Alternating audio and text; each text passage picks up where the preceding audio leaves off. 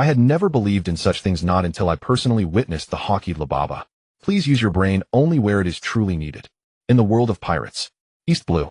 The wind of the East Blue always carries a faint fragrance of citrus and caskwood. A flock of gulls schemes the cobalt sea with the tips of their wings dragging trails of sunset-colored radiance behind them. On the tranquil surface of the sea, a swirling cluster of multicolored mist suddenly materialized. A tiny wooden boat dropped out of that luminous mass, and as if guided by some unseen hand settled perfectly onto the water. Upon that little boat lay a youth of about 17 or 18. Sword-like brows, star-bright eyes, and a bearing both elegant and striking. Anyone who saw that face would find themselves involuntarily voicing admiration. Such overwhelming, almost aggressive handsomeness. As soon as the boat and the youth had settled upon the sea, the luminous cluster contracted into a tiny point of light and shot straight toward the space between the young man's brows. One shot straight into his soul. Arg. At the instant the light pierced his brow, the youth let out a cry of agony and sprang upright. Where? Is this a? Opening his eyes, the youth stared at the endless expanse of sea around him and the tiny boat beneath his feet. His features were filled with utter astonishment, not the unease or reverence of someone cast into an unfamiliar world, but rather a wild joy he could no longer suppress. I'm not dead. Then, did I transmigrate? Lei Luan had never imagined, even in his dreams, that he would actually become like the protagonists of the novels he usually read, dying only to transmigrate into another world. It seemed that striking it rich by sheer luck really did have some truth behind it. He had truly been given a chance to transmigrate. It was just that at this moment he had no idea where in the world he had ended up. On all sides stretched an endless sapphire sea under a sky utterly free of pollution. Clouds gathered in pure white masses, breathtakingly beautiful. He himself was seated in a delicate little wooden boat. His clothes had already changed into rough linen shorts, and a simple shirt resembling something from a medieval era. Ended up. Just as Lei Luan was surveying his surroundings, trying to figure out where he had arrived, he turned his head and saw not far away a tiny boat, shaped almost like a coffin, appearing within his field of vision. On either side of the boat burned 2 candles, their flames a faint, eerie green. Its sail resembled a cross.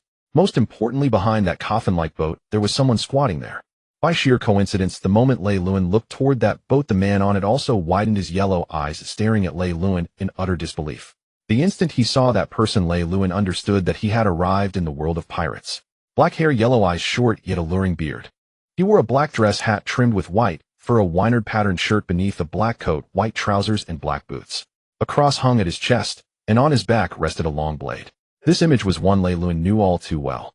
The man before him was the world's greatest swordsman of the pirate realm, Jorikol Mihawk. Only, the current scene was unbearably awkward, because the world's #1 swordsman was at that very moment squatting behind his coffin boat, answering nature's call.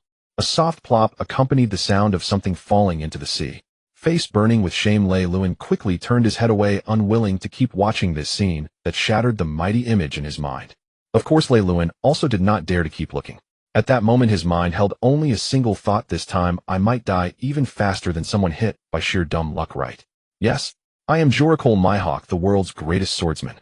Holder of one of the 12 supreme grade blades, the heavy flower engraved shaped slash, known as Yoru, celebrated as the world's strongest black blade. One of the 7 warlords under the kings. I had been sailing across the so-called weakest sea, the East Blue, searching for traces of the red-haired.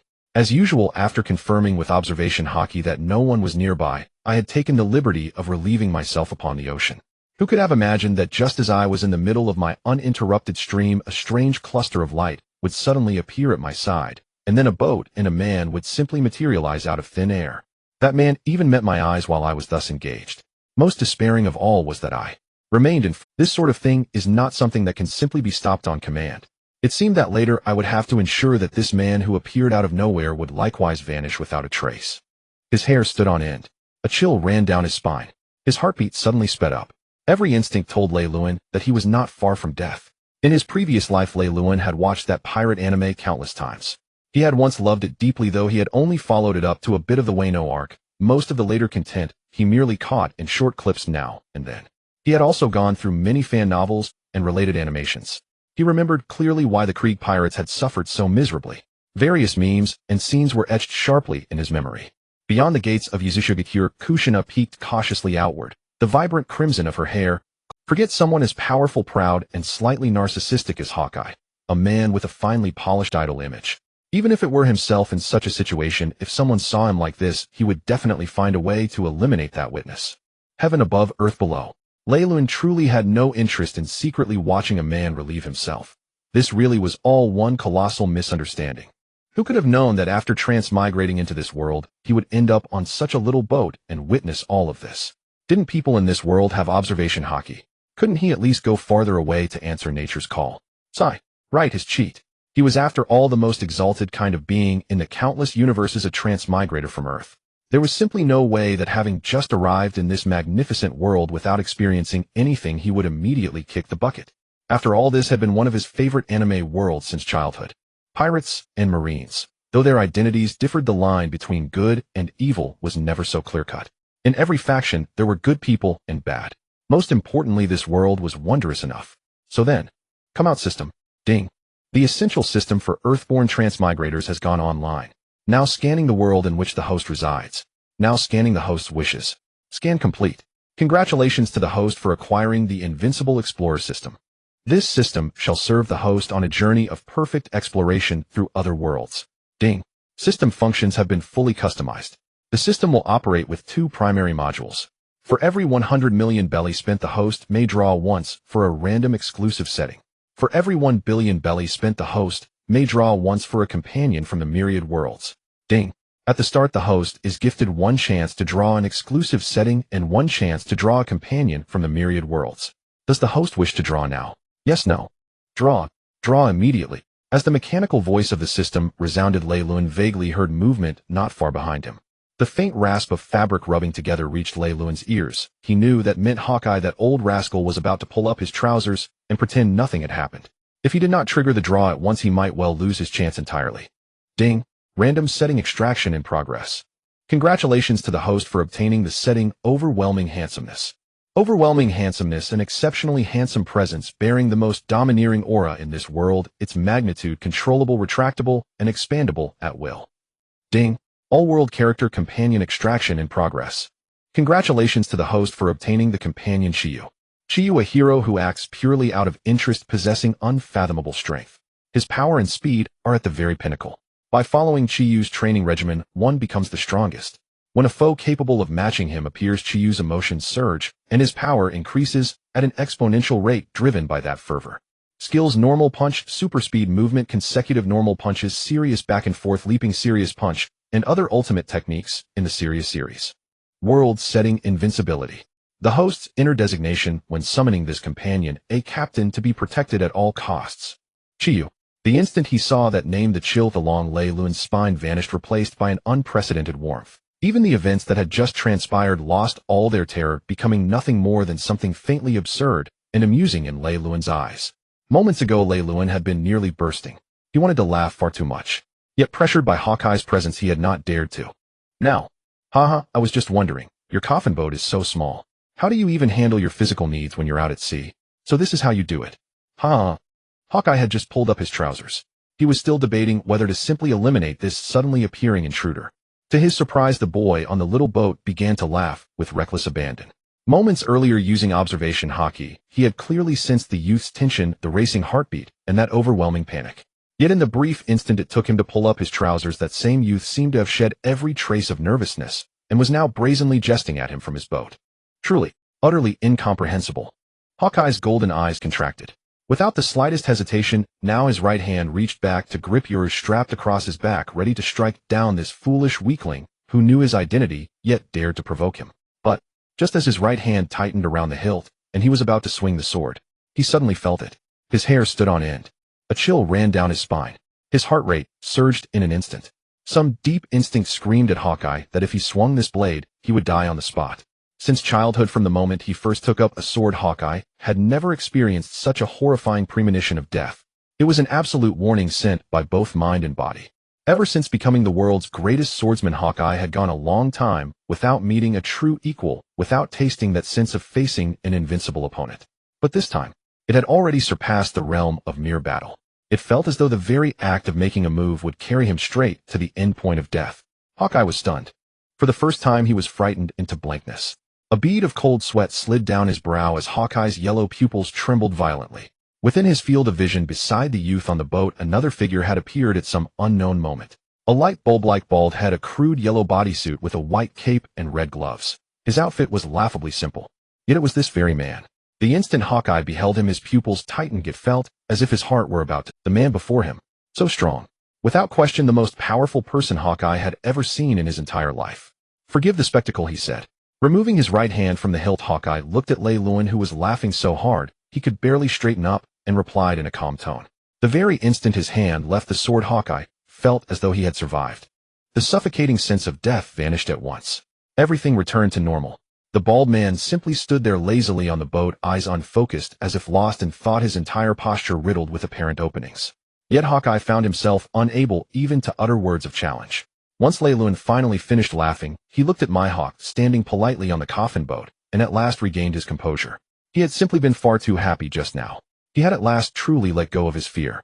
The joy of drawing Chiyu combined with the absurd scene that had played out left Lei Luan genuinely delighted for quite some time. Yet amid his happiness, Lei Luan also truly realized that he had indeed transmigrated, that he had truly arrived in this world. Without summoning Chiyu, he would truly have died. Mihawk standing before him. Though in the anime, he had been one of Lei Luan's favorite characters. Standing before him in reality, Lei Luan discovered that once this world became real, it was far more brutal than he had ever imagined. The strong here seemed to care little for the lives of ordinary people. In the anime, those nameless commoners were mere strokes of a pen, perhaps representing a faceless crowd. When the powerful clashed with a single strike, buildings exploded in spectacular fashion. Such scenes were magnificent. But how many ordinary people were caught in the blast? No one ever stopped to ponder that question. After all, that had only been an anime. But now, this was the world he inhabited. A reality so vivid it was almost terrifying. For someone like him, who came from a peaceful nation, perhaps it would indeed take time to accept and adapt. "Captain, I'm really hungry. Do you have anything to eat?" Just as Lei Luan was staring at Hawkeye lost in thought, Chiyu suddenly spoke up beside him. "Captain." When Hawkeye heard this form of address, he felt his heart begin pounding uncontrollably. The youth before him was actually the captain of that mighty being standing behind him. Yet in a way it made sense. Both of them within his perception seemed exceedingly weak, their bodies full of obvious. Just moments ago when his hand gripped the sword, that man had filled him with the suffocating terror of death. Yet that captain had continued laughing unmoved. Now it seemed, it was not that the other had failed to react. It was that he possessed absolute confidence. With that thought, Mihawk's gaze grew more restrained, losing its usual razor-sharp edge, even acquiring a hint of humility. "Sigh, Mihawk, then how do you usually handle your meals?" "Oh my, this sashimi is simply delicious." On the small wooden boat in front of Eagle Eye, a fish weighing about dozens of pounds was swiftly sliced into 2 large plates of sashimi under the gleam of Eagle Eye's small knife. Moreover, the fish was skinned and gutted, taking only the finest part of the fish meat. One must say Eagle Eye truly deserves to be called the greatest swordsman in the world. The speed at which he prepared the sashimi was genuinely impressive. Additionally, the fish in this pirate world was indeed delicious. Having previously seen characters in this anime eating with such exaggeration, Raylan always thought it was merely for the sake of comedy, driven by their love for food, as they needed to regain their strength. However, after merely tasting a slice of the fish from this other world, Raylan understood that the exaggerated scenes were indeed justified, because the ingredients in this other world truly surpassed his wildest expectations in terms of flavor. It was sweet and fragrant with not a hint of the fishy taste. The fish required no processing, and its flavor already surpassed all the fish Raylan had eaten in his past life. As a slice of sashimi entered his mouth, Raylan felt as if he had transcended into the realm of the viewers of God Chef Xiaofugui, or Chinese master chef, as if he were swimming in the vast ocean. Indulging in this feast of fish meat, just as Raylan was about to continue enjoying the delicacies, his chopsticks suddenly jabbed straight down onto the plate. Upon opening his eyes, Raylan noticed that the full plate of sashimi that had been in front of him had completely vanished without a trace, while Saitama beside him was chewing rapidly, looking unusually serious. "Hey, Saitama, Mr. Mihawk, could you please prepare another serving for us?" Facing Raylan's hungry gaze, Saitama completely avoided eye contact, and instead stared intently at Mihawk. His eyes sparkled with eagerness, and the intensity of his gaze was unmistakable. Eagle Eye naturally received the message conveyed by that look. Swish, swish, swish. "Delicious. Swish, swish, swish. Mr.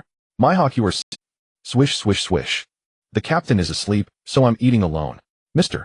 Mihawk, I want more. I'm really serious about eating right now." Ultimate move, eating sashimi seriously. The first ray of morning sunlight poured in. Rylan, on one of the 2 beds in the small boat, howled for a while, scratched his backside, and then slowly woke up. Fortunately, although the boat was small, it was fully equipped. There were 2 small rooms complete with necessary living utensils, even including a kitchen, bathroom, and shower. Raylan's living habits could be easily accommodated. Moreover, he didn't know if it was due to his crossing over, but he felt that his appetite was at least several times greater than before. However, it was still far from being as monstrous as Saitama's. That bald guy didn't show any mercy to the world's greatest swordsman, making him slice fish for an entire afternoon. Perhaps there would be enough fish slices for an entire night. But it shouldn't be an all-nighter. The key point was that Eagle Eye didn't dare to resist much and obediently listened to Saitama. Raylan could see that Eagle Eye definitely sensed how formidable Saitama was, otherwise he wouldn't be. So, moreover, if Raylan remembered correctly, Eagle Eye was indeed skilled in cooking, and it seemed his culinary skills were. Furthermore, having just arrived in this world, he certainly needed a guide. Eagle Eye seemed like a very good choice. Good morning. On the deck of the small boat, Raylan greeted the two, who were still busy slicing and eating fish with great energy. Looking at their state, these two must have been eating continuously from yesterday afternoon until now. Is this scientific? No, this is definitely not a scientific world. It seems my thinking is still too traditional. Good morning, Captain. Saitama, still expressionless, greeted him quite familiarly. Eagle Eye, however, remained as elegant as ever compared to the previous day, continuing to prepare sashimi at a high standard. With meticulous attention, as perfect as always, a fish flew into the air, its elegant blade in Eagle Eye's hand moved with precision. It was truly a dual feast for both the eyes and the palate.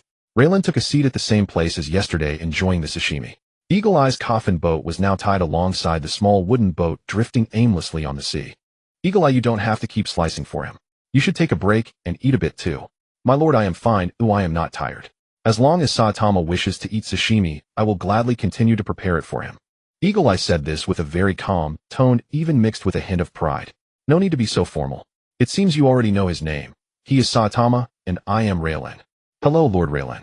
I am Dracul Myhawk. Of course, you may also call me Eagle Eye, which is my nickname. As Eagle Eye listened to Raylan's introduction, he even paused his slicing of sashimi. He chose not to eat seriously anymore, and instead began to slowly enjoy his meal. All right, you should sit down and eat something too. Sure, Lord Raylan. The 2 plates of sashimi would be enough for the 2 of them to eat for quite a while. Compared to Saitama, their meal was slow and elegant. By the way, Eagle Eye, where is this place? Is it near Korakan Island? After arriving in this world, although a night had already passed, Raylan still had no idea where he was. No, Lord Raylan, this is the East Sea. The East Sea. Hearing Eagle Eye's answer, Raylan couldn't help but be shocked. He never expected to directly arrive in the East Sea, and even more so, he didn't expect Eagle Eye to appear in this location. The East Sea, being the weakest sea, should theoretically have nothing to attract Eagle Eye here. The only person who could draw Eagle Eye here would probably be.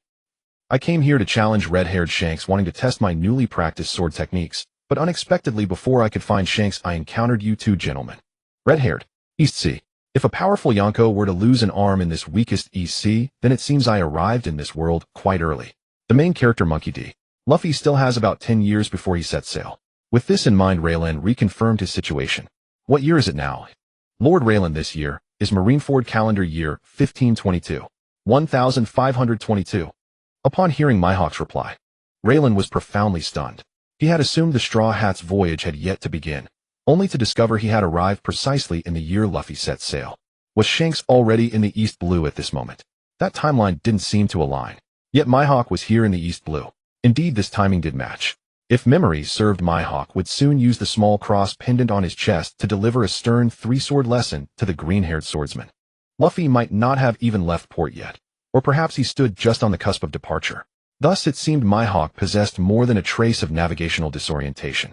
Over the next few days, Raylan's suspicion was thoroughly confirmed. Myhawk sailed purely by instinct. For an entire week, Raylan subsisted solely on sashimi, consuming more fish in those days than in all his previous life combined.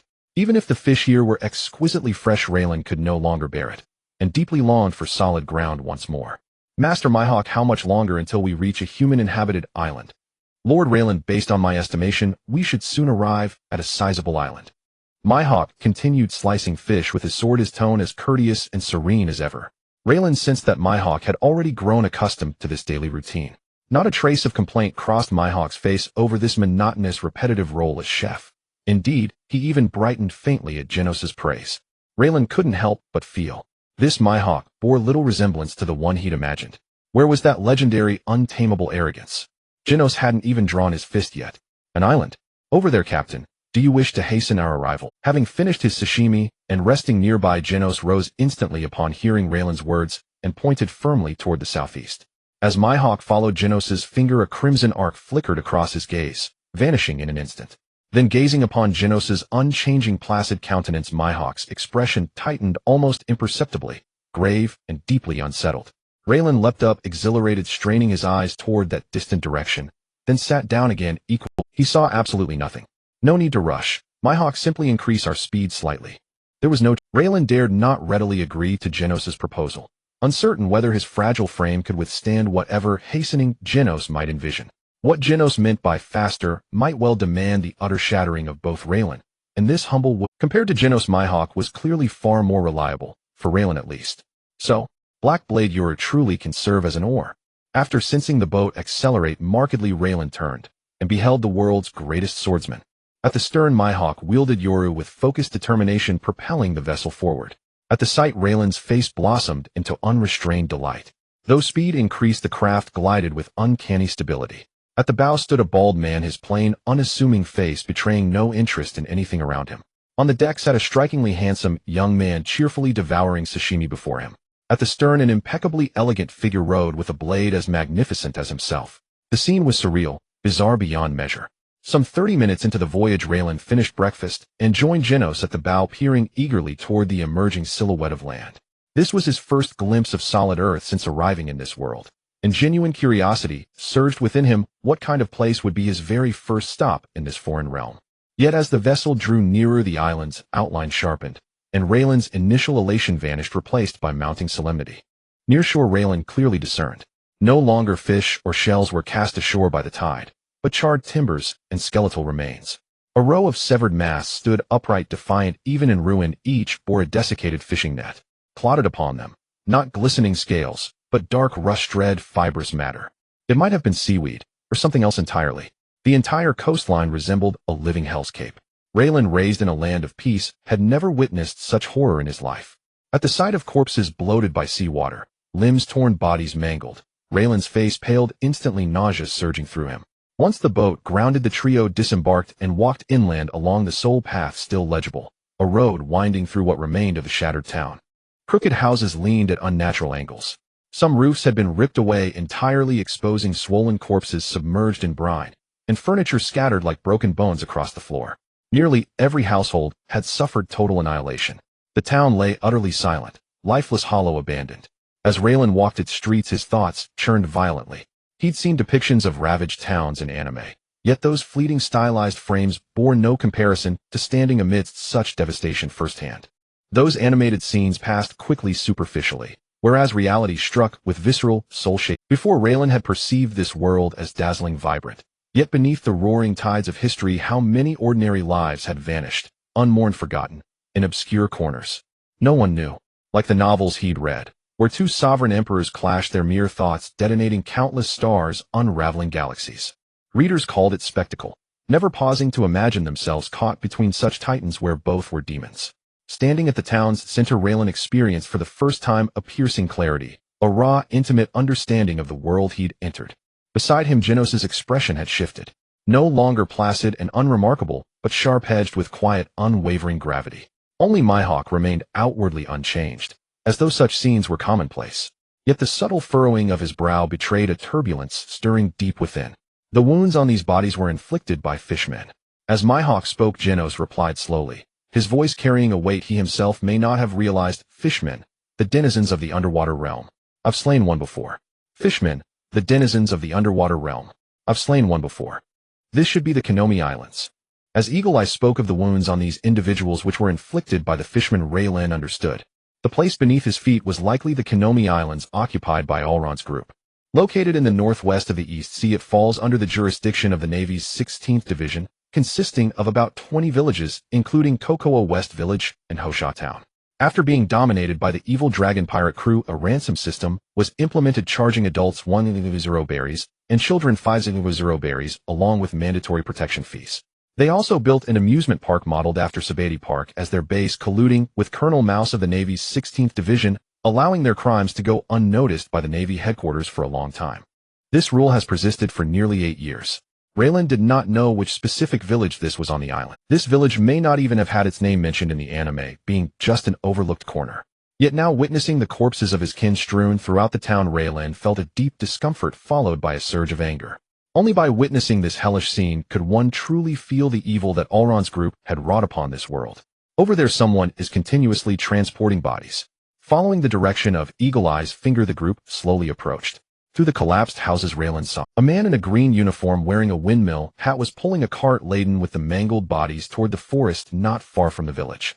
After walking a distance, they could see a large pit in the forest where the man was moving the bodies into. It was evident that the man was struggling with the task.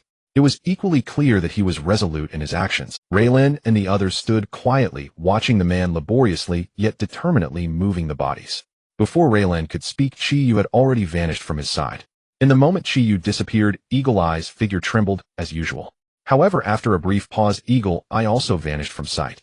Raylan then slowly walked toward Jian. He was familiar with this man, as the distinctive windmill was hard to overlook. "Who are you?"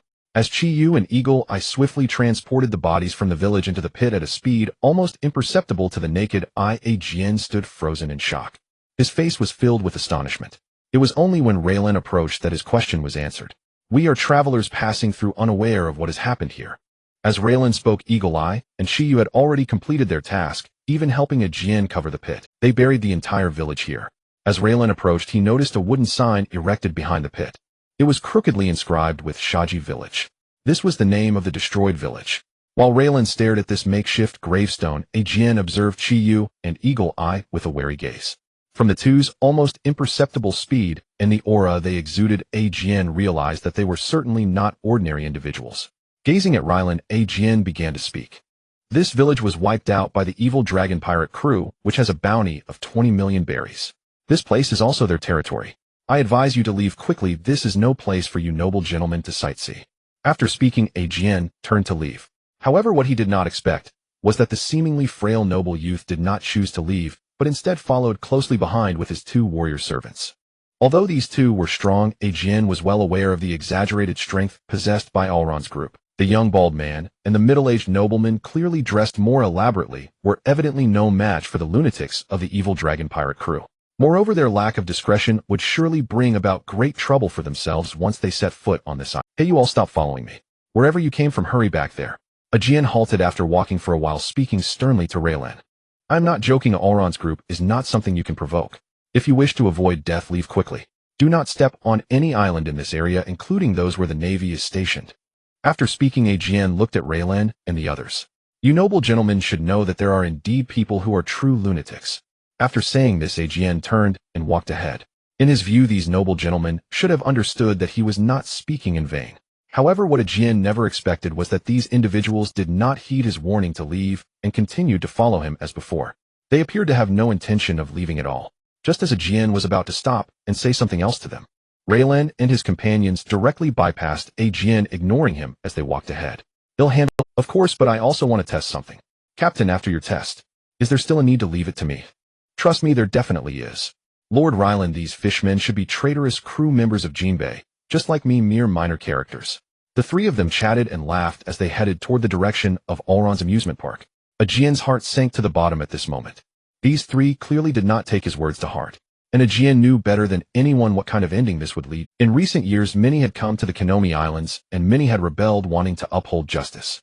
Yet in the end, those individuals, these good people, received the worst outcomes, facing the direst conclusions. These kind-hearted individuals should not have met such a fate. From the beginning, Jian's feelings of admiration for their heroic deeds turned into suppression and admonishment of heroes. Even if he had to speak harshly, even if it meant inciting their disdain, he could not allow these good people to set foot on the Konomi Islands, this purgatory. This place, his beloved homeland. Wow, what a rich fragrance of oranges. After passing through a grove and arriving at the other side of the small island, a wave of fragrant orange aroma gently floated over with the wind, prompting Raylan to exclaim in admiration. This was the first time since arriving in this world that he smelled a familiar scent. After all, in his past life, he had never drifted on the ocean in such a small wooden boat. Raylan had thoroughly experienced the scent of the sea breeze over the past few days, and now this orange fragrance seemed to lift his previously dismal mood. "Please don't go any further. Along and his gang are not joking." At this moment, Jian, seeing that the three still didn't take his words to heart, grew anxious. He hurriedly ran a few steps ahead, extending his hand to block the three of them, shouting in a somewhat frantic manner, "Get away from here." After shouting, he gasped for breath, his face filled with urgency and fear, his reddened eyes brimming with anxiety and concern. Raylan could clearly sense the goodwill emanating from Jian. This pure feeling was entirely different from what he felt from Yin. Currently, even though Yin was by his side, even playing the role of the cook on this small wooden boat, Raylan felt that his relationship with Yin hadn't grown closer as a result. Yin's current obedience might be because he sensed something, but Jian seemed to be completely different when facing Raylan and his companions for the first time. This showed that Jian was not as sharp as his fierce appearance and aggressive words suggested. Rather, he was a person warm to the core. Raylan felt this way while watching anime before, and now that he had interacted with Jian, this feeling was even stronger. Don't worry, Jian, the three of us might be a bit stronger than you think. As Raylan said this, he raised his right hand, pinching the slight gap between his thumb and index finger. And, how do you know my name, sir? Jian was clearly startled upon hearing Raylan's words. After all, a noble like Raylan shouldn't have any connection with him. Because I was born all-knowing, aware of everything in this world. In response to Jian's words, Raylan simply laughed jokingly, saying, and casually stepped forward to clasp Jian's shoulder, gesturing to the two behind him. These two, especially that bald guy, are the strongest. Raylan's tone exuded confidence as he spoke. If anyone else dared to claim invincibility, Yin would definitely scoff at them. After all, as the world's greatest swordsman, he had seen far beyond what ordinary people could comprehend, having witnessed the most powerful forces in this world, and was aware of the most terrifying powers. However, upon hearing Raylan, Yin made no rebuttal. Instead, he simply nodded in agreement, and Jian looked at Raylan's confident demeanor. Though his heart still desperately wanted to dissuade them somehow, after seeing Chiyu's calm and simple expression, he felt a miraculous sense of reassurance, and made no further attempts to stop the three. Just after walking a short distance in the direction of the three, Jian seemed to realize something. Esteemed guests, why don't you come to our Kiki West village for a visit? Our village's oranges are the best in the world. Upon hearing Jian's enthusiastic invitation, the three of Raylan strangely shook their heads. Especially Chiyu, whose shiny bald head shook rapidly. There are quite a few strange people there. We should first deal with those strange individuals before enjoying the delicious food, so we can truly appreciate the food. I was thinking the same thing. After hearing Caillou's words, Raylan nodded in agreement. However, Yin felt somewhat surprised upon hearing their words. Because the direction Chiyu pointed to was not what he had imagined.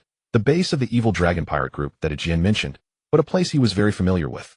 That symbol, is there a navy base on this island? Yan's tone was filled with curiosity. After all, he had witnessed the tragic scene in the village just moments ago. Moreover, given Jian's description, Yin instinctively thought that this island should be occupied by the evil dragon pirate group, and due to the pirates' control, no news could be transmitted out, which led to this place being dominated by the evil dragon pirate group for so many years. But now, upon seeing the iconic buildings of the navy base, Yin was somewhat perplexed. How could such a tragedy occur on an island with a navy base? As he thought about this, a glint of harshness flashed in Yan's eyes. Indeed, we have a navy base here, but it belongs to another, a long paradise, even a place more wicked than a long. It is precisely because of that navy base and Colonel Mouse from the 16th Division that news from our Kiki West village has been completely unable to be transmitted out, and we have been unable to receive genuine naval assistance, leading to our current hellish state.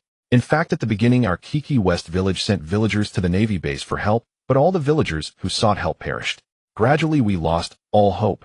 Even if we could set out to sea, we weren't sure if the navy we encountered was true. Listening to Jian's account, the three could sense the overwhelming despair in his words. After enduring countless hardships to escape from hell, they thought they could find help, only to find that upon reaching the border, what awaited them was another wall of prison. This kind of despair. Perhaps it was why Jian and the others had lost all desire to seek help from the outside world, and completely lost the will to resist. So ugly, the navy. Oh, so the navy in this world is not good people either. It seems this world has even more monsters than my world. Chiyu scratched his head, muttering thoughtfully. Yes, Chiyu, this world also needs heroes like you, driven by curiosity. After saying this, Raylan directly began walking toward the navy base ahead. Yin and Chiyu followed. Jian did not stop the three again, but he did not follow either. He just stood at a distance, watching them with hope and a sense of determination. This naval base is truly a mess. As they approached the naval base, the cold and solemn voice of Eagle Eye echoed. The three of them soon spotted several corpses carelessly discarded not far from the entrance. These corpses bore wounds that were all too naked, revealing the brutal torment these individuals had suffered in life. Some of the female bodies were particularly harrowing to behold. It was clear that these corpses had recently fallen victim to foul play.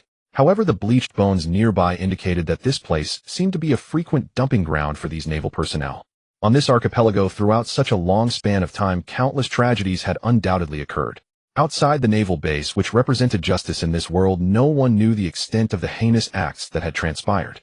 No, someone knows. Those who have committed these crimes know. Before Laren could say anything, Eagle Eye reached out and touched the knight behind him. Such filthy individuals are unworthy of the knight, yet these souls deserve it. But before Eagle Eye could swing his sword at the naval base, a wave of aura suddenly erupted around Laren. Is this mysterious captain finally going to make a move? This was the first thought that crossed Eagle Eye's mind. He had felt the overwhelming strength of Chiyu before. Having a crew member like Chiyu whose every action was instinctively filled with respect for Laren indicated that Laren was far from the ordinary person he appeared to be. After all, in Eagle Eye's perception, Laren was simply an ordinary man. But how could that be true?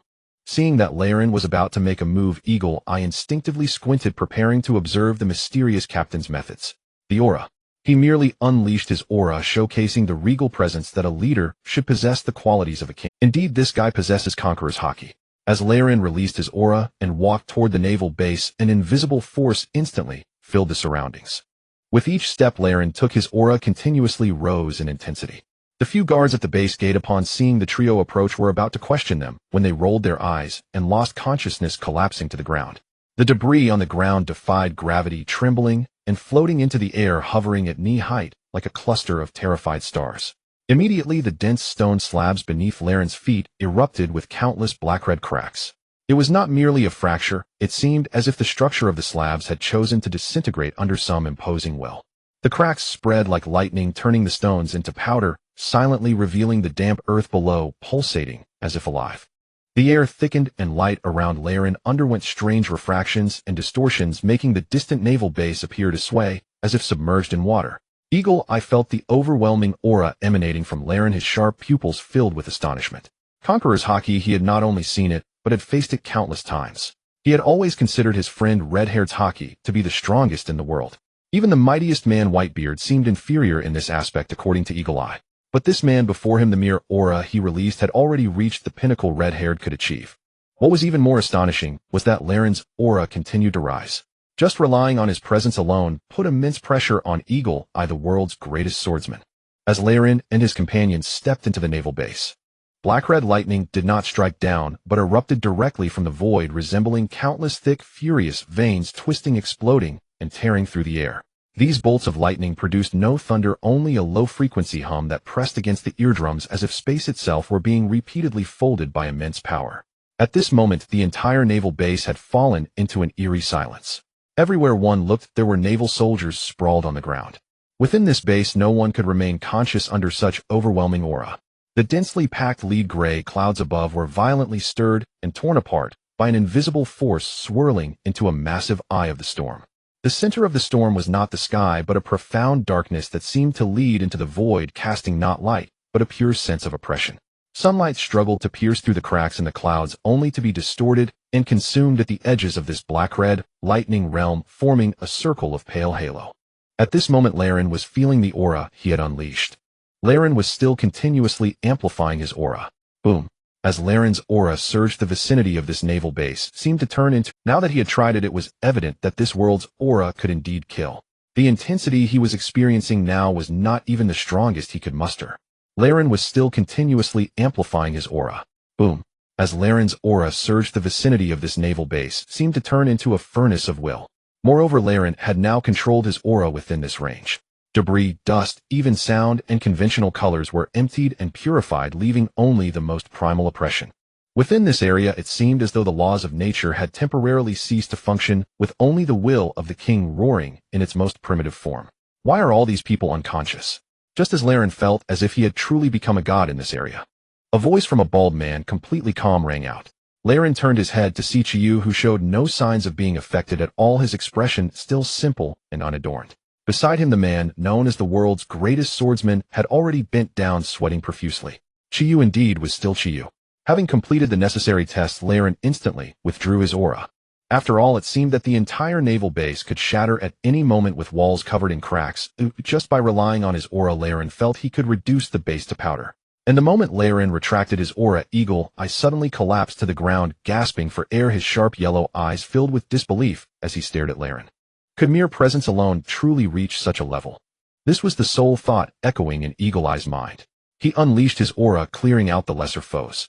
This was but the most rudimentary application of the Conqueror's haki. Only those rare talents, 1 in 10,000 possessing the king's aptitude, can comprehend this power. The greatest strength of Conqueror's haki lies in its ultimate offensive might. Haki envelopment, as the name suggests, is the technique of enveloping one's weapon or body with Conqueror's haki to dramatically enhance attack power and advanced combat skill. A single ordinary strike could rend the heavens and shake the earth. Among the entire pirate world, those who wield haki envelopment are exceedingly rare, and each one stands among the paramount elites of this realm. Eagle Eye had encountered most of these individuals and clearly understood the caliber of their Conqueror's haki. This enigmatic brother Leyland before him wielded a Conqueror's haki so formidable that in Eagle Eye's eyes no one in the world could possibly rival it. Captain Leyland, these people seem to have been utterly stunned by your overwhelming presence, Eagle Eye said, casually surveying the naval base before addressing Leyland. Though momentarily surprised by this title, Leyland offered no objection, merely nodding in acknowledgement. Leyland was not surprised by the outcome, for he had deliberately controlled his aura's release just moments before. At that moment, Chiyu vanished in a blink, his figure thoroughly disappearing from sight. Eagle Eye's pupils contracted sharply as this occurred. If others train 1 hour a day, I will train 2. If others train 2 hours a day, I will train 4. I have no other advantages, but I still have. Since rising to fame, this was only the second time Eagle Eye had felt such insecurity. The first time was aboard the coffin ship when he attempted to draw his sword. Though he sensed a deadly threat, then he had never actually witnessed Caillou's hand. Now, after witnessing Caillou's speed akin to instant disappearance, Eagle Eye questioned himself inwardly. Chiyu employed his unique method of identifying monsters to systematically eliminate every aberration. Meanwhile, throughout the naval base, plumes of blood mist erupted, as most victims wore naval uniforms, with some being fishmen of entirely different appearance. Chiyu employed his unique method of identifying monsters to systematically eliminate every aberration within the naval base. With a speed imperceptible to the naked eye, he relocated all the civilians stunned by the aura to outside the naval base. Among these civilians, some were also clad in naval uniforms. Which one was Colonel Mouse? Was he within this military base? Leyland did not know. He only understood that even if Colonel Mouse had not perished, he would never regain control over these islands. 2 malignant tumors festered upon these islands. One was the wretched dragon pirates whose fishmen had tyrannized these islands, forging a hell on earth and committing countless atrocities.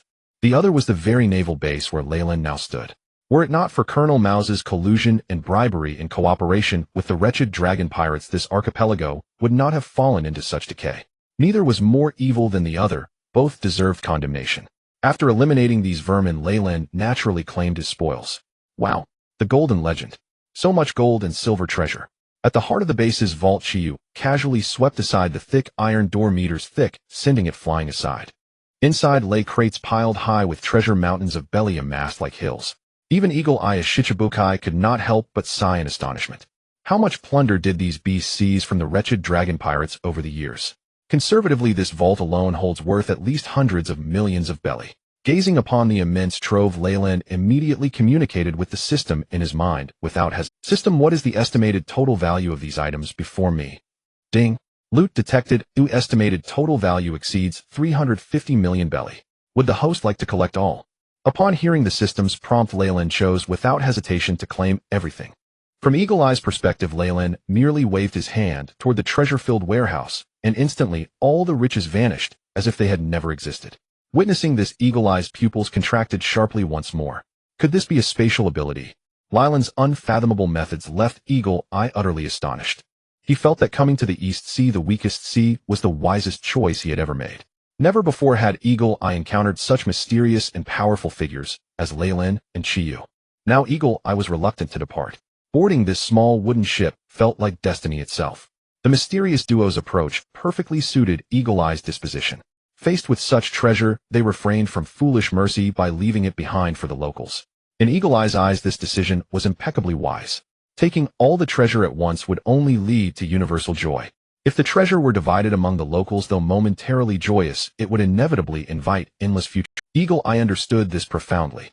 Killing these naval officers imposed no psychological burden. Though officially a Shichibukai and nominally aligned with the Navy, he no longer cared for such considerations. Even if news of the base's destruction reached Marineford and the naval headquarters, warrants and such would be meaningless against formidable beings like Leyland and Chiyu. The Shichibukai title now mattered little in comparison. Eagle Eye preferred to remain by the side of Chiyu and Leyland, even if it meant being a mere sashimi chef. His future life promised to be immensely interesting. He was even eager to witness the monumental ways Leyland and Chiyu would stir in the world to come. Thunder rumbled as the three stepped out of the naval base. Rain, releasing his aura once again, the already dilapidated naval base let out a tremendous roar under the strain. The naval base of East Sea Branch 16, along with its countless sins, completely vanished from this group of islands. In the distance, a Jin firmly wielding his shovel was digging with unwavering determination, just as he had done countless times before. Upon hearing the massive sound and witnessing the evil naval base collapse right before his eyes, tears streamed down a Jin's face as he knelt on the ground watching the crumbling naval base, and he began to wail uncontrollably. Since the evil dragon pirate group arrived on these islands and colluded with the naval base, they had ruled this land with an iron fist for several years. When the fisherman's sword struck his face, chest, and body, a Jin did not cry. Even when watching the navy whom he had hoped for plunder like fishmen, he did not shed a tear. But now a Jin was trembling with emotion, not hiding or holding back in the slightest. He was simply letting it all out. Who are you? What have you done to a Jin?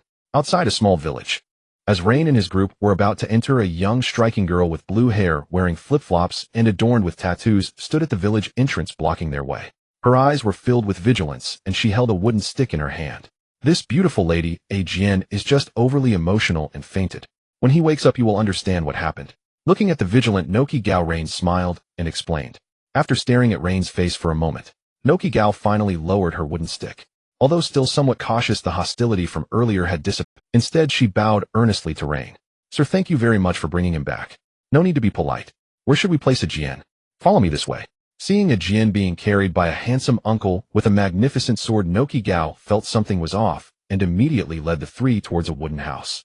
Walking along the pebble path into the village, Rain and his companions took in the sights of Kekaxia village. The houses were not aligned as neatly as in the previous village, but were distributed in a very casual manner with orange trees surrounding each home. At this time of year, it was just the right season for an orange harvest. The orange fruits hung heavily from the branches, looking quite abundant.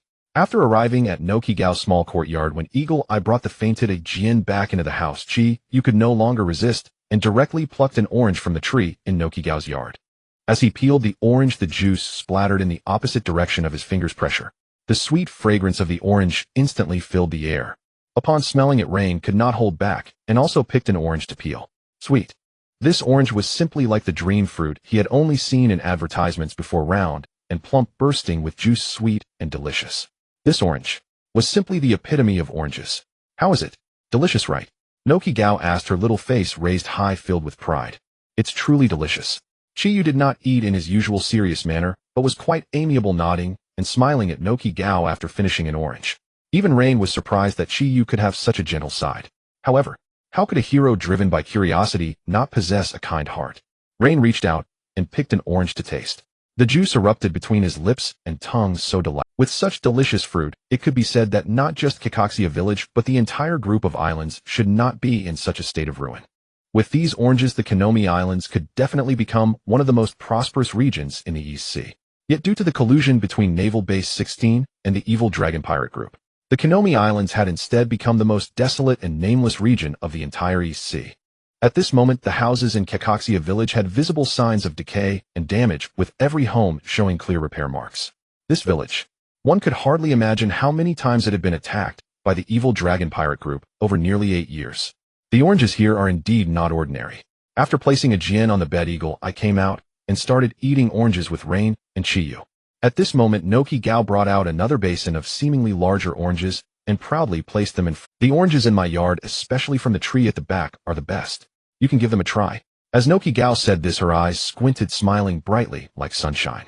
It was evident that seeing the three so earnestly enjoying the oranges and praising them made Noki Gao very. At this time, she no longer showed the previous wariness, but her overall expression, while speaking, still conveyed a sense similar to when a Jin first encountered them. I can pack some more oranges for you. You can take them with you when you leave. Yes. Noki Gao did not seem interested in hosting them any longer, but rather her words seemed to urge them to leave quick. However, Rain simply smiled. After a few more remarks from Noki Gao, she no longer insisted, but sat with the three, enjoying this leisurely and pleasant time. As the orange peels accumulated on the ground, Rain's expression grew increasingly relaxed. Certain emotions from earlier were gradually soothed, and he became calm once more. After this incident, Rain unconsciously began to accept the fact of his reincarnation from deep within, embracing everything in this world.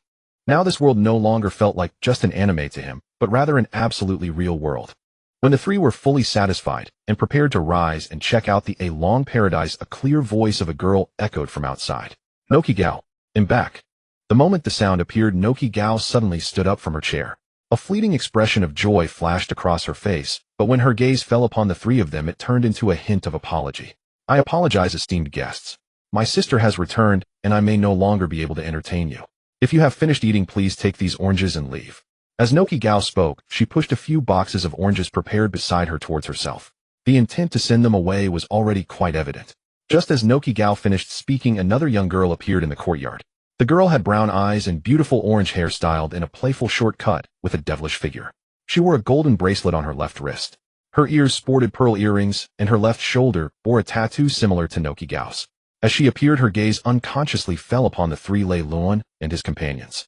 Of course, after scanning the area, her gaze fixated on Eagle Eye. After all, Eagle Eye's longsword, known as the Supreme Blade of the Night, was encrusted with jewels.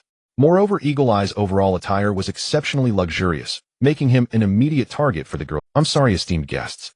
This is my younger sister Nami. She is still young and a bit noisy, so please do not mind her. Of course I don't mind. Your sister is very beautiful. Seeing Nami's alluring figure in her revealing outfit, Lei Luan sincerely complimented her. You have good taste. I really like it. Sister, who are these people?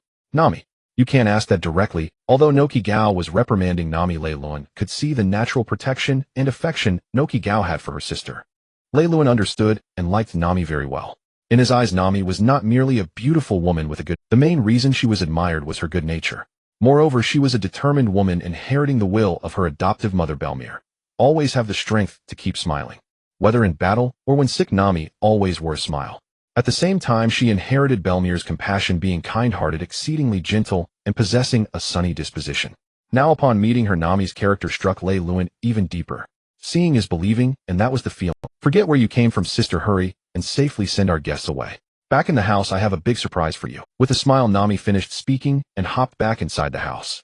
Noki Gao then turned to Lei Luan and the others with another smile. I am truly sorry, esteemed guests. Thank you very much for extending a helping hand to a Jian. However, you heard my sister's words, and this island is not very safe. You should leave here quickly. After finishing her words, Noki Gao smiled and intended to urge them to leave. However, Lei Luan had no intention of simply departing with a few boxes of oranges. He merely stood up and said to Noki Gao, before we leave, could you help us with one last thing? Naturally, Noki Gao would not refuse such a small request from Lei Luan.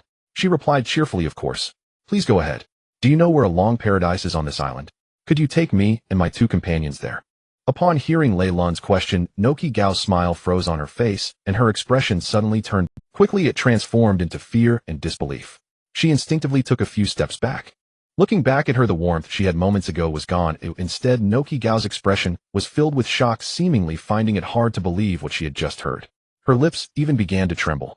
She extended her hand, trembling as she pointed at Lei Luan and his companions, clearly frightened by what he had just said. What did you say? A Long Paradise. You want me to take your two companions there? Yes, A Long Paradise. It should not be far from here, right? Upon hearing Lei Luan's confirmation, Noki Gao's entire demeanor deteriorated. She now seemed uncertain about Lei Luan and his companions' identities. Going to A Long Paradise. Are they with the bad people from A Long? Or are they unaware of how terrifying that place is? Noki Gao calmed her emotions and forced herself to appear composed as she said to Lei Luan, what do you want to go there for? Although Noki Gao was trying to appear calm, the tremor in her voice was undeniable. Seeing her suddenly change from someone who had just been joking with them to this state, Lei Luan felt a mix of amusement and pity. In recent years, the harm caused by the evil dragon pirates to the people of this island has been quite significant. However, Lei Luan thought about it and found it somewhat amusing. They feared the evil dragon pirates so much, yet just moments ago, they were joking and laughing around the world's greatest swordsman and Shi. Thinking of this, a playful smirk appeared at the corner of Lei Luan's mouth. Miss, we are going there to eliminate A Long Paradise. Just take us there. Eagle Eye, observing Noki Gao's expression, could roughly guess what she was thinking and thus spoke gently to her. However, after Eagle Eye finished speaking, what awaited him was not the imagined joy from Noki Gao. On the contrary, upon hearing these words, Noki Gao's expression lost its earlier hesitance and probing. It was instantly filled with concern and fear, and her trembling intensified. You actually want to deal with A Long's gang? No, absolutely not. You should leave quickly. A Long's gang is not an ordinary pirate group. It's not what you think. Noki Gao's tone urging them to leave was even more intense than before. Due to her growing fear, her voice unconsciously rose significantly. This sound naturally startled Nami, who had already gone inside. With a bang, the door opened. Nami rushed out to the front of everyone. What were you just talking about? Dealing with Along's gang, just the three of you. Nami's tone was equally filled with shock, brimming with a sense of disbelief. Especially when she uttered the words dealing with Arlong and his gang. It felt as if she had heard an absurd tale, and speaking those words seemed to require immense effort. No way, absolutely not. No matter where you came from, leave Kokoyashi village immediately. Go back to where you— Arlong and his crew are not something you noble young masters can handle. Compared to Nojiko, Nami's warning was clearly more straightforward and blunt. The moment those words left her lips, action was already taken. She walked over directly, picked up the boxes of oranges that Nojiko had packed, and headed towards the outskirts of Kokoyashi village. However, this beautiful lady, if you are willing to lead the way, I believe we can quickly deal with the Arlong gang you met. At that moment, Raylan did not follow Nami. Instead, just as Nami had taken a few steps, he called out to her directly. However, Nami looked completely unconvinced by his words. You don't understand. The Arlong gang is not like the other pirates you encountered in the East Blue. They are fishmen, and a very powerful group of fishmen. As she spoke again while looking at Rylan, there was even a hint of pleading in Nami's eyes, accompanied by an extremely serious tone. It was evident that Nami was genuinely worried about herself. Just as they were discussing this, the door of a nearby room was suddenly opened. Nami, take these gentlemen with you. Uncle Ajin. Yes, it was indeed Ajin who opened the door. Perhaps the sounds of their quarrel had awakened Ajin, who had just fainted after crying. Upon hearing Ajin's words, Nami and Nojiko instantly surrounded him, seemingly asking, how could you— But soon they learned from Ajin the reason behind his statement. The Navy branch has already been destroyed by these— As Ajin said this, Nami and Nojiko were momentarily stunned, their expressions still shocked and incredulous. However, this time, there was clearly an unmistakable joy that was hard to believe. After Ajin nodded affirmatively once again, the two women immediately turned around, fixing their gaze firmly on Raylan. Upon seeing their astonished and delighted expressions, Raylan calmly repeated, ladies, how about it? Can you take my two companions with me to that place? After Raylan uttered this sentence again, tears instantly streamed from Nojiko and Nami. And at that moment, a shocked uncle appeared from the adjacent house. This uncle seemed to be familiar with Ajin. Before he could rush into the yard, he shouted loudly, Ajin, is what you just— I thought I heard you say that the Navy's branch base was destroyed. The uncle's voice was quite loud. At the moment he spoke, several other doors opened nearby, and people began to emerge from their homes, walking. Everyone's faces were filled with shock, but there was also an undercurrent of unease. However, their gazes were fixated on Ajin. Yes, fellow villagers, the Navy branch has been destroyed by the three gentlemen. They are now preparing to head to Arlong Park, and this time I believe we should all lead them. Nami, Nojiko, and Shion, you go and call the villagers over.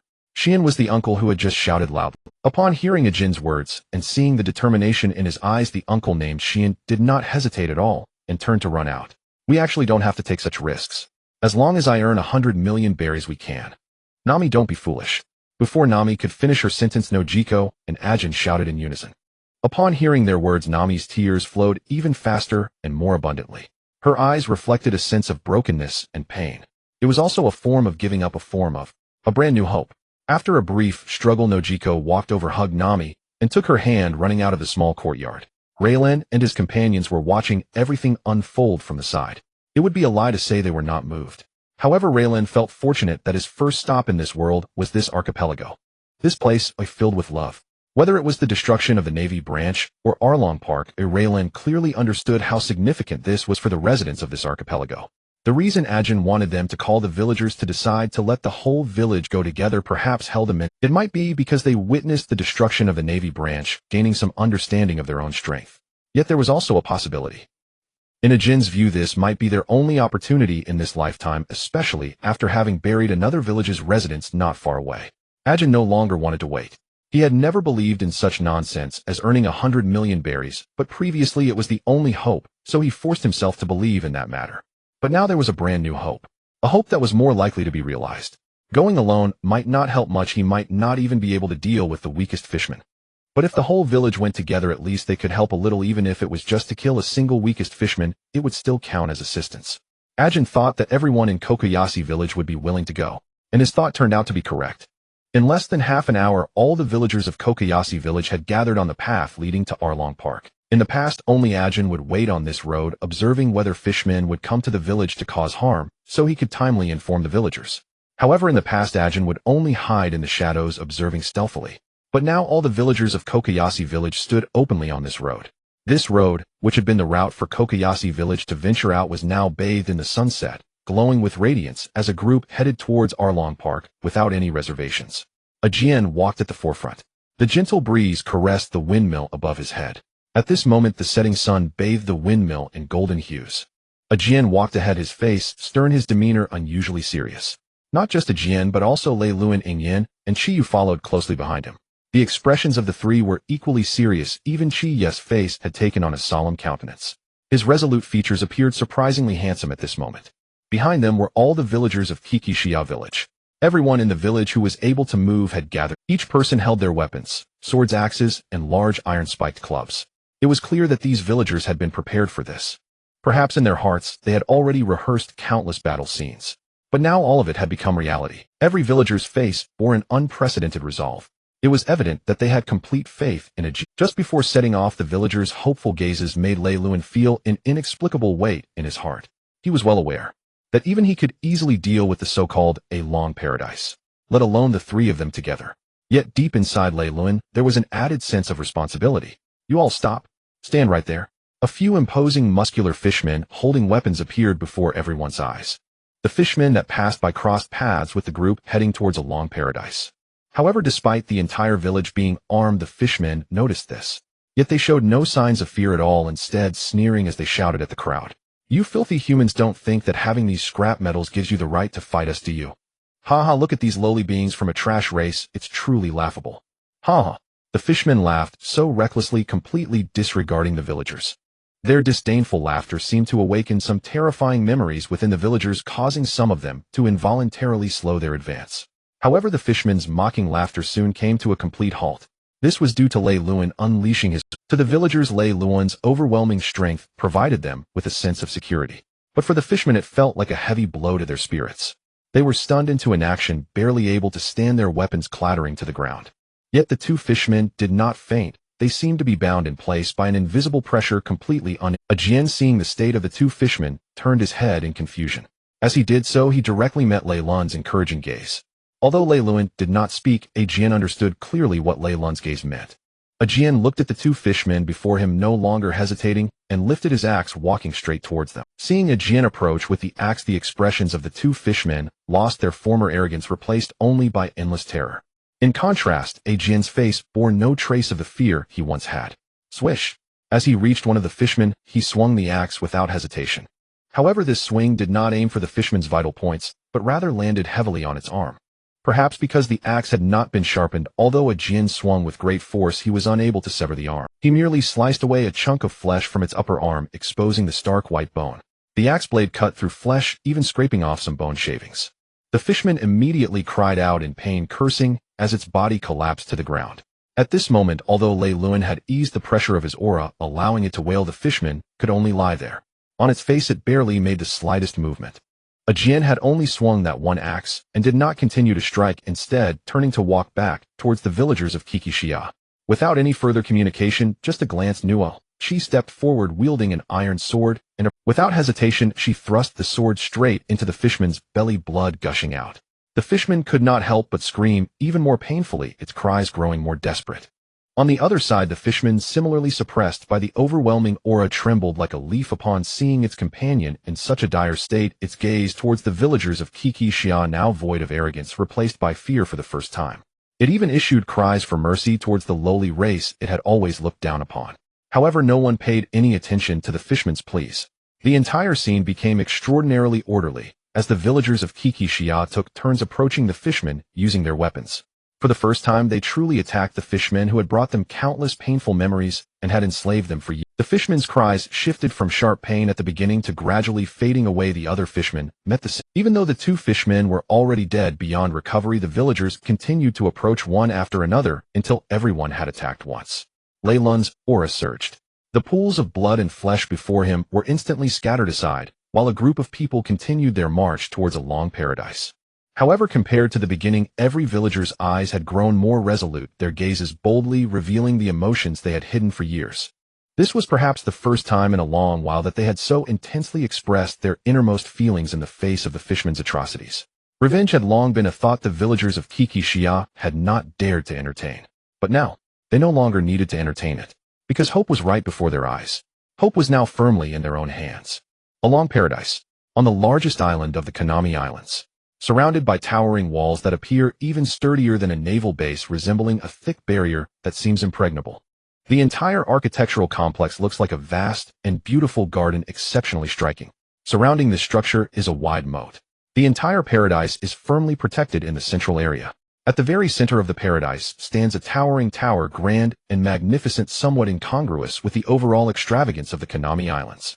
Beside the moat, there are rows of beach chairs where the fishmen are playing, lounging, and shouting, creating a lively atmosphere. Moreover, as one ventures deeper, the fishmen grow larger and appear increasingly fierce. This place is the most luxurious complex on the Konami Islands, a long paradise, also known as Fishman Paradise. At the very center of the paradise on a chair sits a fishman with a serrated long nose exuding an imposing. He is gigantic, far surpassing the other fishmen around him, with purple-gray skin and a mouth full of sharp teeth, showcasing his fishman heritage and ferocity. On his left chest is a sun-shaped tattoo, wearing a gray round hat and an open floral shirt. The flamboyance of his attire seems to reflect his owner's arrogant character. Welcome to a long paradise, everyone. Here, forget all your previous worries and indulge in fun. Come, let's raise a toast and enjoy our feast. As A Long's voice echoed out, the fishmen throughout the paradise erupted into a frenzy once more. Not far from A Long, an octopus fishman is holding a plate of grilled meat, eating heartily, seemingly savoring the joy of the paradise. However, amidst the enjoyment, a hint of unease and sorrow flickers in his eyes. This octopus fishman is known as Xiaoba. Beside him, another fishman has a long mouth with protruding lips resembling a triggerfish, and his rosy cheeks look quite amusing. Xiaoba, did you hear? The boss has gone out again to find more new companions. Yes, our paradise is getting more and more fishmen. Soon the boss will likely expand once more. Just a Konami Island can't satisfy him, can it? While enjoying grilled meat, the two engage in conversation. Although surrounded by merriment, they do not fully relish it, instead revealing deep concerns about the dragon pirates through their dialogue. As the earliest followers of A Long, they understand better than anyone just how grand their boss' ambitions are. A mere Konami Island can no longer satisfy him. Now the boss' sights are set on the entire East Sea. The reason he kept the little girl from Cocoa Village and told her that 100 million berries could redeem the village, urging her to draw a sea chart, was for this very purpose. However, in the East Sea, despite being the weakest sea, the two still dare not imagine controlling the whole region. After all, this sea is the hometown of that legendary figure. You two should stop being so cautious. The more of our kind, the more it showcases the strength of our dragon pirates. Are you content with just a Konami Island? As the two converse, a stout fishman in a black karate gi approaches them from behind, speaking up. Let's not talk about such dreary topics. Let's party and enjoy ourselves. This fishman is Karu. He is a soft-boned fishman, a master of fishman karate with 40 ranks, known for his ultimate technique, 1,000-tile fist, capable of breaking 1,000 tiles underwater. His bounty reaches 9 million berries, making him the second most formidable member of the Dragon Pirates, next to A Long. These three are the top officers of the Dragon Pirates. Currently, the Dragon Pirates are expanding rapidly, and their boss A Long continues to venture out, recruiting numerous fishmen allies. However, as the number of fishmen grows, management becomes increasingly challenging. Though the three believe fishmen are indeed the strongest race, they had not been particularly cruel to humans before. Until one day their boss A Long seemed to change, becoming increasingly brutal towards the humans on Konami Island. He even learned to use berries to bribe the Navy's subordinate, even the unworthy Captain Mouse, and constructed A Long paradise. Since then, the entire Dragon Pirates have seemed to transform. At first, the three were very pleased, believing that following A Long to the East Sea was the best decision they ever made, living each day joyfully with food and entertainment. However, gradually, with more fishermen companions joining, A Long's ambitions have grown larger. The three began to feel an involuntary anxiety.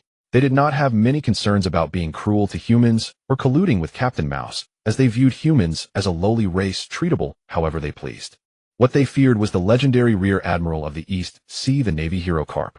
Although the current fisherman leader Jinbei has become one of the 7 warlords, this gives them the audacity to be arrogant in the East Sea. Yet they all know that once the issues on Konami Island become public, that Navy hero Carp will not overlook. Especially today, the feeling of unease among the three grows stronger. What are you three whispering about over there? Come here. At that moment, A Long's rough voice rang out. Upon hearing it, the three immediately got up and walked toward A Long. Seeing the group of fishmen standing behind A Long, the three realized they were about to gain another wave of subordinates. Based on the current preparations, they all understood that the time to step out of Konami Island and conquer the next territory should not be far off. However, as the three approached A Long, ready to distribute the new subordinates, suddenly several fishmen came stumbling in from the entrance of the paradise, looking quite flustered. Such a situation had never occurred since they established A Long paradise on Konami Island. Seeing the panic in their expressions, Along furrowed his brows and said discontentedly, "What's going on? Why are you in such a hurry?" But before these fishmen could explain, a loud crash echoed from the entrance of Along Paradise. Boom! With a thunderous sound, the entire wall at the entrance of Arlong Park collapsed, stirring up countless clouds of dust. Arlong and several others, along with nearly all the fishmen in the park, turned their gazes toward the entrance. The previously carefree laughter seemed to hit the pause button at that moment, as all the fishmen looked on in confusion, except for Arlong and a few officers whose eyes were filled with vigilance. Currently, the Arlong pirates, with the exception of a few officers, had almost all their fishmen turned into useless beings by this gentle paradise. They had completely lost the vigilance they had developed in the new world. And as the wall collapsed and the smoke cleared, looking at the frail villagers of Kokokasia who were holding various makeshift weapons appearing before them, a burst of laughter erupted throughout Arlong Park. Almost all the fishmen present began to laugh uncontrollably. Ha ha ha, these lowly humans. This is just too funny. Do they really want to die? Look at their frail appearance. They are destined to be weak from birth. Since they are looking for death, let's kill them all. The fishmen shouted and mocked. They were completely oblivious to the fact that the three major officers of the Arlong pirates, along with their strongest captain Arlong, were staring rigidly at a figure in the crowd, completely frozen and afraid to move. Especially the officer named Xiaoba, whose tentacles trembled like sifted chaff. Their gazes naturally fell on the figure of Mihawk at the front. After knocking down the gate and wall, Mihawk caught sight of Arlong's group and merely swept his glance over them. Mihawk could no longer hold back and spoke directly to Arlong from a distance. "The traitor of the Sun Pirates, this posture is truly too ugly." At that moment, a glint of cold light flashed in Mihawk's sharp yellow eyes. If it weren't for Raylan and the others being nearby, he might have acted immediately, because on the way here the scenes they witnessed around Arlong Park were far too bloody and difficult to accept. Various humans who had been tortured and killed with severed limbs, remains, and decaying bones were piled into small hills. In this splendid yet cruel world, Mihawk firmly believed in the law of the jungle, where the strong prey on the weak. However, he utterly detested such acts of torture. Feeling the coldness and murderous intent in Mihawk's tone, Arlong's mind was filled with only one thought: why is a powerhouse of Mihawk's caliber appearing here in front of me? A drop of cold sweat slid down Arlong's forehead. The other three major officers behind him were even within this park. Perhaps other fishmen were unaware of how terrifying this man before them was, but the three of them were very clear. The world's greatest swordsman. Not to mention them, even Jinbei was no match for the man before them. This man was one of the strongest in the world today, and was also one of the 7 warlords of the sea. Having such a person appear before them, standing in front of the villagers of Kokokasia, uttering such menacing words, they understood very well what this represented. If they could not provide this man with a satisfactory explanation today, it was highly likely that the entire Arlong Park would be destroyed by him. After Arlong's brain raced, he tried to suppress his intense panic and unease, attempting to present his most natural demeanor. "Everyone shut up. Do not disturb our esteemed guest with your noisy laughter." After scolding the fishmen who were still laughing maniacally, Arlong approached Mihawk with a flattering smile, hunching his back as he walked. "Great Mihawk, I believe there may be some misunderstanding between us. Our fishman tribe has always respected strong individuals like you, and our boss Jinbei is also one of the 7 warlords of the sea. I wonder if you could consider our boss's face." "Your boss? Didn't you betray the Sun Pirates long ago?" After hearing Raylan's sudden remark, Arlong halted his advance. Only at this moment did Arlong realize that the positioning of this group before him seemed entirely different from what he had imagined.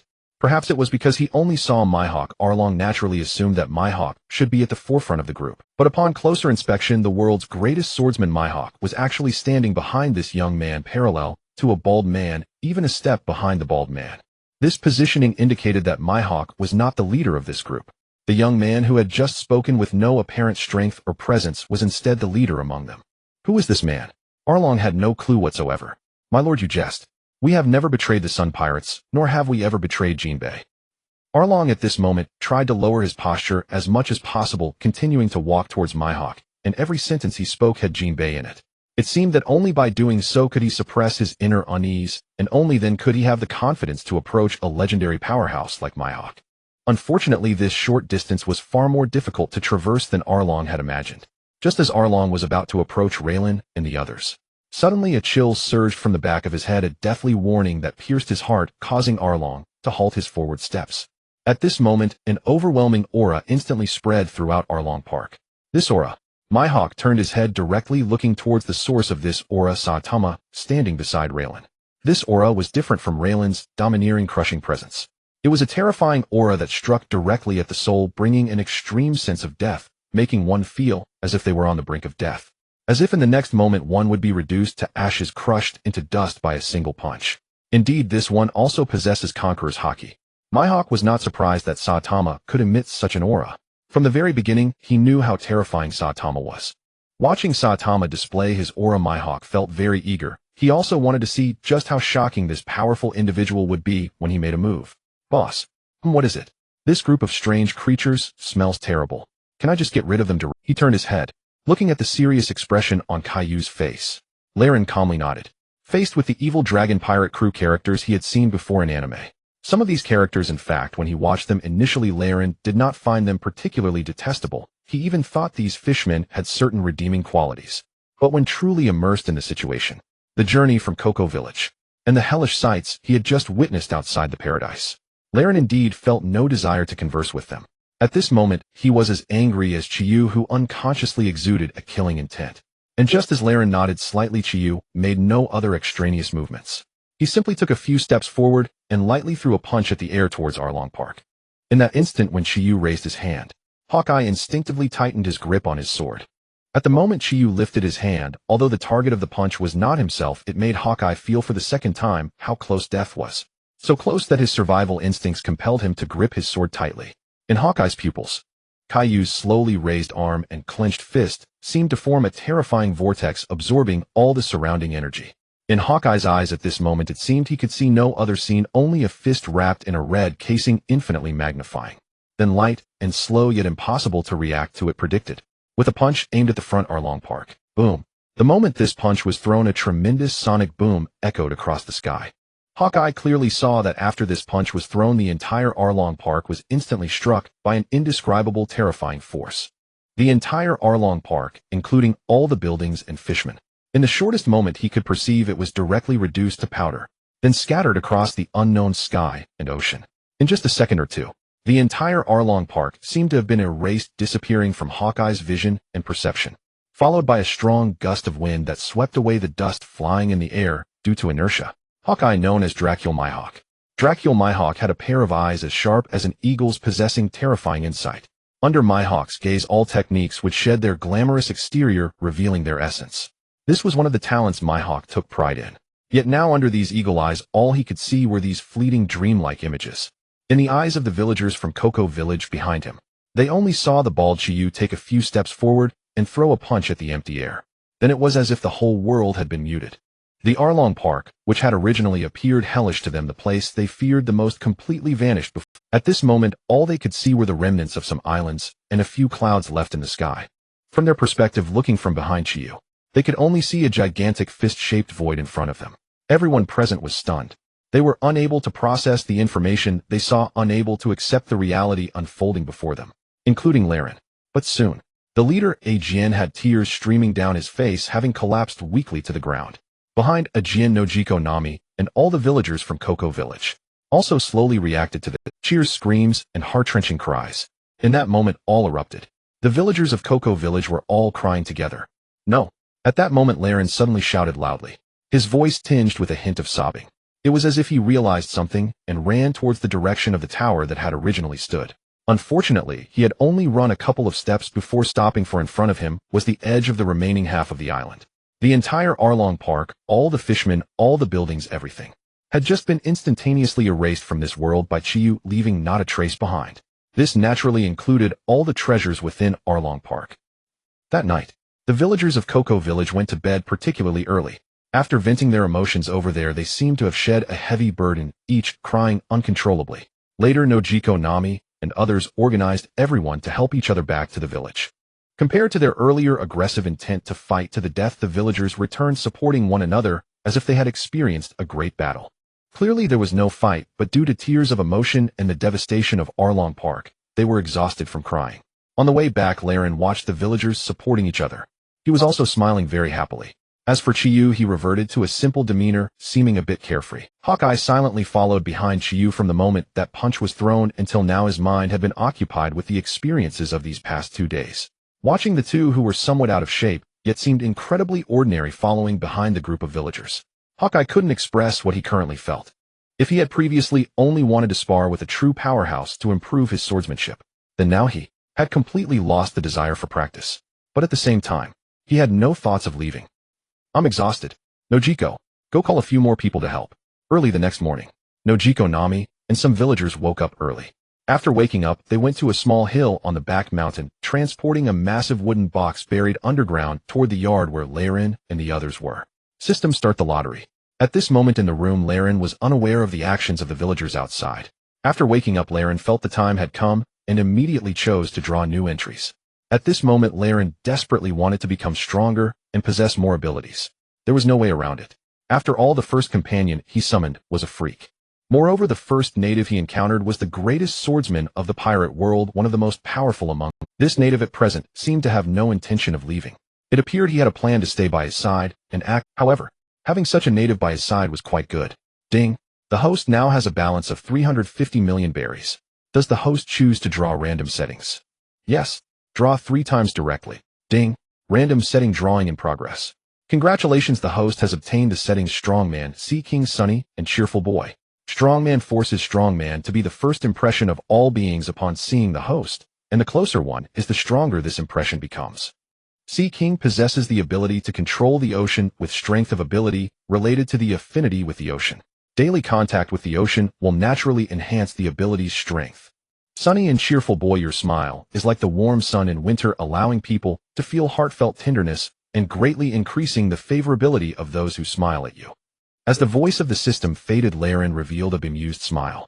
Among the 3 entries this time, he had indeed drawn the most useful one. Sea King, what kind of ridiculous name is that? I'm a pure love warrior, and the last thing I want is to deal with those bull-headed people.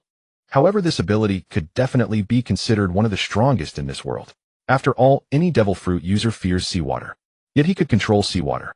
If used properly, this ability could become one that creates miracles. However, his affinity with seawater was probably very low at the start, considering he was someone prone to seasickness. Nevertheless, in this world, it's hard to avoid contact with seawater. With this entry, Laren felt he would definitely become stronger every day, even while lying down. However, the other 2 entries seemed rather lackluster. They did not provide any substantial enhancement or boost to his actual combat power. That strongman merely made everyone perceive him as a strongman at first glance.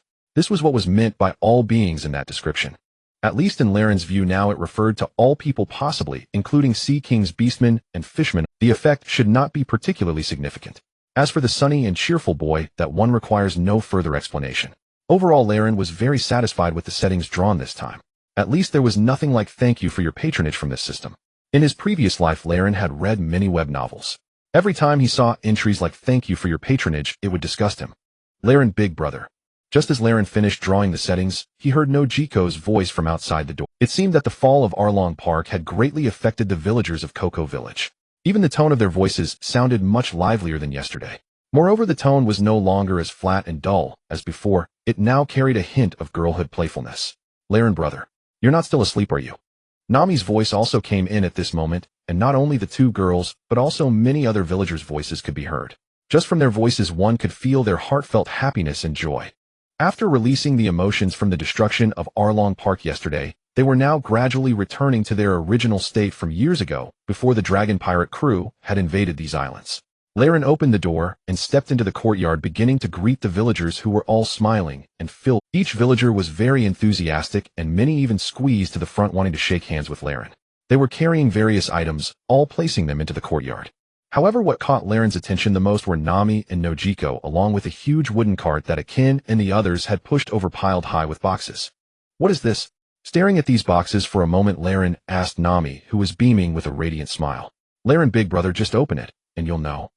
Nami's beautiful face wore a bright and carefree smile tinged with a hint of pride. The grand joy in her emotions was something Laren sensed very clearly. Facing the eager gazes of Nami, Nojiko, and the others, Laren opened the lid of the top box. Wow!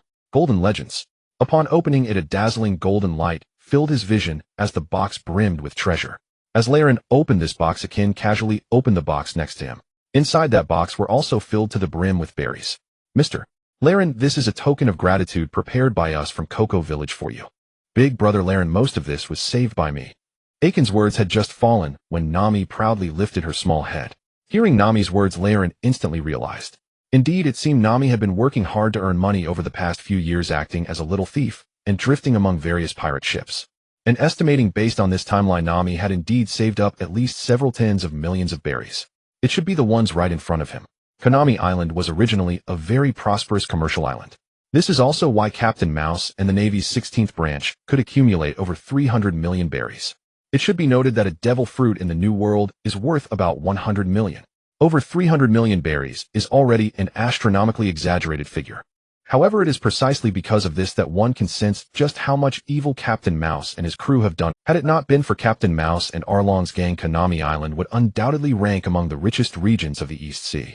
In the face of Nami and the others' offerings, Laren showed no hesitation and nodded to accept them. Upon seeing that Laren did not refuse their goodwill and accepted the treasures, the villagers in the courtyard smiled even more joyfully and brightly. Drink. The orange wine from our village is famous for its exquisite taste. Our village's wine is not bad either, come drink. Lord Laloin, let me offer you a taste of our village's pears, sweet and crisp, previously the best seller in the East Sea. Laloin and his companions had been staying in Kikishia village for 5 or 6 days. During this time, the annihilation of the Naval's 16th Division and the downfall of Arlong Park had spread throughout the entire Konami archipelago. Upon hearing this good news, people from other villages rushed to Kikishia village to express their gratitude to. Across the entire Konami archipelago, a joyful atmosphere reigned these past few days. The people from each village were busy rebuilding their homes and assisting neighboring villages. The villagers from various islands seemed to have become more united after these years thanks to the assistance of the warm-hearted powerhouse Chiyu. Eagle Eye would occasionally appear alongside Chiyu to help with various tasks. Thus, the reconstruction efforts in each village progressed rapidly. Tonight's banquet was held after the reconstruction work in each village was nearly complete, gathering everyone in Kikishia village to celebrate the rebirth of the Konami archipelago. Laloin and his companions, who had decisively annihilated the Naval 16th Division and Arlong Park, were naturally the protagonists of this banquet. All eyes were almost focused on the three of them. They were drinking and enjoying themselves immensely since arriving in. These past few days could be said to be the most relaxed and joyful time Laloin had ever experienced. Although the villagers wished for him to stay, Laloin understood that if he remained in the Konami archipelago, especially in Kikishia village, trouble would surely follow. After all, he had destroyed the Naval 16th Division's base. Regardless of how many heinous deeds Colonel Mouse had committed, as long as he had destroyed the naval base, he would undoubtedly bear the label of a pirate. Now that the issues here were resolved, it was time for him to leave. In this world, there were many places he wished to explore. Lalo and Gidge, are you guys about to leave? Just as everyone was drinking, savoring delicious food, and having a great, Laloin turned his head to find Nami standing right behind him, hugging him, instantly feeling warmth at the back of his head, a heartwarming gesture. Nami's head was close to his ear as she quietly asked him, Lalo and Gidge, can you take me with you when you leave? I'm quite capable. I can chart maps and sail. I'm a very skilled navigator. Nami's self-recommendation echoed in Lylan's ear. Navigator. It seems his ship was indeed in need of such a navigator. Moreover, Nami's role would not be limited to navigation. Her personality ensured she would be a lively presence on the ship, fostering unity among all crew members. Besides, with just a few rough men on his ship, it would indeed be quite dull. This girl before him, full of sunshine and broad-minded. Most importantly, she was very generous and had a good impression of him. Laloin couldn't think of a reason to refuse. All right, if you want to come with me, then of course. Yay! I will immediately tell my sister this good news. After receiving Lylan's affirmative answer, Nami happily ran off. Looking around at the villagers, Laloin greeted some familiar faces and chatted with them. Of course, the most important thing was that Laloin informed the villagers of his intention to leave and asked for their help in building a decent ship. Currently, his little wooden boat could no longer accommodate so many people and supplies. Building a ship is easy. Each village has shipbuilders who will definitely prepare a big ship for you. Mr. Laloin, I know you can't stay with us forever. You are a great figure, but I hope you will remember us from the Konami archipelago and these villages. We will always stand behind you. Mr. Laloin, let me toast to you again. Upon learning that Laloin would be leaving in a few days after the ship was built, the villagers came one by one to bid farewell. Some expressed their gratitude and reluctance to part with tears or laughter. However, everyone conveyed their most sincere blessings to Laloin. These villagers clearly understood that it was impossible to keep Laloin permanently in the Konami archipelago or in their villages. Expressing gratitude repeatedly and praying for Lylan's journey was what each of them wanted to do now, and the only thing they could do. 2 days later, with the efforts of Laloin, Chiyu, and others, a massive wooden ship was completed. Inside the cabin, various local specialties were piled up along with the boxes of treasures and berries that Nami had previously brought over. Phew! After Nojiko moved the last box of oranges, she stood at the bow of the ship looking at the crowd below, who were bidding their final farewells to Leiluin and the others, and couldn't help but reveal a relaxed smile. It had been 10 days since the fall of Arlong Park. During this time, everyone had accepted the fact that the Naval Division and Arlong Park had been completely destroyed and life was increasingly happier. Now was their current way of life the same as before all these events happened? People had forgotten, but they knew. Now they were living happily, and all of this was thanks to Lord Leiluin, Lord Chiyu, and Lord Myok. Without these great figures, perhaps they would still be living in that hell. People on the ground were reluctantly bidding farewell to Leiluin. On the deck, Nami watched Nojiko looking at the crowd below, who were smiling, and quickly walked to Nojiko's side. Nojiko, don't you really want to come with me? I do, but right now I want to stay and protect Kikishia village and guard our family's orange orchard. After hearing Nojiko's words, Nami turned her head and looked deeply at her sister. You should go with Lord Leiluin, who only by following him can you fulfill your dreams. Sister, I want... Nami, I have already fulfilled my dream. Goodbye. As the great ship slowly sailed away, on the deck, Leiluin, Chiyu, Eagle Eye, and Nami stood at the bow of the ship listening to the villagers shouting below. Nami's face was full of tears, but she was also smiling brightly. Leiluin and the other two were also happily smiling, waving goodbye to the villagers. The East Sea. On the calm sea, a warship is sailing steadily. On the sails of the warship, two bold blue characters spell out Navy, exuding an overwhelming sense of authority. In front of the warship, there is a giant dog head, its mouth clenching a large white bone. On the deck ahead of a tall, broad-chested, muscular old man is leisurely lying on a recliner, his posture exceedingly relaxed. The old man has a scar over his left eye, and his blue eyes are filled with enjoyment. His short hair, gray and white, gives him a very capable appearance. Wearing a doghead hat and draped in a navy justice cloak that flutters in the wind with shoulder pads in black and red, he appears both imposing and languid. He resembles a lion taking a short nap. It seems that upon awakening, he could unleash unparalleled strength. The entire environment around him appears to be influenced by his rest, becoming quiet and peaceful. Vice Admiral Karp. At this moment, the tranquil environment is shattered by a voice. What's the matter? Karp's displeased voice rings out. Clearly disturbed by this sudden interruption, the officer, sensing Karp's displeasure, still reports the unusual situation he has recently noticed. Vice Admiral Karp, not long ago we received a signal from the Navy's 16th Division, but the transponder snail rang only once and then went silent. We have been unable to reach the 16th Division in the past few days. The 16th Division. Hearing the officer's words, Karp furrows his brow. Isn't that the territory of that? Yes, Vice Admiral Karp. After receiving the officer's confirmation, Karp's expression darkens further. He has met the rat before. The man is very obsequious, and Karp found him quite detestable upon their first meeting. However, the man's capabilities seem acceptable. The Konomi Islands where he is stationed have not reported any particularly bad news in recent years, and the taxes collected each year are quite substantial. In the East Sea, he has done quite well as a branch colonel. Has the entire base lost contact completely? Yes, Vice Admiral Karp, we are currently unable to contact the entire base. Then let's head to the Konomi Islands. The oranges there seem delicious. I've eaten many of those oranges over the years, but I've never visited the island itself. This time it's a good opportunity to take a look. Perhaps due to his not-so-favorable impression of Colonel Rat, and considering that the data from Colonel Rat has been quite good over the years. Karp has indeed never been to the Konomi Islands in all these years. After receiving Karp's orders, the officer immediately turns the ship around, heading towards the Konomi Islands. Given that they are currently patrolling the East Sea, the distance to the Konomi Islands is not particularly far. Moreover, Karp's doghead warship sails at great speed, so within less than half a day the warship arrives at the Konomi Islands, the location of the Navy's 16th Division base. However, as soon as the warship approaches the island and stops, Karp's eyes widen in shock, and he vanishes from the ship in an instant, appearing on the shoreline. Before him lies a completely destroyed small town.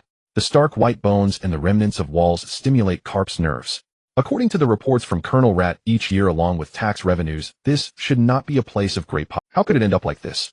Karp's observation hockey instantly envelopes the entire sea area. In the next moment, Karp's figure appears beside a massive pit. Looking at the crooked characters on the wooden board, Karp is now consumed by rage.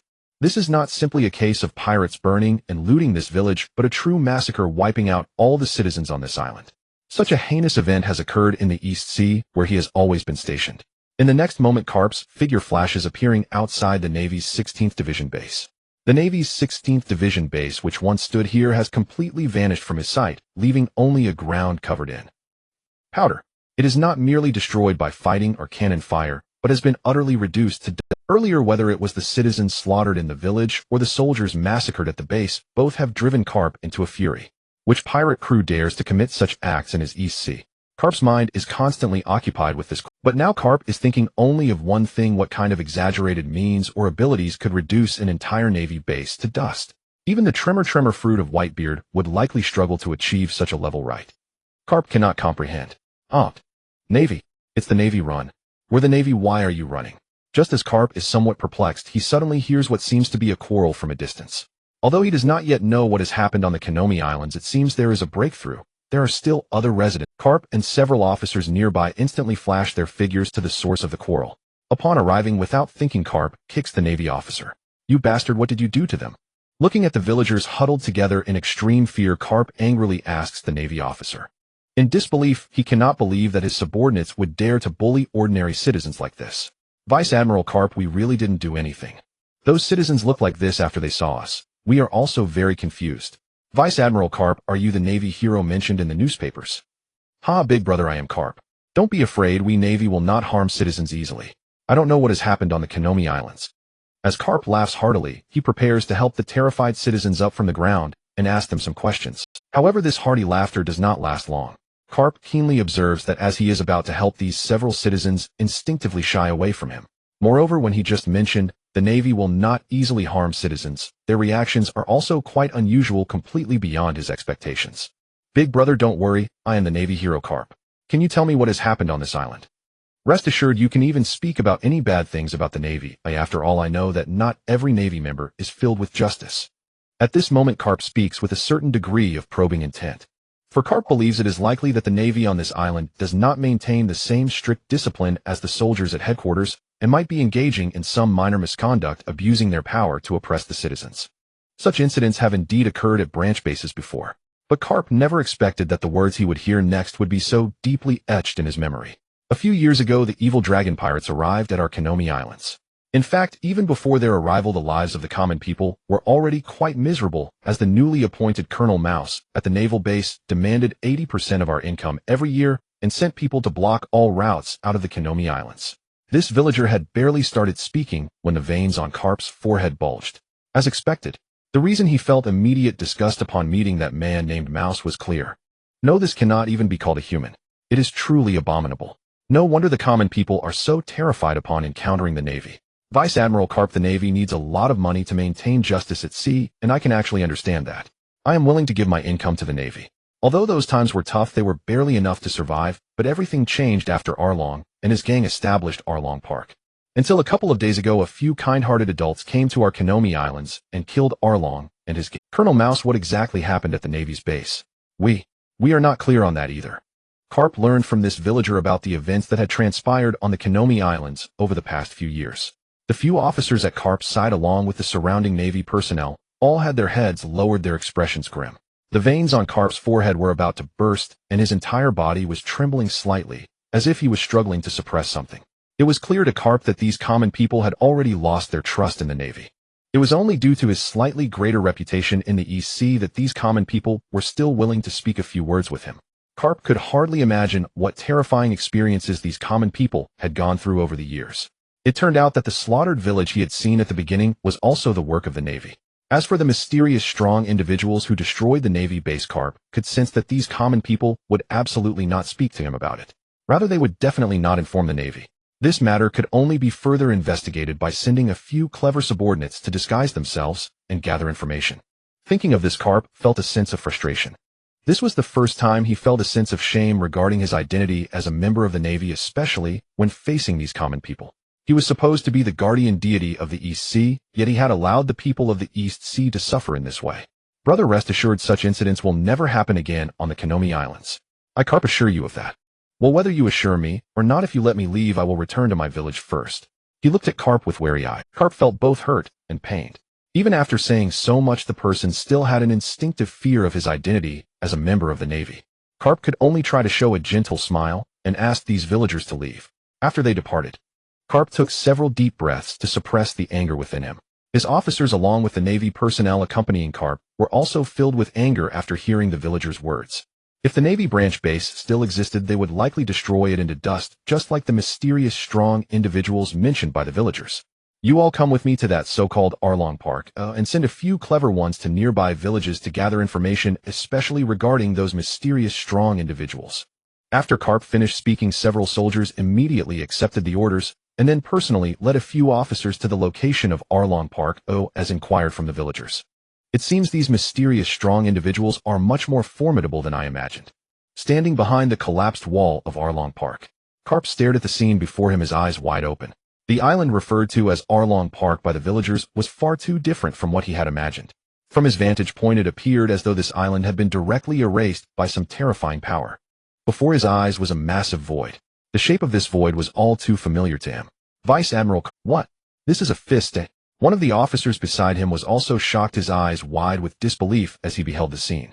He had never witnessed such a terrifying sight. It appeared as if someone had merely thrown a punch, completely obliterating the island, which was called Arlong Park. A single punch destroyed an island. This was something even Vice Admiral Karp himself might not be able to do. Yes, this is a fist mark. As Karp spoke these words, he didn't even realize that his voice had begun to tremble. Just moments ago, Karp had internally estimated that the direction of the fist mark pointed to the remaining edges. That person must have thrown a punch directly forward, achieving such an effect. The might of a punch.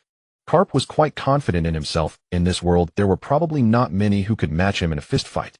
He should be one of the strongest in the world. But the fist mark before him was far beyond what he could achieve. Furthermore, the power that could turn an entire Navy branch base into dust was also extremely terrifying. This power was not something that could be compared to the abilities of a devil fruit. Karp could feel that this power was incredibly pure, and the person must have walked a similar path to his own.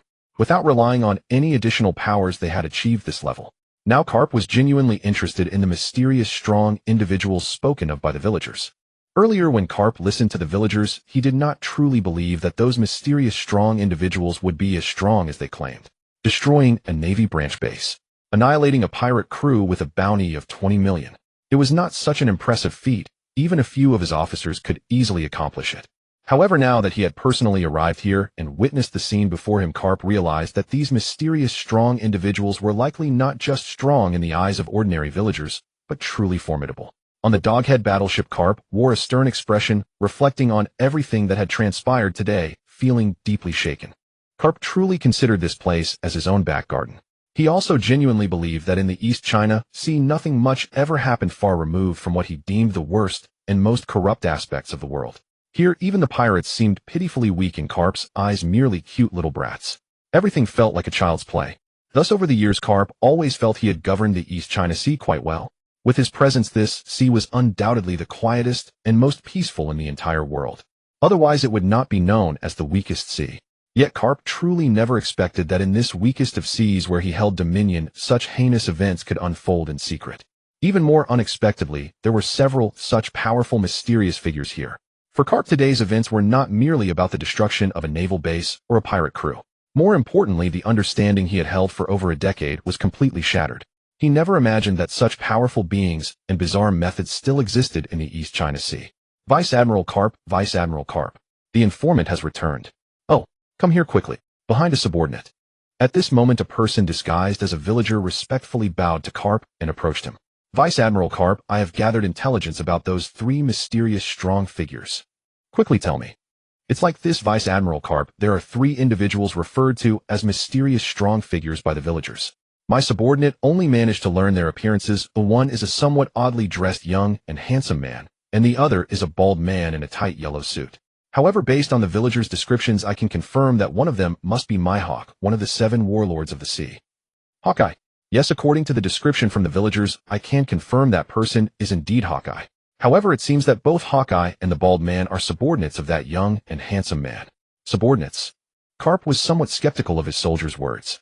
After all, he had encountered Hawkeye and knew what an arrogant person he was. A man as proud as Hawkeye would probably not even join as a subordinate, even if invited by one of the 4 emperors. His status as the world's strongest swordsman was undeniable. Such a proud individual, would he willingly accept being subordinate to that so-called young and handsome man? Just this description made Karp realize that the fist imprint on Konomi Island most likely originated from that young and handsome man. As for the bald man, Sengoku. With a loud bang, Karp violently opened the door to Sengoku's office and barged in. The moment Sengoku heard Carp's voice, without hesitation, he immediately began to scold. "You old fool, how many times have I told you? Not before entering my office. Every time you come to my office I have to replace the door, and the cost will be deducted from your salary." However, as Sengoku continued to scold, he suddenly stopped. His expression was no longer playful as before, but became serious. Because Carp's demeanor was extreme. In the past, whenever Carp visited his office, the two would act like two old children bickering, with Carp always smiling, appearing quite unserious. But today Carp completely lacked the previous joviality, his expression particularly solemn and serious.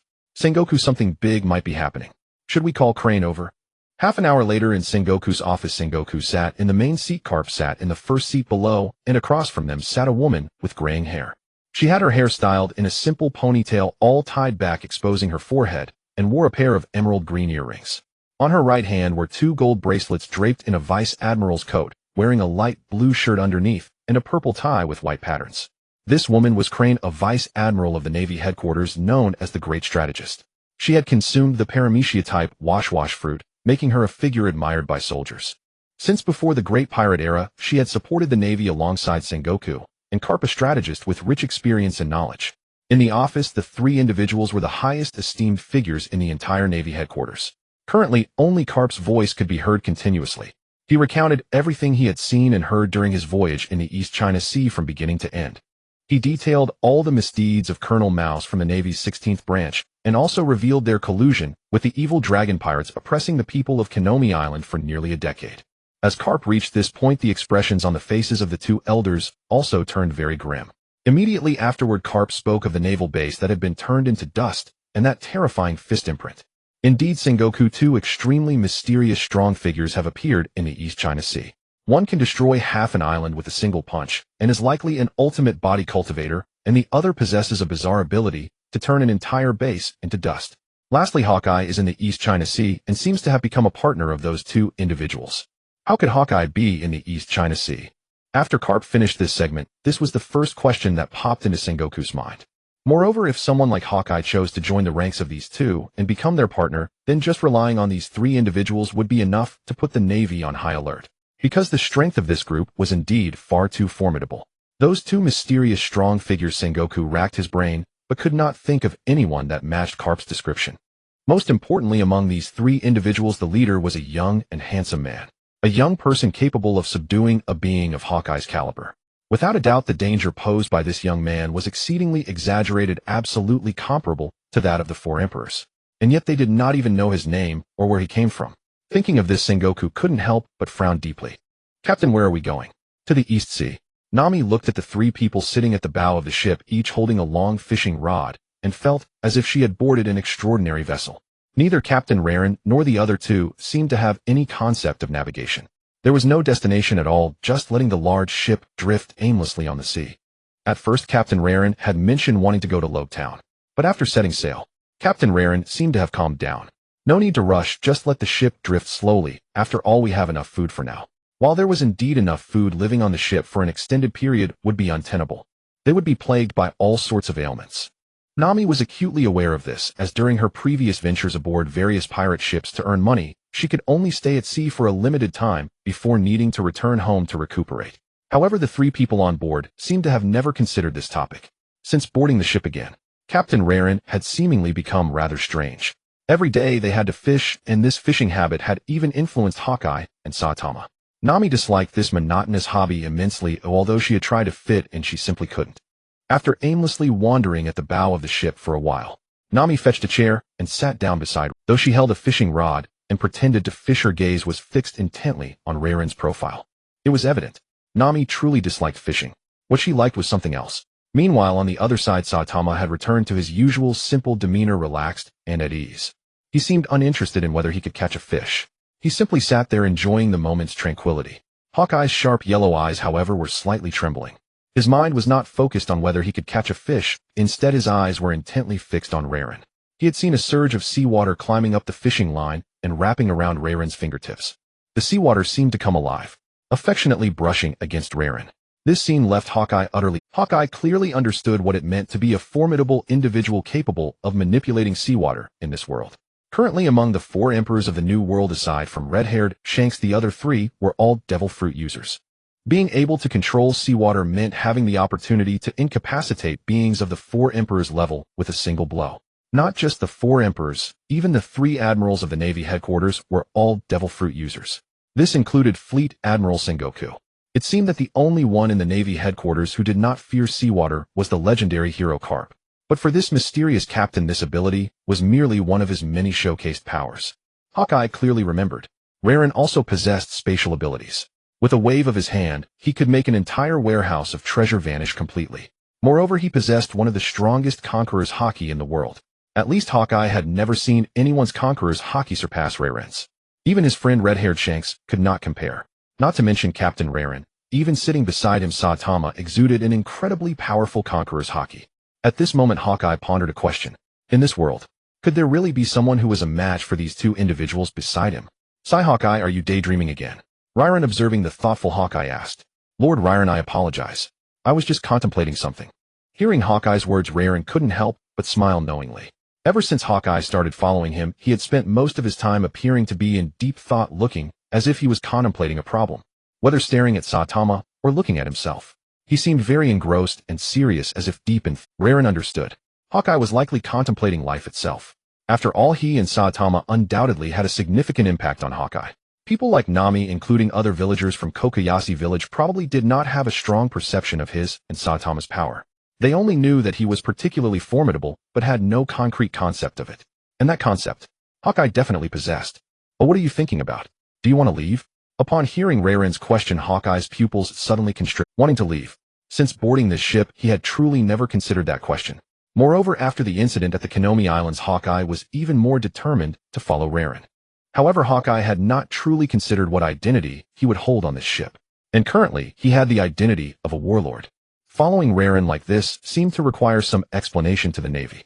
Joining Raren's crew would undoubtedly be a very troublesome matter both now and in the future, and Hawkeye had always disliked trouble. But for some reason, facing Raren, Hawkeye could not bring himself to refuse.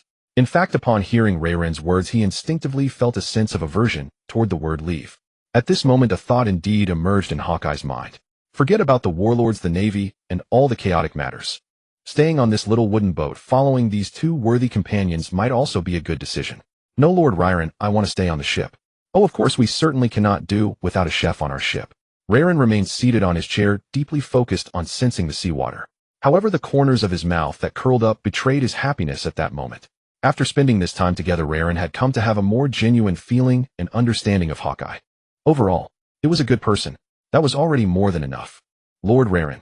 Captain, I hope to receive your guidance in the future. After hearing Hawkeye's words, Raren smiled happily. However, Hawkeye's next question indeed sparked a brainstorming session for Raren. The question posed by Eagle Eye instantly piqued the interest of everyone on the ship. Even Saitama, who had been expressionlessly fishing, now wore a serious expression. It was as if he was already employing his ultimate technique, the serious series, deep contemplation. Nami's small face was tightly drawn, her little hands supporting her chin, appearing very earnest. Occasionally turning his head from side to side, his pupils scrutinized the others, revealing Nami's current excitement and eagerness. At this moment, Leiluin suddenly began to brainstorm. Captain, what kind of name should we choose? Nami's timid voice emerged. I feel like we could call ourselves the Hero Pirate Crew. A pirate crew. Hero. Leiluin was not particularly surprised that Nami would suggest such a name. But the critical issue is, the Navy would never allow them to be called that. After all, how could the Navy allow the term hero to be associated with a pirate crew? Your Excellency Leiluin, in my view, our pirate crew could be deemed invincible. Perhaps we could use a name like Invincible Pirate Crew or Strongest Pirate Crew. Following Nami, Eagle Eye offered his opinion. He spoke with great seriousness. It was evident that Eagle Eye was quite fond of this name. However, after hearing both Nami and Eagle Eye consecutively present their opinions, Leiluin couldn't help but feel a doubt arise within. Why do the names you both suggested all include pirate crew? We're not even pirates. Before Leiluin could, Saitama's voice rang out. How about we call ourselves travelers? After all, we came to this world to explore it, and there are still many areas ahead waiting for us. As Saitama spoke, Leiluin's eyes were fixated on him. Why did it feel like Saitama had played some kind of game? However, Saitama's suggestion aligned perfectly with Leiluin's thoughts. He did not come to this world to choose sides. The Navy Pirates Revolutionary Army. None of them had any Furthermore, none of these factions were absolutely righteous. To put it bluntly, they were all about personal gain. Furthermore, none of these factions were absolutely righteous. To put it bluntly, they were all about personal gain. What the Navy would call themselves was their business. As for self-introductions, how about we call ourselves the Otherworld Traveler Group? Leilowin thought for a moment and then directly proposed a name that had just come to mind. This name was the first to appear in his thoughts. Leilowin felt that this name resonated deeply with his inner thoughts. In this world, he had no need to hide or cover up anything. Nor did he need to take sides.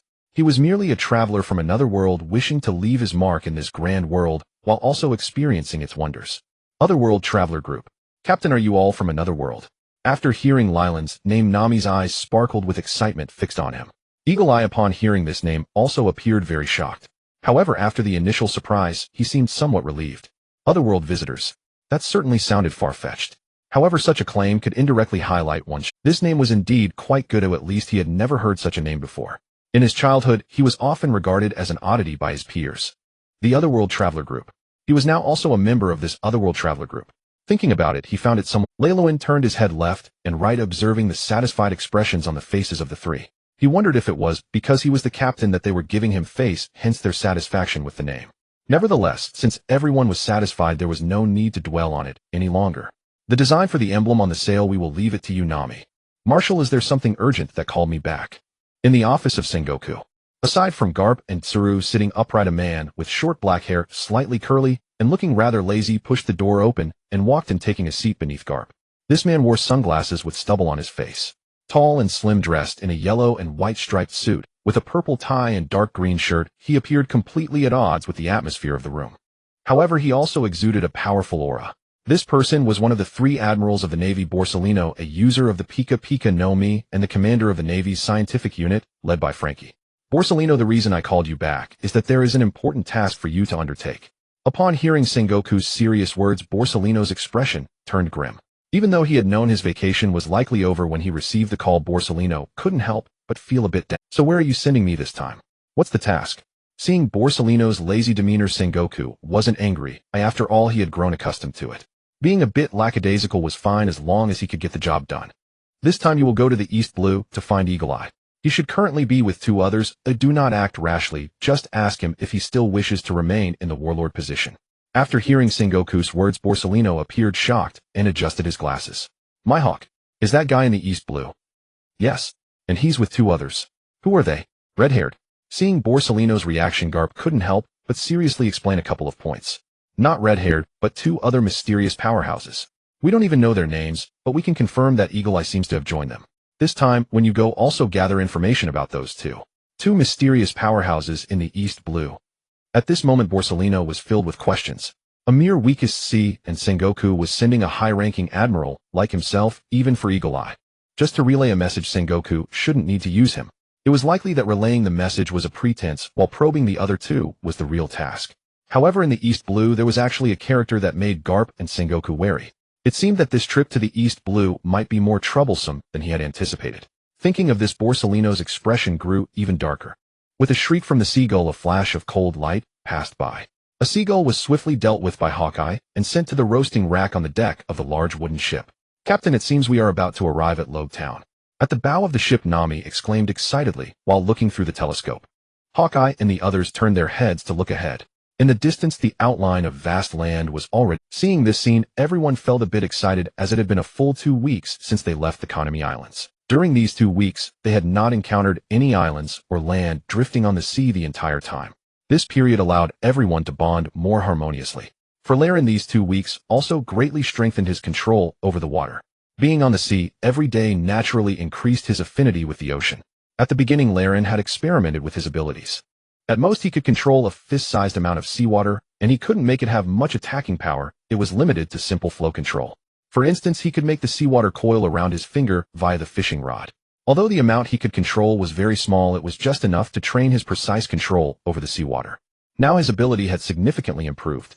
As for the amount of seawater he could control, or the speed and force when manipulating seawater for attacks, and the precision of control were all dramatically stronger than before.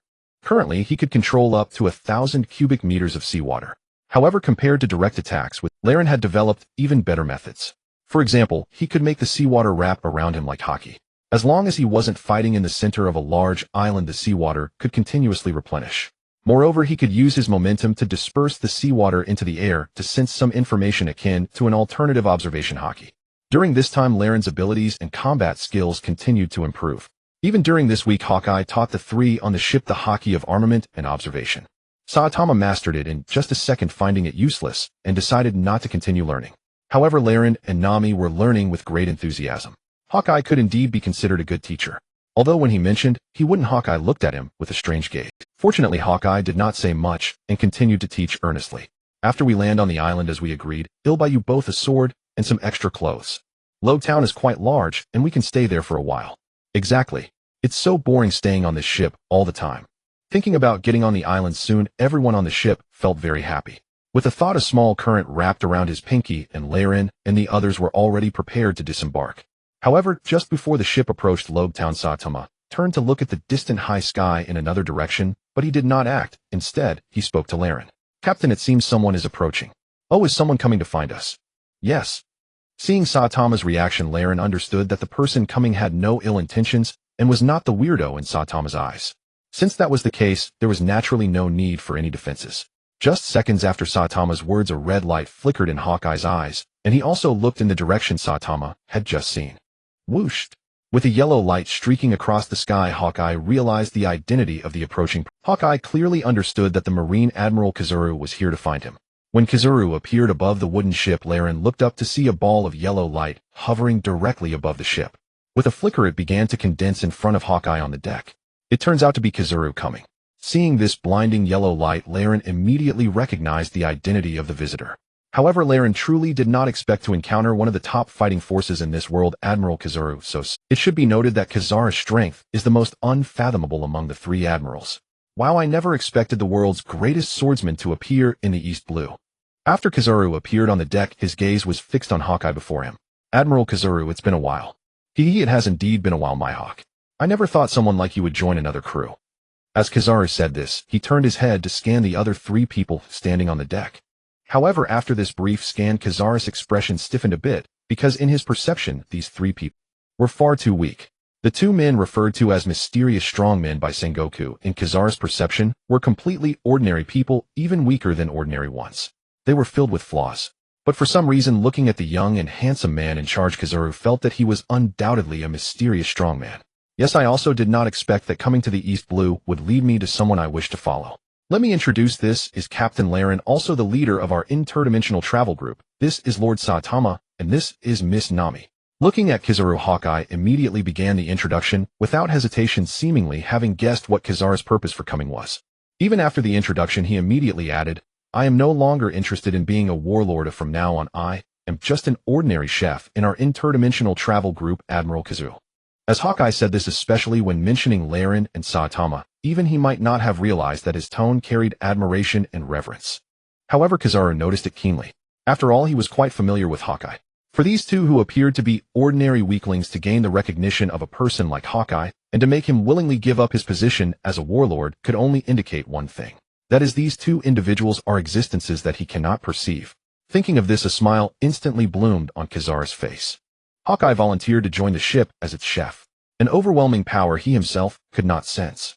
The bald man and the young girl remained ambiguous for now, but this young man, Captain Raylan as Hawkeye called him, was certainly not to be underestimated. Mr. Raylan, a pleasure to meet you at last. I look forward to your kind guidance going forward.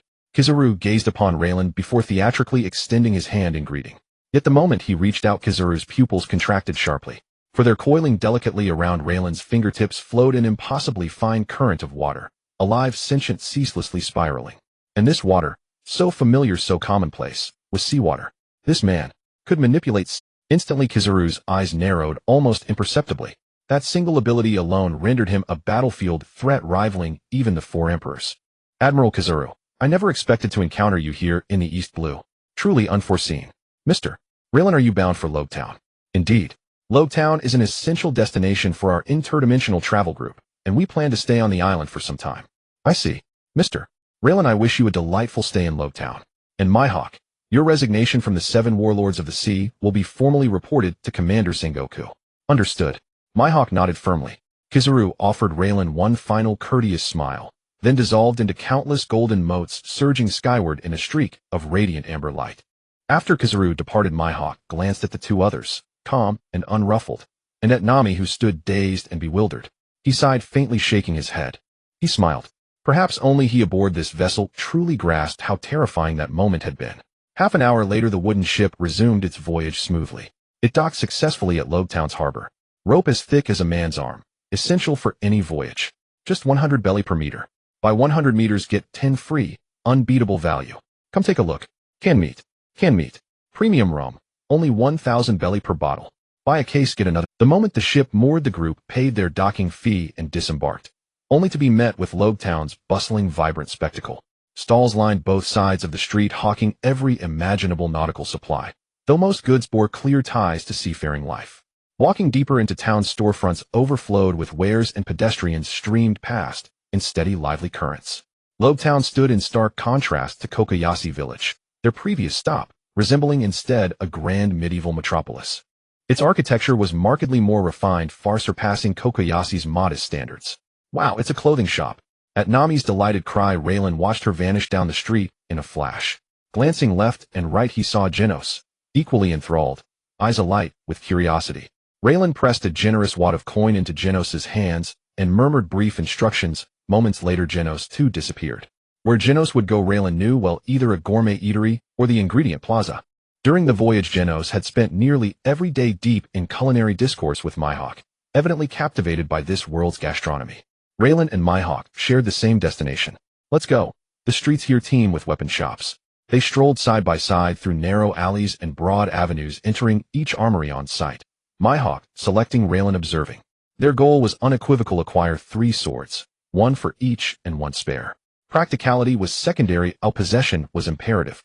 Raylan wholeheartedly endorsed Mihawk's conviction. After all, style mattered. A sword was quite simply the quintessential prop of masculine elegance and heroic fantasy. Yet Raylan had overlooked one critical detail. No, Captain, the quality of these blades is abysmal, utterly unusable, even inferior to the small knife I wear at my chest. They look fine to me, stylish, well proportioned. Captain, with due respect, those swords are fit only for Miss Nami's practice drills. Mihawk's standards for blades were extraordinarily exacting. In every armory they entered, his verdict remained hauntingly consistent. All are indistinguishable from scrap iron. Were it not for Mihawk's formidable aura, Raylan suspected the shopkeepers might have flayed him alive. They had already visited nearly every weapon shop in Lobetown, yet Mihawk had found not a single blade worthy of consideration. This establishment appears promising, though whether its swords fare any better than the rest remains uncertain. Mihawk spoke without lowering his voice, not that he ever did. Mihawk by nature was no man of subtlety. Yet the moment he stepped across the threshold, Raylan heard hurried footsteps echoing down the corridor. In the next instant, a young female marine strode briskly from the passage, her gaze simmering with quiet fury as she halted before the shop entrance and fixed her eyes on Raylan. She possessed deep brown eyes and short navy blue hair, wore square red-rimmed spectacles, and dressed in a floral shirt beneath a white-trimmed waist-length blue leather jacket. Tashiji. Raylan recognized her instantly. Sir, good day. Was it you who uttered those words just now? Tashiji stood rigid before him, cheeks flushed, scrutinizing him intently. Certainly not, miss. The speaker stands inside this very shop. You're welcome to verify for yourself. Without hesitation, Tashiji turned and marched straight into the armory. Ikamatsu weaponry. Raylan glanced up at the shop sign, smiled faintly, and followed Tashiji inside. Upon entering, he nearly laughed aloud at the scene before him. Ikamatsu, the proprietor, stood frozen mid-room, trembling violently, his temples twitching as if his hair were straining to sprout wings and flee. Even Tashiji, who moments earlier had stormed in indignantly, now stood motionless near the doorway, rigid as a carved sentinel. Perhaps by sheer coincidence, the shop held only these few souls. No other customers lingered within. Mihawk moved unhurriedly among the displays, examining each weapon with meticulous care, lifting, turning, testing balance, his scrutiny unwavering. Raylan, drawn toward Mihawk's silent orbit, took a step forward, only to feel Tashiji seize his. He turned, only to find Tashiji frantically blinking at him, her expression disarmingly endearing. What's wrong? Does your eye hurt? Rinlon asked with a smile, gazing at Tashiji. His voice rang sharply in the otherwise silent weapon shop. The sudden question left Tashiji momentarily stunned, and caused Isshin Matsuo, who had been silently absorbed in his own thoughts, to finally lift his eyes toward the shop's entrance. In the next instant, without hesitation, Isshin Matsuo dashed out from behind the counter and rushed straight to the shop's entrance, slamming the door shut. After hanging the sign, he trembled as he approached Mihawk, standing rigidly beside him like a loyal subordinate awaiting orders, and shot a meaningful glance toward both Rinlon and Tashiji as he passed. Tashigi clearly caught Ishin's signal. She seized Rinlan's sleeve and tugged him urgently toward the inner chamber of the shop. Stop speaking recklessly. Come with me now. She leaned swiftly toward Rinlan, pressing her lips close to his ear to whisper her command, then tightened her grip, determined to drag him into what she deemed the safe room. In Tashigi's eyes, Rinlan was utterly clueless, a complete fool who failed to grasp the sheer terror embodied by the man standing silently in the shop, his black blade slung across his back. And worse, he was stubborn. Despite all the subtle and overt warnings, he refused to budge, standing there unmoved. Beautiful marine lady, why do you keep tugging at me? I'm here to select a weapon too. Rinlan's voice echoed once more through the hollow silence of the weapon shop. A few beads of cold sweat broke out on Tashigi's forehead. Isshin Matsuo, the shop owner, trembled, even for Isshin had clearly seen it. Mihawk had set aside the sword he'd been holding and was beginning to turn his body toward the entrance. If this fearsome sovereign grew angry, his humble shop would surely be reduced to rubble. How could this customer possibly fail to recognize the world's greatest swordsman? Does he not even read the newspapers? Isshin felt utterly helpless, his mind racing frantically, searching for any way to resolve this crisis.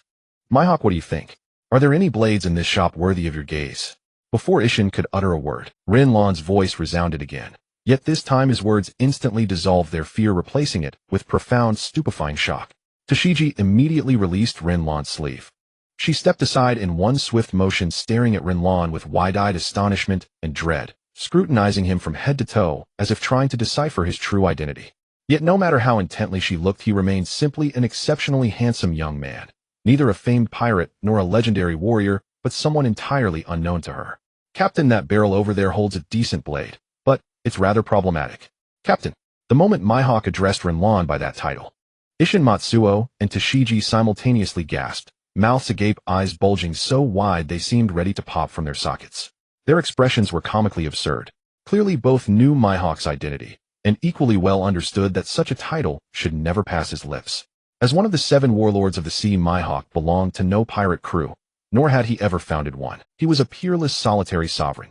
Yet now this paragon of independence had just called a stranger captain. Who then was this man? Neither dared ask, or even contemplate the answer. As Rinlan and Mihawk began discussing the shop's weapons, the two exchanged a silent, instinctive understanding they would feign deafness and blindness. Tashigi, inching slowly toward the entrance, moved with deliberate, almost furtive steps. When Tashigi finally flung open the door and fled outside, neither man acknowledged her departure. In Mihawk's perception, her behavior likely registered as inexplicable, if he noticed it at all. Why sneak out like a thief? Is she a thief? Rinlan, observing Tashigi's panic and Isshin's trembling reverence, merely tilted his lips upward, amused, delighted. How fascinating this world truly is. Shopkeeper, do you have any finer weapons in stock? After another slow circuit of the shop, Mihawk stopped before Isshin and fixed him with a steady, piercing gaze. Of course, Lord Mihawk, I'll fetch them for you at once. Without pause, Isshin spun on his heel and hurried into the back room. Moments later, he emerged cradling a sword, unveiling its cloth cover with reverent hands before launching into his introduction. Lord Mihawk, esteemed sir, this is our shop's treasured heirloom Yukisugi, one of the 50 fine blades.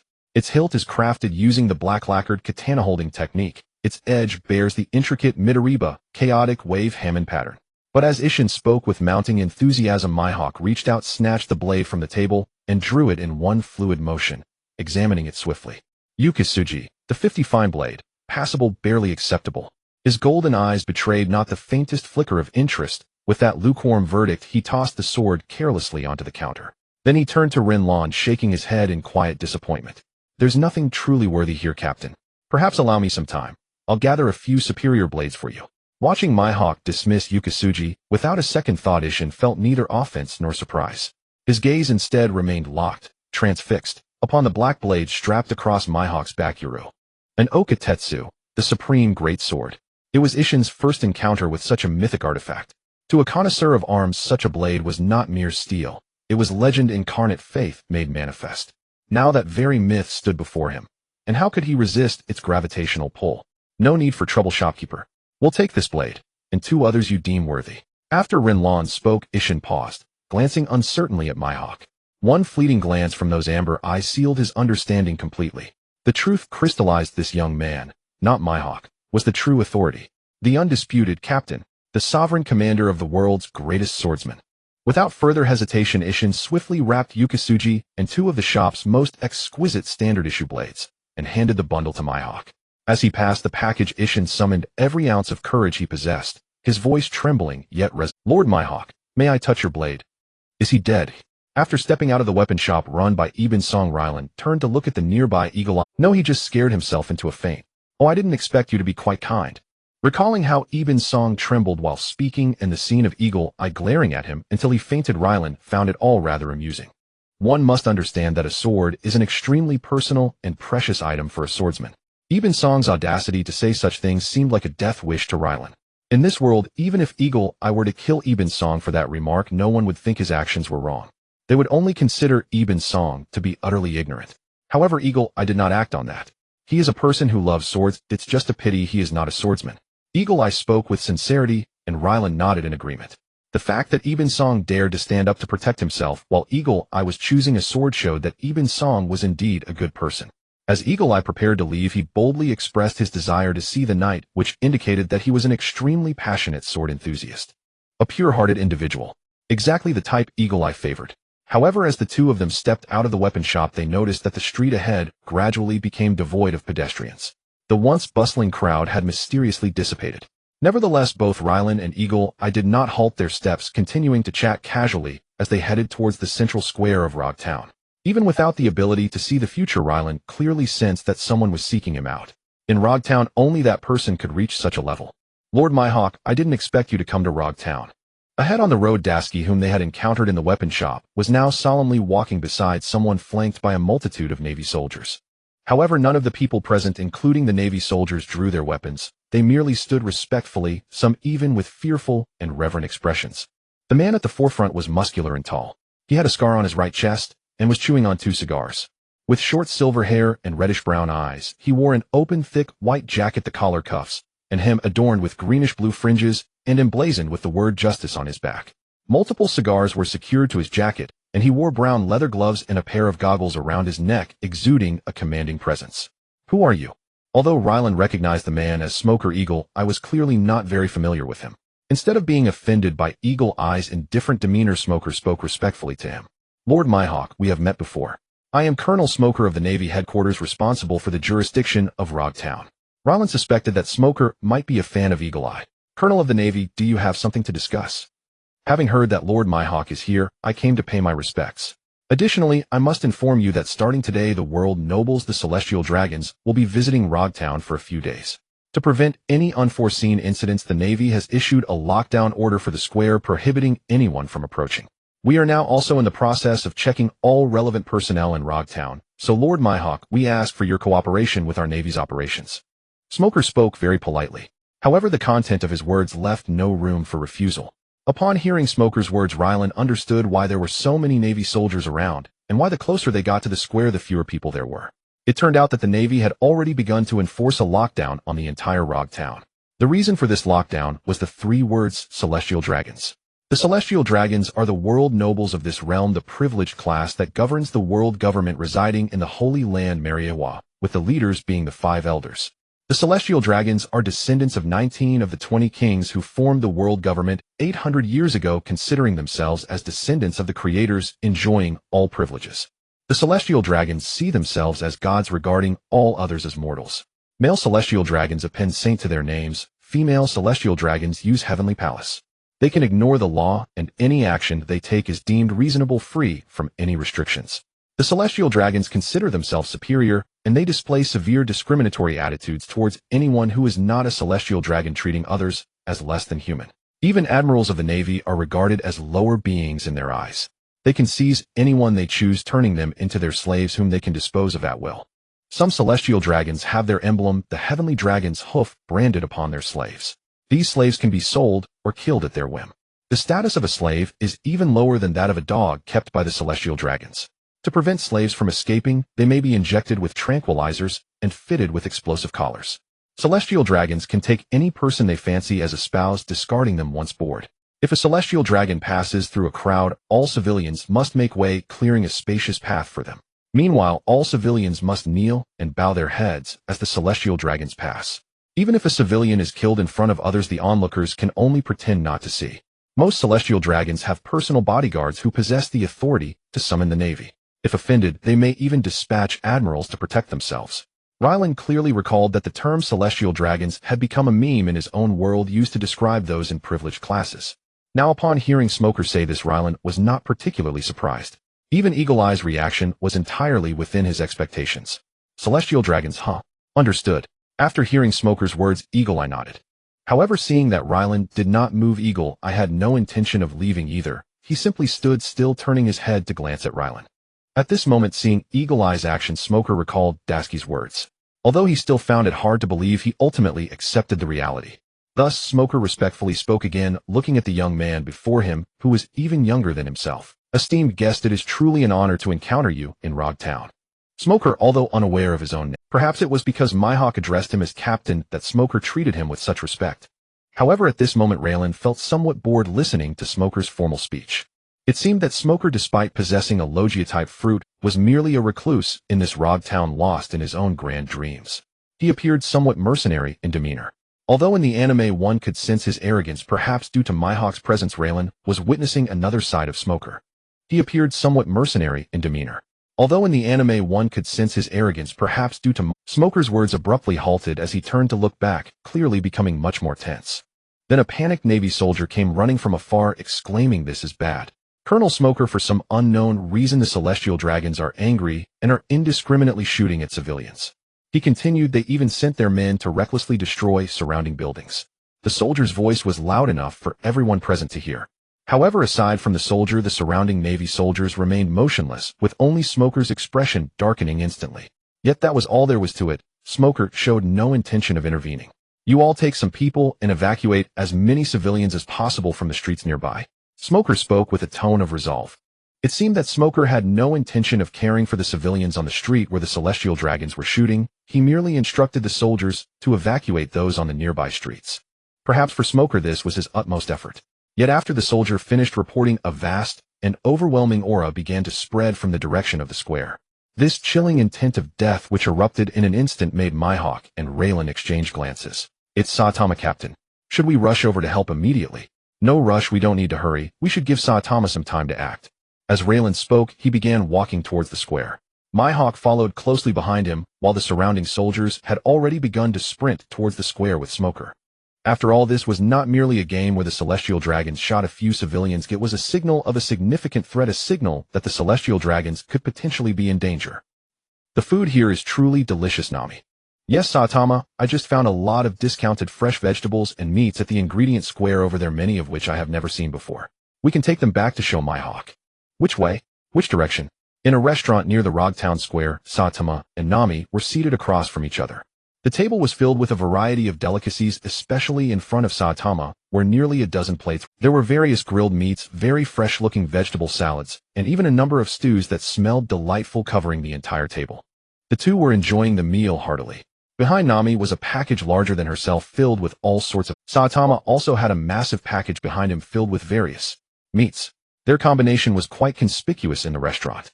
However, Rogtown evidently had a strong sense of inclusivity.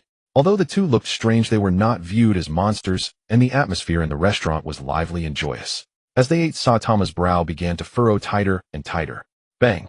With the restaurant's door being pushed open violently, Saitama's brow began to furrow tighter and tighter.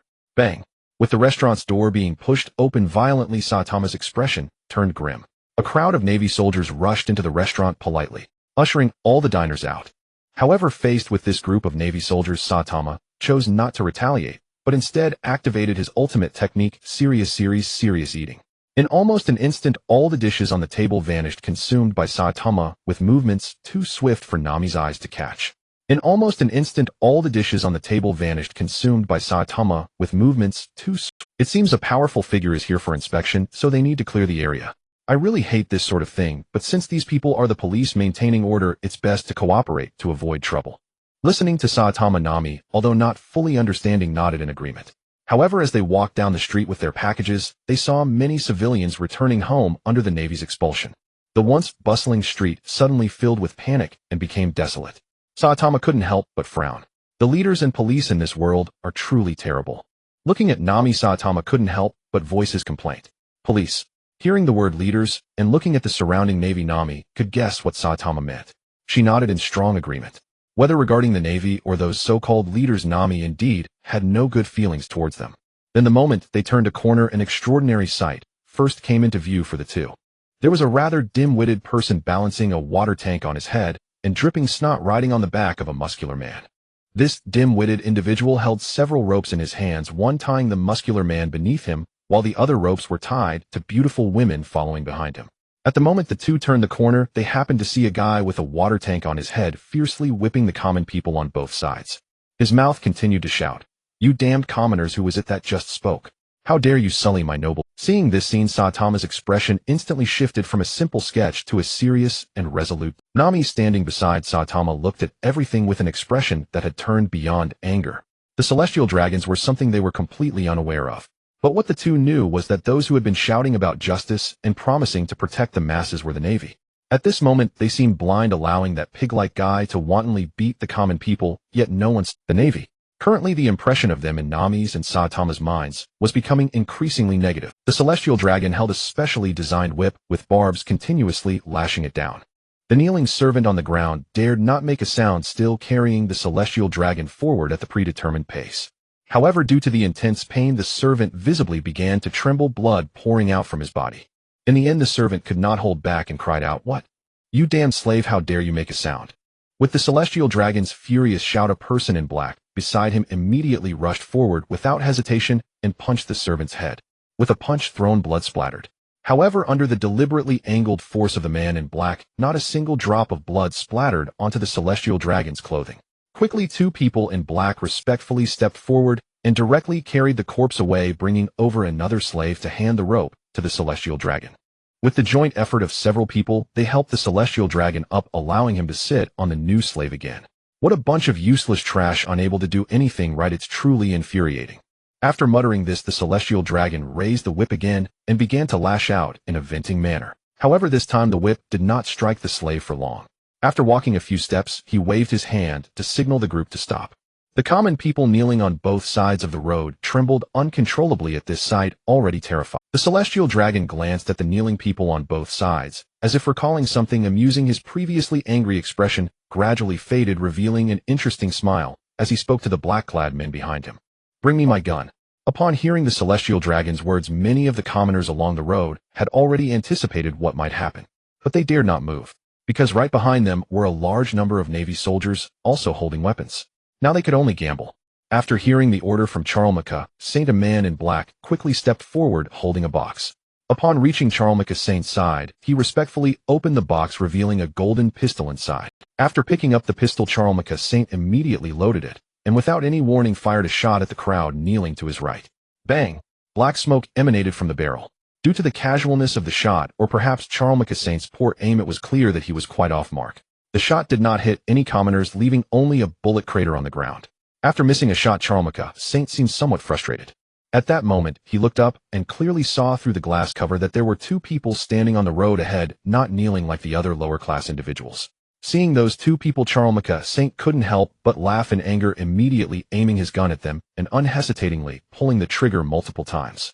Bang, bang, bang, bang, until he emptied the bullets from the pistol. However, as the bullets were fired, the two people not far away seemed unaffected, continuing to approach him at their original pace.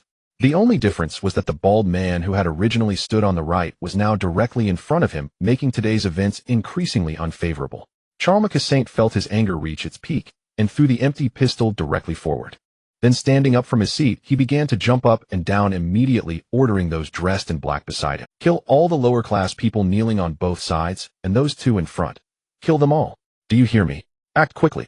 Yes. This time Transmigrated Saint's command proved very effective.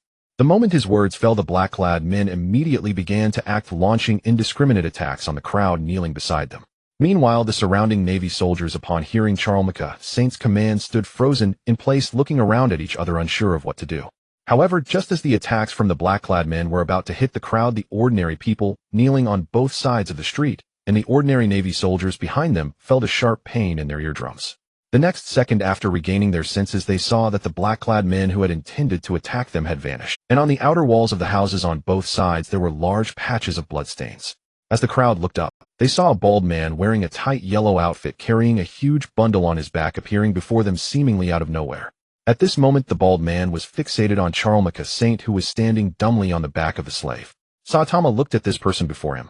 He felt an endless sense of confusion inside, because this person, who was clearly extremely malicious, did not emit the scent of a monster. Damn it, you lower-class scum, don't come near me. Your stench is almost wafting over here.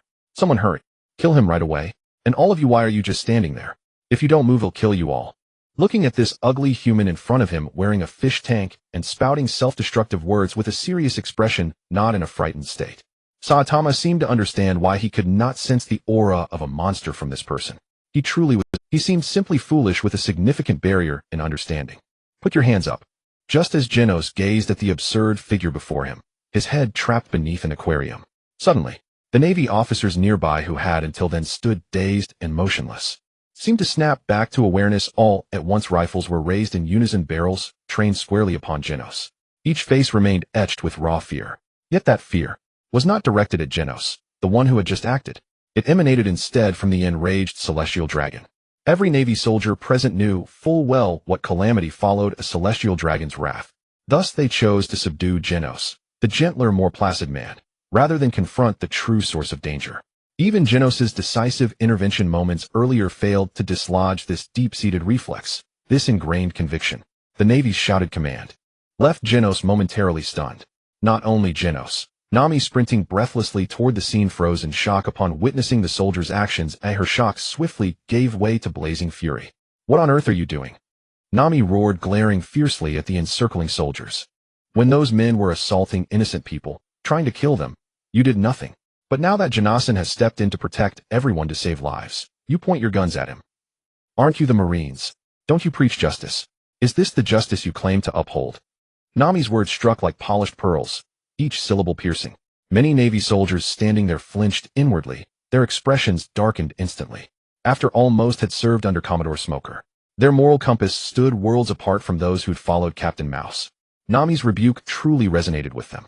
During their time stationed in Logtown, they had upheld their duty with unwavering integrity, arresting pirates, shielding civilians. To Logtown citizens, they were trusted guardians, respected, beloved, deeply woven into the town's. Yet all that goodwill, all that quiet dignity, shattered today. Upon learning of the celestial dragon's arrival and receiving their orders, many young sailors had privately recoiled. But they possessed no right to refuse. Standing along both sides of the street, watching familiar faces kneel in abject submission, watching that dim-witted celestial dragon loom high above, arrogantly seizing women he fancied as slaves, many soldiers clenched their jaws in silent anguish. Given a choice, they would never have pledged themselves to protect such a man. Yet protect him they must, not merely because of rank, but because even admirals of the Marine headquarters are bound by that same iron decree.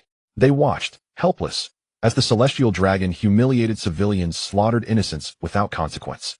They watched desperate, dying eyes plead for mercy, and watched the very man they guarded trample underfoot the justice they swore to defend. No more empty speeches. Raise your hands now. One Navy officer cocked his rifle and leveled it squarely at Nami, voice sharp with command. If you don't comply immediately, we will fire. His voice trembled, not with menace but with quiet, trembling entreaty. He did not wish to utter those words. Yet he knew failure to act would cost far more lives, perhaps even those of his closest comrades, his brothers in arms. Silence, you wretched lowborn scum. Fire now. Kill everyone here. At that moment, the furious celestial dragon spoke again, undaunted, imperious, radiating absolute entitlement. Fire immediately. Slaughter every soul present. Let them all die, including you disobedient dogs. And when you've done so, take your own lives. The celestial dragon's shrieking decree left Genos and Nami utterly incredulous, especially as they watched the soldiers' faces blanch to ghostly white. Both struggled to comprehend. Why did everyone obey such a fool? Why did they truly believe his words would become reality? Genos did not understand. But he was now seething with rage. His gaze locked onto the celestial dragon, still babbling endlessly, his head absurdly encased in glass. Step by deliberate step, Genos advanced toward him. With each stride, his aura swelled, unrelenting, sovereign, overwhelming, spreading outward from his frame across all of Logtown. Since arriving in this world, Genos had seemingly awakened his innate conqueror's haki. Its sheer pressure sent scores of bystanders collapsing unconscious to the ground. The Navy soldiers strained desperately to remain upright. Bang! Under unbearable weight, one sailor finally buckled, firing a single uncontrolled shot. The bullet flew straight toward Genos. He made no move to evade or block. letting it strike his forearm cleanly. Then, it fell harmlessly to the earth. Yet that single bullet ignited a new surge in Genos' aura. Vast, terrifying, absolute. Thud. Plop. Overwhelmed, the remaining Navy soldiers rolled their eyes back and crumpled, one after another, onto the cobblestones. Only 3 figures remained standing in the square. Genos himself, Nami behind him, and before him the celestial dragon shielded deliberately from the aura's force. Charlemagne Saint. What do you think you're doing? Do you know who I am? I am Charlemagne Saint, a celestial dragon, a world noble. Where are the Marines? Where's the Night Corps? Come forth now. Even as Genos drew near, the celestial dragon ranted on, voice shrill and brittle. You talk too much. Genos spoke softly, his gaze fixed upon Charlemagne Saint, then exhaled a sliver of his lethal aura directly at him. That single thread of Genos' deathly presence silenced the celestial dragon instantly. He collapsed bonelessly to the ground, urine and feces staining his robes, eyes glazed and unfocused. Genos watched, eyes narrowed in profound disgust. In the next instant, he flicked his wrist dismissively toward Charlemagne Saint. A violent gust erupted, hurling Charlemagne Saint's frail body high into the sky, soaring upward with terrifying speed. Genos then drew back his fist, aiming at that pitiful airborne form. No! Smoker's cry tore through the air, just as Genos' punch detonated.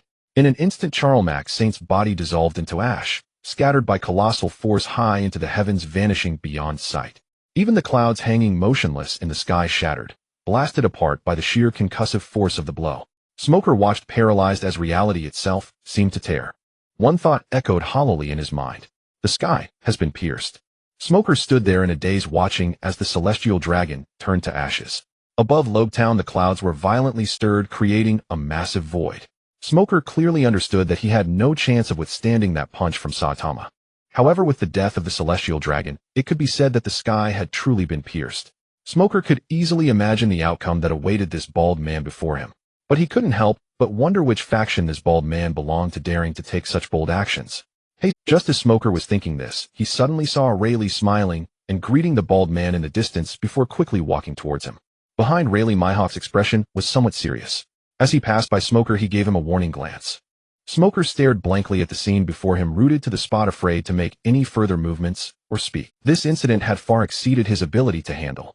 He watched as Rayleigh approached, Saitama patting him on the shoulder, laughing and joking, while he found himself powerless to stop it. Smoker couldn't help but clench his fists. Whether it was the matter of the celestial dragon or the people before him, he felt completely out of control. After years in Lobetown, Smoker had grown accustomed to being in control of everything. But when real problems arose, he realized just how weak and ridiculous his current strength truly was. Alright, I understand, Kizaru, you can go back to your own matters.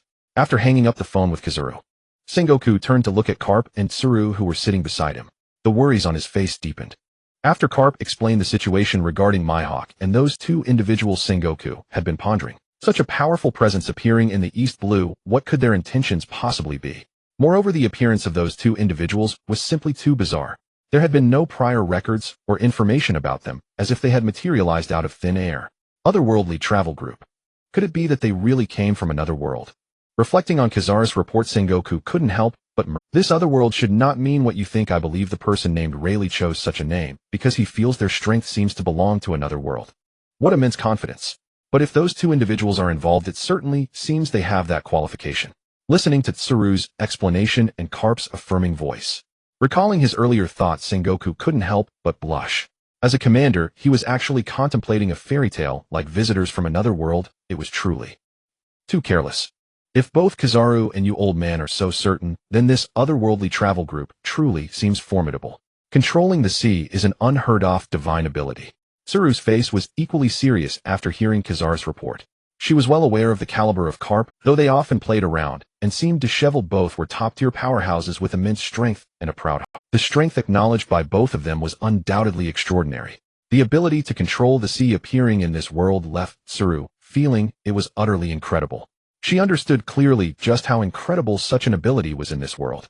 3 of the 4 emperors of pirates, the 3 admirals of the navy, and even the Gorosei, all of them are devil fruit users. The sea is the natural enemy of these beings. Those who have eaten a devil fruit are cursed by the sea forever, becoming landlubbers, as the reason is that the users will lose their strength upon touching seawater, making it impossible to actively use their devil fruit abilities. In the midst of large-scale battles, the ability to manipulate the sea is exceedingly overpowered. Moreover, the most critical point is that there is not just one such monster. That bald man is certainly not simple. Besides these two mysterious powerhouses, Mihawk, as a warlord of the sea, willingly gave up his title to join this so-called otherworldly travel group. Now this otherworldly travel group already possesses 3 top-tier combatants. Just thinking about this made Tsuru feel a headache. With a position now vacant among the warlords of the sea, Tsuru, do you have any thoughts? As for the matters regarding the warlords of the sea, it is not that urgent.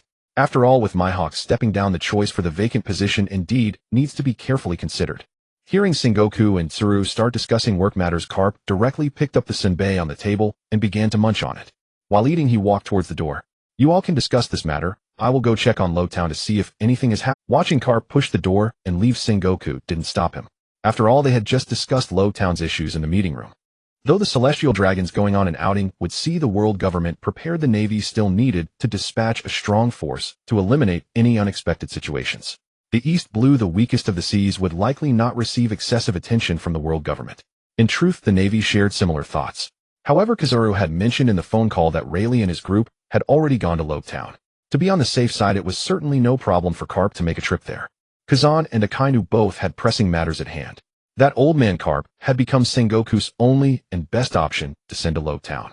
Regarding the selection of the warlords of the sea, after Carp left, the discussion in the meeting room continued regarding the candidates for the warlords of the sea. Aside from this matter, there were numerous other Navy affairs that kept Sengoku and Tsuru talking for quite some time. Pirates were becoming increasingly rampant. The Navy's influence, whether in the Four Seas or the New World, was rapidly being overshadowed by that of the pirates. Besides recruiting soldiers and promoting justice, there were indeed many issues that needed resolving. The recent incident involving Colonel Rat on the Konomi Islands and the Navy's 16th branch had also been a lengthy discussion. The otherworldly travel group ultimately decided not to issue a bounty after the two discussed, although they had destroyed a Navy base. But that base had to be destroyed. They even discussed using the incident involving the Navy colonel as a key case, sending some inspecting Navy officers to inspect various Navy bases across the Four Seas. Both were very invested in this incident. Hours passed by unnoticed, just as they finished discussing official matters and prepared to rest. Boo-doo-doo-doo-doo. The sound of the phone bug rang urgently in the quiet office. What is it, Smoker? And upon seeing Smoker's call displayed on the screen, Sengoku immediately answered. It's a disaster, Admiral Sengoku. A celestial dragon has been killed. In the moment the call connected, Sengoku heard Smoker's voice, urgent, strained, trembling with shock. What a celestial dragon, dead? NAS Fleet Admiral of the Marines, Sengoku instantly grasped the cataclysmic implications of this news. A world noble, a celestial dragon, had perished in the East Blue, the weakest of the four blues. Sengoku shuddered inwardly, just imagining the tempest that would soon engulf the East Blue. Indeed, such a calamitous event, the death of a celestial dragon, had not occurred in decades. Even the most ordinary celestial dragon when traveling was invariably escorted by several agents of CP0. Each possessing combat prowess rivaling that of a Marine Headquarters Rear Admiral. Moreover, at least one Marine Headquarters Vice Admiral accompanied them. And such an escort rendered them virtually invincible within the East Blue. Yet in Lowtown, a celestial dragon had fallen, and so inevitably had every world government agent assigned to protect him. Who then could possibly have accomplished this feat in Lowtown? And no, rather across the entire Only one possibility remained: the interdimensional travelers they had just discussed in their office. And as expected, Smoker's next report confirmed it. Admiral Sengoku, I've confirmed the presence of Dracul Mihawk, one of the 7 warlords of the sea in Lowtown. He now serves under a captain, and the bald, ruthless assailant who slew the celestial dragon appears to be Mihawk's comrade. Understood. You are not equipped to handle these 3 individuals alone. If feasible, delay them, but do not engage in open conflict. Garp should arrive in Lowtown within 2 days. Should they attempt to depart, merely track their direction and report it. And also, Sengoku spoke at length into the Den Mushi, issuing precise instructions before finally hanging up, after confirming every detail twice. Na long weary sigh escaped Sengoku the moment the call ended. His expression hardened instantly, grave, unrelenting. He turned, and saw Kuramaru's face equally as pallid and grim. Earlier, their primary concern had been how best to forge friendship, not enmity, with this interdimensional traveler group, lest they become adversaries of the Marines.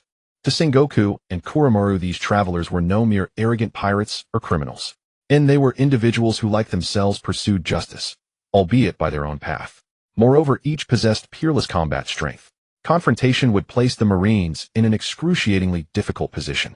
Even while deliberating candidates for the 7 warlords of the sea, they had quietly considered recruiting this unknown figure, Raylan, whom they had never met. But now, everything had changed. In the moment the celestial dragon fell at the hands of the interdimensional travelers, all prior possibilities dissolved into oblivion. Indeed, the interdimensional travelers had vanished entirely, replaced now by the interdimensional pirate crew. Sengoku knew full well what would happen if he reported this to the five elders' immediate irrevocable conflict between the Marines and the crew. That a group committed to their own brand of justice would clash with celestial dragons in Lowtown. This did not surprise Sengoku or Koromaru in the slightest. What manner of beings were the celestial dragons? Both knew better than anyone. Deep in their hearts they loathed them utterly. Yet they also knew with chilling clarity that defiance of the five elders' orders was unthinkable. Even if those celestial dragons were monsters, committing atrocities beyond human comprehension, they were still bound without exception to protect them at all costs. The death of a celestial dragon would reverberate across the world. None misstep in handling it could shatter the world government's prestige and the Marines' honor forever. In the silent cavernous office, Sengoku's and Koromaru's breaths rose and fell in tense rhythm. And after a long heavy silence, Koromaru's voice broke the stillness. Sengoku reported. The interdimensional pirate crew first annihilated 16 Marine bases, then committed the heinous crime of slaying a celestial dragon. Even if Dracul Mihawk has joined them, even if their strength is unparalleled, their evil must be eradicated. Her tone carried unwavering resolve. All earlier discussions about forging alliance with the interdimensional travelers, as if they had never occurred, vanished entirely. Every trace of admiration for their pursuit of justice had evaporated. Koromaru's voice even held a glacial edge. Sengoku turned, meeting her gaze with solemn, knowing eyes. He opened the safe behind him, retrieved a den mushi and dialed. Sengoku, what is it? Not commanding, authoritative male voice emanated from the golden snail. Sengoku recounted everything. Lowtown's catastrophe, Dracul Mihawk's involvement, the sudden emergence of the interdimensional travelers, without omission or embellishment. What a celestial dragon slain in the East Blue? In the moment Sengoku finished speaking, a furious roar erupted from the den mushi. How dare you call yourself Fleet Admiral? In that wretched East Blue someone dared kill a noble of the world. Now, dispatch forces immediately and exterminate that so-called interdimensional traveler group. Sengoku listened impassively, then replied calm and measured. Understood. NAS for the 7 warlords vacancy. You may appoint another candidate at your discretion. This incident must be handled flawlessly. The celestial dragon's life shall be repaid in theirs. The line went silent. Sengoku's expression shifted. First fury, then disbelief, then cold resignation. The five elders' rage had burned fierce. Yet their final words were detached, almost indifferent. As though the slain celestial dragon mattered little, certainly less than the world government's dignity. The emphasis on handling it flawlessly revealed their true intent. This was no mere reckoning. The figure of Mihawk clad in black armor appeared in the perceptions of Yellow Ape and the others. Here, they had destroyed Marine outposts, slain a world noble, and Dracul Mihawk, the world's strongest swordsman, had dared defy the world government itself. To trade such formidable lives for that of a fishbowl-wearing fool was in the world government's eyes the most profitable transaction imaginable. Pirates across the seas grew bolder daily, openly mocking the Marines, flouting the world government. Sengoku knew, deep down, that the world government had long been plotting something vast. This unforeseen tragedy had handed them the perfect opportunity. They intended to conclude this affair with absolute theatrical finality, to proclaim the world government's supremacy, to remind the world of the celestial dragon's divine status and the government's absolute dominion. Sengoku and Koromaru understood clearly, for the Marines this too might be the ideal moment. And if handled perfectly, this crisis could become a turning point. It could crush the pirates' rampant arrogance, and more crucially restore the Marines' standing, granting them genuine breathing room at last. With that thought, Sengoku seized the den mushi from his desk and dialed Garp. Alright, I understand. After hanging up the den mushi, Garp sat in a rocking chair on the battleship deck. He was not lying down leisurely as he usually did enjoying some sweets, but instead wore an extremely grave expression. The several officers beside Garp also stood upright, having heard every word that Admiral Sengoku had said over the den mushi. The interdimensional travel group. This name sounded quite familiar to them now. A super combination featuring the world's greatest swordsman, a mysterious powerhouse capable of obliterating an entire navy base, and another top-tier expert capable of flattening half an island with a single punch. Such a configuration was something they had only seen among the pirate crews of the Four Emperors. In a sense, this interdimensional travel group was even more powerful than those 4 emperors they were familiar with. Because this group consisted entirely of top-tier experts, there was not a single weak individual among them, with nearly each member possessing formidable strength. The mere presence of such powerful beings in the East Sea was an utterly astonishing matter. The officers especially understood this. On the journey back from the Konomi Islands, Vice Admiral Karp had not only refrained from belittling the individuals of the interdimensional travel group, but had even held them in high regard.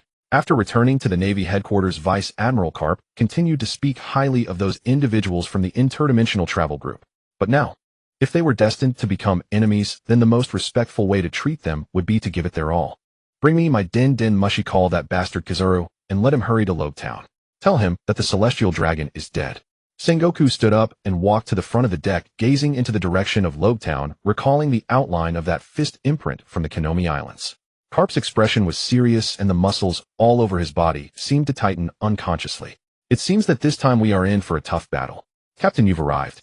In Lobetown, upon seeing Ryland and Hawkeye, Saitama revealed a knowing smile. Nami breathed a sigh of relief upon seeing Ryland arrive. Just moments ago, she had felt quite flustered inside, although she wasn't particularly knowledgeable about the celestial dragons.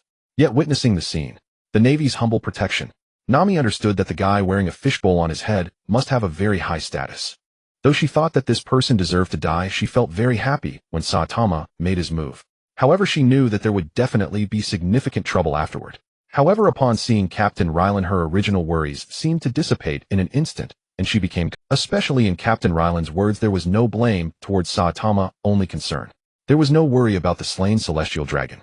Perhaps having done this, there wouldn't be any major consequences. After Ryland arrived, Nami surprisingly found herself thinking this. Saitama getting angry over such matters isn't worthwhile. In this world, besides bizarre individuals, there's a group of pests that have been so overly protected that they've become utterly foolish. That is indeed quite foolish. While chatting with Ryland, Saitama's astonishing aura gradually. However, those around them were still in a state of fainting. Only Smoker watched from a distance, not daring to approach. After a brief chat with Saitama, looking at the Navy around them, at the fainted civilians and slaves, glancing back at Smoker in the distance, Ryland knew that they could no longer stay in Lobetown as planned. The death of a celestial dragon was undoubtedly a sensational event, and staying here might bring disaster to the entire Lobetown. However, for him, it could very likely lead to a tremendous gain. After all, the movement of a celestial dragon absolutely signified an abundance of wealth, various rare treasures, and even devil fruits. Because celestial dragons cannot roam freely, their departure from Mariewa is usually under specific mission. Typically, this mission involves escorting heavenly gold. Heavenly gold is a treasure system contributed annually by the 170 member countries to the celestial dragons, transported via Navy warships to maintain the subservience to Mariewa. Heavenly gold usually includes materials such as gold and wine iron, or escorted by 5 warships carrying 400 elite Navy personnel and CP0 experts. Occasionally, a celestial dragon might take the opportunity to board a warship for leisure. The appearance of Charlemax in Lobetown is due to such reasons. Moreover, due to the weakness of the East Sea, many people on the warships escorting heavenly gold did not disembark, leaving only a few CP0 troops for close protection. Captain, what should we do now? Since we have already offended them thoroughly, let's not hold back. We will set off and seize that warship and take the heavenly gold. With a wave of his hand, Ryland instantly excited the group of 4. All fear and worries from killing the celestial dragon vanished, replaced only by a bright prospect ahead. Previously, Ryland had also considered what to do after arriving in this world and how to go about it. But now he realized that once he had arrived in this world, certain things were unavoidable. In that case, he might as well be freer and more carefree doing what he wanted to do. Isn't this precisely what makes this world so charming? Smoker. Thinking of this, Ryland called out to Smoker, who was standing not far behind. Upon hearing Ryland's voice, Smoker was somewhat surprised. But after giving Tashigi a glance, Smoker chose to approach. Colonel Smoker, may I ask you a question? As soon as Smoker had walked over and steadied himself, Ryland directly spoke to him. Facing the terrifying bald man, the world's greatest swordsman. With such a combination, Smoker naturally. Of course you can, Lord Ryland. Ask whatever you wish and I will answer what I know. Looking into Smoker's sincere eyes, Ryland chose to ask sincerely. Is the warship carrying heavenly gold docked at Lobetown? Which direction is the port? Are you asking me this question? Hearing Ryland's question, Smoker instinctively raised his hand and pointed at himself, clearly surprised that Ryland was asking him this. Yes, of course I am asking you. Seeing Ryland's utterly natural demeanor, Smoker swallowed hard, feeling that this situation was very strange. Just moments ago, he had witnessed the killing of a celestial dragon and the incapacitation of many Navy personnel, yet he was politely being asked by this Navy colonel, the local Navy commander, where the world's treasures were. However, Smoker still chose to respond. The warship transporting heavenly gold is at the eastern port, but that area is currently sealed off. If possible, give me about half an hour, and I can have all the Navy personnel guarding it withdrawn. You can handle the rest. Half an hour later, Smoker successfully had all Navy personnel on the warship reassigned under the pretext of the headquarters, leaving only the CP-0 troops. He also reported all the events happening in Lowtown to Sengoku. After receiving news that Navy hero Vice Admiral Karp and Admiral Kazuru would be arriving, Smoker finally felt relieved. As for the Heavenly Gold and the CP-0 troops, it would truly be a miracle if they survived in those hands. Stop. Who are you? Shortly after Smog left with the Navy, Laren and his companions arrived at the port, where they saw the massive, luxurious warship. Compared to their wooden boat, this steel giant was infinitely superior. The size of this ship was likely equivalent to that of a Vice Admiral's vessel from the Navy headquarters. However, in terms of decoration, it was clearly much more extravagant. Gold and silver embellishments were everywhere, exuding an air of luxury and opulence. Before Laren and the others could admire it further, a man in a black suit suddenly appeared before them from the ship. His eyes were filled with open disdain and suspicion.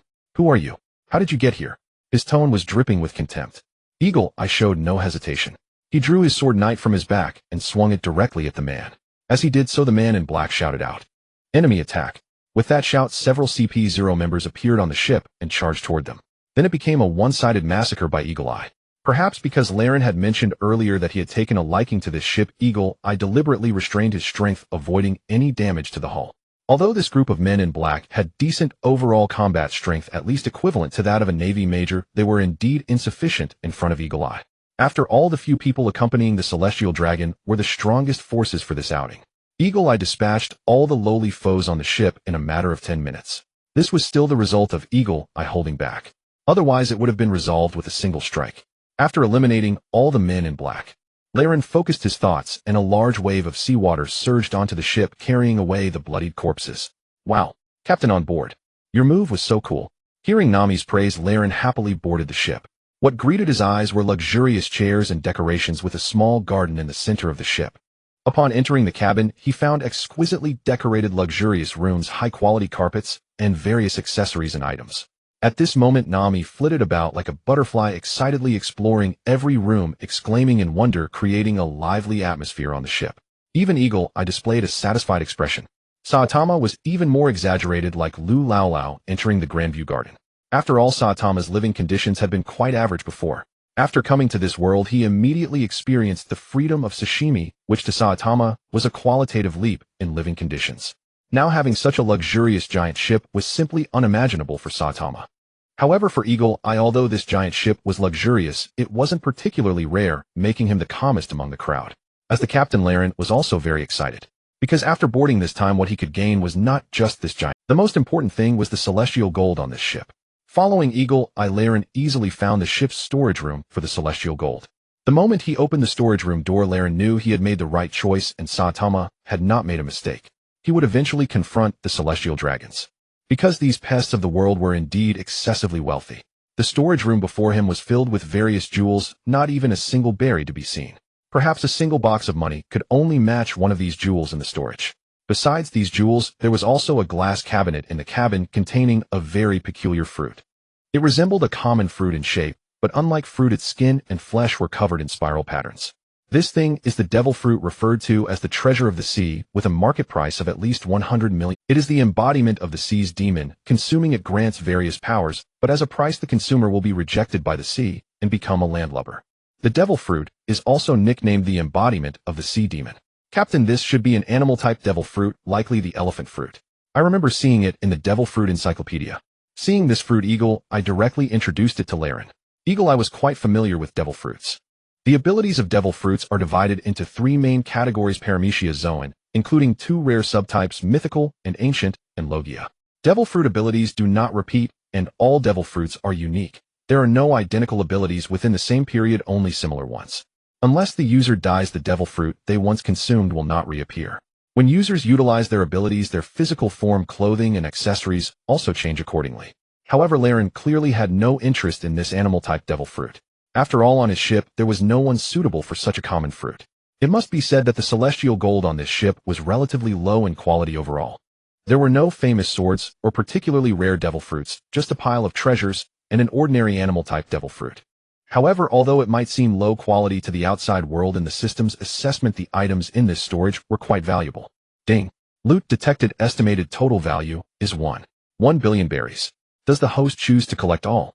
Upon hearing the system's voice, Laren did not hesitate at all and directly chose to collect everything.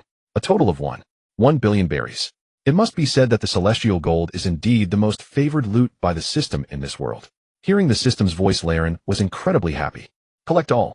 As soon as Laren responded with his thought, the entire haul instantly vanished before Eagle Eye's. However, Eagle Eye had already learned that his captain possessed spatial abilities, so he did not appear overly surprised. After Laren absorbed the 1 billion berries, he did not hesitate this time, and directly began issuing orders to the system in his mind. Having such an indigenous person by his side was quite nice. Ding. The host now has a balance of 15 billion berries. Does the host choose to withdraw? Yes. Withdraw partners from various worlds. Ding. Drawing a companion from the myriad realms. Congratulations, host, you have obtained a companion, Ming Wang, ruler of the 5th parallel universe, and leader of the Wolf Clan, commanding the Lion Clan, the Cloudbat Legions, the Whale Shark Tribe, and other peoples. He stands as a top-tier nebula body powerhouse on par with Shui Huang, his anomalous energy rivals that of 10 black holes. Clad in black armor, cold and ruthless, he adheres to the law of the strong devouring the weak and deems harmony the fantasy of the weak. Skill: Xinming black hole, a profound nether black hole. World setting: invincible. Ming Wang. When Lei Luan first saw the name the system had drawn, he thought it might be Hadi C. But after reading the introduction, Lei Luan realized that this Ming Wang was the villain from an anime he had watched in his childhood.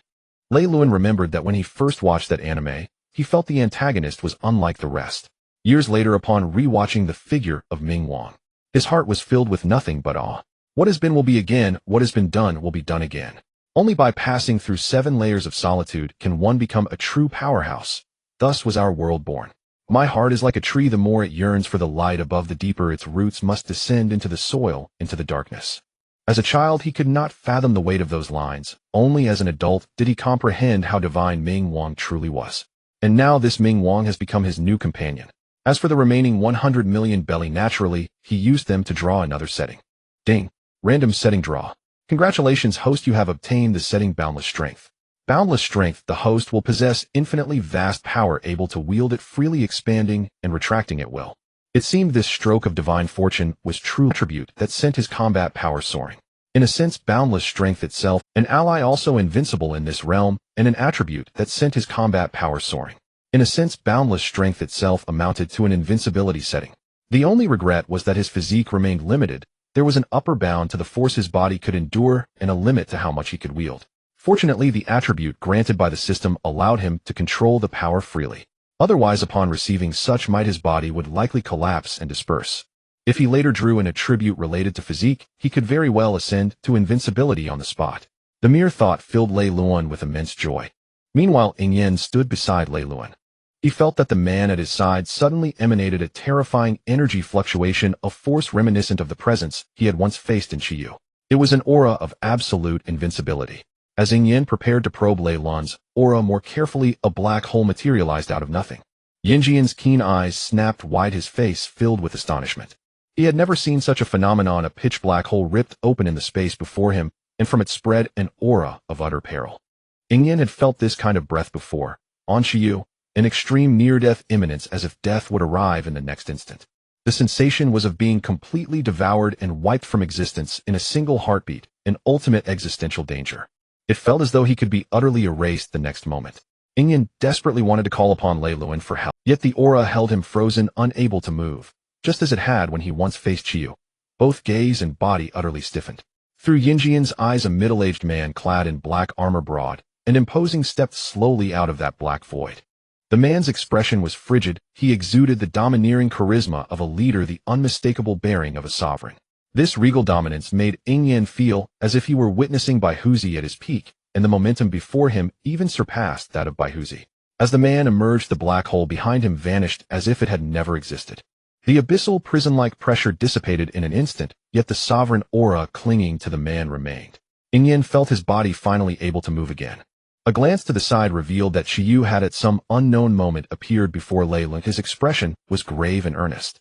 Lei Luan behind them wore his usual calm. Ming Wang, you have arrived. Captain, I have arrived. Compared to Chiyu, Ming Wang's temperament was far colder. His presence was entirely different from Caillou's, yet Lei Luan felt as if he were standing before a true not merely invincible in strength, he possessed a potent core and was an unrivaled ruler. In a single look, Lei Luan found himself drawn to Ming Wang's stark personal magnetism. That such a being had become his crewmate astounded him.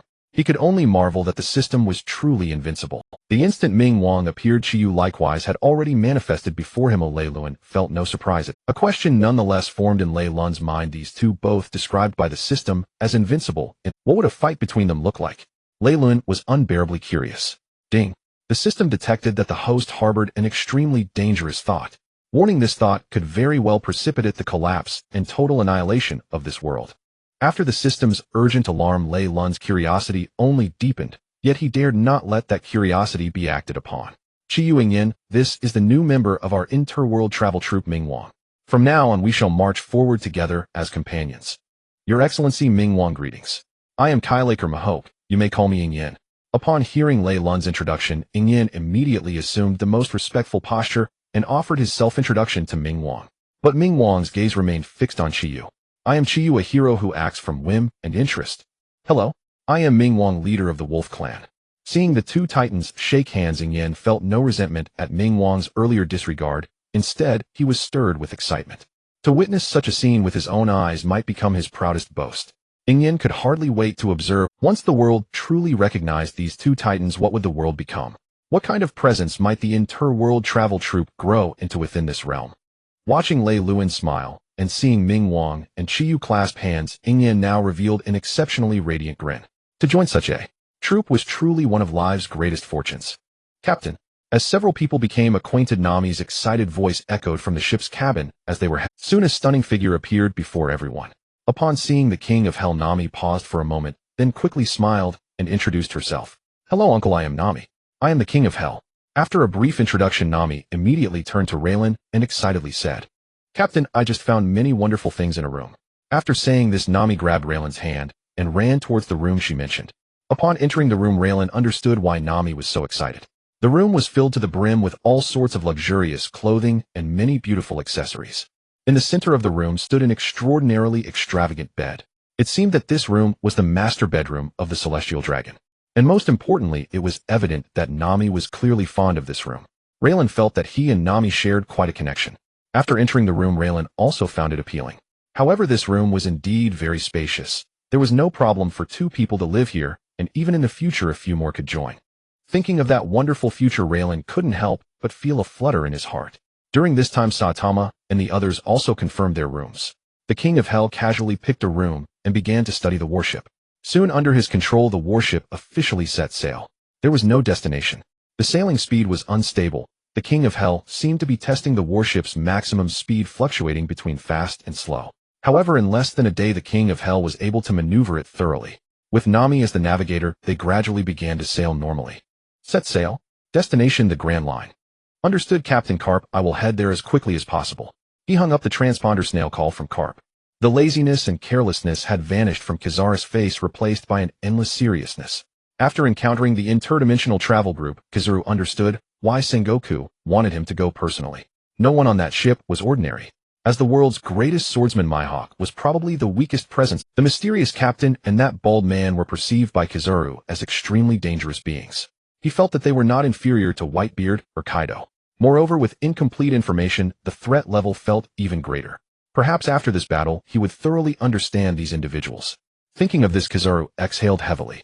His body transformed into a streak of yellow light, speeding toward Carp's current location.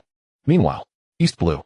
After confirming with Smoker that Raylan and his group had headed towards the Grand Line, Carp's warship began to pursue at full speed. This time it wasn't just Carp who set out.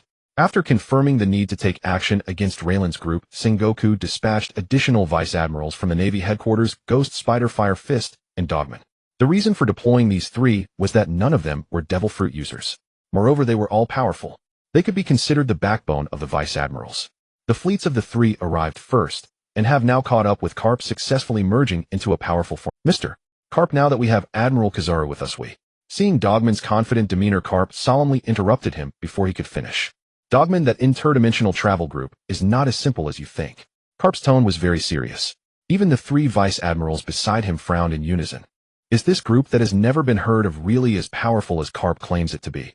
If they were indeed exceptionally strong beings, why did the Navy headquarters have no information on them? It is known that the Navy's intelligence capabilities are extremely strong. Basically, any individual who has ever made a move in this world would be recorded, and some relevant information would exist in the Navy headquarters. Yet this so-called interdimensional travel group, and those two individuals named Raylan and Saitama, they have never heard of them. The unknown powerhouses intrigued the three, especially after learning that the world's greatest swordsman Mihawk had also chosen to join this interdimensional pirate group. They were even more curious to see what kind of charisma this captain possessed. What could attract such a proud individual as Mihawk? And how bold it was to dare to kill a celestial dragon and seize the treasures from the heavens. Such a reckless person had not been heard of for a long time. This time they must strike with thunderous force to suppress the arrogance of this group of pirates. Time passed swiftly. Before long they had been sailing at full speed for nearly 3 days. At this point Kizaru had successfully joined them aboard the warship. After reuniting, what shocked Dogman and the others was that Kizaru echoed Karp's sentiments. He was also very serious about the interdimensional pirate group. The few of them synchronized all currently known information about the interdimensional pirate group in the warship's office. The interdimensional pirate group. Total number of members 4.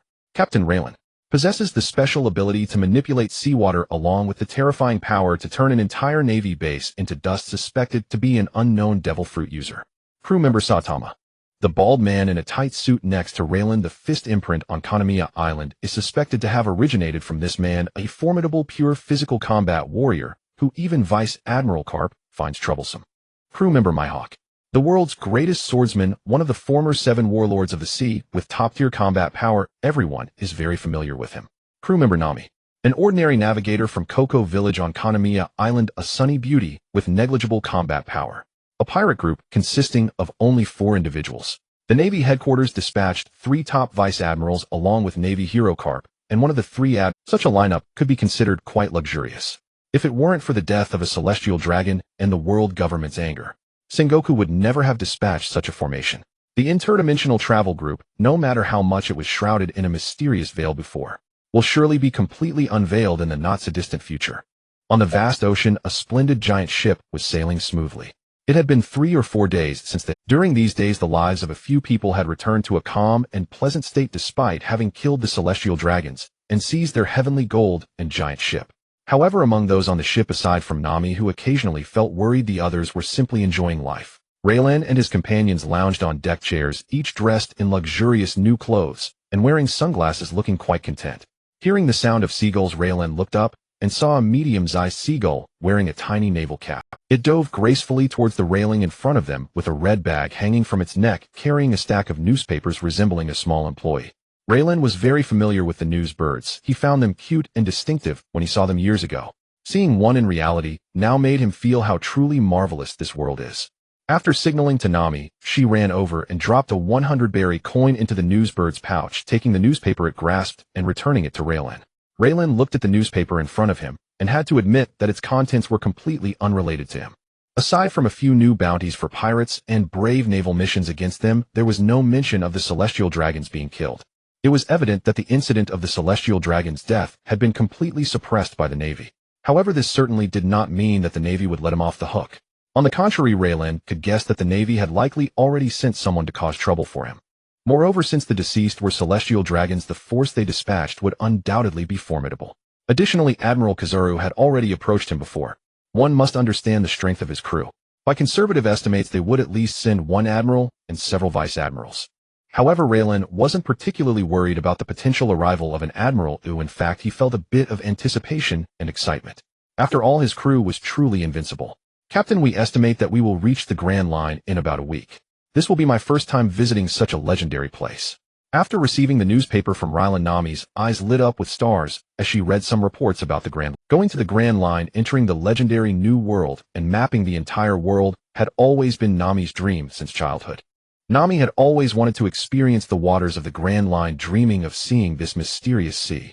The Grand Line intersects vertically with the Red Line, dividing the world into 4 seas: east, south, west, and north. This sea area exhibits chaotic geomagnetism, climate, and ocean currents, relying on record pointers for navigation, surrounded by windless zones. The route starts from Reverse Mountain. The first half is known as Paradise, containing 7 routes converging at the Sabaody archipelago. The second half is called the New World, accessible through Mariawa or Fishman Island, dominated by the four emperors.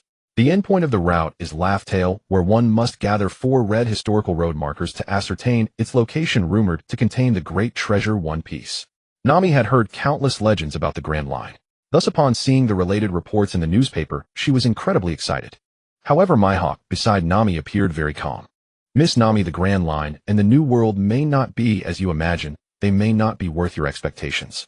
In a certain sense, the New World is far less preferable than the East Blue. When speaking of the New World, Mihawk's tone carried a hint of disdain. Clearly, his experiences in the New World made him prefer the relatively peaceful East Blue. I know, Mr. Mihawk, the New World is vast and exciting, but it is also very cruel. Perhaps that, when discussing the New World, Nami's eyes sparkled with enthusiasm. She had long awaited the opportunity to experience the New World. During the past few days, upon realizing that Mihawk was a big shot from the New World, Nami had been persistently asking him questions about it. Even now, under Mihawk's guidance, Nami had begun to learn observation haki and armament haki, and her swordsmanship was steadily improving. On this ship, there were generally only 2 people engaging in regular training every day. Raylan had merely learned some basic sword moves and a few visually stunning techniques. Most of the remaining time was spent playing in the water.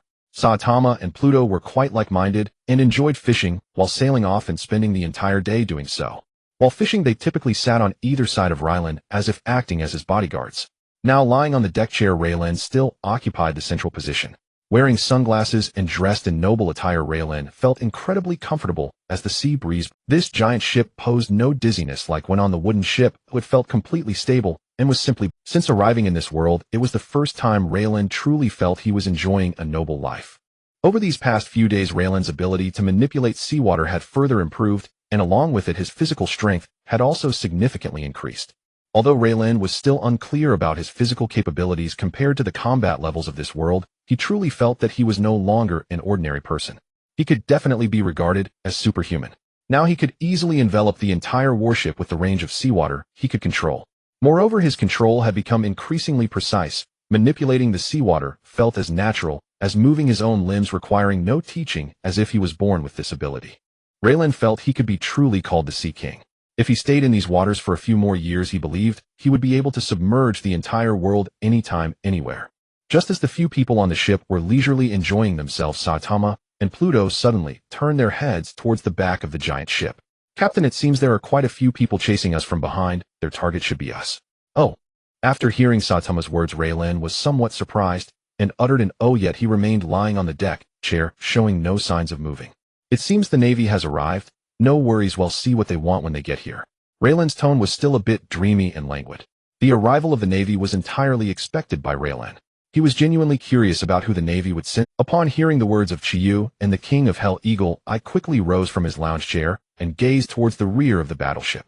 Unfortunately, Eagle Eye's proud vision failed to yield any results. He was still too far to sense the approaching presence.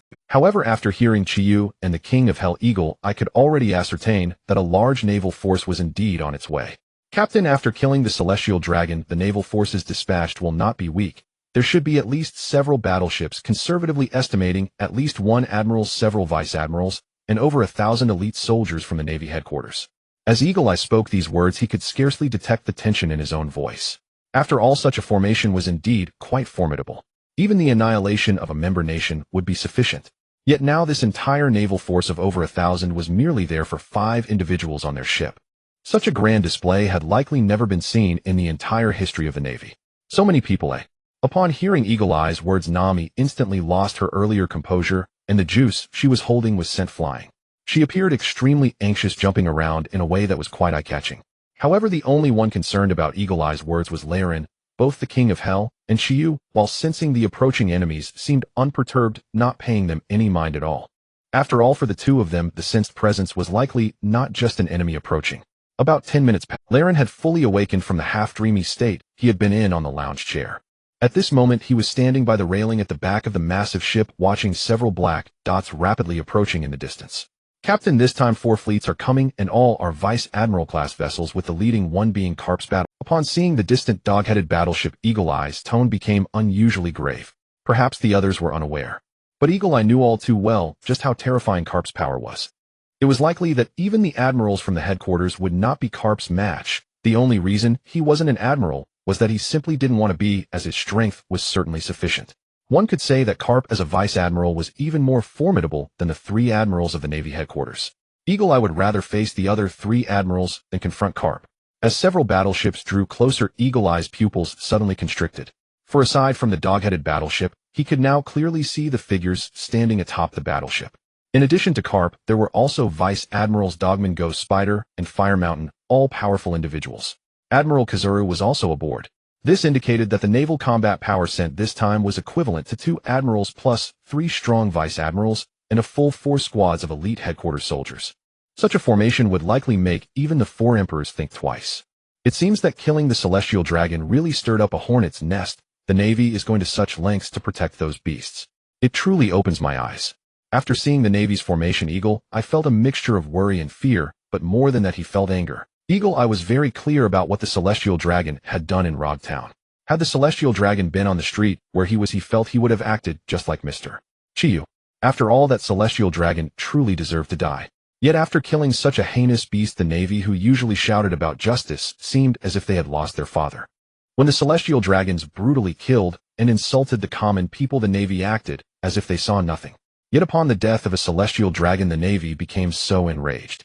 Now Eagle Eye even felt a bit relieved that he was no longer a warlord of the sea. Standing on the same side as the Navy made him feel ashamed. Meanwhile, on the other end of the naval battleship, they gazed at the luxurious Vice Admiral-class vessel ahead, which was clearly the ship that had previously escorted the gold. Almost the moment they spotted this ship, everyone locked onto their target. However, the closer they got, the grimmer the expressions on Kazuru and Carp became. For in their perception, there was not just the 4 people on that ship anymore, but an additional figure. Although it was just one more person in their senses, this new figure was as mysterious and powerful as Laren and Chiyu. Though it appeared in their perception, the sense of dissonance was overwhelmingly strong. It was as if their extended observation haki was silently devoured by the aura surrounding that person. This feeling was extremely bizarre. Vice Admiral Carp, the enemy will soon enter our firing range. Fire Mountain approached Carp and spoke. Once they are within range, fire the cannons directly. Understood. Everyone present knew that cannon fire would not pose any lethal threat to the group ahead. However, the concentrated barrage from the 4 battleships would certainly cause considerable trouble for those in front. After all, even the 4 emperors had to be cautious in the face of a fleet's cannon bombardment. Even with Eagle Eye on the opposing ship, it would be the same. Soon as the 4 fleets closed and Laren's battleship was completely exposed within the Navy's firing range. Without hesitation, Fire Mountain issued the order to fire. Bang, bang, bang, bang, bang. A series of specially crafted naval shells shot towards Laren's battleship at an incredible speed. The individuals on the dog-headed battleship, including Carp, were all watching to see how Laren and his crew would respond to this wave of cannon fire. After all, based on the information they had, the only one capable of perfectly neutralizing this barrage was likely the one with the ability to turn the Navy base into powder. Unfortunately, this wave of cannon fire did not reveal any abilities. The Navy crew watched in disbelief as the shells they had fired simply vanished into thin air before their eyes. It was as if they had not fired any shells at all. There was no collision of energy, nor did any shell explode. How was this even possible? The people on the dog-headed battleship were all left with the same question in their minds. Lord of the Underworld, how did you accomplish this? Genos stared at the vanished barrage of shells, then turned his head toward the Lord of the Underworld, who had just casually waved his hand, and asked, puzzled. This was the first time Genos had ever encountered an attack so swift that even his reflexes could not perceive it. He was utterly baffled. How exactly had those shells vanished without a trace? They were annihilated. The Lord of the Underworld spoke with serene indifference, as though he had merely performed some trivial gesture. No, for the Lord of the Underworld it truly was a trivial matter. After all, he had done nothing more than raise his hand. Over these past few days, Raylan had come to understand the Lord of the Underworld's abilities. As a cosmic sovereign over 200,000 years old, the Lord of the Underworld wielded absolute rule-level authority, especially after arriving in the One Piece world, where he had mastered spatial domain laws and possessed black holiday or annihilation power. Whether physical projectiles like artillery shells, observation haki, or even raw perception itself, the Lord of the Underworld could erase them utterly down to their very essence. Indeed, one might say the Lord of the Underworld was annihilation incarnate within this world. Annihilation. Oh, I suppose that does feel right. You're truly extraordinary. Genos couldn't help but praise him, gazing openly at the Lord of the Underworld. For Genos, an opponent of such overwhelming might was entirely unprecedented. At this moment, he genuinely encountered a true sovereign of strength, for the first time in ages, and offered his admiration unreservedly. Meanwhile, Mihawk and Nami, standing nearby, struggled to grasp the conversation. Role-level phenomena remained far beyond their comprehension, not only for them, but also for Vice Admirals Garp Aokiji and the others aboard the marine warships who now stood utterly bewildered. They even began doubting whether the barrage had been fired at all. Though they themselves might have countered such a massive bombardment, none could erase its existence so completely, leaving no trace, as if the shells had never existed. Vice Admiral Garp, the one who just intervened, must be the same person who reduced the marine base to dust. Surely that's Captain Raylan aboard the opposing vessel. Upon hearing Dogma's question, Garp and Aokiji exchanged a glance. Neither could confirm who had acted. Distance between the ships had narrowed considerably, though observation Haki now fully enveloped the enemy vessel. Yet neither sensed any movement or energy release from anyone aboard that ship. There should be only 4 people aboard that ship. Correct. In my perception, there are indeed 4 figures. Yet something always feels inexplicably missing. Garp replied, his expression oddly unsettled after hearing Akiji's query. Yes. Always incomplete, as though my observation Haki simply ceases to exist at one precise point aboard that vessel. The more they strained their observation Haki, the stranger it became. The other vice admirals stood dumbfounded, unable to follow the two elders' cryptic exchange. Seeing the first salvo utterly ineffective, Hoashan immediately ordered a second barrage. Boom, boom, boom, boom, boom. This round struck faster. Distance between fleets had decreased significantly. This time, however, the shells did not vanish into nothingness.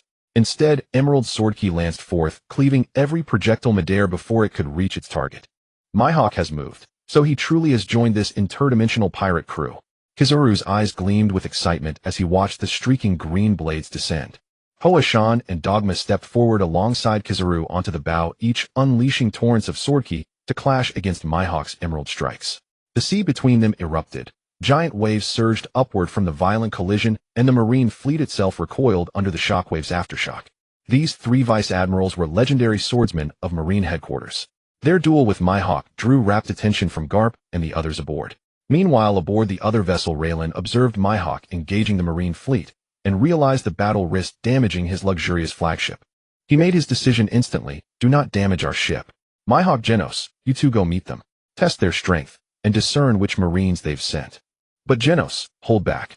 Strike carefully. In Raylan's estimation, Mihawk and Genos together were more than sufficient to end this pursuit decisively. Upon hearing Raylan's command, Genos nodded once, then vanished from the deck beside Mihawk. In the next instant, both appeared atop the marine flagship's deck, mere paces from Garp himself. Their sudden arrival startled the entire crew. Garp reacted instinctively, clenching his fist and launching a thunderous punch straight at Genos. Tome. Genos, his expression placid and detached, raised a hand casually and caught the blow effortlessly. Aokiji, Dogma, Hoashan, and the elite marines aboard watched stunned into disbelief. This bald man looked astonishingly weak. Every inch of him radiated vulnerability, his appearance so unremarkable he outstripped even background pedestrians in sheer ordinariness. Yet this seemingly feeble man had blocked Garp's punch with a single effortless motion. And Garp's fist, every marine knew its legend. Even fleet admirals might struggle to parry it so casually. Yet this bald man had done precisely that. Feeling his full force absorbed without resistance, Garp stared at Genos. His expression hardened with unprecedented gravity. Others might not sense it, but Garp knew his punch had struck not flesh, but the very ocean itself. His vaunted strength had been utterly nullified. Garp lifted his gaze, just once, and knew irrevocably. This dead-eyed bald man was the one who on Konomi Islands had leveled half an island with a single strike. According to intelligence reports, his name was Genos, a peerless martial cultivator. At that thought, an unexpected thrill surged through Garp. Kapu retracted his fist, gazing at the figure of Chiyu before him. Suddenly, he burst into hearty laughter, recalling how he had traversed the seas for so many years without ever encountering someone capable of exchanging blows with him. Ha! Chiyu, what an impressive young man. It seems you didn't even use your true strength to take my punch. Kapu crossed his arms regarding Chiyu with admiration. His booming laughter resonated, sending ripples across the sea's surface. The armed color Haki unknowingly enveloped Kapu's fist, and his aura steadily intensified. At this moment, Eagle Eye and Kizaru had quietly stepped back, leaving the main battlefield to the two men. Kapu was clearly preparing to get serious. It was uncertain whether this bald man could withstand a few serious punches from Kapu. From Kizaru and Dogman's perspective, however, to endure more than 10 punches from a serious Kapu was enough to be considered a top powerhouse in the new world. Although this bald man seemed somewhat peculiar, they also did not understand how this person had managed to take Kapu's punch earlier. However, once Kapu got serious, all the underhanded tricks would be utterly obliterated before the absolute might of his iron fist. The titles of Iron Fist Kapu and Hero of the Navy. Yet each punch from Kapu was earned through his remarkable record. As his fist turned pitch black, all of his aura converged and gathered upon it. Before he even threw a punch, the pressure began to permeate the surroundings. Kid, be careful with this punch of mine, brace yourself. With that, Kapu pushed off the ground. Kapu's body shot towards Chiyu like a cannonball. The momentum of this punch even created a vortex. Kapu's full-powered punch arrived before Chiyu in the blink of an eye, almost as if it had teleported. With a full-force punch unleashed, a tremendous sonic boom echoed across the warship. The power of this punch could likely shatter a small hill. Yet Chiyu stood there with an expression almost unchanged, just like when he first appeared. Faced with such a formidable attack from Kapu, he made no proactive moves, merely raising his hand lightly as he had before. So arrogant, kid. Seeing Kayu's attitude towards his attack, Kapu could not help but feel a bang. Kapu's powerful punch struck dead center on Kayu's raised palm without reservation. A fierce wind surged. The force of Kapu's punch raced towards Chiyu, sending debris and chairs from the deck flying. Yet everyone present clearly saw. Chiyu had completely stopped the punch with his casually raised hand, causing no substantial damage. Seeing this, Kizaru and the 3 other admirals stood in shock, their mouths agape. After all, this punch was not one that Kapu had thrown unconsciously. This punch was a genuine attack from Kapu. A punch like this aimed at anyone present would require utmost caution. A slight misstep could lead to injury. Yet Chiyu had casually received it. Such a powerful punch felt as if he was merely playing with the fist of a child. On the deck, the scene seemed. Kapu's original smile had completely stiffened on his face, his eyes filled with disbelief as he stared at Kai. Having been in the Navy for so many years and faced numerous powerful enemies, even in his past encounters with GOLD, Roger Kapu had never felt such incredulity, such helplessness. Despite having unleashed all his strength, it felt as if all power vanished the moment it struck Caillou. The strength of his punch dissipated like a stream flowing into the ocean. Kapu awkwardly retracted his fist and straightened his body once more. His gaze towards Chiyu was now filled with battle intent. If earlier he regarded Chiyu with the appreciation of a senior towards a junior in the path of cultivation, then now Kapu fully realized just how terrifying the existence before him truly was. Thinking this, Kapu dared not hold back any longer. Shaking his arm, a steam-like hockey erupted from every pore of his body. As Kapu took a step forward, black-red lightning instantly wrapped around his fist, and the surrounding air seemed compressed into a vacuum. A powerful aura radiated from Kapu, sweeping out in all directions. It's been a while since I've seen Mr. Kapu's Conqueror's hockey unleashed like this. Seeing Kapu fully unleash his aura eagle, I couldn't help but murmur softly. He had once witnessed Kapu's full power eruption. However, back then he was still relatively weak. Now Kapu's fierce demeanor overlapped with the memory of the Kapu he remembered. Though Kapu's hair had turned whiter and he showed signs of age, his strength remained as formidable as ever. As Kapu's voice sounded, black-red lightning spread wildly from Kapu's fist along his arm in all directions. This strike had completely transcended the realm of ordinary attacks. The black-red lightning was far more than just the simple wrapping of armed hockey. That was the ticket for the strongest in this world to enter the fray. A Conqueror's hockey-wrapped attack. On this ship, excluding Chiyu, probably only Kizaru and himself could withstand it. The 3 vice admirals would likely be directly killed by this punch. With such a strike unleashed, Eagle Eye and Kizaru naturally focused their attention on Chiyu. After all, from their perspective, this punch would surely test Caillou's true strength. At the very least, Chiyu would have. Unfortunately, as Kapu made his move, Chiyu stood there just as he had in the previous 2 instances, making no proactive gestures. Kizaru observed Chiyu, and in his eyes the previous laziness had vanished, replaced by solemnity. For he could sense clearer than anyone. The bald man before him was not unprepared for Kapu's punch. Rather, he simply believed that Kapu's punch would not inflict any harm upon him. It was a form of disdain from the very core. Just like when he faced those ordinary Navy soldiers during training, he knew clearly that even if the other party exerted all their strength, they would not be able to inflict any damage upon him. Yet, this bald man, named Chiyu, faced wasn't just any ordinary soldier, but one who had battled against the pirate, one of the strongest people in this world. Kizaru even felt that he might not be able to match up against him even if he went all out. Kapu. This bald man, could he really be this arrogant? Or is he saying happy? Coo coo coo. Above the naval warship, the sound emitted by the news bird rang out with remarkable clarity. At this moment, the scene on the warship was completely frozen. Saitama's palm still firmly pressed against Karp's fist, just as it had during the previous 2 encounters. However, there was a subtle difference. Saitama's hand was now cradling Karp's fist, redirecting much of the punch's power towards the sky. The reason was quite simple. Saitama probably did not want this punch to destroy the ground beneath him. Perhaps it was due to this gentle exchange of blows. This time Carp's shirt had been completely torn apart by the rebound force of the punch, revealing his muscular upper body. Carp's entire arm, though still enveloped in the dark hue of his haki, had several gaping wounds where the skin had split, blood gushing out. Carp's fist had also become somewhat deformed.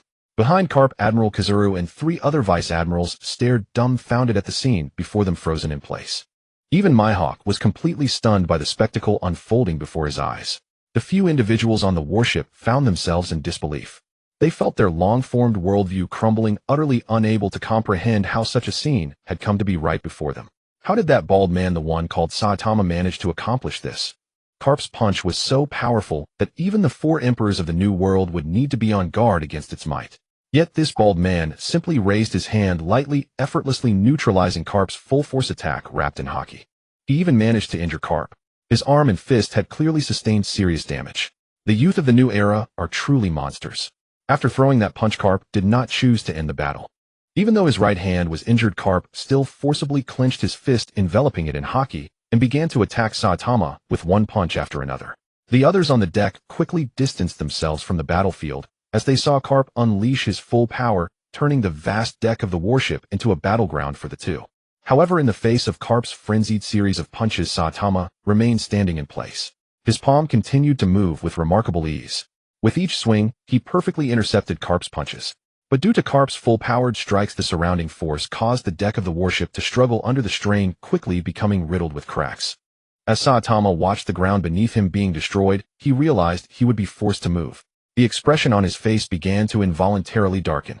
Carp's relentless attacks did not provoke any emotional response from Saitama. He wasn't even angry. However, the hassle of needing to move did indeed irritate him. Boom!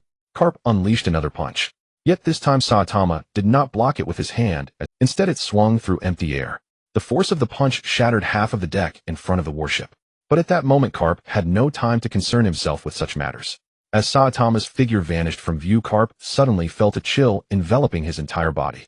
An overwhelming sense of imminent death caused his brain to momentarily freeze. Carp's battle instincts and his Buddhist subconscious told him that Saitama had vanished and would likely appear behind him to attack.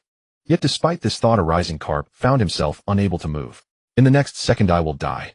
This thought flashed through Carp's mind. As that intense sense of deadly threat became increasingly clear, his pupils suddenly constricted. Meanwhile, Kazuru, standing on the warship, witnessed Saitama's figure suddenly vanish from his sight, only to reappear behind Carp. Saitama's entire form instantaneously shattered into countless points of light, racing towards Carp. In the next moment, the light points enveloped Carp, swiftly transporting him to another part of the warship. At that moment, Saitama stood still, observing Kazuru's sudden attack without any surprise. After all, just moments ago, Saitama hadn't directly attacked Carp. He was merely a bit annoyed and had slightly released some of his intent to attack while changing his position. Just by changing his position, he had frightened both men so thoroughly. If Kazuru and Carp knew what was truly in Saitama's heart, their worldview would likely shatter completely. The events unfolded in the blink of an eye. As Dogman watched Carp, who was bruised and bloodied with visibly distorted fists, approach him, several people immediately stepped forward to support Carp. Everyone's gaze was fixed intently on Saitama in the distance. At that moment, their expressions were no longer as serious as before, but were filled with tension, shock, and Kizaru stared at Saitama's figure in the distance. Gone was his previous lazy demeanor. His entire state was now tense. Kizaru, who prided himself on being the fastest in the pirate world, had never encountered an attack that could elude his sight, nor anyone faster than him. However, today, Kizaru's greatest pride had been utterly shattered. Just now, he had barely caught a glimpse of Saitama's movement, but had not seen it clearly.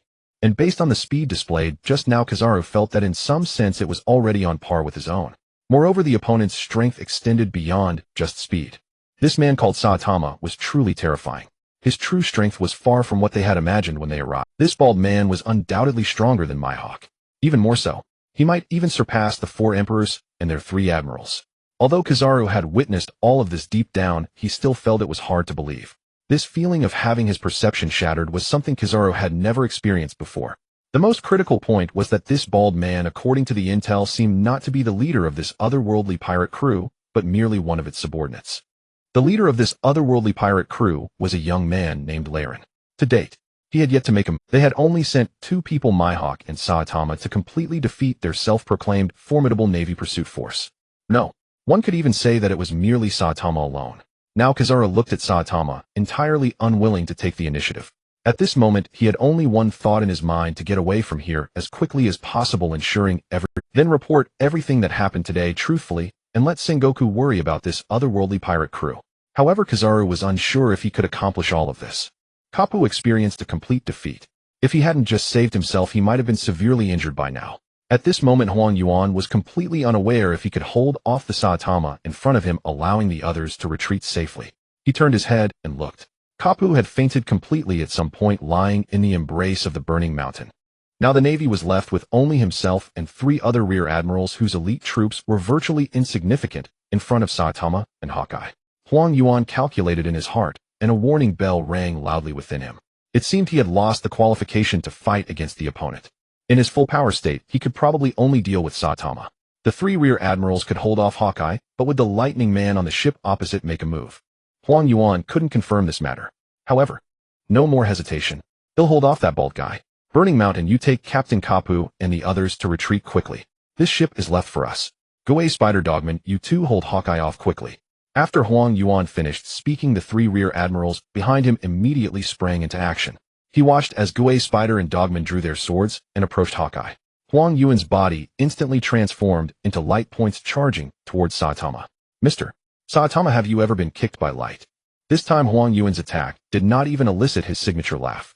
He was clearly very serious. Facing Saitama, Huang Yuan dared not be arrogant. This time, he did not hold back like before, but exerted all his strength. As Saitama faced his lightspeed strike without any reaction, Huang Yuan's heart flickered with a hint of delight. It seemed that his speed had completely caught the opponent off guard. However, just as his lightspeed kick was about to end, Huang Yuan's pupil Saitama suddenly turned his head at an incredible speed, staring directly at him. Then Huang Yuan saw Saitama gently raise his palm, just as he did when faced with Kapu's attack. However, at the same time, Huang Yuan had completely lost the ability to hold back and could only kick towards Saitama. His armed color haki enveloped his leg as he kicked with all his might. Ouch!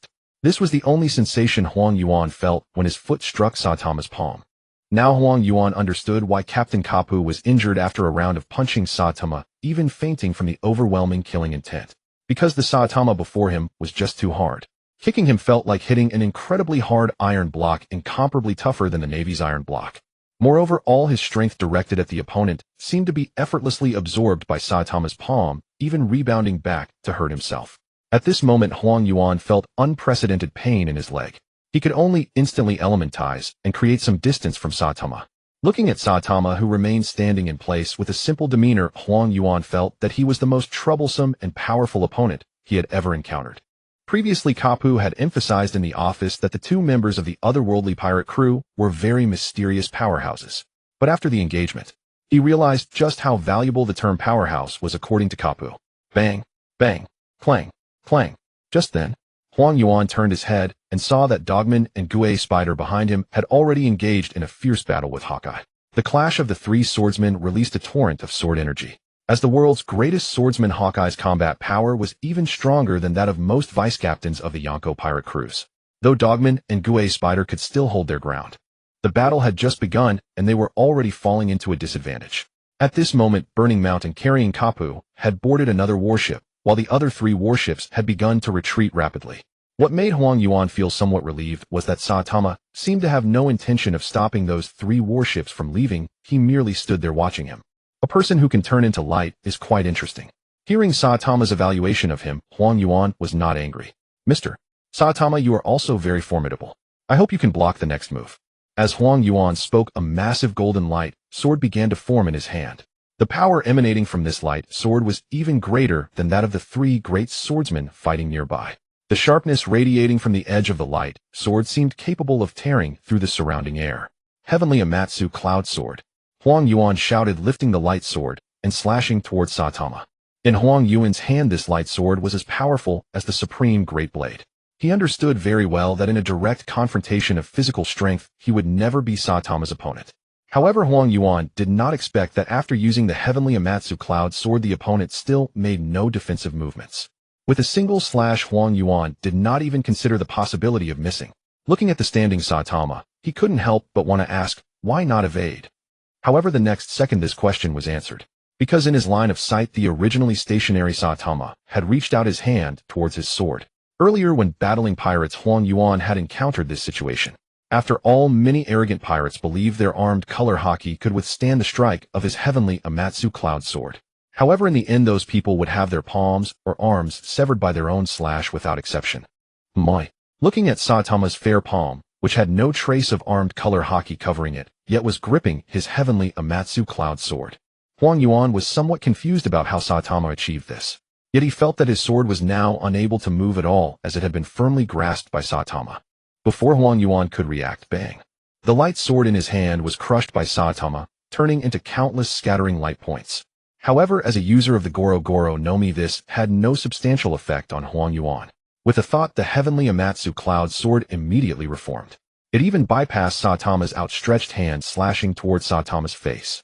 This strike was incredibly fast, even quicker than his previous lightspeed kick, making it even harder to react to. A hint of joy appeared on Huang Yuan's face. Unfortunately, the blade of the Tian Song Yun sword sliced through the deck as smoothly as a hot knife through butter. But upon witnessing this, Kizara's pupils suddenly constricted. Saitama's figure had vanished without a trace. The speed of his disappearance exceeded even Kizara's capacity to perceive, leaving him entirely unaware of when or how Saitama had made his exit.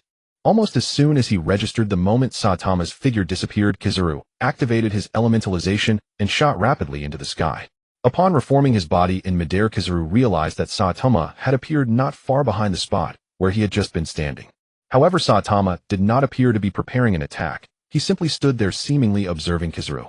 Your ability is quite interesting, but I wonder how well it holds up defensively. As Saitama spoke, Kizaru felt as though he had become a mere toy. It seemed that Saitama found Kizara's abilities intriguing, and rather than attacking directly, he wanted to test and play with them. The moment this thought crossed his mind, Kizaru felt an intense anger rising within him. This was the first time since obtaining the Pika Pika no Mi that someone had dared to treat him this way. As a Marine Admiral, and one of the world's top powerhouses, Kizaru held a sense of pride. Although Saitama was strong and his abilities were peculiar, he was not a weakling. Yasukani no Magatama. Kizaru unleashed his signature move towards Saitama, who was on the ground.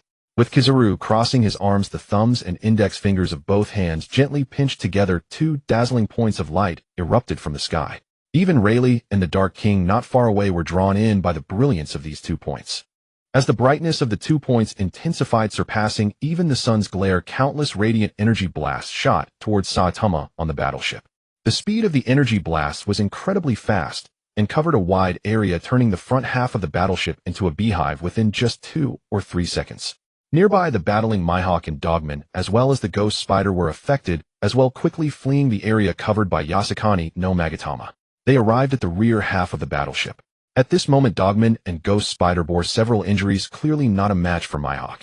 However, glancing at Kizaru in the sky, who was wreaking havoc like a small sun, they felt a sense of reassurance. Yet after using Yasukani no Magatama, it appeared that Kizaru had gained a significant advantage. Still, he knew all too well that this move had not yielded any substantial results. Saitama's figure had vanished the instant he launched his attack. From his aerial perspective, Kizaru barely managed to catch a glimpse of Saitama's movement. His running posture was extremely comical, yet his speed could almost keep up with Kizara's photon-based attacks. Not a single blast from Yasukani no Magatama had managed to hit that man. The main issue was that while dodging the energy blast, that man continued to look up at Kizaru. Although his expression remained simple, even somewhat humorous, Kizaru could no longer muster a smile. He understood clearly that Saitama was about to take the initiative to it. Though he was still uncertain of Saitama's true abilities, the very thought made Kizara's heart race. Merely standing still, gently raising his hand, he could rely on pure strength to rebound and severely injure Admiral Garp. The overwhelming killing intent had caused Admiral Garp to faint. The killing intent had been directed primarily at Garp, yet even the residual pressure reached Kizaru, a Marine Admiral. The man before him was truly... Wait, where did that man go? Just a moment ago, he had been dodging Kizara's energy blasts, yet in the next instant, he disappeared from Kizara's line of sight. Hi. As Saitama's voice suddenly exploded in his ear, Kizaru felt the hairs all over his body stand on end. A deadly sense of threat engulfed him, causing Kizaru to feel as if his heartbeat had momentarily halted. This sense of danger triggered Kizara's combat instinct, and he instinctively elementalized his body.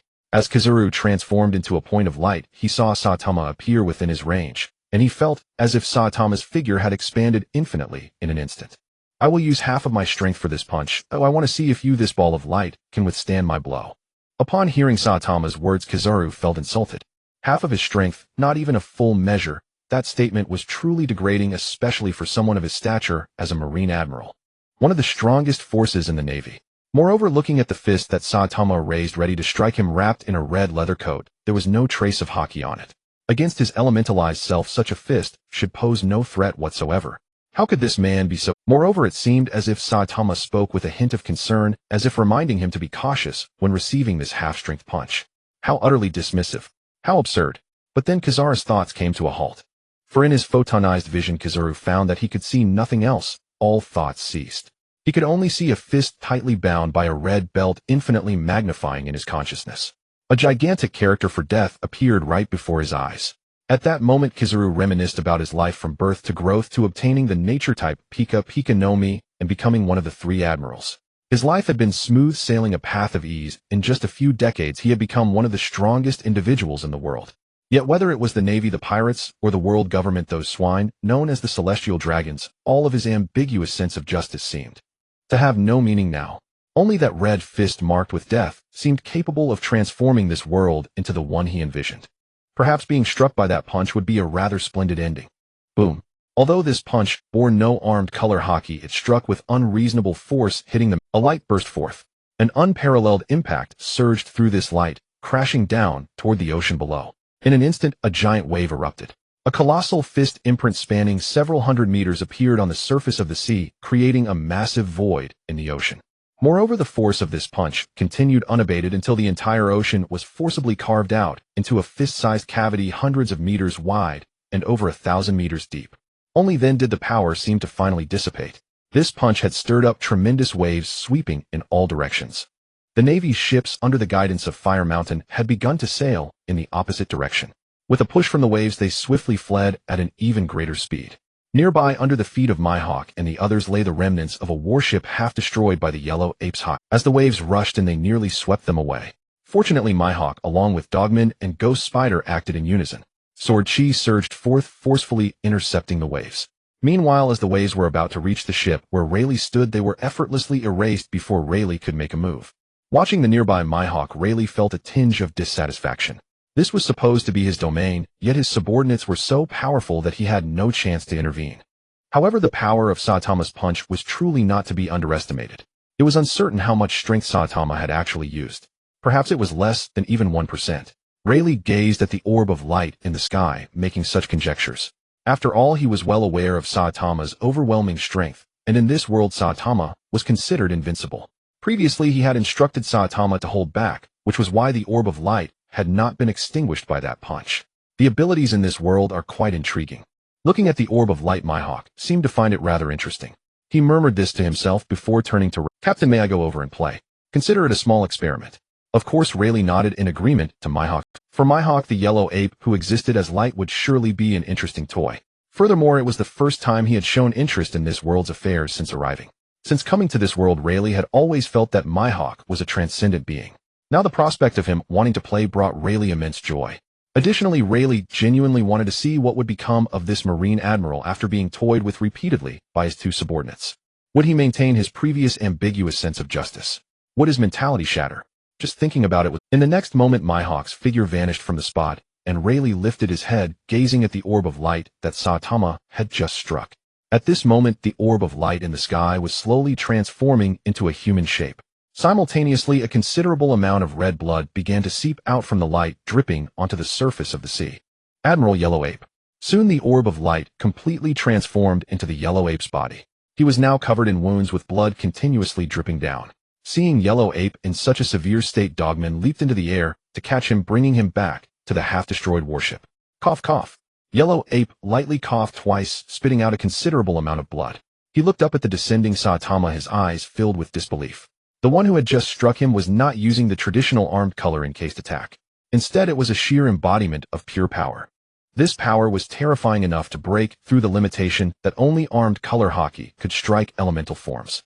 Attacking with pure power caused him to be severely injured even in his elemental state. It was as if that punch did not merely strike at his air-formed self, but rather impacted all the molecules in the surrounding air. Everything that existed was struck by Saitama's absolute power. It feels good to be alive. Lying in Dogman's arms, the thought crossed Yellow Ape's mind. Now the recognition and worldview that Yellow Ape had built over the years had been utterly shattered by Saitama's palm. Looking at Saitama, who was slowly approaching on the warship, Yellow Ape found himself at a loss for what to do. So your ability is like this. I thought you were like Mihawk, the embodiment of light. I didn't expect you merely possessed the ability of light. As Saitama approached, he spoke these words to the injured Yellow Ape. Upon hearing Saitama's words, Yellow Ape keenly picked up on another critical piece of information. Mihawk. Who is this? Another person the Marines have never heard of. Could this individual also be part of this otherworldly pirate crew? Hearing Saitama's words, Yellow Ape couldn't help but entertain such conjectures. Meanwhile, Dogman and the others looked even more grim. Now the three of them were supporting each other, all covered in wounds, a far cry from the scene they had envisioned when they... Fortunately, Fire Mountain had already taken Admiral Karp away. Watching the three warships that had disappeared from sight, the three of them were even prepared for the worst. This battle had been utterly absurd.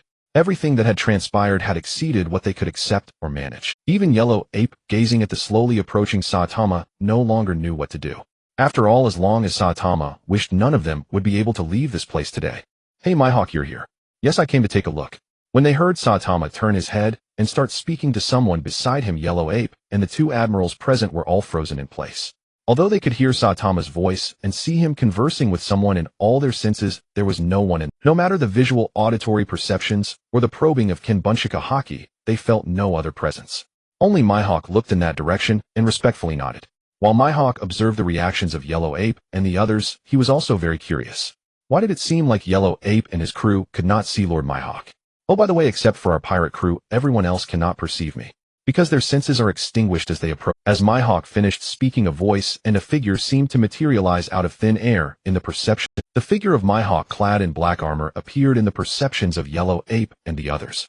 Hearing Mihawk's words and looking at the figure before them, wounded Yellow Ape's pupils constricted sharply, and his expression grew increasingly grave and despairing. This person, very strong.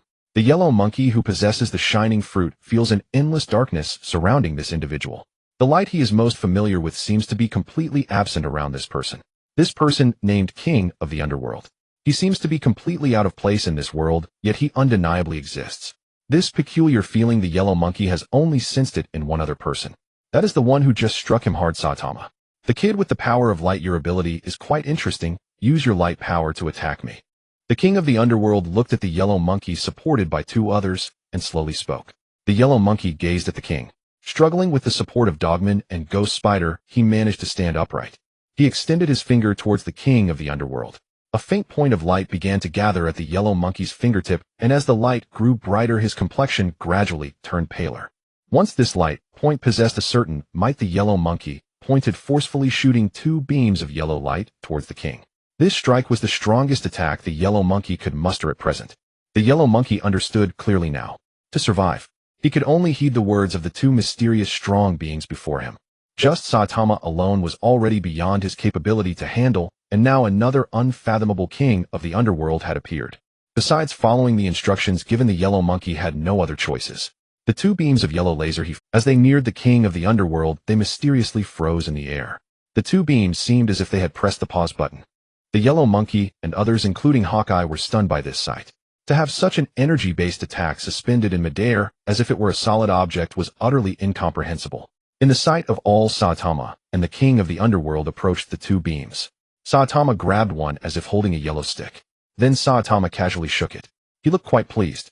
The king, upon arriving before the beams, gently extended his finger. At the tip of the king's finger, a tiny pitch-black black hole suddenly appeared. The beam vanished completely the moment the black hole emerged. After witnessing this, the king displayed a look of disappointment and shook his head. It seems this is merely an imitation of light power, not true light in the true sense, not the light of this world. As the king spoke, the glowing stick that Saitama held instantly transformed into countless points of light, disappearing into the air. The king turned to glance at the yellow monkey and stepped closer to him. As the king approached, Dogman and Ghost Spider tried to shield the yellow monkey, but their actions were promptly halted by the yellow monkey himself. The yellow monkey braced himself, standing firm. He awaited the king's arrival. Though he wished to make eye contact with the king, his current physical state was so poor that he could only hunch over, barely standing. When the king reached the yellow monkey, he placed his hand on the yellow monkey's shoulder. The moment the king's hand made contact with his body, the yellow monkey felt a peculiar force coursing through him. That feeling was like an octopus tentacle moving throughout his body, as if it were absorbing something. This sensation stirred a flicker of fear deep within the yellow monkey, because he truly did not know what this energy was doing within him. At that moment, the yellow monkey looked up at the king before him. Yet he discovered that the joy reflected in the king's eyes was growing, as if he had found something intriguing. Gradually, the yellow monkey felt as if the most essential energy within him was being studied by the king. At this moment, the yellow monkey found it impossible to articulate what he was feeling. However, he sensed that a portion of his power was being forcibly gathered together. So the source energy of this world is carried by fruits. Upon hearing the king mumble this phrase, Hawkeye unconsciously glanced at the yellow monkey. Source energy, what the king referred to must be the devil fruit. After hearing the king's words, the yellow monkey was suddenly overwhelmed by a sense of foreboding. The yellow monkey felt that the source power bestowed upon him by the shining fruit was being forcibly gathered by the king's tentacle-like energy. Moreover, at this very moment, it seemed as if a solid mass the size of a fist had appeared within him, and he could no longer feel the energy of the shining fruit. In the next second, the yellow monkey watched in astonishment as the king's hand, which had been on his shoulder, retracted. Now the king's hand was no longer empty as it had been when he first extended it. Instead, it held a fruit covered in strange patterns. This devil fruit was all too familiar to the yellow monkey, for this was the very fruit he had once consumed, the nature-type shining fruit. At that time, he had forced it down despite his disgust. But now this fruit appeared right before his eyes. The devil fruit. If consumed by someone, ordinarily the fruit would only randomly appear somewhere in this world after the person who ate it died. However, now, the energy released by the king of the underworld within his body seemed to have directly forcibly stripped the ability of the devil fruit from him. Moreover, it appeared that this energy had returned to its most primal form. After the devil fruit was extracted, the yellow monkey felt as if all his strength had been drained. The power he had thoroughly mastered over the years vanished entirely in that moment, completely extracted by the king. This ability was simply too unfathomable. The yellow monkey watched in shock as everything unfolded, feeling an unprecedented shock, his mind shaken to the core. Unable to accept it, he fainted. As the yellow monkey collapsed into his arms, Dogman and Ghost Spider also knelt on the ground, facing the king of the underworld and Saitama before them. They felt as if they were gazing upon two towering mountains, two terrifyingly enormous figures that obscured the sky and blocked out everything. All the knowledge accumulated over the years from birth until now was utterly shattered at this moment. The three collapsed onto the ground with Ghost Spider and Dogman in tears, seemingly on the brink of collapse. The king of the underworld glanced at the fruit in his hand. Then he looked up at the sky. This world seemed to be more interesting than he had imagined. These fruits are the carriers of the most primal rules of heaven, and the reason they descend into this world and grant these powers to humans after being consumed. The purpose of these primal rules is not simple at all. At this moment, the king's gaze seemed to transcend all boundaries, witnessing some of the most genuine aspects of this world. Then he turned to Saitama, looked at Raylan, smiled, and the shining fruit in his hand transformed back into countless points of light, flying into the yellow monkey's body. Then in a flash, he returned to the ship, sitting down next to Raylan on the deck chair. Saitama followed closely and lay down on the other side of Raylan. And on that half of the battleship, only Hawkeye remained. Hawkeye glanced at the three bloodied figures lying on the ground, his sharp yellow pupils frozen, unsure of what he was thinking. After a moment, he also returned to the ship, looking at the three lying beside Raylan, and lay down next to Not. They're gone. Dugman turned his head to look. One of the three most formidable generals of the headquarters, Huang Yuan, lay on the ground, drenched in blood, completely unconscious. Meanwhile, the other Major Ghost Spider was trembling unnaturally, staring blankly at the ship's deck, seemingly lost in thought. Dugman reached out and pushed Ghost Spider. Ghost Spider seemed startled by something, letting out a loud scream before collapsing to the other side. His body trembled even more violently. It appeared that he had been so frightened that his mind had broken. Seeing this scene, Dugman felt an immense fear within him, witnessing his trusted superior, his former friend, in such a state. Tears streamed down Dugman's face. The fear within him intensified, but he forced it down and immediately jumped next to Ghost Spider. Slap, slap, slap. He slapped Ghost Spider repeatedly, trying to bring him back. Ghost Spider, wake up, damn it. Are you really going to let a pirate scare you into madness? Do you want Huang Yuan to die here? They have already left. Snap out of it. Look around. Dugman cried with tears in his eyes, looking at his. The helplessness and despair within his heart filled his chest. But more than anything, it was concern for Huang Yuan and his friend. Dugman shouted with all his might. As his hot tears fell onto Ghost Spider's cheek, the latter's body stopped trembling as before, and his eyes fixed on Dugman's face. Just when Dugman felt he could no longer hold on, and was on the verge of breaking down. A trembling voice emerged. Dugman. Although the voice was filled with fear and trembled to Dugman, it became the most reassuring sound. Dugman held Ghost Spider tightly. The two big men were in tears, but after a brief moment of weeping they helped each other to stand. They looked at Huang Yuan on the battleship. The half of the battleship beneath their feet was sinking steadily, rendered incapable of continuing its journey due to the recent battle. Fortunately, there were many small boats surrounding the battleship. The two men embraced Huang Yuan and quickly made their way to a small boat. Without any hesitation, they paddled with all their might in a single direction. Simultaneously, they took out a din mushy to contact Carp, who had already been injured and unconscious, and the troops evacuating from the burning mountain. Captain, the Navy has left. After sensing the departure of several individuals, Hawkeye turned to Raylin and said. However, seeing Raylin and the other two adults still lounging comfortably in their chairs, it seemed as if Hawkeye said nothing more. His gaze complex. Though he had already made up his mind to join the otherworldly travel group and venture towards a splendid future with these mysterious powerful beings. After the battle, Hawkeye realized just how far he was from the others on this ship. He became acutely aware of it. The otherworldly pirate crew he was part of was incredibly mysterious.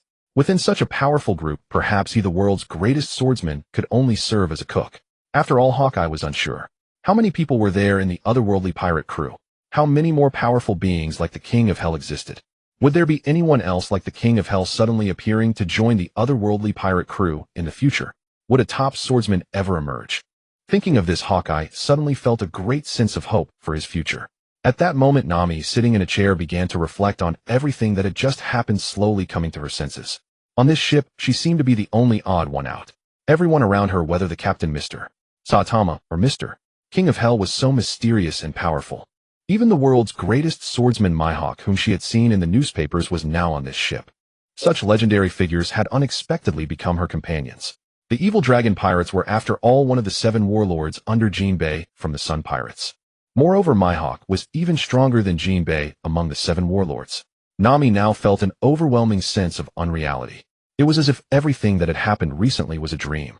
This ordinary village girl seemed to have become a child chosen by the heavens. During her time at sea, Nami gradually began to learn about information from other regions of this world through the Newsbird's newspapers. And through her conversations with Mr. Mihawk, Nami became acutely aware of just how incredibly lucky she was to be the navigator on such a ship. With such fortune, the dream of drawing a world map would surely be much easier to accomplish. Nami thought of this and glanced at Raylan. A sweet smile crept onto her face as she began to relax and drift off to sleep. Major, why don't we go to meet them? You should take Carp back first. Stop with the nonsense, he'll go personally to meet them. Admiral Sengoku has already sent Major Momotaro to assist us. You must not cause any trouble, and be sure to protect Major Carp. Burning Mountain looked at the soldiers whose eyes were already red. He too was on the verge of tears. For him and the soldiers on the battleship, they all understood how perilous it was to go assist Dugman, Ghost Spider, and General Huang Yuan. The enemy clearly possessed the combat power to end everything, yet they allowed the 3 of them to escape. There were only 2 possibilities for this. One possibility was that the enemy was fishing for information. The other possibility was that they had deeper schemes in mind. Regardless of either possibility, those going to assist Dugman and the others would undoubtedly face greater dangers. However, Burning Mountain knew clearly that he must go to Dugman's side. Sending the young ones from the headquarters would be akin to sending them to their deaths.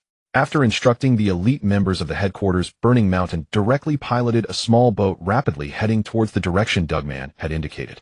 Meanwhile, the soldiers on the 3 battleships stood ready, transporting the seriously injured Carp towards the direction of the Navy headquarters. Burning Mountain steered the small boat. His heart was filled with complexity as he recalled everything that had happened today, tears rolling down his cheeks. Major Carp was his most trusted elder brother, his idol since childhood until now. Dugman and Ghost Spider were both his colleagues. As fellow sword users, the 3 often sparred together, their bond deep and mutual understanding of each other's strength. General Huang Yuan, usually nonchalant, was always the most timely and reliable during crucial moments. Moreover, each of these individuals had their own sense of justice, and they were all inherently good people. But why was this happening? Why was the otherworldly pirate crew so powerful? Burning Mountain wondered. Just moments ago they had been laughing and joking, yet within such a short time all the beauty seemed to have been stripped away. Dugman, Ghost Spider, is that you? After searching for half a day, Burning Mountain finally found the 3 lying on a small boat. Seeing the 3 covered in blood, Burning Mountain's tears flowed even more abundantly. After bringing them onto the boat, he looked at their gaping wounds.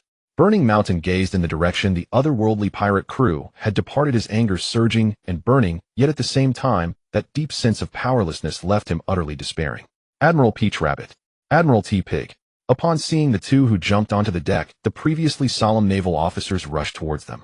Both individuals are candidates for the rank of Admiral in the Navy headquarters, possessing formidable strength. One of them is a tall beauty exuding both maturity and the aura of a fierce swordsman.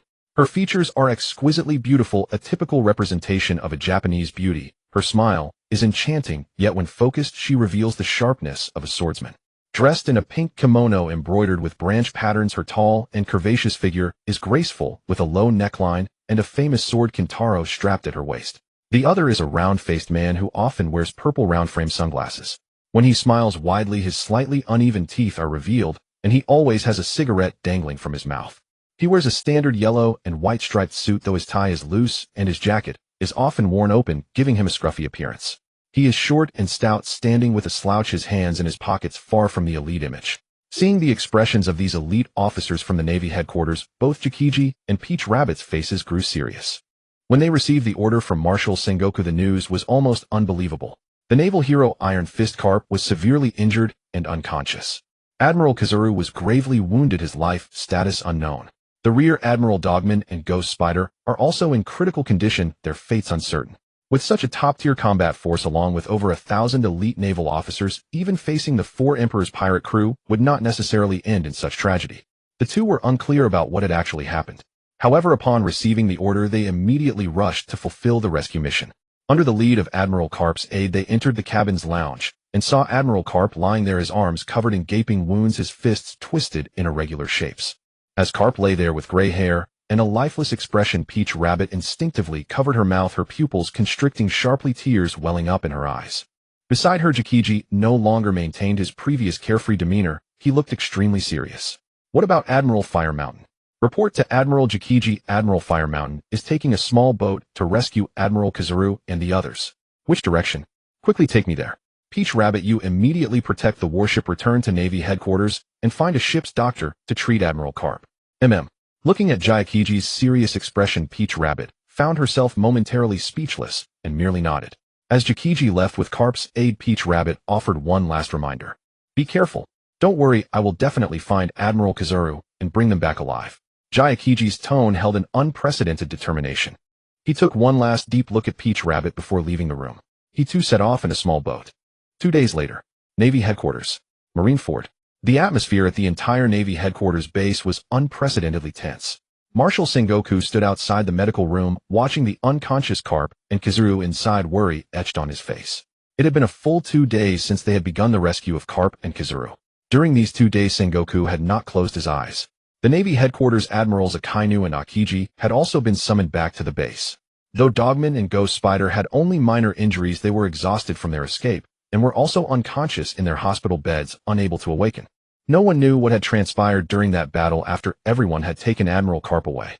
However, the news of Carp's injuries from the fierce clash marked by black-red lightning had already been meticulously reported to Marshal Sengoku by the officers on the warship. Naturally, it also conveyed the scene where the bald man Saitama casually raised his hand to block all of Admiral Carp's attacks, fully informing Sengoku. Seeing the fear on his aide's face as he described the events, Sengoku understood. This man called Saitama must have displayed an utterly terrifying strength to frighten even Carp's aides to such a degree. It is worth noting that Carp is one of the most powerful figures in the Navy headquarters. As his aide, his experience is far from ordinary. Now reduced to this state, the battle that severely injured the Navy headquarters' top 2 combatants is at. Meanwhile, the expressions of Akainu and Akiji were distinctly different. Akainu appeared furious just from his facial expression. Every time his aide mentioned how powerful Saitama was, Carp showed a look of disdain. Akiji, on the other hand, appeared thoughtful, seeming to contemplate the strength of that otherworldly pirate crew that could achieve such feats. Rear Admiral Tsuru and several other officers were also guarding outside. Cough. With a soft cough, Sengoku immediately opened the door and strode over to sit beside Carp. Looking at Carp, whose hair was gray and struggling to open his eyes, the once vigorous face he despised now appeared somewhat old and helpless. Tears began to roll down Sengoku's cheeks uncontrollably. Cough, cough, water. Hearing Carp's weak voice, Sengoku quickly picked up a glass of water nearby and handed it to him. After more than an hour of care, Carp managed to sit up at the edge of the bed. Seeing the once mischievous old man now lying there with a vacant expression, everyone present was deep. Marshal Sengoku, Admiral Kazura Dogman, and Ghost Spider have all awakened. Upon hearing the news of everyone waking up, the naval officers crying and laughing busily cared for everyone, finally managing to look after all of them thanks to their exceptional physiques. Shortly after awakening, and after a hearty meal, everyone managed to regain some vitality. Later that day, in the largest conference room of Navy headquarters, Marshal Sengoku sat at the head, while the injured Carp and his companions remained on their hospital beds. At the long table below, nearly 80% of all the admirals and rear admirals of the Navy headquarters had gathered. It had been a long time since the Navy headquarters had assembled like this. During this meeting, there was only one topic of discussion: whether to announce the existence of the otherworldly pirate crew to the world. If they were to announce it to the world, what would be an appropriate bounty for these individuals? Zhangguo, these individuals are far more formidable than we can imagine, much more so. This was the first statement made by Carp, which rendered the conference room exceptionally silent.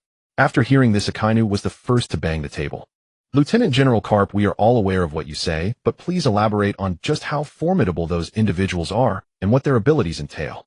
Although Akainu felt somewhat disappointed by Carp's tone, which conveyed a clear sense of fear towards those. However, Akainu was no fool. He was at least more aware than many present of the immense power Carp possessed. Even Akainu himself couldn't be certain that he could inflict such significant damage on Carp like that man Saitama when facing Carp at full strength. Moreover, the other Admiral Kazuru was also severely injured and appeared far less laid back than before. Akainu understood how challenging it would be to accomplish all this, and how exaggerated the opponent's strength was, but he did not wish to succumb to fear before the battle had even begun. Observing the expressions of the other generals in the conference room, Akainu was truly furious. Well, let me share my experience fighting that man named Saitama. As Carp spoke, he lifted his head, reminiscing about everything that had happened earlier. From the very beginning, I knew this man's punches were incredibly powerful, for I had seen a fist imprint he left on Kinomi Island. That punch obliterated half the island during our actual combat. Within the conference room, Carp's heavy voice slowly resonated. This proud old man spoke of that battle with disbelief and helplessness. When mentioning Saitama, the despair he felt was easily discernible in Carp's tone. I used Conqueror's Haki to enhance my attacks. My fist, like a meteor, seemed to be no different from an ordinary punch to that man. When my full-force strike landed on his palm, to him, it must have felt like a child's playful hit. As Carp reached this point, Akiji's incredulous voice rang out. Absolutely impossible, Master Carp. He must have utilized some ability or technique unknown to you. It cannot possibly be that he merely relied on his physical prowess to withstand your full-strength attack. No one in this world could achieve such a feat. Upon hearing Akiji's incredulous voice, Carp scanned the room, finding that the majority of the generals were equally filled with disbelief. It was as if Akiji's doubts had been echoed. At this moment, Carp chose not to say more. Instead, Kazara's voice timely chimed in. What Mr. Carp said is true without any exaggeration. After Mr. Carp was severely injured and unconscious, I also engaged with that Saitama. He struck me with only half of his strength, and I nearly died right there. Following this, Kazuru explained to everyone about Saitama's terrifying speed and incredible power. Even without armament Haki, he could inflict grave injuries or even death with sheer physical strength. As Kazara spoke, there was a hint of fear in his tone. Upon hearing Kazara's words, both Akainu and Akiji's previous skepticism vanished, replaced by sheer disbelief. What do you mean half-strength, Kazuru? Don't exaggerate. That man must have exerted his full strength. After hearing Kazara's statement, Akainu paused for a moment, seemingly unable to contain his anger, and seeking to bolster his own resolve, slammed the table and shouted at Kazuru. However, in the face of Akainu's furious outburst, Kazuru showed no signs of stopping. That otherworldly pirate crew consists of more than just Saitama. There is also someone we have no prior intelligence on, known as the King of Hell. The King of Hell. Yes, that seems to be his name. His abilities are the most unfathomable I have ever encountered. He was able to completely extract the energy from within me. He removed the power of the Goro Goro no Mi that I had consumed. At that moment, my abilities vanished entirely, but now the power of the Goro Goro no Mi remains. I suspect he returned the powers of the Goro Goro no Mi to me. What nonsense are you spouting? In the conference room, Akainu's furious expression was visible to everyone. Most of them also wanted to follow Akainu's lead and vehemently denounced the statements made by the two, seeking to dismiss their claims as false. What they said was indeed hard to believe and difficult to comprehend. Yet paradoxically, their tones sounded. Every word they spoke and each nod from Dogman and Spider Ghost impacted them profoundly, until Kazuru had completely finished speaking. In the conference room, only Akainu's heavy breathing and the hurried breaths of many generals remained. Sitting at the head of the table, Zhang Gua gently tapped his finger on the surface, striving to digest everything he had. Compared to the generals seated below, as the commander, he had indeed been exposed to greater combat powers and had dealings with the upper echelons of the world government, including the 5 elders who are the leaders. Even the legendary 5 elders, it seemed, would struggle to match what that man Saitama and the King of Hell had accomplished. Now he could only choose to promptly report the discussions of today's meeting to the 5 elders. Next let's discuss the bounties and release them. It is time for the world to know of the existence of this otherworldly pirate crew. This matter cannot be resolved solely by our navy. I will immediately report to the 5 elders, while you must remain stationed in your respective areas, as originally planned. However, if you encounter the otherworldly pirate crew, do not act rashly. You must report to headquarters immediately. Following this, the voices of the generals rose and fell in the conference room. Zhang Gua also shared for the first time the information on the members of the otherworldly pirate crew with all present. Along with the recent updates from Zhang Gua and the commander, after a heated discussion, the bounty for the members of the otherworldly pirate crew was finalized. Regarding the titles of the members of the otherworldly pirate crew, they had discussed extensively, but the information at hand remained quite limited. Thus, the titles on the first version of the bounty notice for the otherworldly pirate crew, especially that mysterious Captain Laren, remained rather enigmatic. Captain of the otherworldly pirate crew, mysterious Captain Laren, bounty of 3.56 billion berries. Vice Captain of the otherworldly pirate crew, Bald Fist Saitama, bounty of 3.02 billion berries. Vice Captain of the otherworldly pirate crew, King of Hell Miyuan, bounty of 2.768 billion berries. Cook of the otherworldly pirate crew, Hawk Eyes Mihawk, bounty of 2.534 billion berries.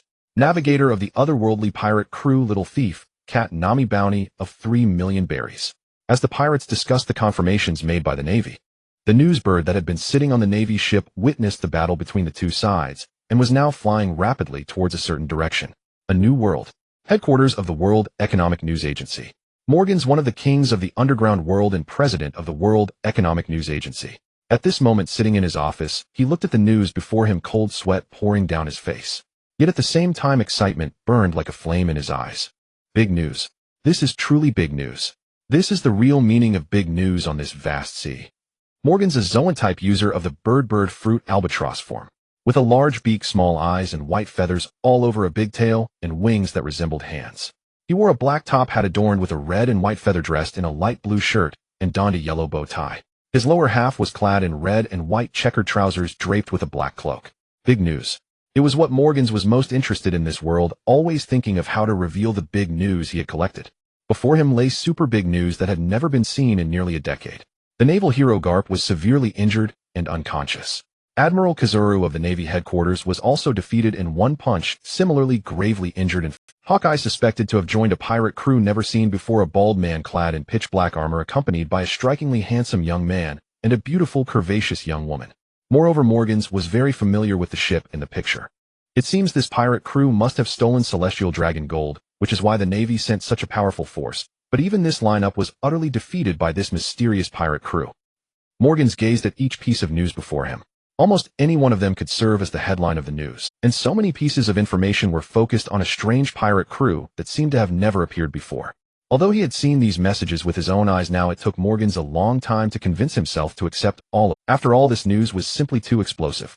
A pirate crew he had never heard of before, a man with no past achievements, had actually consecutively defeated the naval hero Garp and Admiral Kazuru. Defeating these two without a scratch in a row, even Whitebeard might not be able to do that. The celestial dragon gold was stolen, and there was even a possibility that the celestial dragons had been killed. Morgans, who had been in the news business for many years, had already keenly sensed this after observing a series of actions from the Navy. Such an existence, such events. Could the Navy really keep this under wraps? Probably not. Then should he be bold and report this series of events that happened at sea completely and truthfully to everyone? As this thought sprang to mind, Morgans felt his heart pounding wildly. An unprecedented rush of blood coursed through his body. You guys work overtime today. Starting tomorrow, I want everyone in the world to know that there are several more terrifying figures than the 4 emperors. Vice Admiral, isn't the bounty for these members of the otherworldly pirate crew a bit too high? This should be their first time being wanted. At the Navy headquarters in Marineford, the staff member who issued the bounty looked utterly incredulous upon seeing the bounty notice given by Morgans. After working at the Navy headquarters for so many years, it was the first time a pirate was wanted. A bounty exceeding 100 million was already an extremely rare occurrence. But this time, each of these wanted posters bore extremely exaggerated numbers. It's worth noting that among the 4 emperors in the New World, only Whitebeard has a bounty over 4 billion. One of the 4 emperors, Shanks, currently has a bounty of 4,489,000,000. But this bounty reflects the countless battles Shanks has faced. Moreover, after becoming one of the 4 emperors in the New World and a thorn in the Navy's side, he earned such a high. When Shanks, along with all other 4 emperors, was first issued a bounty, it was only in the tens of millions. Yet this otherworldly pirate crew, except for the young navigator, the remaining 4 members each had bounties exceeding 2 billion berries. Those 2, called Rayleigh and Saitama, had their first bounty surpass 30 billion. This number is simply outrageously absurd. It would be equivalent to a terrifying existence that suddenly emerged overnight, more fearsome than even a 4 emperor pirate crew. Although they may not have as many members or territories as other 4 emperor pirate crews, this otherworldly pirate crew, each member seems to be a powerhouse at the 4 emperors level. It's like a 4 emperor crew made up of just 4 people. Just the thought of it is terrifying. Especially looking at Vice Admiral Morgans, whose expression was grave, and recalling the various rumors circulating at Marine headquarters these days. Trembling, he received the documents about the bounty handed over by Morgans.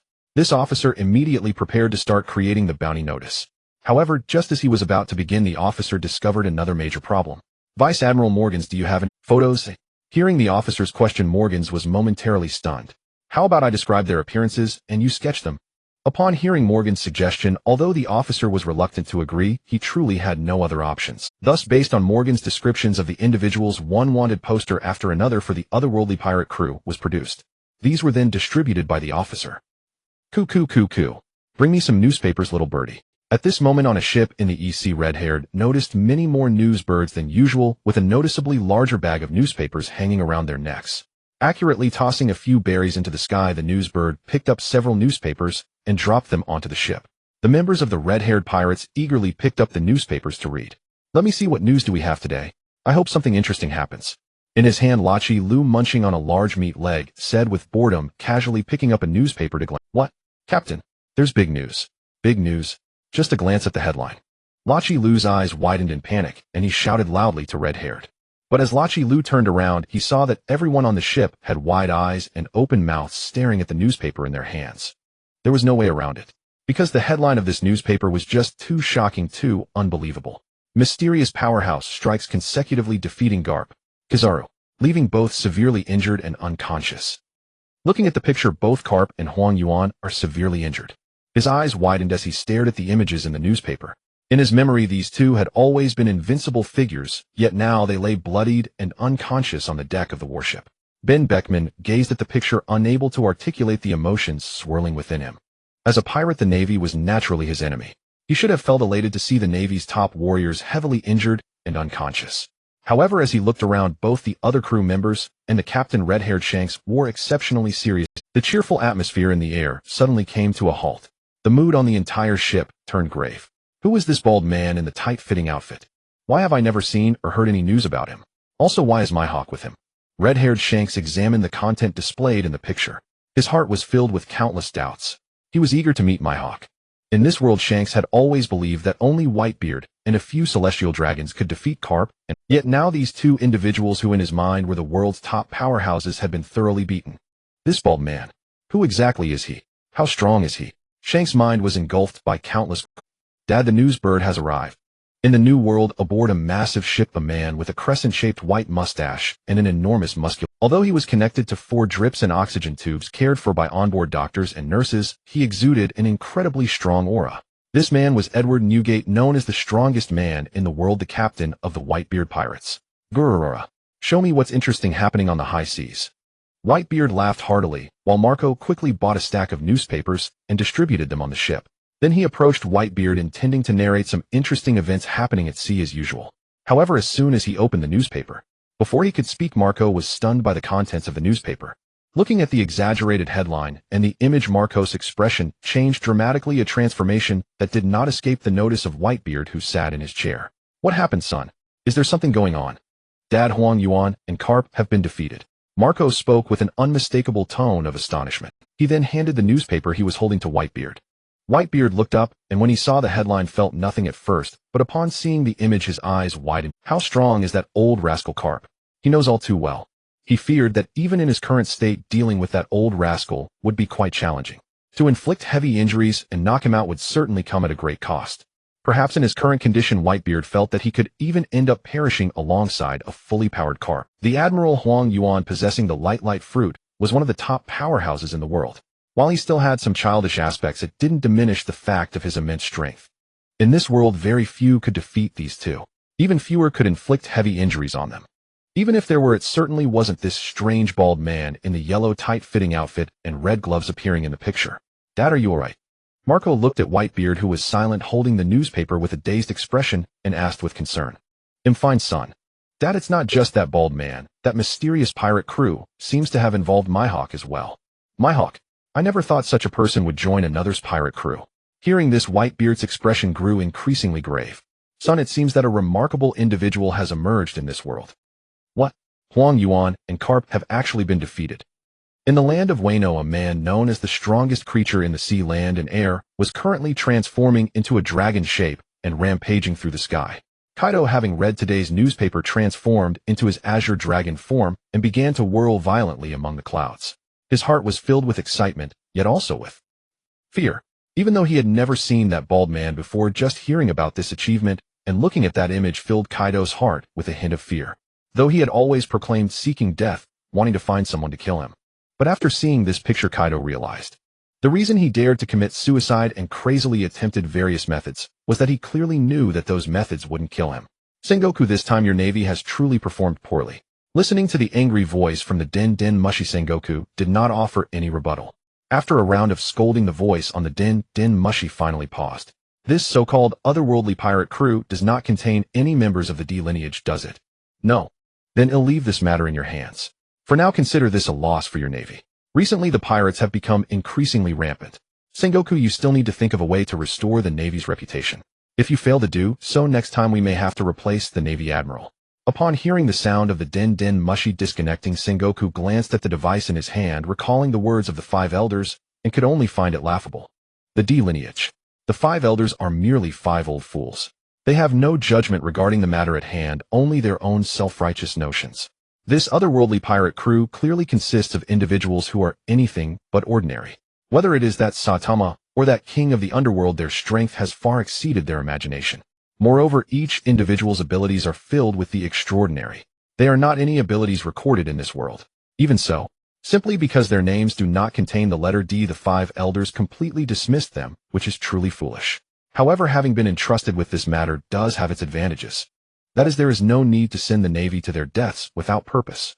If the five elders do not heed my advice and insist on sending the navy to eliminate that otherworldly pirate crew, then it is highly likely that the current naval forces will suffer heavy losses and their reputation will be utterly destroyed. For now, at least, after the bounty for that otherworldly pirate crew was issued, both the navy and the pirates are unlikely to dare to provoke them easily. This should save a lot of trouble. Admiral, the newspaper from the News Bird has arrived today.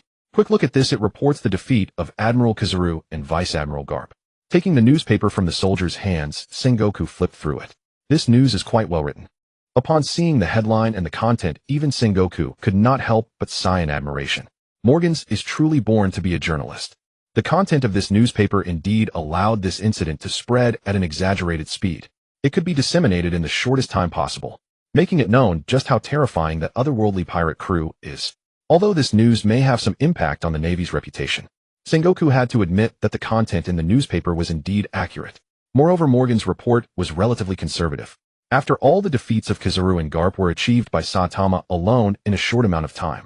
Yet this report only mentioned the defeat of the two. Sengoku would not believe that Morgans had not witnessed the entire battle. Clearly, Morgans considered many aspects when writing this report. Knowing that I would see it, and that the otherworldly pirate crew would see it too, he likely chose to edit the content after much consideration. Moreover, it was 3 days after the incident that he chose to report this news. Morgan's actions may seem bold, but in reality he is indirectly sending a signal of goodwill to himself and the otherworldly pirate crew. Sengoku tightly squeezed the newspaper in his hand, recalling the information he had received regarding a significant event the world government was preparing. A glint of light flashed in Sengoku's eyes. He immediately instructed the soldiers beside him, "Go today, make sure to issue the bounty for the otherworldly pirate crew to heat this news even more." Watching the soldiers leave, Sengoku sat back at his desk. Since this matter can no longer be concealed, I might as well add fuel to the fire, making it burn even brighter. Let the world's perception of the pirates grow even more grand. To extinguish them, one must first drive them mad. The fire I add now may very well become a tool for my comeback in the future. I am the man who will become the pirate king. Meanwhile, on a small island in the east sea, a young boy wearing a straw hat begins his own adventure while sitting in a small wooden boat. The straw hat on the boy's head was given to him by the red-haired pirate before he left not long ago. Very few people knew about this boy's departure. Every day, countless people in this world clamor to go to sea. Children from ordinary families, whether they become pirates or join the Navy, do not attract any attention, nor would the author specifically write these few lines. Perhaps this is the terrifying power of bloodline.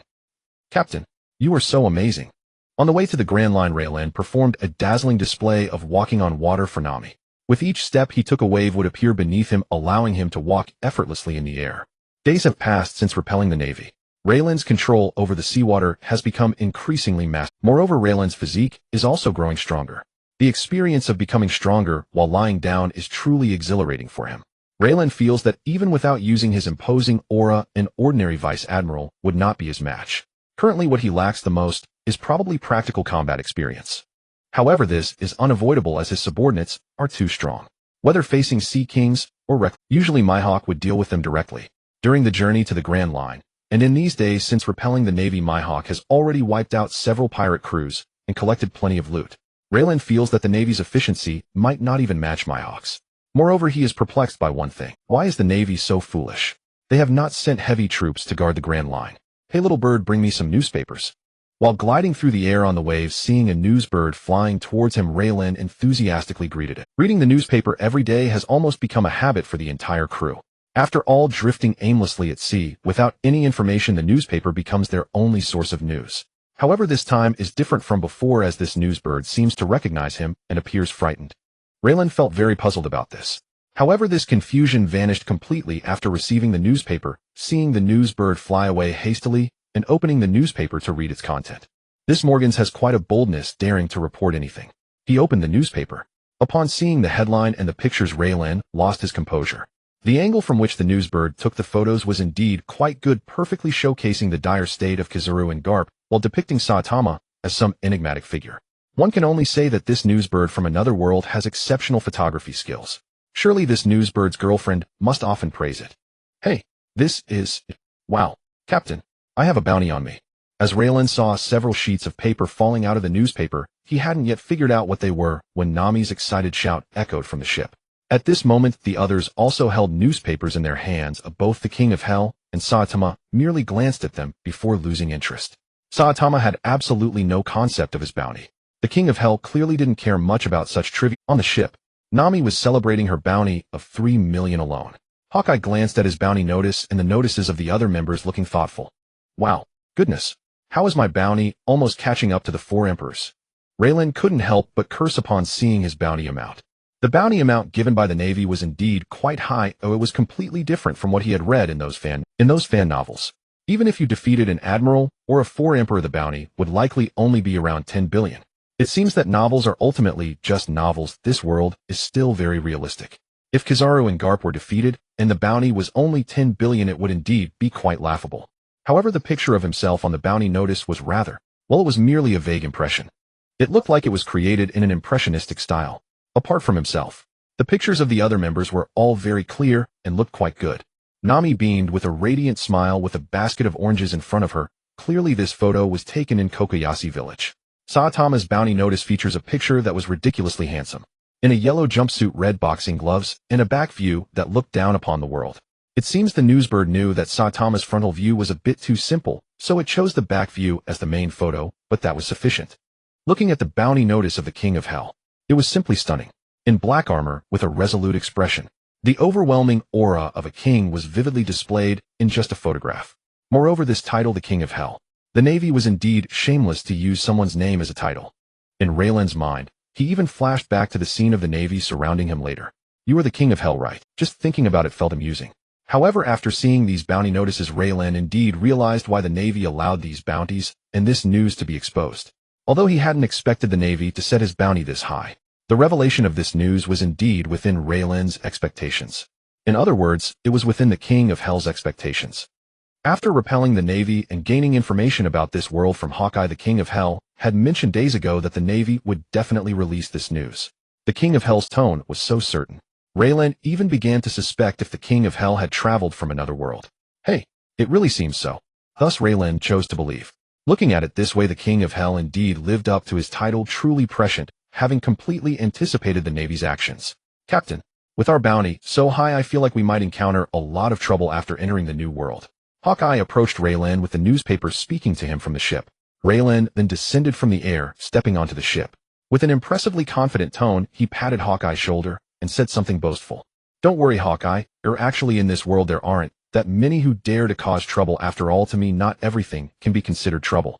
He then calmly walked past Hawkeye, giving a cool hair flip to Nami, who was looking at him with her peach blossom eye. He began his leisurely fishing life. Hawkeye stood there in a daze, seemingly pondering Raylan's words. After a moment, Hawkeye smiled. He then pulled Nami along to begin their daily training. Under Hawkeye's tutelage, Nami had already learned both armament hockey and observation hockey, and even made some achievements in swordsmanship. One must say that Nami's talent is also quite high. This 3 million bounty was indeed a bit low from at present. Nami is worth around 5 to 6 million berries. According to Hawkeye, Nami's combat power is now basically comparable to a lieutenant in the Navy headquarters. With a top-tier master like Hawkeye as her mentor, and the King of Hell having helped Nami purge impurities from her body before, Nami can now definitely be considered a cultivation genius in the pirate world. However, she shares the same flaw as Raylan. She lacks practical combat experience. After about half an hour of training, Hawkeye suddenly turned his head to the left. The pirate ship was wobbling toward them. After sensing the aura from that pirate ship, Hawkeye said to Nami, "You wanted to practice in a real fight, right? Just right, you'll take care of everyone on that pirate ship coming over." Upon hearing Hawkeye's words, Nami showed no fear. In fact, she appeared somewhat excited. Since boarding the ship, Nami had not once slacked off in her training.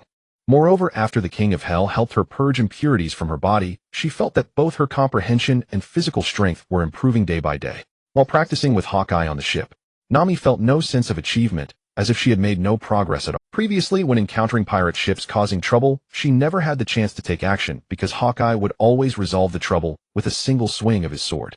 And the treasures from those pirate ships would be lifted by the sea and delivered to their own naval ship. Now she finally had an opportunity to strike herself. "Captain, it seems there's a Navy warship ahead." In the East Sea waters aboard the indomitable battleship, the Demon, Akin, using a telescope, exclaimed to his companion Click after spotting the distant naval vessel.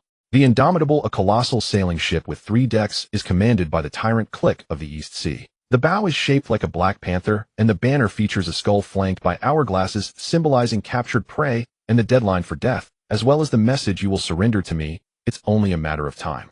The Click pirate crew, a formidable organization with great influence across the East Sea. Upon hearing Akin's words, Click was not afraid at all. Instead, he appeared exceedingly excited and thrilled.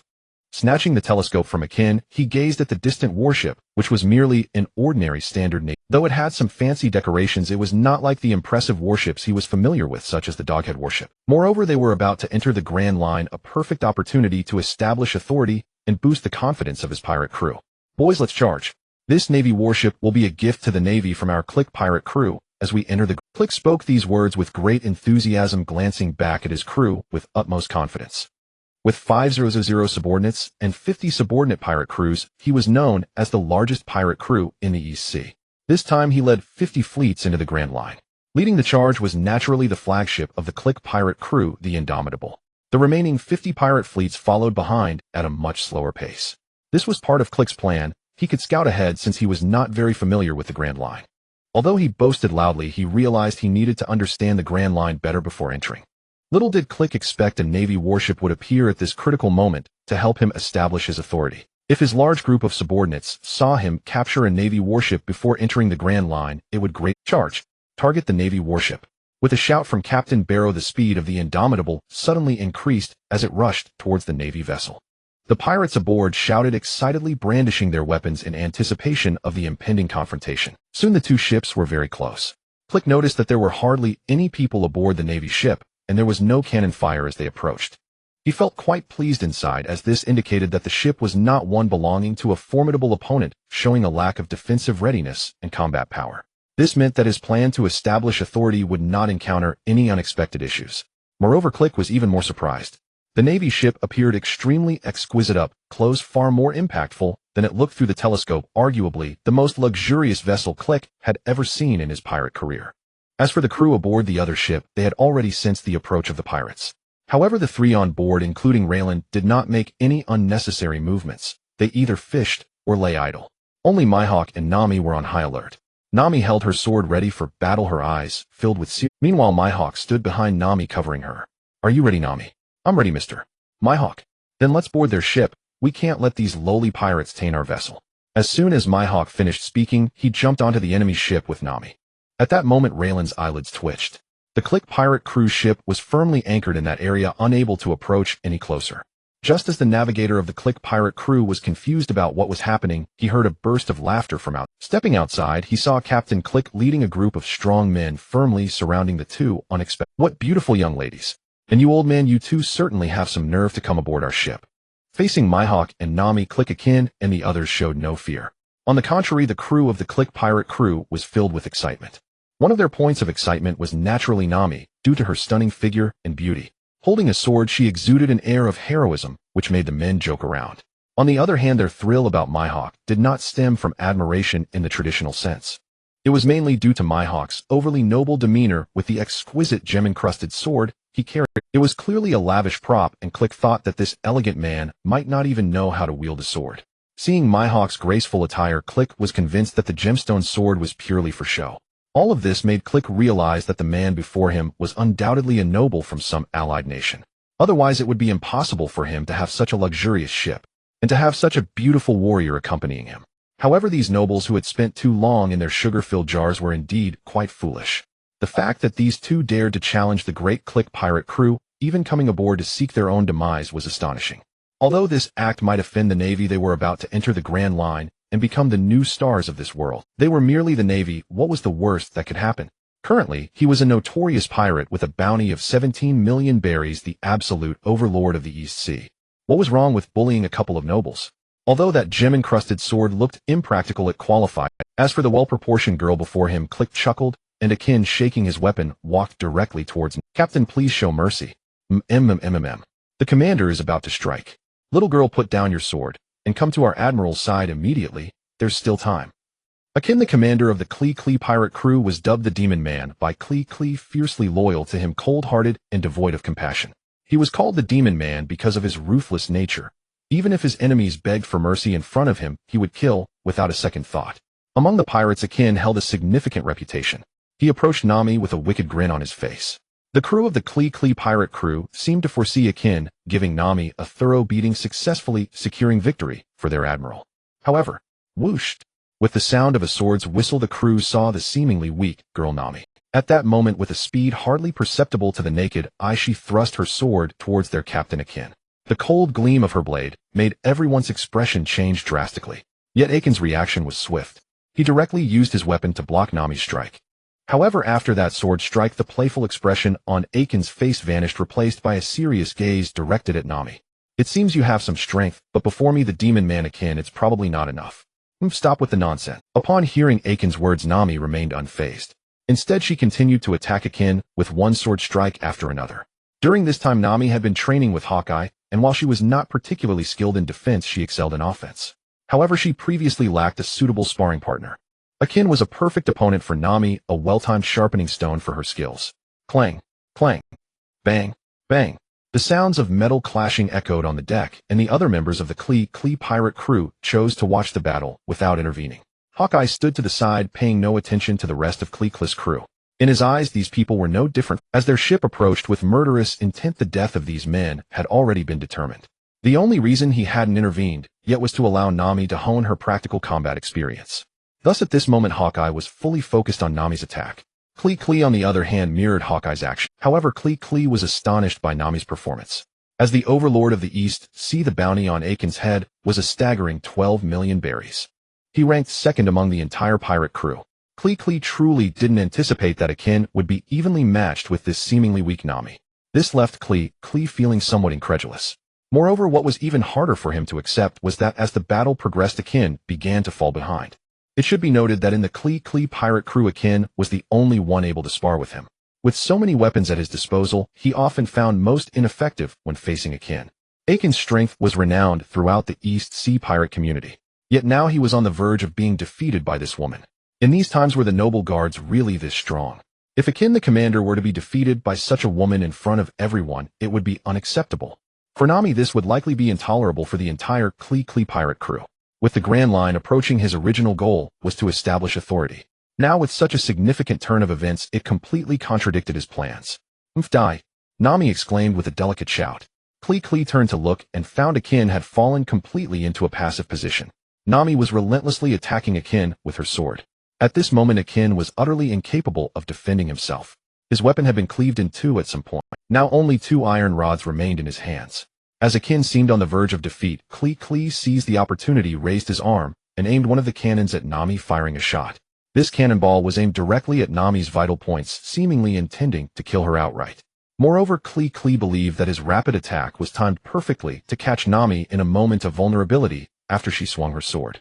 It should have been a guaranteed hit. However, what Klee didn't anticipate was that as soon as his cannonball was fired, a green sword energy surged towards his arm. Not only did it slice the cannonball in half, but it also exploded in front of him. This green sword energy seemingly from nowhere sliced through half of his arm as effortlessly as cutting tofu, leaving a massive sword scar on the pirate ship behind him. Due to the incredible speed, Klee didn't even register the pain until he saw his arm fall to the deck. Klee let out a pain scream. The pirates beside him, upon seeing their captain injured by the sword energy unleashed by that noble-looking middle-aged man, after a brief moment of stunned silence, they charged towards Hawkeye. Having dominated the East Sea for so long, these men held a great deal of respect for Klee. Now witnessing their captain injured, they naturally chose to fight back, even ignoring that they had never seen anyone capable of unleashing sword energy. As the swarm of attackers approached him, Hawkeye didn't spare them a glance. After jumping back onto the ship with Nami, he unleashed a green sword energy towards the Klee pirate crew's ship. With just one strike, he sliced the fearless battleship, the army knife, in half. With his sharp yellow eyes, he glanced at the distance where the 50 small pirate crews and fleets under Klee, although they were still quite far away. Allowing this group of ants to influence several great men would be thus. After closing his eyes to concentrate, Hawkeye swung horizontally at the distant fleet of pirate ships, unleashing a massive sword energy. King of Hell, do you know that fishing actually involves many nuances? On the boat, Lillian spoke seriously and earnestly to the King of Hell. Captain, please tell me more. Firstly, fishing requires patience and a good character. Besides that, one must have a humble heart and cherish marine life. If today you've already caught plenty of fish, then there's no need to continue sitting here and affecting my fishing. You can go off and enjoy yourself. Nami watched as Lillian chatted comfortably with the King of Hell, glancing at their buckets. The King of Hell's bucket was already filled with fish. In fact, more than one bucket was filled. The previous bucket had already been taken by Hawkeye for cooking. After the same duration of fishing with the King of Hell, Lillian still had nothing. The reason for this situation was that Captain Lillian had made a bold statement before fishing. Even without using my abilities, I can easily win against you all with simple fishing. After he uttered those words, Lillian was never able to catch another fish. Fishing had become a mundane activity on Lillian's ship. Even during the fishing process, one could comprehend the truths of battle and the essence of life. Fishing was also a form of cultivation. Even during the fishing process, one could comprehend the truths of battle and the essence of life. Fishing was also a form of cultivation. On this point, Saitama expressed his unwavering agreement. Originally a homebody, he had gradually taken up fishing under the influence of the King of Hell. Over the past few days, Lillian felt as though Saitama had become a different person, seemingly taking on more of a boss-like demeanor. This was undoubtedly the influence of the King of Hell. As an ancient being of several 100,000 years, every time the King of Hell spoke, it was laden with philosophical significance. At first, Saitama, like himself, would scratch his head, unable to comprehend, while only Hawkeye appeared deep. However, now it seemed that Saitama had gradually fallen under the charm of the King of Hell. Yet Hawkeye remained the King of Hell's biggest fan. Every day on the boat, Lillian could see Hawkeye diligently jotting down some of the King of Hell's words in a small notebook, as if he were a devoted fan. Captain, beauty is merely a fleeting feeling. Only the real is eternal, and the real will never be beautiful. Seeing the King of Hell stand up with his back turned, beginning to speak such esoteric words again, Lillian couldn't help but roll his eyes. There was no helping it. The fish in this area had already been fished out by the King of Hell, and there was no point in sitting around anymore. Lillian stood up and walked towards Nami. He ignored Saitama's joyful shout from behind about his catch. Instead, he decided to enjoy watching the beautiful girl practice her swordsmanship. It had been quite a long time since they last encountered anyone. The Klee pirate crew had been decisively cut down by Hawkeye's sword, which could be considered a kind of fate. Although he didn't know how the crew in the anime had provoked Hawkeye, it seemed that the plot had come full circle. Now he was about to reach Reverse Mountain. Lillian was actually quite curious about this place. For people from all over the seas to enter the Grand Line, they could either pass through the Calm Belt or enter through Reverse Mountain, making it the starting point of the Grand Line. The reason he chose not to go to the Calm Belt was that Leiluin knew there was nothing but a large group of Sea Kings over there. It was far less interesting than Reverse Mountain. This place not only had an NPC, but also a giant whale, and most importantly, it seemed to be quite fun. Perhaps because they were nearing Reverse Mountain, his ship had become quite wobbly. Wow, what a tall mountain. However, every time he looked up at this Reverse Mountain, he could only marvel at the craftsmanship of nature. An upside-down waterfall and mountains growing downward. However, every time he looked up at this Reverse Mountain, he could only marvel at the craftsmanship of nature. An upside-down waterfall and mountains growing downward. Leiluin had never seen anything like it. However, every time he looked up at this Reverse Mountain, he could only marvel at the craftsmanship of nature. An upside-down waterfall and mountains growing downward. That is the lighthouse at Twin Cape. Speaking of which, there's an old fellow living there. Captain, if you're interested, we can go enjoy some of his cooking. The grilled giant squid he makes is quite delicious. As he looked in the direction Nami pointed, Hawkeye began explaining to Leiluin. Crocus, the former ship's doctor of the Roger pirate crew. When Hawkeye mentioned this, Leiluin recalled this person and the giant whale named Laboon. The story of the Rumbar pirates and the whale Laboon had indeed moved him when he read it. However, Laboon was really quite stubborn. As the warship sped forward at full throttle, they finally arrived at the entrance of Reverse Mountain around noon and saw the lighthouse at Twin Cape up close. Yo!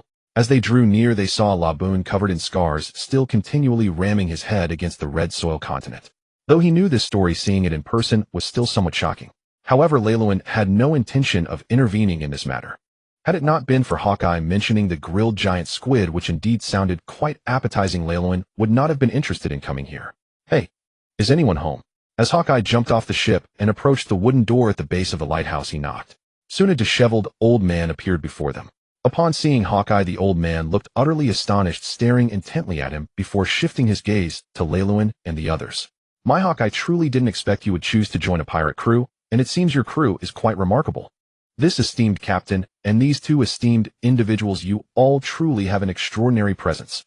After entering the lighthouse, Leiluin and his party were showered with compliments from Crocus. One could only say, as expected from someone who had sailed with the Pirate King, his flattery skills were extraordinary. Naturally, his insights were also sharp and his skills were exceptional. The grilled giant squid was indeed deserving of Hawkeye's recommendation. It was many times more delicious than the sashimi they had been eating for days. Leiluin even contemplated assigning Hawkeye, the world's greatest swordsman, to stay at this lighthouse to learn culinary skills from this old ship doctor. While they were enjoying the grilled giant squid and chatting happily, a series of knocks came from the door. Lord Crocus, are you there?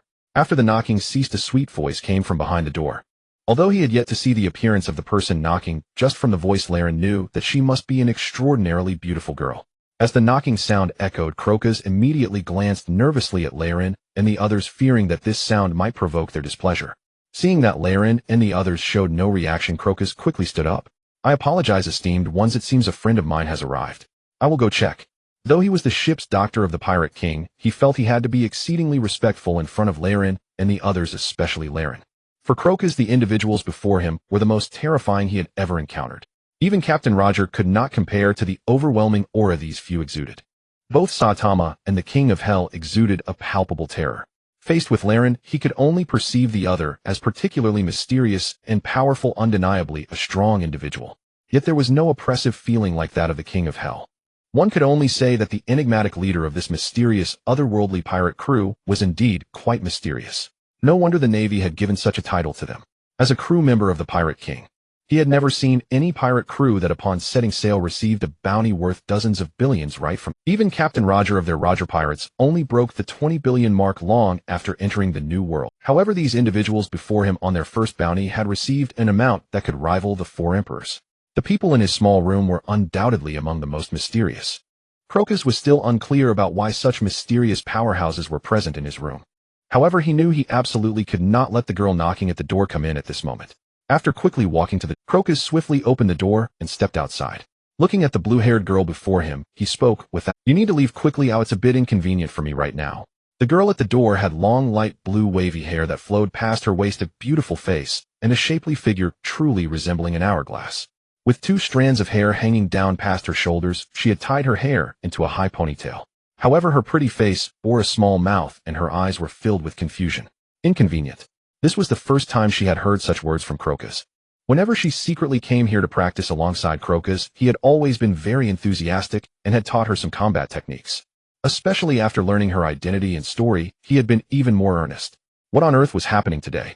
However, before Vivi could react, she suddenly heard some chaotic sounds coming from within the previously quiet wooden house.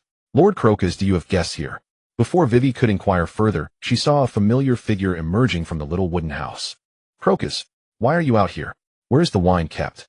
Upon seeing the person coming out of the wooden house, dressed in an elegant black suit with a long sword embedded with jewels, Vivi's eyes widened in shock and her cherry lips opened wide as her body began to tremble uncontrollably. Eagle-Eye, Lord Mihawk. The man before her was someone she knew too well. The world's greatest swordsman. Once one of the 7 warlords of the sea. After giving up his identity as a warlord, he turned to join the hottest topic in the world today, the otherworldly pirate crew. Without exaggeration, Vivi genuinely felt that everyone in the world was discussing the otherworldly pirate crew.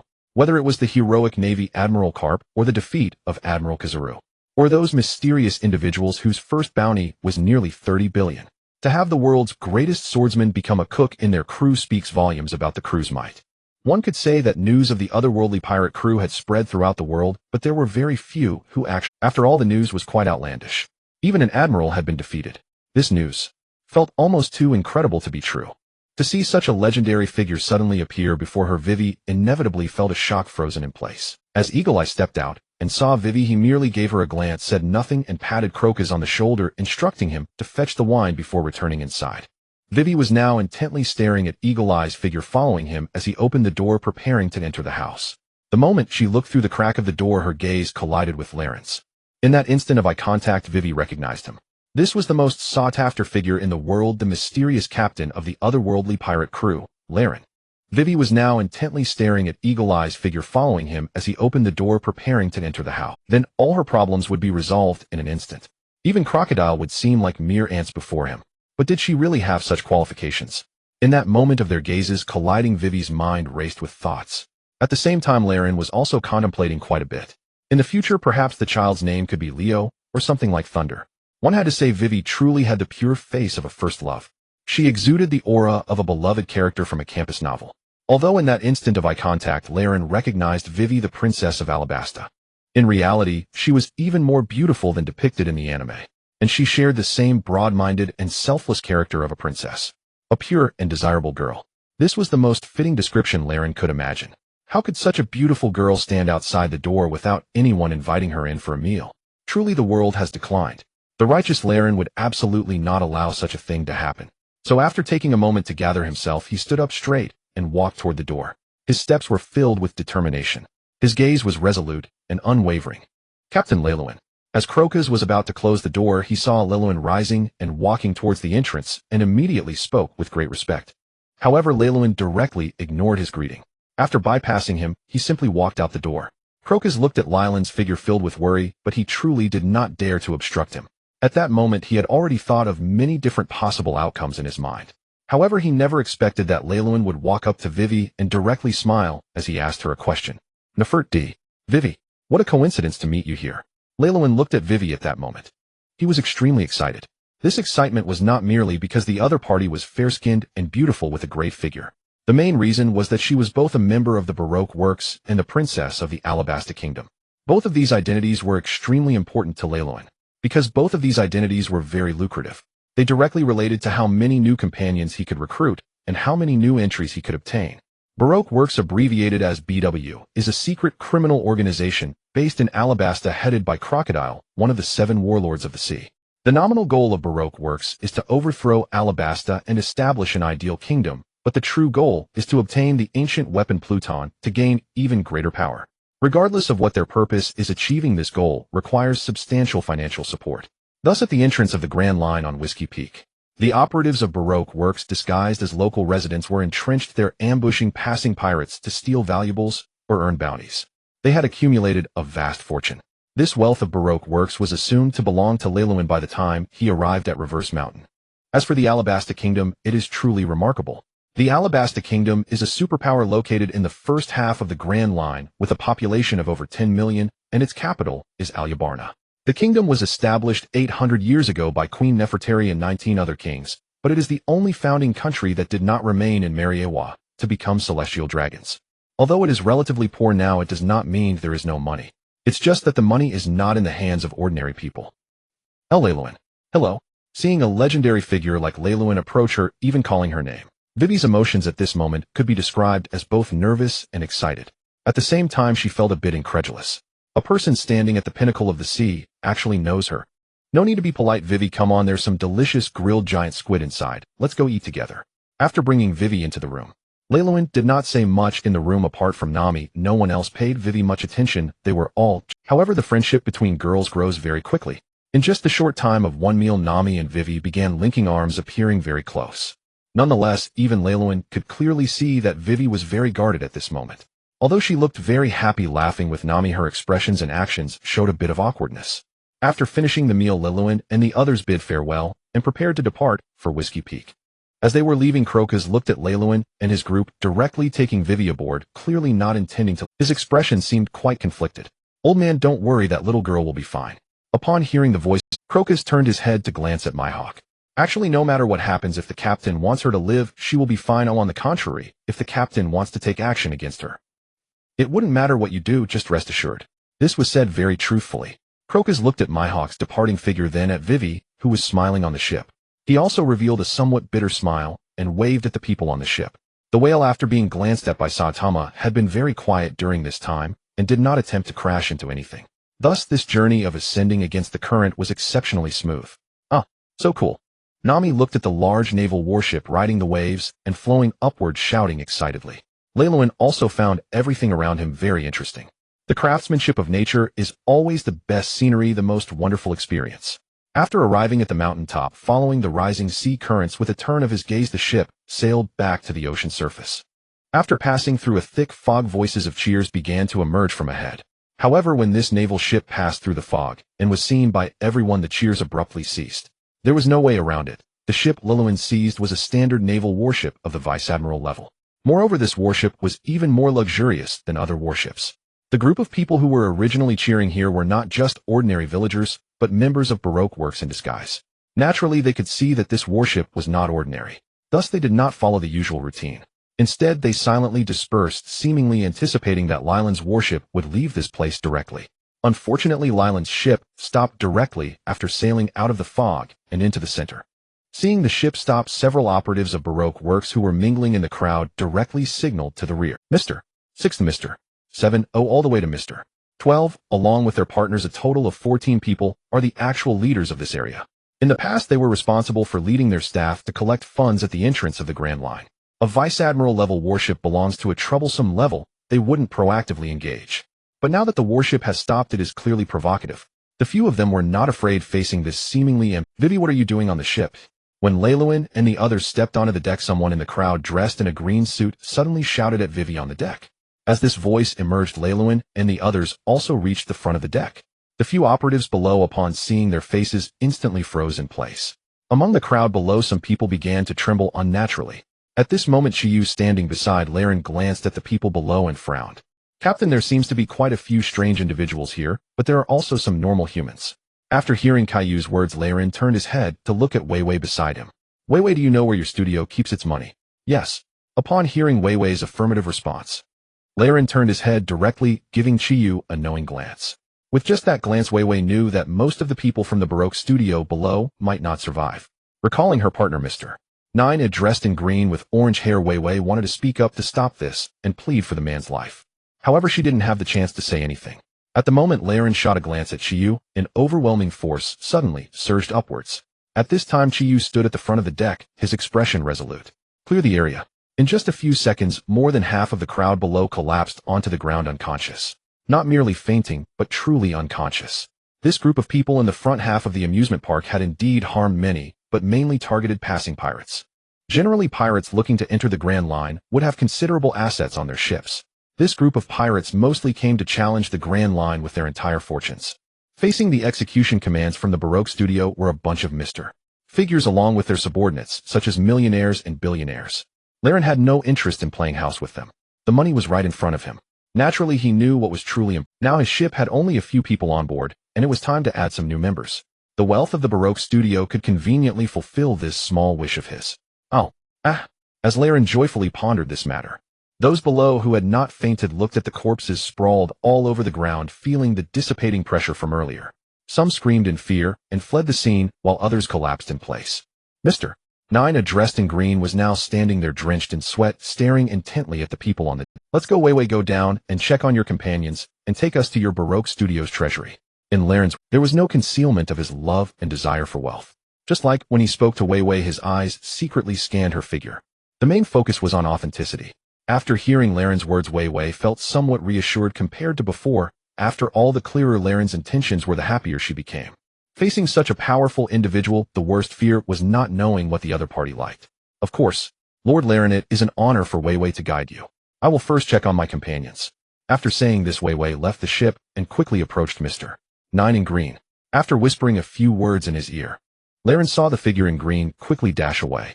At this moment, Wei Wei returned to the side of the ship, leading Laren and the others towards the Baroque Studios treasure warehouse.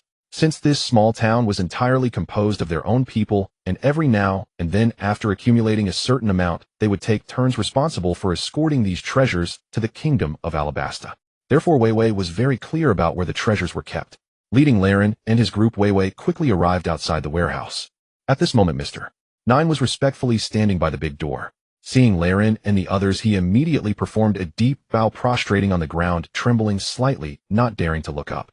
Gazing at the wide-open doors and the stacks of boxes inside, Laren happily ran into the warehouse. Upon entering the warehouse, the system's voice in his mind immediately rang out. Ding! Detected loot, estimated total value around 900 million berries. Does the host choose to collect it all? Over 900 million berries. The value of this warehouse, full of treasure, indeed exceeded Laren's expectations. Originally, Laren thought it would be good to have 100 million, considering these pirates hadn't even entered the New World through the Grand Line yet. But he didn't expect that this warehouse would bring him such a big surprise. It seems there are indeed quite a few pirates who have struck it rich before even entering the Grand Line. However, their fortunes ended up benefiting him. Earlier, after drawing from the Grim Reaper and making some adjustments, he still had about 50 million berries left. On the way to Upside Down Mountain, he dealt with some small pirates from the East Sea and acquired some treasures, all of which had been recorded in the system. Now, combined with this warehouse, it was just enough for him to make a draw. As this thought crossed Laren's mind, the system's prompt sounded at this moment. Ding! The host currently has a balance of 1 billion berries. Does the host choose to draw? Yes. Draw for a partner from the Myriad Worlds. Ding! Drawing a partner from the Myriad Worlds. Congratulations, host, you have obtained the partner Yasuo. Yasuo, an indomitable Ionian native and a swift-wind swordmaster, this self-important young man was mistakenly identified as the murderer of an elder. Unable to prove his innocence, Yasuo, out of self-defense, ended up killing his own brother. Although the truth behind the elder's death is now clear, Yasuo cannot forgive himself. He exiles himself to the ends of the earth, allowing the fierce wind to guide the direction of his blade. Thanks to a mysterious power, he can transform into various forms, gaining various ultimate powers, such as Western Cowboy, Crimson, Moon Dragon, Lord Daylight, True Dragon, Genesis, Night Messenger, and so on. Skills: Way of the Wandering Swordsman, Steel, /Wind Barrier, /Gale, Severing Strike. World Setting, Invincible. Various forms. Mysterious powers. The blue-green modifier is still in action. However, with these enhancements, Yasuo's strength has also become invincible. This was, of course, excellent news for Laren. After the system's voice faded, Laren felt a gust of wind suddenly rise around him. The wind was not strong, but it came swiftly and was clearly not ordinary wind, for this wind carried a blue effect. Visualized wind. A blue and white wind formed a three-dimensional cocoon. At the moment this cocoon appeared, Chiyu and the King of Hell rushed to Lilan's side. Hawkeye soon entered the warehouse. Looking at the wind cocoon before him, the supreme great knife knight he carried began to tremble incessantly. Hawkeye's yellow eyes were fixed tightly on the cocoon. No, it's not wind. It's a sword cocoon. It is not wind, but rather a tangle of sword energy appearing as if it were wind. As the sword energy cocoon dissipated, a figure emerged into everyone's sight. The person wore an open blue wind warrior outfit, exposing a sturdy chest and prominent scars. A thick rope secured loose trousers at the waist, with a sword hanging on the left side, a blade without a sheath, and on the right side a wine flask was suspended. A dense mane of black hair was tied back into a neat high ponytail. A few unruly strands fell across his forehead. Under the gaze of the crowd, the person slowly turned his face, looking at Leiluin. With a resolute face bearing Eastern features, his brows were tightly knitted, and in his sharp and weathered gaze there seemed to always be a hint of loneliness. The scar on his right cheek and the stubble on his chin clearly told tales of the past. In that moment when his weathered eyes met Lyland's, a spark of life and light seemed to burst forth. Captain, I never expected we would meet again here. Though I have wandered the world, I have not lost my true heart, and did not think one day I would find my way home. Yasuo, welcome. After hearing Lyland's words, Yasuo walked over to Leiluin, greeted by Lyland's warm smile. Yasuo was momentarily distracted. Then to Lyland's surprise, Yasuo directly walked up to him and embraced. After returning the hug, Yasuo released his grip and revealed a smile that also radiated warmth. Captain, I'm tired. Go rest, our ship is right in the middle of the sea, find an empty room and have a good sleep. Yasuo smiled and nodded at the King of Hell and Chiyu. After receiving their responses, he transformed into a wisp of wind and disappeared from the spot. Leiluin was somewhat aware of Yasuo's story. After all, he was once an avid gamer. The swift wind, also, this phrase might well be a reflection of Yasuo's life. Just as Yasuo appeared, Leiluin felt a sudden tug at his heart when he saw Yasuo's weathered gaze and faced a sense of inexplicable heartache. However, fallen leaves have returned to their roots. The swift wind has its way home. Yasuo could finally rest well and enjoy this wonderful world together. Turning his head, the King of Hell gazed thoughtfully in the direction Yasuo had left, while Chiyu still stood there foolishly. But Hawkeye trembled all over, his eyes filled with excitement. Just now it seemed Hawkeye had seen the thing he pursued most in this world. Earlier he had wondered if there would be strong swordsmen among the interdimensional pirate crew. Now Hawkeye knew he had met one. This was no ordinary swordsman. He was the sword, and the sword was... This man had clearly reached the pinnacle of swordsmanship in Hawkeye's eyes, a supreme sword master akin to a swift wind. After practicing swordsmanship for so many years, being called the world's greatest swordsman, Hawkeye still felt that he could not even catch a glimpse of that supreme swordmaster's back. That person had become the sword itself. Looking at Hawkeye's yellow eyes directed towards Yasuo's departing figure, they seemed to have transformed into stars.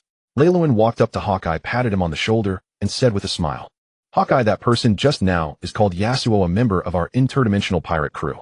If you want to learn swordsmanship from him, you must become the world's greatest chef. Really?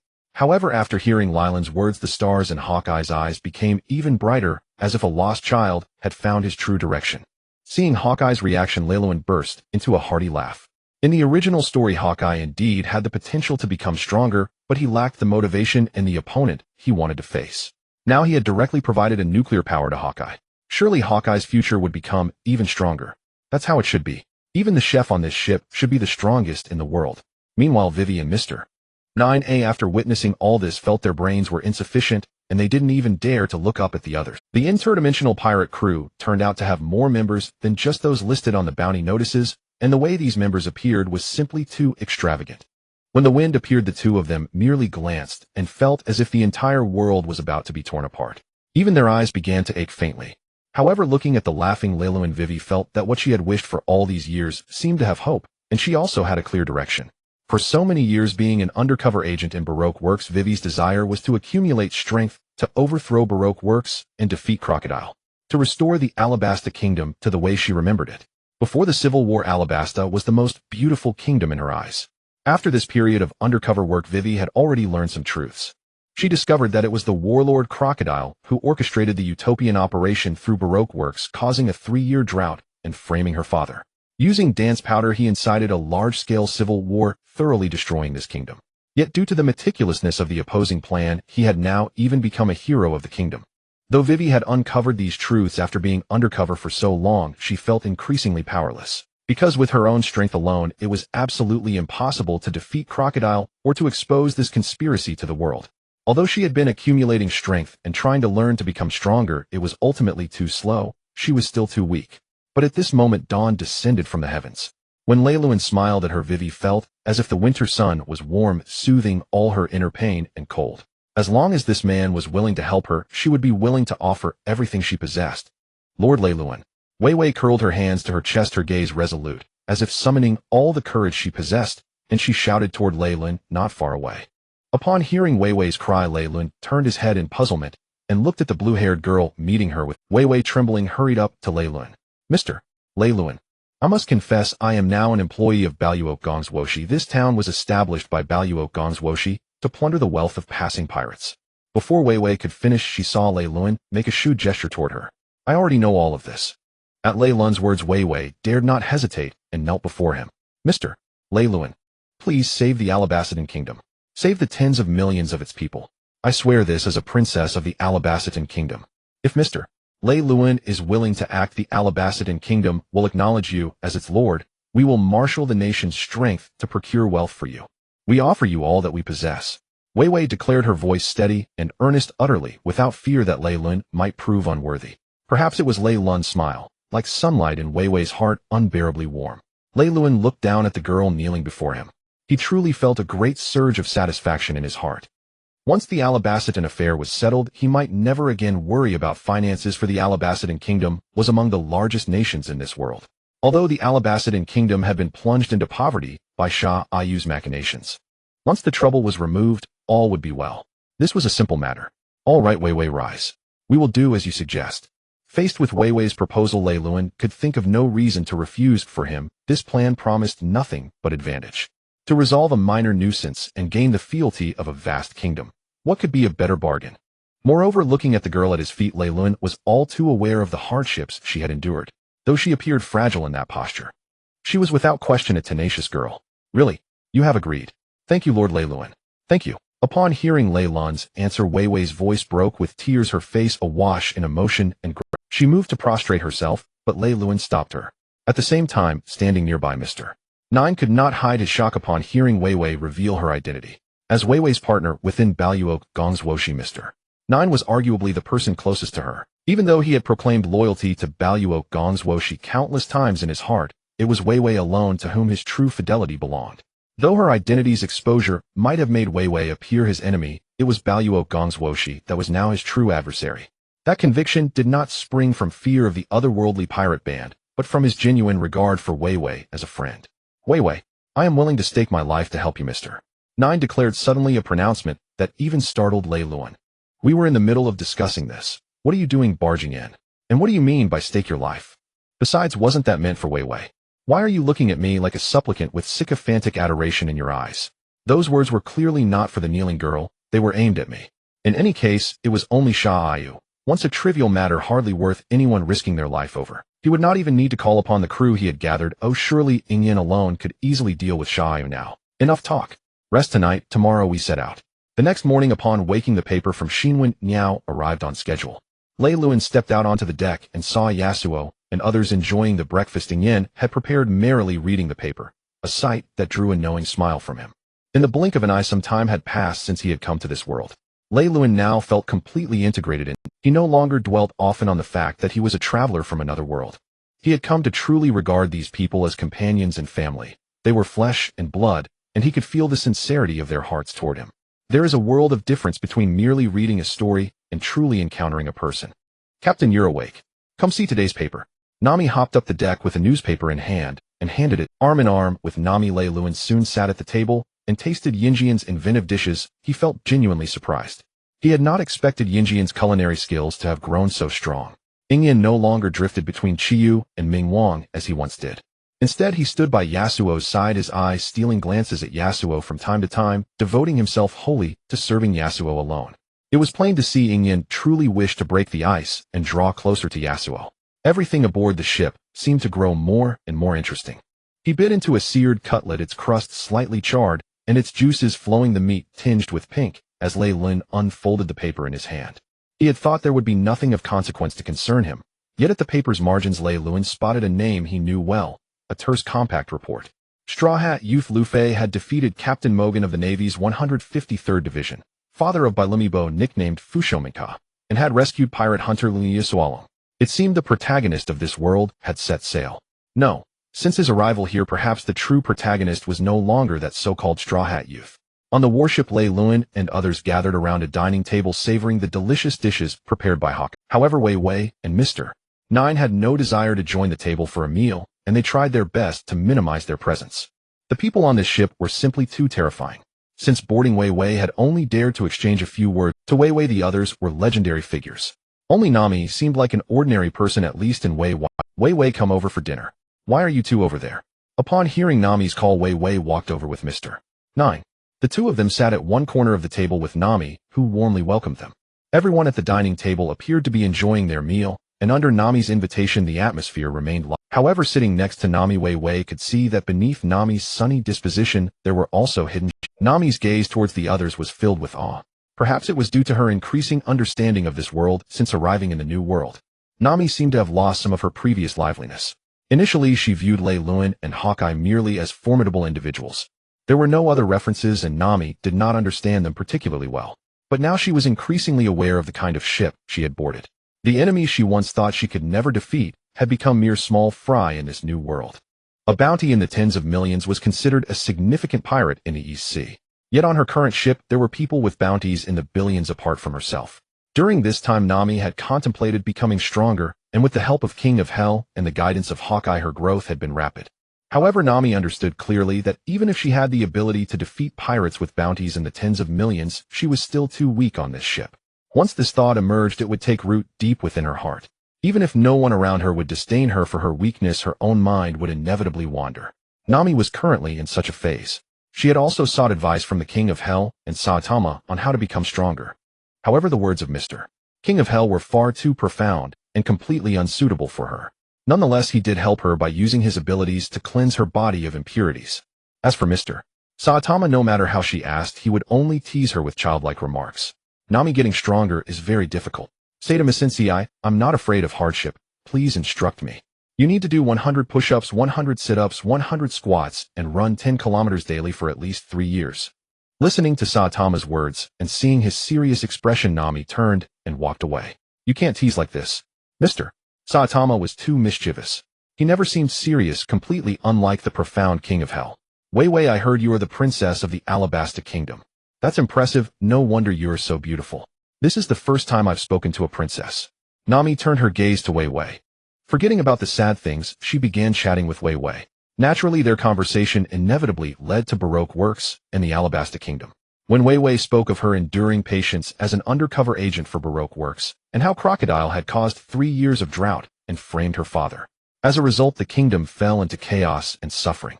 At this point, Nami was already fuming. Mr. Nine, sitting nearby, also looked at Wei Wei with a serious expression. Nami looked at Wei Wei, realizing that although she had only just met this girl, Wei Wei was far more resilient than she had imagined. Not only was her status impressive, but she was also a remarkable person. Nami couldn't help but wonder how wonderful it would be if she had the ability to help. The warship sailed steadily over the sea. Days passed in a flash, and soon a massive island appeared. What lay ahead could no longer be called an island. It was the first time Lei Luan had seen the horizon since arriving in this world. He was witnessing truly vast land. As one with the Sea King trait, Lei Luan had become accustomed to being on a ship at sea, but seeing the horizon now left him momentarily dazed. The few people standing beside him also showed signs of excitement at the sight of the horizon. After all, none of them were characters accustomed to being at sea. Lord Lei Luan. Ahead is our Alabasta Kingdom. Perhaps because it had been a long time since she had returned, Wei Wei appeared extremely excited looking at the distant horizon. Among the excitement of returning to her homeland, there was more worry. After being away for so long, Wei Wei herself was uncertain about what Alabasta Kingdom had become. Lord Lei Luan. Ahead is our Alabasta Kingdom. Perhaps because it had been a long time since she had returned, Wei Wei appeared extremely She rarely had the opportunity to return to the headquarters located in the kingdom. Even when transporting money back, she couldn't enter, it had to be left outside in a designated area for someone from the headquarters to collect. But now she was about to step boldly into her own territory, no longer needing to be cautious like before. Looking at the men beside her, Wei Wei felt an unprecedented sense of security in her heart. Soon the warship reached the coastline. Stepping onto land, looking at the surrounding woods, Lei Luan felt genuinely curious. The seaside was filled with lush greenery and towering trees. Perhaps if Crocodile had not acted, the entire Alabasta Kingdom would have been a scene of vitality and flourishing life. Under Wei Wei's guidance, after walking a short distance, Lei Luan felt as though he had stepped into another world after covering about 1,000 meters. Walking along the coastline, the scene before him was desolate, like the end of the world. As far as the eye could see, there were only gray-yellow sands sporadically dotted with withered yellow shrubs that had succumbed to the salt and the blazing sun. A hot wind swept in from the depths of the inland, carrying rough grains of sand. So close to the coastline, and it's all desert. It seems there's more to it than just natural terrain. As he gazed at the scene before him, Yasuo walked forward, whispering quietly amidst the surprised glance. The moment Yasuo's foot stepped onto the sandy ground, his entire appearance transformed. A hat appeared on his head, and his blue warrior attire changed into a complete cowboy outfit. This is the skin of a Western cowboy. Looking at the suddenly more handsome Yasuo, Raylan couldn't help but twitch his mouth. This ability was simply too fitting for showmanship. Moreover, after changing skins, Yasuo seemed to exude a different aura altogether. This skin may not significantly enhance Yasuo's overall abilities, but in this country's environment, it certainly looked cool enough. Wow, how did you suddenly change your appearance? Yasuo, you look so handsome now, like a cowboy from a movie. After Yasuo changed skin, Saitama immediately rushed forward, his eyes sparkling as he incessantly questioned Yasuo. He appeared to be a curious little child. Yasuo, however, looked at Saitama without a hint of annoyance and patiently began to explain his ability to change skins. As he spoke, everyone present, including Raylan, noticed the sand spread across the ground began to flow slowly with Yasuo's hand. Yasuo now seemed to possess an ability akin to the sand fruit, able to manipulate sand. Remembering Yasuo's many skins, Raylan understood why Yasuo was deemed invincible in this world. The group continued walking forward. After traversing the desolate desert, they arrived at some crumbling ruins. Among the collapsed walls and the yellow sand, the occasional sight of exposed skeletons could be seen. At this moment, Vivi looked at the ground covered in yellow sand and began to speak. This place used to be the outer city gathering area of our capital, Erebana. It was once bustling and very prosperous, hosting many outsiders who, unable to reside in the capital, chose to settle here. After a long period of development, it became a trade center, but listening to Vivi's nostalgic words and observing the dense wreckage around them, one could faintly imagine how lively this place once was. After walking a bit further, they could see the high city walls, though they were clearly quite dilapidated. As they approached the city walls, they began to notice several people, each looking very frail, their faces marked. Due to the heavy winds and sand in this area, everyone appeared somewhat dirty and disheveled. Under Yasuo's control, the sand and wind did not stick to them, creating a vacuum-like area around them. Such a peculiar arrangement naturally attracted the attention of everyone nearby. However, Raylan and the others did not mind. They boldly continued walking towards the city. Feeling the stares of the surrounding people, Vivi did not choose to lower her head and hide, as before. Instead, she stood tall and proud, just like before. With the demeanor of a proud princess, she walked towards the city. As soon as they entered the city, they immediately caught the attention of the rebellious soldiers. There was no helping it, the aura of Raylan and his companions was simply too distinct. However, the ordinary soldiers did not recognize them. Perhaps because these ordinary locals could no longer afford the newsbirds' newspapers. Stop right there, you lot. The rebel soldiers stationed at the gates raised their weapons towards them. Raylan did not wish to say much, he merely released a hint of his aura, and the soldiers before him fell asleep. Witnessing this, the expressions of many nearby citizens instantly revealed their terror. Attacking the rebel soldiers was something that no one in this city, especially in this area, dared to do. Although the few individuals before them appeared unusual to the common folk, Raylan and his companions were almost indistinguishable from the dead. Nonetheless, Raylan and his group continued to walk forward step by step, indifferent to the people around them. For Raylan, in the entire royal capital, the only places of interest aside from the king's palace were probably the headquarters of the Baroque Works and the Spider. This place gathered many of Baroque Works executives and their wealth. To obtain this money, they had to head to the Spider Cafe first. Although Vivi was unsure of the exact location, Mr. Nine knew where it was. Under his guidance, Raylan and his companions headed towards the Spider Cafe without concealing their movements. A group like this appearing in the capital naturally meant that Baroque Works would have received intelligence early on. At that moment in the Spider Cafe, a woman sitting in a high position resembled an ancient tome spread open in the afternoon sunlight of the cafe. Elegant, mysterious, exuding an intellectual beauty steeped in time, her deep brown eyes contained a calmness that discerned the world along with a hint of barely perceptible sadness. Her skin was a healthy light wheat color, and beneath her high nose a smile graced her lips. Her waist-length black hair cascaded like a waterfall in the night, naturally falling and shimmering, with a silky luster occasionally brushing against her cheek, adding a touch of grace. What's the matter? Why the sudden rush? Seeing someone suddenly run in from outside, Nico Robin's smile faded, and she frowned. It's bad. Vice President. A group of strange people has entered the city, and their destination seems to be our Spider Cafe. What? Their destination is my cafe. Before Robin could speak, a woman with blue frizzy hair, smoking a pipe and dressed in a black leather jacket, sprang up from her seat. Sarah, take some people to check it out. It's best to resolve it outside and not disturb the peace of the cafe. After hearing Robin's words, Sarah directly took the pipe, gathered a few people from the cafe, and stormed out. What is happening? Whose men have arrived? Sala walked along the road and questioned the man who had just come to deliver the news. Sala found it peculiar. At this juncture, the rebels and the kingdom army should be wary of one another. Jiju Coffee Shop ought not to be a target. Shop owner, it seems a few outsiders have arrived and have knocked down some of the rebels, he reported. Could they be men of the kingdom army? Doesn't seem like it either. Shop owner, please see for yourself. Those people look rather formidable. Formidable, humph. Hearing his subordinate, Sala snorted with derision. Whether the rebels or the kingdom army, in Salah's eyes very few in this country deserved the praise of being called. That was also why her boss could be hailed as a hero of the kingdom. The people here were far too gullible and the people of this land had never witnessed truly fearsome power. To Salah, only someone of the caliber of Shah Keloakiter could be regarded as a true strongman, truly formidable. Since seeing her boss act, Salah's standards had naturally risen considerably. Those few troublemakers who had come. How dare they cause trouble for Baluo Custodio? Salah strode forward in anger with the guide, and the cadres beside her were equally incensed. Having been here so long, no one had ever dared make trouble for Jiju coffee shop. Soon, led by that subordinate, the party reached the broad avenue outside, and could see several people walking toward them. Salah stood where she was, her eyes full of contempt. She could already imagine how miserable the fate of those men. Whether they were men of the kingdom army or malicious outsiders, there could be only one outcome waiting for them. Captain Leiloin, the people kneeling on either side up ahead are from Jiju coffee shop. The blue-haired one is. As Leiloin and his party drew closer before his own people could act, the distant figures seemed to have recognized their faces.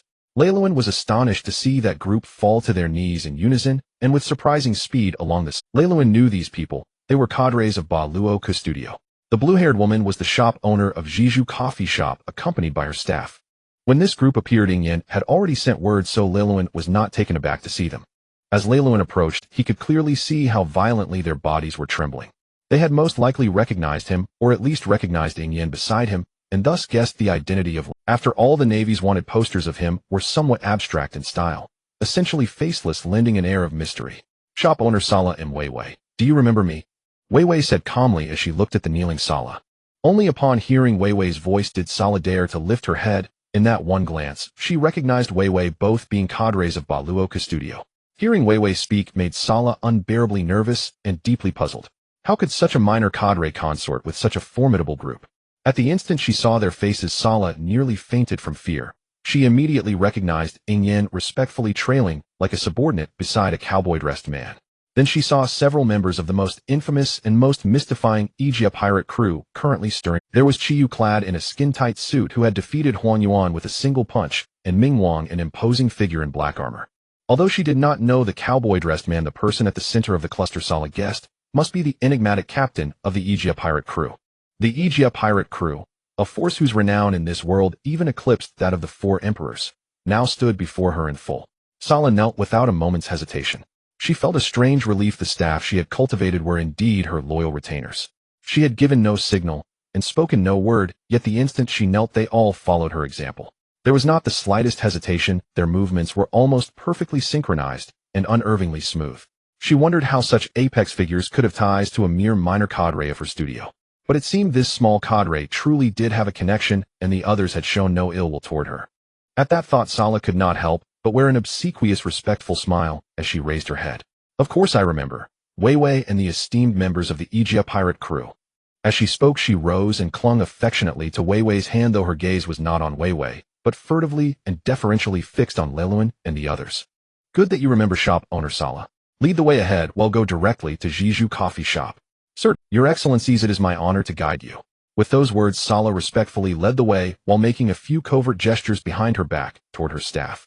After seeing Salah's signal, two of the staff quietly slipped away in different directions as Salah guided the party toward Jiju coffee shop. Leiloin's party paid no attention to this. One of the departing staff naturally went straight back to Jiju coffee shop to report the situation to Vice President Luo Bin. With Leiloin's party about to arrive, everything inside had to be put in order. Under no circumstance could these great figures be allowed the slightest displeasure.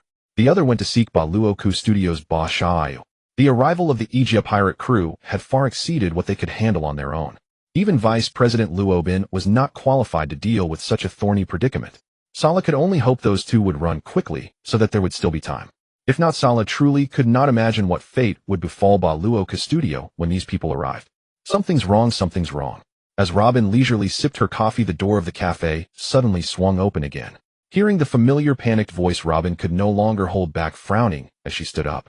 Then out of nowhere a hand appeared above the staff member's head and harshly slapped him. How many times have I told? Don't panic when something happens. Didn't Sarah just take people outside? What happened? It's the interdimensional pirate crew. However, upon hearing this, her expression instantly turned tense, and her previously calm and elegant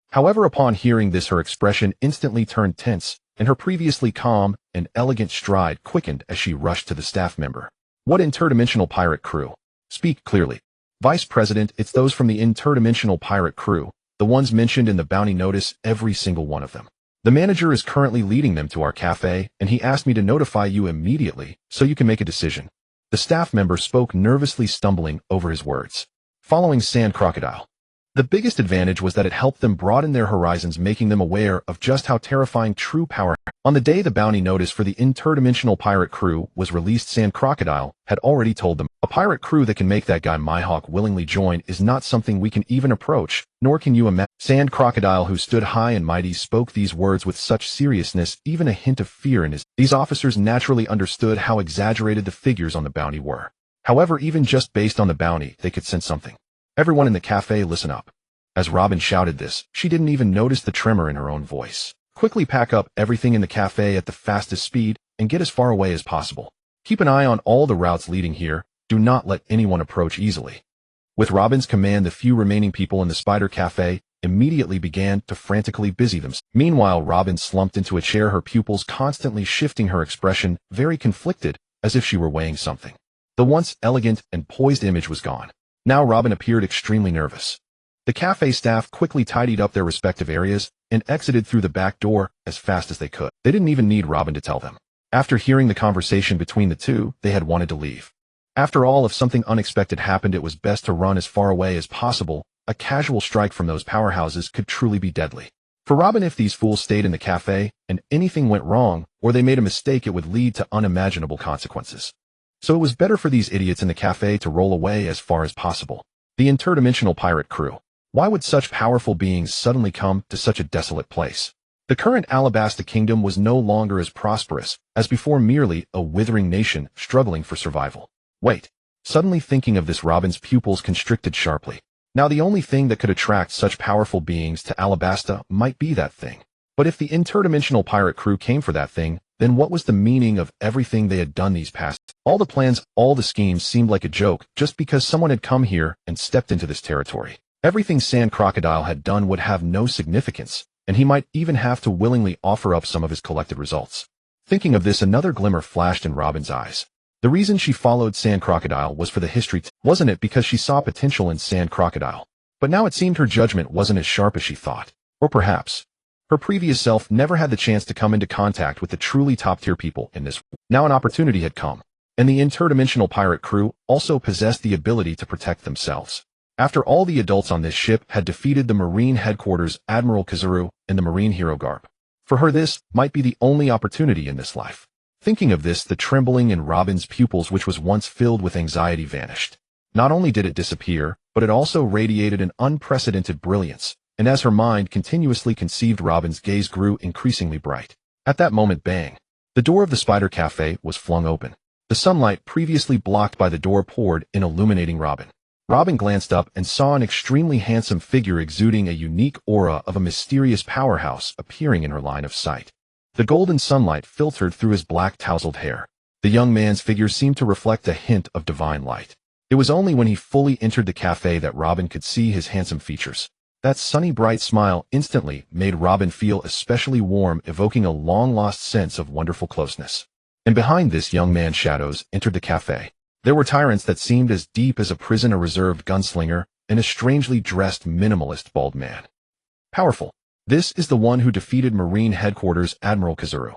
Robin's gaze was firmly locked on the figures of these few. Even Mihawk, who followed behind, didn't manage to divert Robin's attention.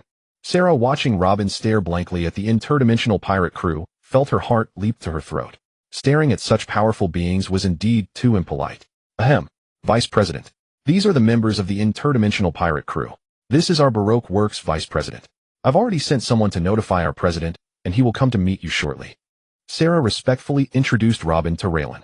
Upon hearing Sarah's voice, Robin realized how disrespectful her previous behavior had been. Immediately bowing respectfully, she said, I am Nico Robin, an O'Haran scholar, greeting you, Lord Raylan, the scholar from O'Hara. After hearing Robin's self-introduction, Raylan couldn't help but smile knowingly. He looked at Robin, who was kneeling on the ground, and slowly began to speak. Your self-introduction is quite interesting. Upon hearing Raylan's words, Robin realized that her little intentions had been perceived, but that was exactly her purpose. Having experienced so many storms over the years, Robin knew clearly that if one wished to be protected by the strong, one must possess the value they ought to have. For a powerhouse like Rillen, the only thing she could offer was her identity as a scholar from O'Hara. In today's world, this was also her most valuable asset. Lord Rillen, I hope you won't laugh at me. Since this is a coffee shop, let's prepare a few cups of coffee to enjoy, and I have some matters I'd like to discuss. Rillen casually walked to a table and sat down. After Rillen took his seat, the others also took their place. Robin, trying hard to suppress her excitement and nervousness, went to the counter to prepare a few cups of coffee, while Vivi and Mr. 9 naturally became the staff of the coffee shop, serving the cups of coffee to everyone.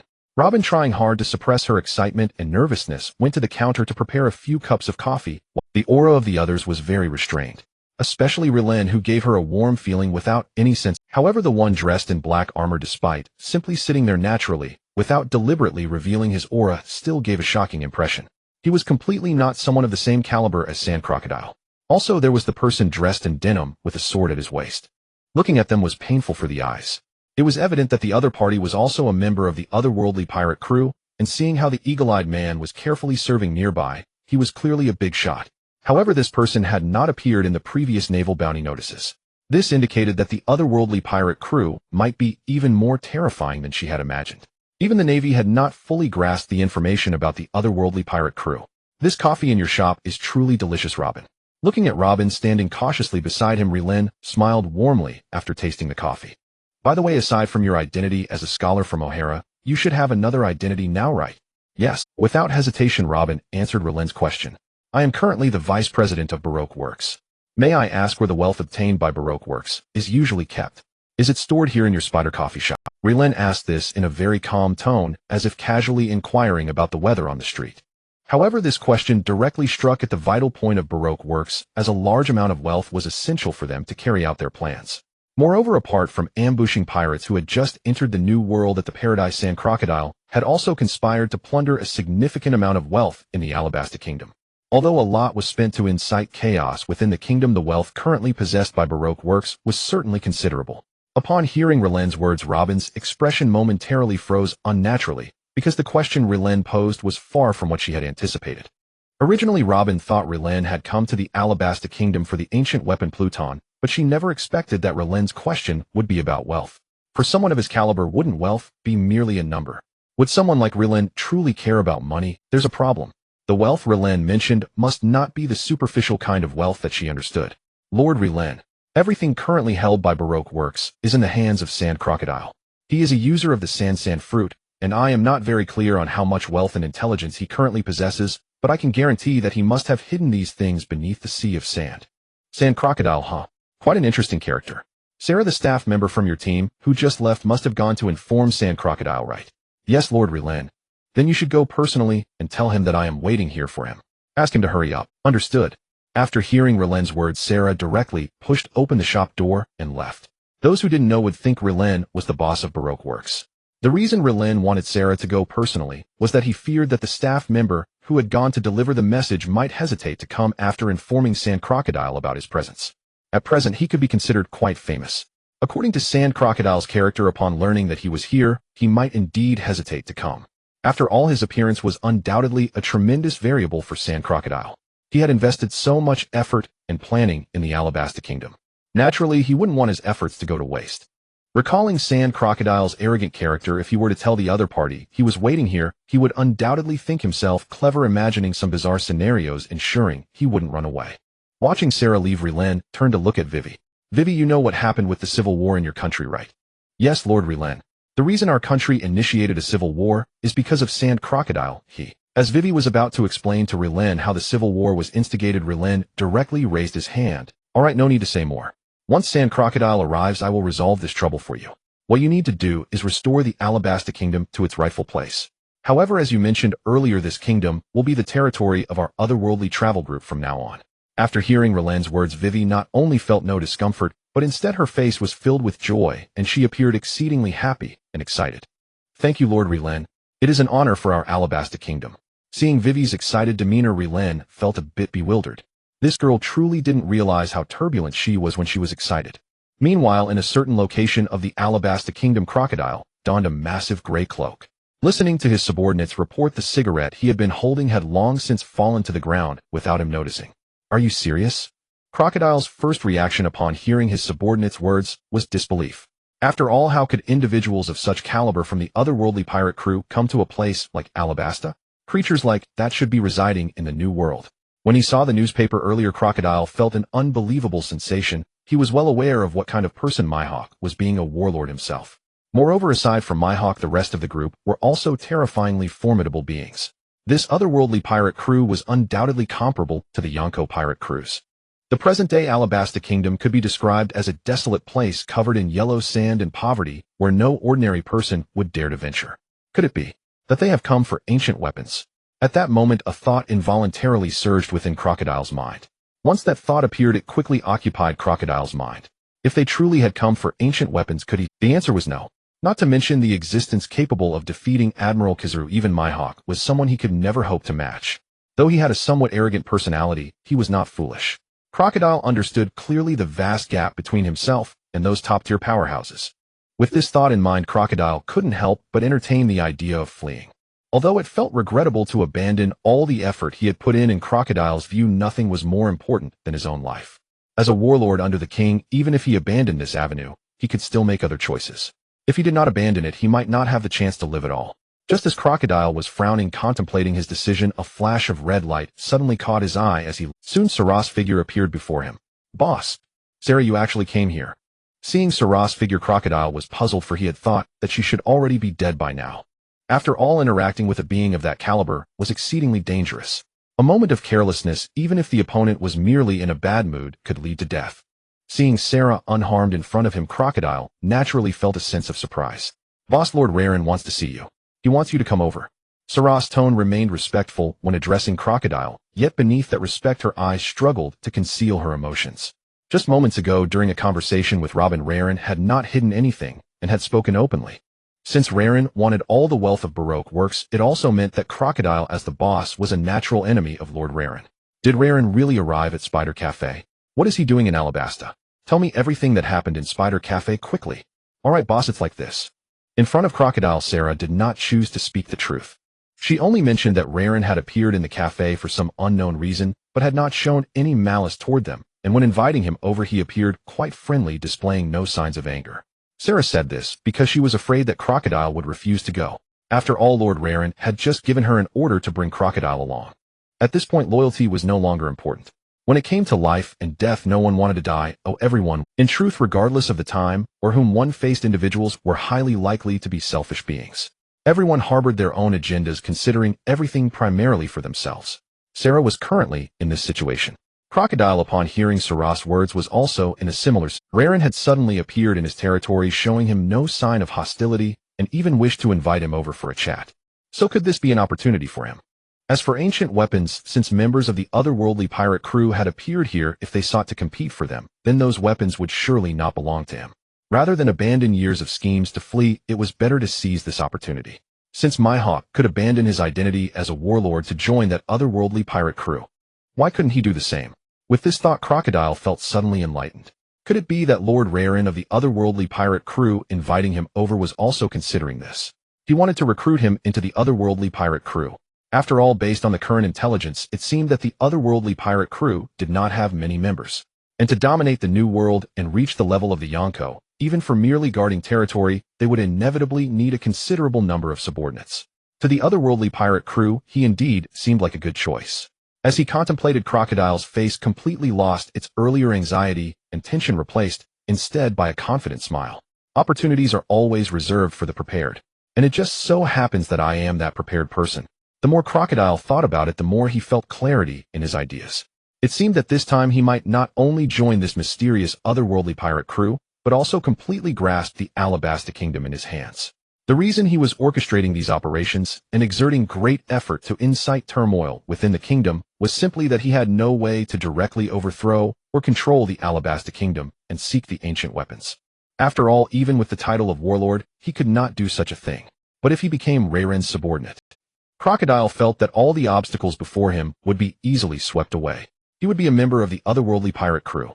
With the current momentum of the otherworldly pirate crew, what could not be accomplished?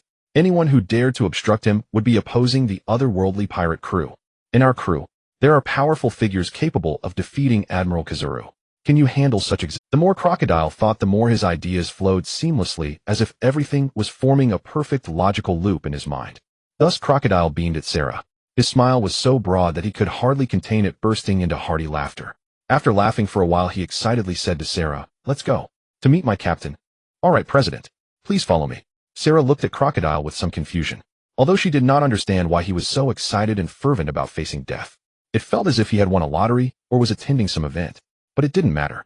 As long as Crocodile was willing to go with her, her mission would be considered complete, and the fate of this president was no longer her concern. It was only related to the esteemed members of the otherworldly pirate crew. As long as they allowed him to live, he could survive. If they were the least bit dissatisfied, this president would meet his end. At this moment, Sarah could only think of one thing: whether she should return with Crocodile. After all, Sarah was already fully aware that the otherworldly pirate crew was here for the wealth and achievements of the Baroque studio. And she understood Crocodile. He was selfish and proud, somewhat arrogant, and looked down on others, believing his intelligence to be superior. However, Sarah also knew that Crocodile was not foolish. Upon realizing the otherworldly pirate crew's identity, he would not arrogantly place himself in a superior position. When faced with true powerhouses, he would still show humility. The key was whether Crocodile was willing to willingly relinquish everything he currently possessed. This was something Sarah could not guarantee. Relinquishing meant there could be no ulterior motives. It truly meant giving everything to the other party. After seeing Crocodile's smile, Sarah began to doubt. Perhaps he was already plotting against the otherworldly pirate. If that were the case, it would surely lead to his demise. In the Spider Cafe, Rairin and the others were still making Robin work hard as Mihawk, after serving Yasuo, began seeking Robin for coffee-making skills. This situation arose because Yasuo, after finishing his coffee, commented, "It's quite good." Robin looked at Mihawk, who was earnestly asking questions, and was filled with confusion. How had the world's greatest swordsman seemingly changed? She remembered how Crocodile had told her that Mihawk was solitary and proud, dedicated solely to the swordsmanship path, and was extremely focused on training to improve himself, never wasting time on other matters. This understanding was clearly mistaken. The Mihawk before her seemed more interested in how to make good coffee and prepare meals. Besides asking her about coffee-making techniques, he even took the menu from her cafe and studied it intently. Knock, knock, knock. While everyone in the cafe was enjoying snacks, a polite knocking sound echoed. At that moment, everyone continued with their activities, seemingly oblivious to the knocking, except for Robin. After finishing his biscuit, Rairin lightly said, "Come in." The door opened gently, and Sarah's figure walked in, heading straight to Rairin's side. "Lord Rairin, our president has arrived."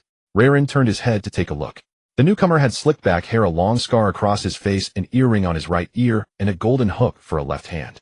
It was said that it contained a highly poisonous hook with scorpion venom and a blade. If the poisoned person did not disinfect immediately, they would soon die from the poison. Dressed in a black fur coat and an orange plaid long-sleeved shirt underneath, one had to admit that this image exuded the aura of an Italian mafia boss. Unfortunately, while the appearance looked deadly, the smile on his face could only be described as somewhat sycophantic. "Lord Rairin, I am Shah Crocodile, the president of the Baroque studio. It is truly an honor for you to grace my cafe." Upon entering the room, Crocodile felt his heart racing as if it would jump out. The auras of the individuals seated at the table were overwhelmingly powerful. Especially the one in black armor, the King of Hell, and that sloth Rayleigh Rogers' first mate were not even in the same. The presence of the one before him was clearly many times stronger than Rayleigh. The aura of this individual surpassed that of the vice admirals by a long shot. Although he had learned of the bounty before, it was nowhere near as shocking as the real-life encounter. Among them, Crocodile could immediately tell who the captain was. Although the others had strong auras, it was a very obvious kind of strength. Only the young man seated in the lead position appeared particularly mysterious and was undoubtedly a top-tier powerhouse. Thus Crocodile went directly to Rairin. "Oh, how surprising." Rairin asked directly, without hesitation, looking at Crocodile. Although the others had strong auras, it was a very obvious kind of strength. Only the young man seated in the "Didn't you say you were astonished? Tell me, how much astonishment did you experience?" "I." Listening to Rairin's question, Crocodile was genuinely bewildered. Such words were utterly absurd, abstract, completely detached from the common sense of the situation, far exceeding what he had anticipated. This shouldn't be something a powerhouse like him would say. It sounded more like the ramblings of someone mentally disturbed. How on earth should he answer this question? "Forget it, you don't need to answer that. Just answer my next question: where have you hidden the treasures of the Baroque studio?" Upon hearing Rairin's next question, Crocodile not only did not find the question offensive, but even sighed in relief because of it. Finally, a serious question had been asked, and the other party had shown interest in his Baroque studio. Treasures. Captain Raren before him was clearly seeking the Baroque studio. No, he was clearly seeking his loyalty. After all, he himself was the most valuable asset of the entire Baroque studio. Currently, only he knew about the information regarding the King of Hell. With this thought in mind, Crocodile glanced at Raren and immediately knelt on one knee. Captain, I, Crocodile, am willing to pledge my loyalty to you and join the otherworldly pirate crew. Crocodile's sudden kneeling genuinely stunned Raren. What was happening? Why did this guy suddenly kneel? And he said he wanted to pledge loyalty and join the otherworldly pirate crew. Is there a mirror in this world? How could this guy say such nonsense? These are all good to say, but first take me to see the treasures of your Baroque studio. He looked at Crocodile, who was kneeling in front of him on one knee. Raylan couldn't quite feel happy about it. As a straight man of the new era, he was a genuine tough guy, and didn't particularly like rough men, especially ones like Crocodile, who were somewhat unattractive. If beautiful women like Nami and Vivi were to kneel in front of him, he could still enjoy the magnificent scenery of mountains and hills, and his mood would be quite pleasant. But Crocodile, what treasures are you referring to? Crocodile, kneeling on the ground, looked somewhat puzzled upon hearing Raylan's words. Because he didn't know what treasures Raylan was talking about. Don't you know what treasures means? It's belly, gold, jewels, devil fruits, and the like. Quickly take me to see how much your Baroque studio has accumulated over the years. Oh, so this is the treasure you meant, huh? Of course, Captain, please follow me. How strange. But this might just be a peculiarity unique to the strong. Just like Charlotte Lingling's love for food, perhaps this captain of his preferred traditional treasures. Thinking of this, Crocodile didn't hesitate any longer and immediately led Raylan out of the Spider Cafe, heading towards his treasury. Raylan looked at the sand crocodile leading the way in front of him and felt utterly speechless.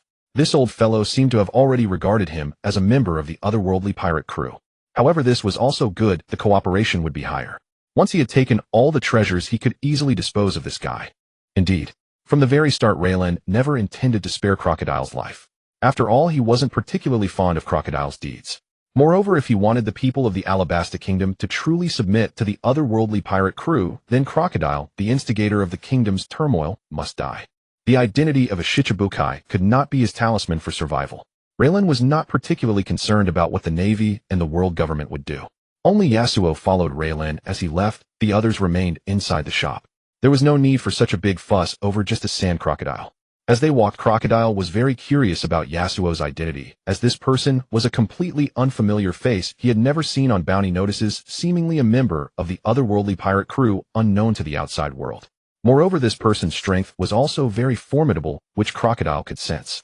Whenever he looked at Yasuo, there was a strange feeling. A thought: this guy wearing a cowboy hat always gave him a sense of wanting to bow down.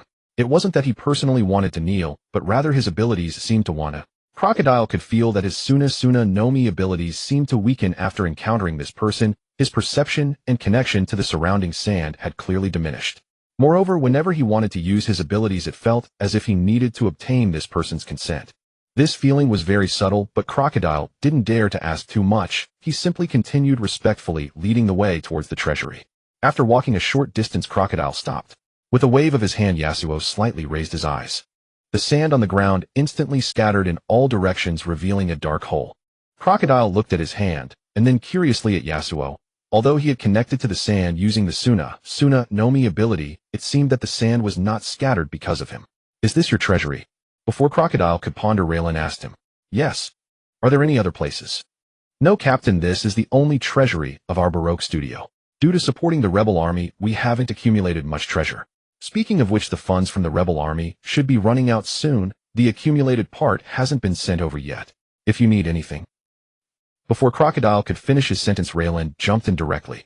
Yasuo also jumped in beside him. Seeing this, Crocodile didn't hesitate any longer and directly followed them in. Wow. The Golden Legend. The underground space was much larger than Raylan had imagined. Moreover, it was filled with all kinds of boxes, and the richness of the items inside was comparable to the treasures of the heavens. Captain, these devil fruits are mostly weaker Zoan-type devil fruits, but for the Alabasta Kingdom, these fruits can definitely cultivate a batch of strong war. There were at least a dozen of them. I didn't expect you to have so many devil fruits here, Crocodile. You really have surprised me. Captain, these devil fruits are mostly weaker Zoan-type devil fruits, but for the Alabasta Kingdom, these fruits can definitely cultivate a batch of strong warriors in a short time. When he spoke of these devil fruits, Crocodile's tone was filled with pride. It was evident. The collection of these devil fruits must have taken him considerable effort. However, for Raylan, this was simply a huge surprise. Looking at this warehouse full of good things, Raylan couldn't wait to ask the system in his mind. System, come out quickly. Struck, gold. Ding. Loot detected, estimated total value approximately 15 billion belly. Does the host choose to collect all? Over 2 billion. This guy really put in a lot of effort. These devil fruits are not artificial ones, but genuine treasures. Although he had long known that Crocodile harbored considerable ambition and was constantly preparing for it, actually witnessing the hidden wealth still surprised Raylan. It was simply fantastic. Having ambition indeed requires hard work. Raylan turned his head and coincidentally saw Crocodile's proud smile. System collect all. With a gentle wave of his hand towards the massive wealth before him, everything instantly vanished from everyone's sight. Raylan's action clearly startled Crocodile again. Looking at the stunned expression on the other's face, his mouth slowly opened, eyes seemingly about to pop out, and Raylan asked, "Given that you provided me with so much wealth, Crocodile, do you have any regrets?" After hearing Raylan's question, the sand crocodile recalled the terrifying abilities of the space type, quickly adjusted his expression, and looked at Raylan with admiration mixed with self-satisfaction. Having joined such an extraordinary pirate crew, everything would be much easier from now on. Regrets? The new boss asking himself such a question. Am I an idiot not to know how to answer? Captain, having the fortune to meet you, I have no regrets whatsoever. Old Shah is indeed a righteous man. He unhesitatingly declared that he had no regrets. Originally, Leiluin thought that with Crocodile cooperating so well he could give him a chance to help fulfill his dreams. However, to his surprise, Crocodile directly abandoned this opportunity. No regrets. That's good. Living like this is indeed too exhausting. Having too many schemes is not a good thing. Your ambition is too great, so take a good rest. Crocodile listened to Leilan's words. He initially thought that the captain was recognizing him, but the more he listened, the more strange it felt. Why does it feel like he is trying to put himself to death? Captain, what do you mean? I don't quite understand. Seeing Crocodile's bewildered expression, Leiluin did not explain much, merely giving a glance towards Yasuo, standing nearby. Upon seeing Leilan's glance, Crocodile seemed to finally realize something, and his eyes instantly filled with terror. He immediately began to mobilize his powers, preparing to elementalize and escape. Although he wasn't particularly clear about the terrifying abilities of these two figures, Crocodile knew he couldn't think. He could only directly unleash his most life-saving ability. Unfortunately, Crocodile looked at his body and did not transform into sand grains as he had anticipated. It's you. Seeing his abilities completely unresponsive, Crocodile recalled the strange feeling he had just moments ago. He suddenly looked at Yasuo in terror. The power of the rules in this world is indeed strange. It actually seeks subordinates, but does not grant the source. It seems that one must continuously develop and awaken to possess true rule subordination power. Yet even when developed to the extreme, it merely becomes a subordinate and cannot directly touch the source. As Yasuo spoke, Crocodile's entire body had already transformed into pure sand grains in an instant, and his life signs vanished without any warning. With just a thought, Yasuo completely maintained Crocodile, the sand fruit user, in the state of sand grains. He ran into the barrel of my skin's power. The ability of my skin happens to be of source level strength. I had a strange feeling when he approached, sensing that I could control him. Leiluin had no doubts about Yasuo's words. After all, each of Yasuo's skins possessed corresponding abilities at the source rule level in this world. Even the most ordinary skin, the Western cowboy, has unbeatable strength when used in this world. Relying solely on his body, Yasuo's combat power in this world would not be directly classified. For Crocodile, the sand fruit user, letting Yasuo take action could save him a lot of pain. Just a thought. Crack, crack. As Crocodile, a human-shaped pile of sand, fell to the ground, Leiluin and Yasuo jumped out of the underground vault. With a thought from Yasuo, the sea of sand surged quickly, filling the deep pit, and the two soon left. Perhaps no one in the outside world would know that the once great hero Crocodile, one of the 7 warlords of the sea, had silently vanished from this place without making any noise. Before long, the two returned together to the Spider Cafe. Robin glanced over and saw that there was no sign of Crocodile behind them. Robin immediately knelt down. At this moment in the cafe, the remaining members of the Baroque works, upon seeing that Crocodile did not return with Leiluin and Yasuo, already knew what had happened. Seeing Robin kneel without hesitation, they quickly chose to follow suit. The remaining members of Baroque works all knelt before Leiluin. Lord Leiluin, we are willing to follow your orders and accompany you. Robin spoke not just for herself, but on behalf of the many members of Baroque works behind her. After seeing the actions of Robin and the others, Vivi and Mr. 9 also chose to kneel down together. Observing this scene, Leiluin casually waved his hand. In truth, Leiluin did not intend to kill these people in the cafe. After all, to truly rebuild the Alabasta Kingdom, some manpower would be needed. Relying solely on Vivi's words, even if the internal strife could be resolved, there would still be a serious shortage. Currently, the members of Baroque works could serve as subordinates for Vivi, and importantly, these people were familiar to her, which would make the process smoother and allow the Alabasta Kingdom to return to the right path more quickly.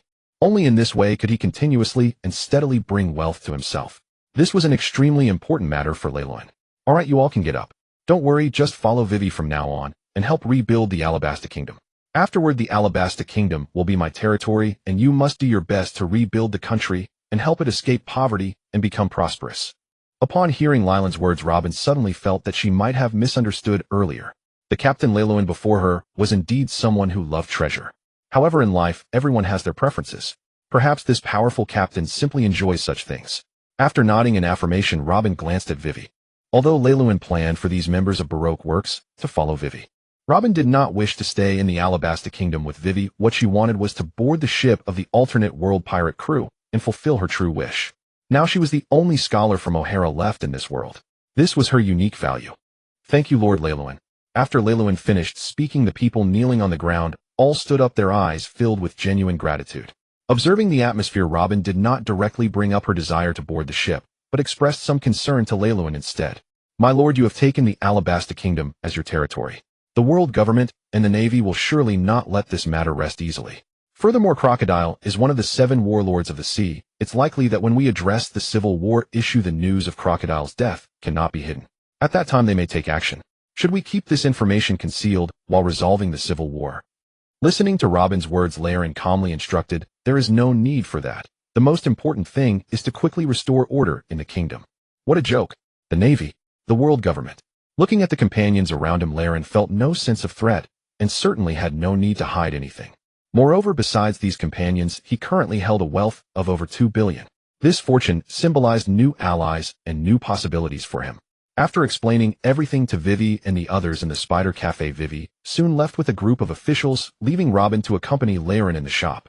After all, the kingdom was still in internal turmoil, especially when Leiloin and the others had just arrived, and many of the rebels had been stunned by Leiron's conqueror's haki. At present, it was likely that the rebels in the city were still searching. Furthermore, because the Alabasta Kingdom was not an ordinary small island, its overall area was quite vast. Currently, there were still quite a few royal troops engaged in battle with the rebels. At any moment, someone could lose their life because of this. And all these people were, without exception, lovers of the kingdom. The sooner Vivi resolved the internal strife and unveiled Crocodile's conspiracy to the world, the more unnecessary casualties could be prevented, allowing these patriots to live. Meanwhile, Leiloin in the Spider Cafe was excitedly communicating with the system in his mind. Ding! The host currently possesses a balance of 2 billion berries. Would the host like to draw a full 2 billion berries? Since Leiloin traversed into this world, he had never fought such a wealthy. Yes. Draw a character partner from the myriad worlds for me. Ding! Drawing character partner from the myriad worlds. Congratulations, the host has obtained the partner Yonjin. Young in life, he was Yongin, the half-brother of Yasuo, a well-known disciple of his hometown's swordsmanship dojo. However, after he was killed by his brother, he found himself tormented by a malicious spirit in the spiritual realm and had to slay it with his own sword. Now cursed, Yonjin wears his demon mask and begins an unending hunt seeking to eliminate all similar demons. Due to a mysterious power, he can transform into various forms, gaining extreme powers such as Soul Lotus, Harbinger of Dawn, Ultimate Steel of Heart, West Magic, Shadow Seraph, and so on. Skills: Hunter's Path, Error, Jade, Cut, Divine, / Barrier Breaker, Sealing Dusts, Absolute, Thought / World Setting, Invincible. Hooray! The first character drawn makes Leiloin very satisfied. Just recently, he drew his brother Yasuo, and now, unexpectedly, he has brought his brother to this world so soon. Leiloin had actually watched quite a bit of the story of Yonjin and Yasuo before. The regrets and brotherly love depicted in that animated short had moved him deeply. Now allowing the two brothers to reunite in this world was a small fulfillment of his own regrets. Moreover, in this world, the two brothers had undergone a true rebirth. Gone were the chaotic matters of the past. Presumably, after reuniting in this world, the two brothers could live even happier lives. Seizing this good fortune, system, draw another character partner from the myriad worlds for me. Ding! Drawing character partner from the myriad worlds. Congratulations, the host has obtained the partner Jiqiang Baldchong. Jiqiang Baldchong, once a lumberjack and hunter, he later became a tour guide. Due to constant interruptions from Bear Big and Bear 2, he was unable to deliver wood smoothly, resulting in salary deductions from Boss Lee. However, through repeated confrontations and interactions, Baldchong gradually built a deep friendship with the animals in the forest, transforming enemies into friends. Ultimately, he not only abandoned his lumberjack career, but also became a tour guide, fighting alongside Bear Big and Bear 2 to protect the forest. Due to the interference of mysterious forces, Bald Chang's personality underwent a significant change, awakening his second personality, Jiqiang, successfully evolving into a conceptual-level character and developing his own unique Jiqiang literature while still retaining the abilities of his original form Bald Chang. Skills: transform into Jiqiang, instant conceptual transformation, Bald Beam, time space travel, super particle beam, solidification ray, radiance, opening heaven, radiance ultimate, and so on. Various abilities from the movie. World setting: invincible. Wow. This time summoning actually brought forth another conception. Bald Chang was someone Laren was extremely familiar with, being one of the most classic characters in his childhood memory. This series has released many movies in which Bald Chang's various abilities could already be considered invincible. But the key point is Jiqiang, a purely conceptual level invincible character created by netizens, unexpectedly became one of Bald Chang's skills that he summoned. This invincibility is truly invincible in the real sense. After all, Jiqiang literature alone is enough to prove how invincible the original Jiqiang's existence is. Today's two summons have truly made Laren feel overjoyed. He has summoned two deities, and now the number of partners in his interdimensional travel group is increasing, making the ship livelier. It has not been long since he arrived in this world. However, he has already transformed from being anxious and alone on a small wooden boat into the captain of a renowned interdimensional pirate crew possessing 5 invincible partners: Saitama, Hades, Yasuo, Yongin, and Jiqiang. Thinking of this, Laren felt happy. Come forth, my partners. With a loud shout from Laren's consciousness. In the Spider Cafe, a red and blue intertwining image suddenly emerged. Then a figure seemed to leap into this image from an infinite distance.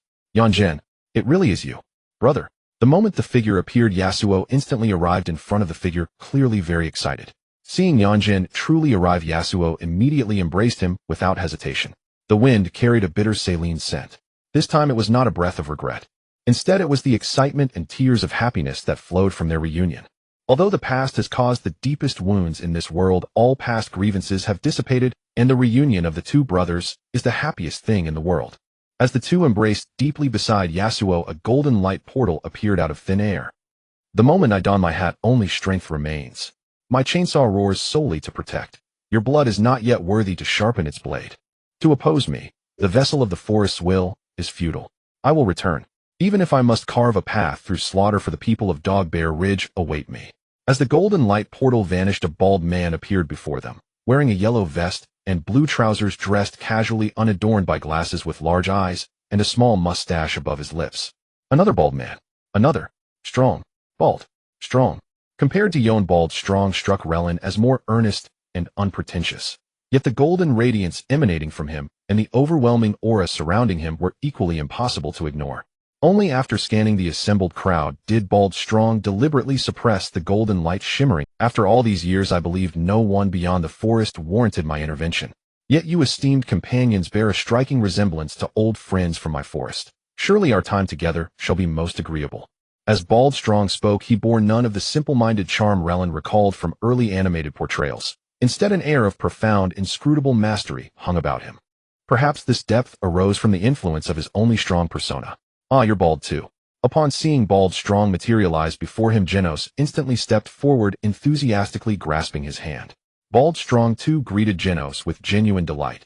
Not only because Genos was now his comrade, but also because he sensed in Genos the same enigmatic power and ancient resonance as the forest he remembered. Inside the Spider Cafe, Robin stood utterly transfixed, witnessing the arrival of two beings of such extraordinary might. The otherworld pirate crew, it seemed, was far more terrifying than she had ever imagined. These two men, and Yasuo beside them, 3 figures absent from any bounty poster, each exuded identical mystery and overwhelming power. She had never heard of the otherworld pirate crew before. Yet now it seemed even the 4 emperors would stand no chance. Robin felt deep within her soul that encountering the otherworld pirate crew might well be the greatest fortune of her life, the sole possibility to realize her lifelong dream. That very night at the Spider Cafe, Relin and his crew celebrated their first jubilant feast on solid ground. Cheers. Clang. As glasses clinked together, Relin drained his goblet of fine wine in a single effortless drink. Perhaps his constitution had grown so formidable that a full cup of wine stirred neither dizziness nor discomfort. Indeed, he could savor subtle floral and woody notes he'd never perceived before. Wine from the world of One Piece was indeed crisp, sweet, and hauntingly aromatic. Captain Relin. Just as merriment reached its peak, Robin approached him, holding aloft a glass of wine. Captain Relin, may I join your crew? I am the sole person in this world who can decipher the poneglyphs, surely of value to you. Moreover, as I understand it, your current vessel is merely an ordinary marine warship. Might you consider acquiring a new one? Robin's approach, and her request to board, came as no surprise to Relin. He knew well her lifelong ambition to gather every poneglyph, and her suggestion to change ships implied. In the kingdom of Alabasta lie two poneglyphs, crucial keys to the world government's suppressed history of the Void Century. One records the location of the ancient weapon Pluton, known as the Black King. This Black King was not his comrade Black King, but rather one of the three ancient weapons of the One Piece world. His aim was Pluton, a colossal warship forged in Water 7 capable of obliterating an entire island. His aim was Pluton, a colossal warship forged in Water 7 capable of obliterating an entire island with a single shot. It was without question the most formidable vessel in the entire One Piece world. For the Otherworld pirate crew, a name already echoing across realms, to sail only a standard marine frigate now seemed profoundly incongruous with their stature. That ship truly was an excellent choice. Yet if memory served him correctly, it was not currently in Alabasta. Rather, it lay buried somewhere in Wano country. Still possessing this poneglyph amounted to holding the ship's precise cartographic key. And poneglyphs themselves, what treasures they were to collect. Welcoming Robin aboard was not merely acceptable, it was essential. Moreover, another undeciphered poneglyph awaited in Alabasta. 13 poneglyphs existed in total, 4 road poneglyphs and 9 information poneglyphs. The road poneglyphs, marked in crimson, when interpreted collectively chart the course to the final island Laugh Tale. Now that they stood within Alabasta, those 2 poneglyphs were theirs to claim. Once Alabasta settled into true peace, Relin would dispatch Robin, Vivi, and Yasuo to locate them. You refer to Pluton, one of the 3 ancient weapons. Hearing Relin name the ancient armament, Robin felt no astonishment. From the outset, she had assumed Relin's party had come to Alabasta precisely to seek Pluton. This knowledge thus became her formal pledge of loyalty, for only she could read the poneglyphs, and only through her could Pluton's location be revealed. Yes, Captain Relin, and I already know where the poneglyph inscribed with Pluton's coordinates lies. Very well. Once Vivi stabilizes Alabasta, begin your search. We'll remain here for some time. Beyond that poneglyph, another lies hidden deep within a secret cavern beneath this kingdom. I'll assign Yasuo to accompany you. Thank you, Captain. Robin shall honor your trust without fail. Now, everyone drink on. Feast on. The festive atmosphere inside the Spider Cafe endured for days and nights without cease. During those days, aided by the former Baroque Works officers, Vivi swiftly proclaimed the truth in the capital, exposing Crocodile's machinations and crimes. Countless citizens awoke to reality, shamed by their past folly, enraged by Crocodile the architect who had reduced their radiant kingdom to ruin. Yet many also knew Crocodile was one of the 7 warlords of the sea, and though they thirsted for vengeance, few dared lift a hand against him.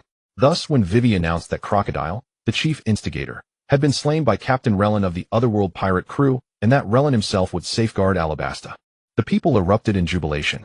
Not a single voice rose in objection to their kingdom, swearing fealty to the Otherworld pirate crew. Within mere days, the kingdom's spirit transformed entirely, no longer gripped by civil strife and dread, but alive with joyful reconstruction. Such seismic change in Alabasta could not remain concealed. And so, like wildfire, the news spread. Crocodile, one of the 7 warlords of the sea, had fallen to the Otherworld pirate crew. Naval Headquarters, Marineford. Bang! In the office of Admiral Sengoku, the high-ranking officials of the Navy have gathered with all 3 admirals present at the headquarters for this meeting. Inside the office, Akainu appeared extremely agitated, slamming his fist on the table as he spoke to Sengoku. This otherworldly pirate crew is simply too arrogant, daring to openly kill one of the 7 warlords of the sea, and even bringing the Alabasta kingdom under their command. This is a blatant provocation against the world government and a direct challenge to our Navy. They have completely disregarded us. This menace of the otherworldly pirate crew must be dealt with swiftly. In response to Akaino's furious outburst, everyone in the office wore a solemn expression, yet not a single person contradicted his viewpoint. Indeed, this time the actions of the otherworldly pirate crew have gone too far, even surpassing the impact of killing a celestial dragon. Previously, when a celestial dragon was killed, the news was suppressed by the Navy and the world government, so not many people were aware of the incident. The world only knows that a new otherworldly pirate crew has emerged featuring exceptionally strong individuals who defeated Garp and Kizuru. They are completely oblivious to other news, not even knowing what kind of capabilities these members of the otherworldly pirate crew possess, or what they look like. After this incident, regardless of the Navy or the world government, it has become nearly impossible to suppress the influence of the otherworldly pirate crew. The loyalty of a member state, especially that of the Alabasta Kingdom, a distinct supermember state, has significant implications for the credibility of both the Navy and the world government. Even Sengoku seated in the main position clearly understood that this incident could not be resolved easily. Our action must be taken against the otherworldly pirate crew. The previous incident only proved that a few very powerful individuals were part of the otherworldly pirate crew, but the overall impact on the world was not particularly significant. It merely demonstrated that there were a few monsters within that crew. However, the actions taken by the otherworldly pirate crew this time have crossed the red line for both the Navy and the world government. Although the five elders have not yet contacted him to outline specific tasks, Sengoku knows that this time a direct confrontation with the otherworldly pirate crew is likely unavoidable.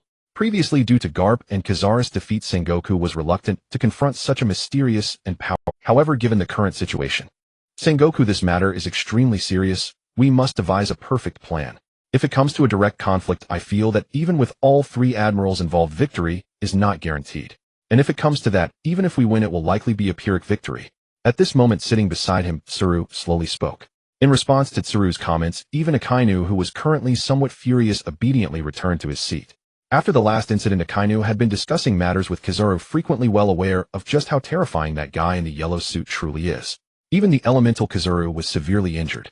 One must understand that Kizaru's elemental form is something even he cannot counter. Moreover, according to Kizaru, that guy even managed to injure him without mastering the armament haki, seemingly relying solely on pure strength. Although Akainu found it hard to believe Kizaru's words, it cannot be denied that the guy in the yellow suit is extremely strong, and according to the intelligence the Navy has gathered, he also seems to possess formidable conqueror's haki.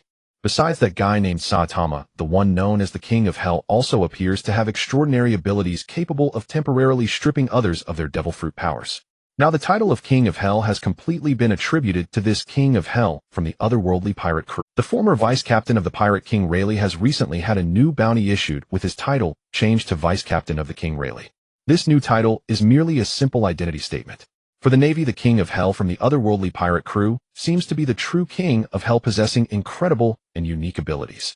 My suggestion is to refrain from taking action hastily. Sengoku, you should contact the five elders first to see what kind of support they will provide. Relying solely on Akainu, Akiji, Kizaru, and us old folks, we may not even be able to match those monsters. Hearing Karp's words, Akainu felt particularly uncomfortable inside. Among the three admirals in the Navy headquarters, Akainu has always believed himself to be the strongest. Kizaru is merely slippery and should not be his match in terms of combat strength. As for Akiji, just based on his sense of justice, it is clear that he could never be his opponent. Although Akainu knows that Karp and Kizaru fear that individual, he understands that person's strength must be extremely formidable. Yet Akainu still feels somewhat unconvinced, believing that with the current lineup of the Navy, dealing with just two people should be more than sufficient. Even if that guy in the yellow suit is incredibly strong, he thinks he can hold him off for a moment, allowing the other commanders to swarm and surely take down the others. Together they can launch a strong offensive that no one could withstand. In Akaina's view, the Navy has no need to be so fearful. The current situation arose only because of Garp and Kizaru's earlier defeats, leading to a lack of confidence among everyone. Otherwise, why would a newly emerged pirate crew warrant such significant attention from the Navy? Aren't they just two individuals possessing conqueror's haki? Wait, two individuals with conqueror's haki.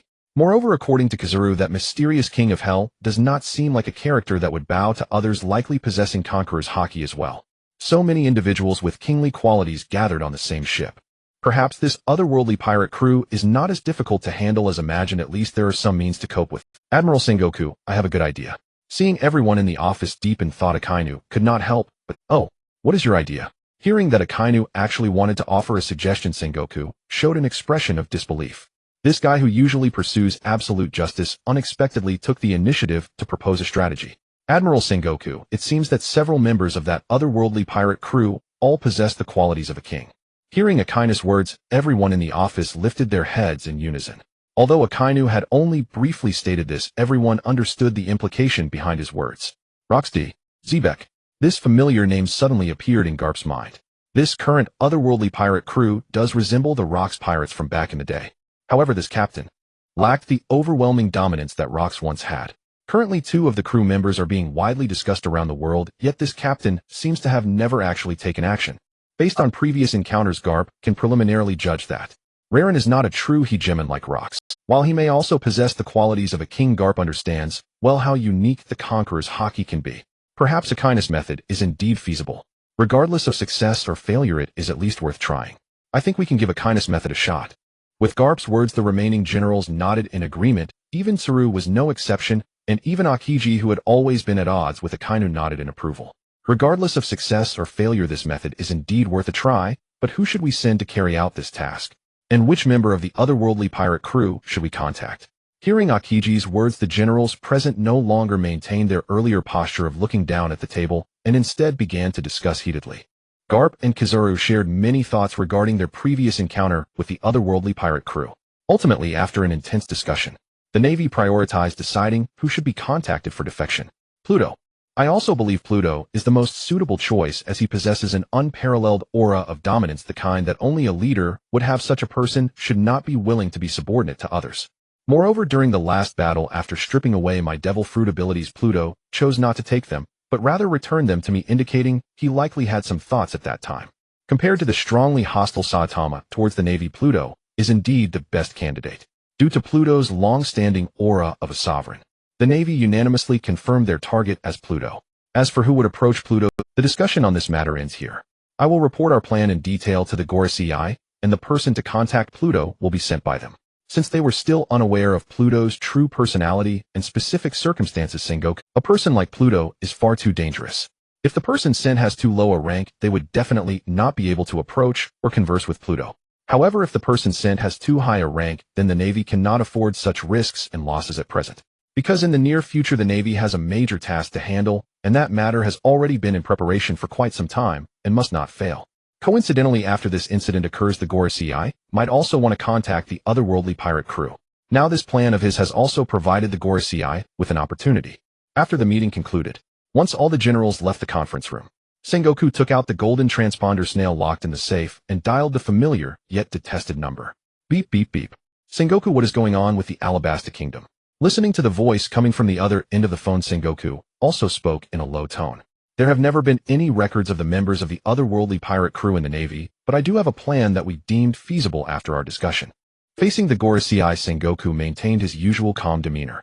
However, the voice on the other end was clearly already accustomed to Sengoku's behavior. Oh, I didn't expect the Navy to actually come up with a plan. Go ahead and tell me.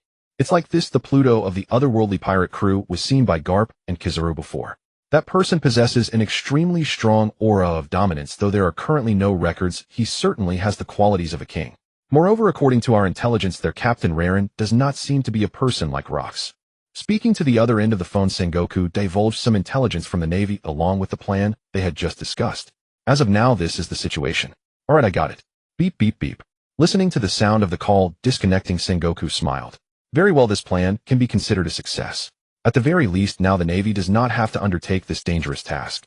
Although the plan proposed by Akainu is currently the most feasible and has some logic to it, Sengoku, however, always had a premonition in his heart. This plan will definitely fail. The captain of the otherworldly pirate crew, Raren, is certainly not as simple as the intelligence he currently understands. A sunny and cheerful handsome guy. A mysterious powerhouse. The fact that such two absolutely distinct impressions can overlap is itself an extremely frightening matter. In these past few days, based on the intelligence, Raren's crew has been occupying the royal capital of Alabasta Kingdom, and they have shown no signs of concealing their movements. It is as if, after taking down the Alabasta Kingdom and killing a warlord, they are completely unconcerned about retaliation from the world government and the Navy. The signal sent out by Raren's crew, in Sengoku's view, also carries a provocative meaning. It should not be merely indifferent. There must be a deeper purpose behind it. However, this provocation is likely not directed at the Navy. Raren's crew's target is probably the world government. Otherwise, there would be no reason for Raren to go to Alabasta Kingdom, such a barren, yet somewhat special place. Unlike the other four Emperor's pirate crews, who mostly occupy more prosperous territories. However, Raren's crew targets the member states, the world government, which is undoubtedly a huge piece of good news for the Navy. It just depends on whether the Gorosei can exert some influence and do something substantial. If they can truly resolve the otherworldly pirate crew in one fell swoop, then Sengoku is still very willing to help. After all, the feeling the otherworldly pirate crew has given Sengoku has always been quite strange. This is so handsome. It's alright, just average handsomeness. I know someone named Reader who is much more handsome than me, capable of slaying the entire world just with his looks. Is it really that impressive? In a clothing store in the Alabasta Kingdom, Nami and Raylan were currently the members of the pirate crew from another world have scattered, each searching for what interests them. Saitama and Baldy Chong went to the capital to find some fun games. The Dark King mysteriously left alone. It seems he went to find the subordinates of Vivi to extract the devil fruits from their bodies, study them, and then reinsert them.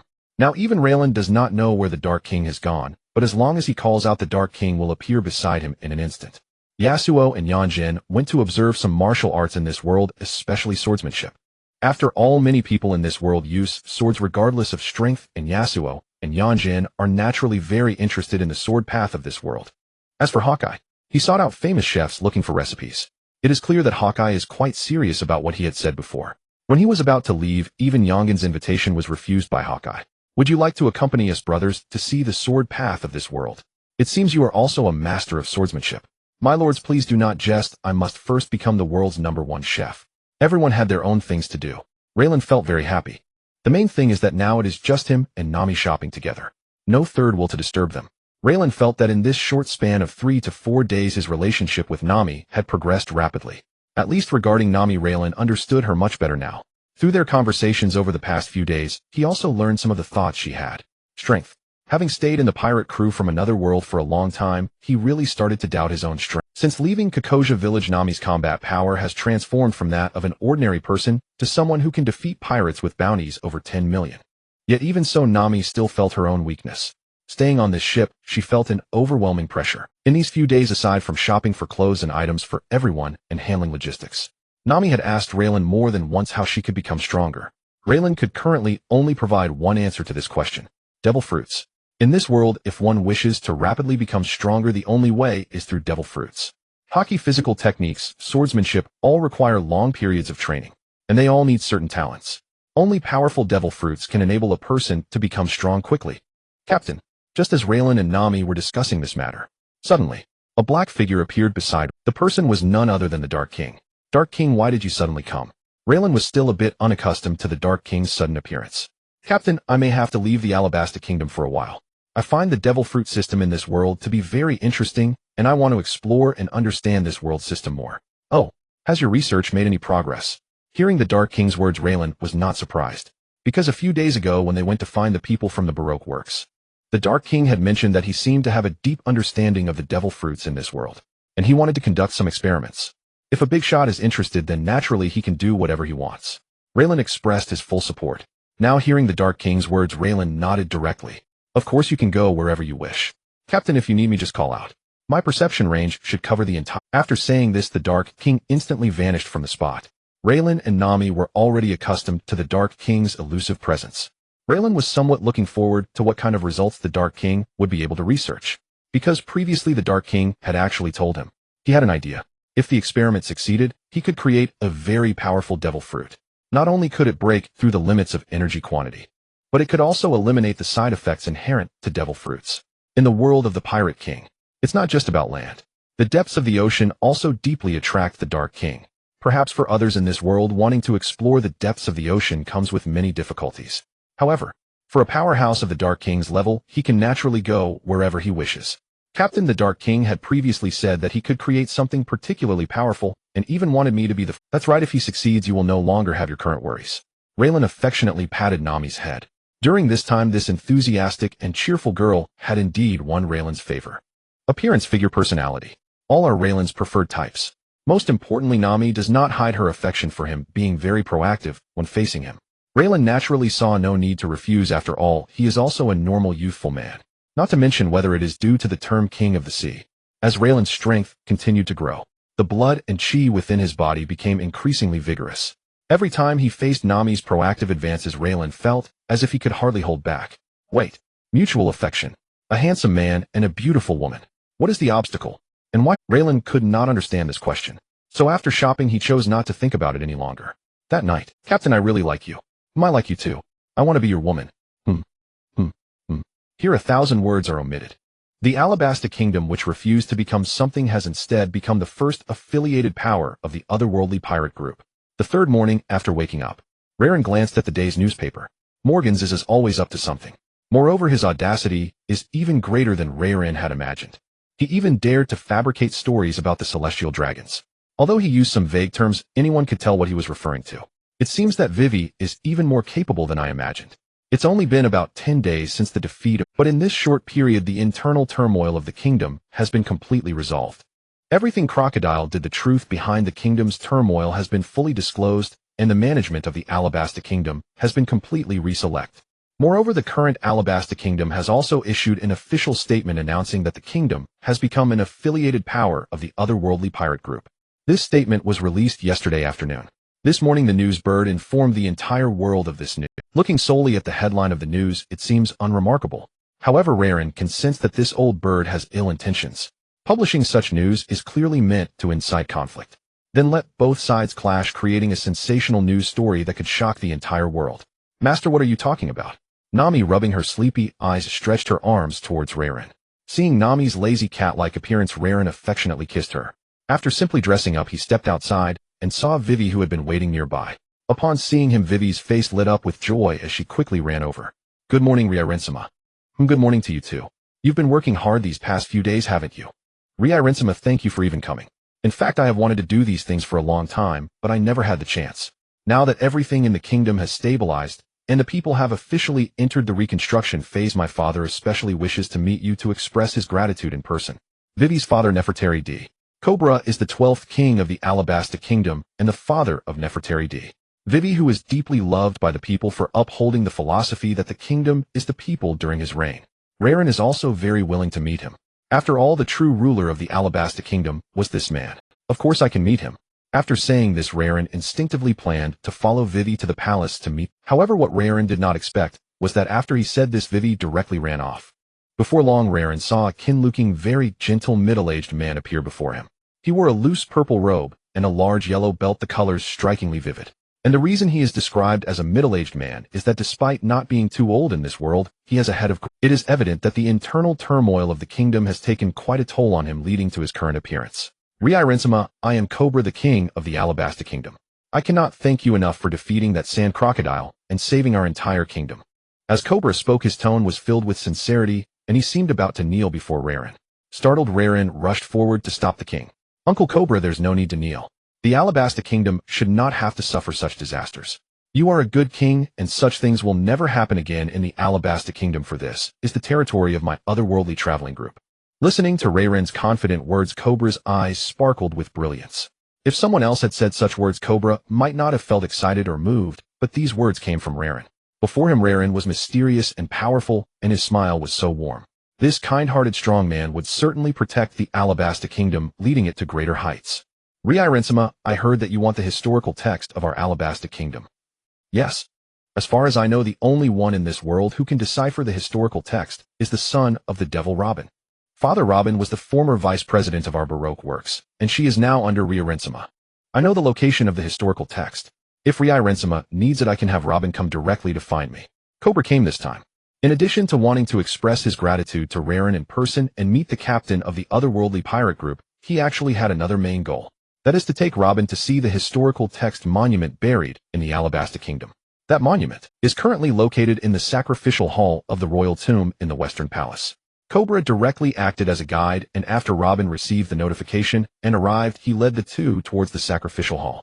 Meanwhile, not far from the residence of Raren, a man dressed in an all-white suit, sporting a long and strange beard with a pigeon perched on his shoulder, was casually observing the scene. After seeing Raren and the others leave, he stealthily followed. This man is Rob Lucci, born in the Grand Line, trained by the government since childhood, and joined CP9 at the age of 13. He is known as the most powerful and cold-blooded killing weapon in the history of CP9, regarded as the strongest in CP9 for the past 800 years. During missions, he also served as the leader of his partners. This time he came to the Alabasta Kingdom with a total of 8 people. When they first arrived at the Alabasta Kingdom, the group was in disguise, and they acted very cautiously. However, gradually Lucci noticed something strange. That is, they seemed to have no need to be cautious. The people of the otherworldly pirate group had no defenses at all, and were completely unguarded.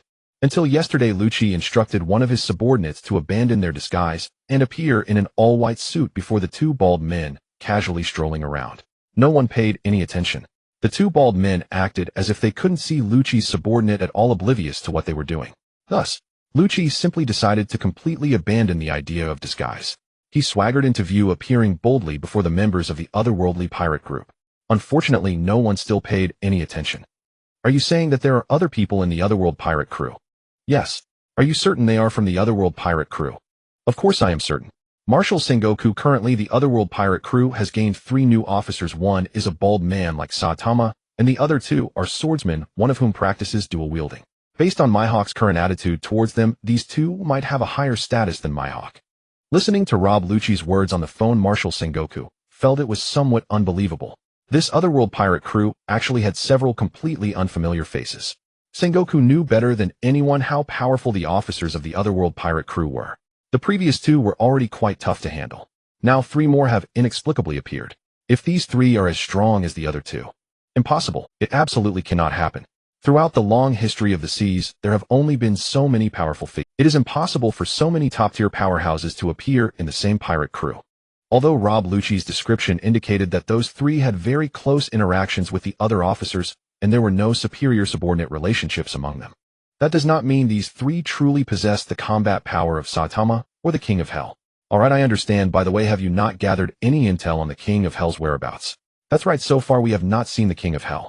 Then do your best to find him. As for the 3 new officers, gather as much intel as you can, but the priority is still to make contact with the King of Hell. After hanging up the phone, Sengoku sat in his office, contemplating Rob Lucci's recent words.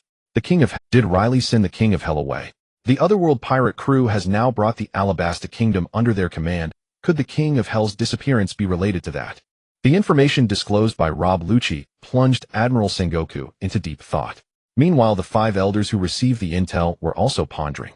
Although none of the D family members are in the Otherworld pirate crew, this series of recent actions by the crew has indeed made the 5 elders somewhat unhappy.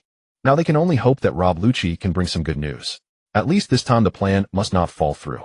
It is essential to first probe the attitudes of the officers in the Otherworld pirate crew and to interact more with the crew members to understand their modus operandi. Currently, there is simply too little intel about the Otherworld pirate crew.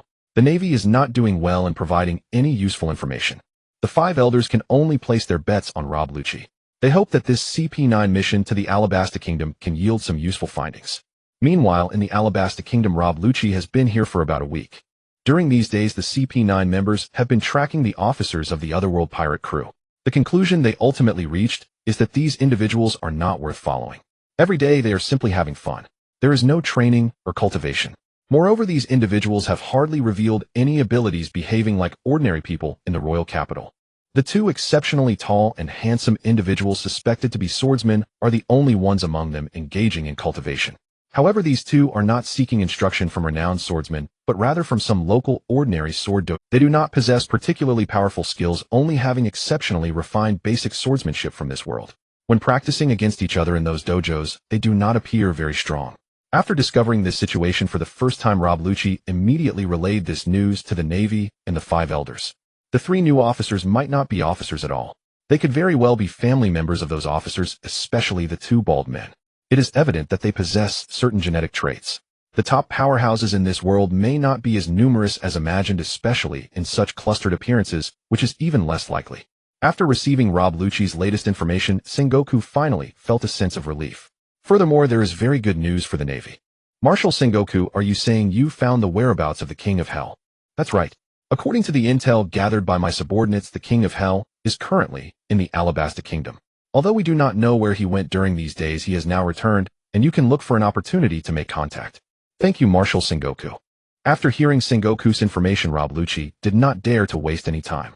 Upon arriving in the Alabasta Kingdom, this plan had not been executed until now. With the protagonist, the King of Hell, returning, this matter could not be delayed any longer. Thus, Rob Lucci immediately gathered the CP9 members. Based on the Navy's information, they began searching for the King of Hell's whereabouts. This time the search did not end in disappointment as before. They quickly determined the King of Hell's location. What? You mean the King of Hell is now at the seaside on that Navy warship they seized? Great. Truly a blessing from heaven.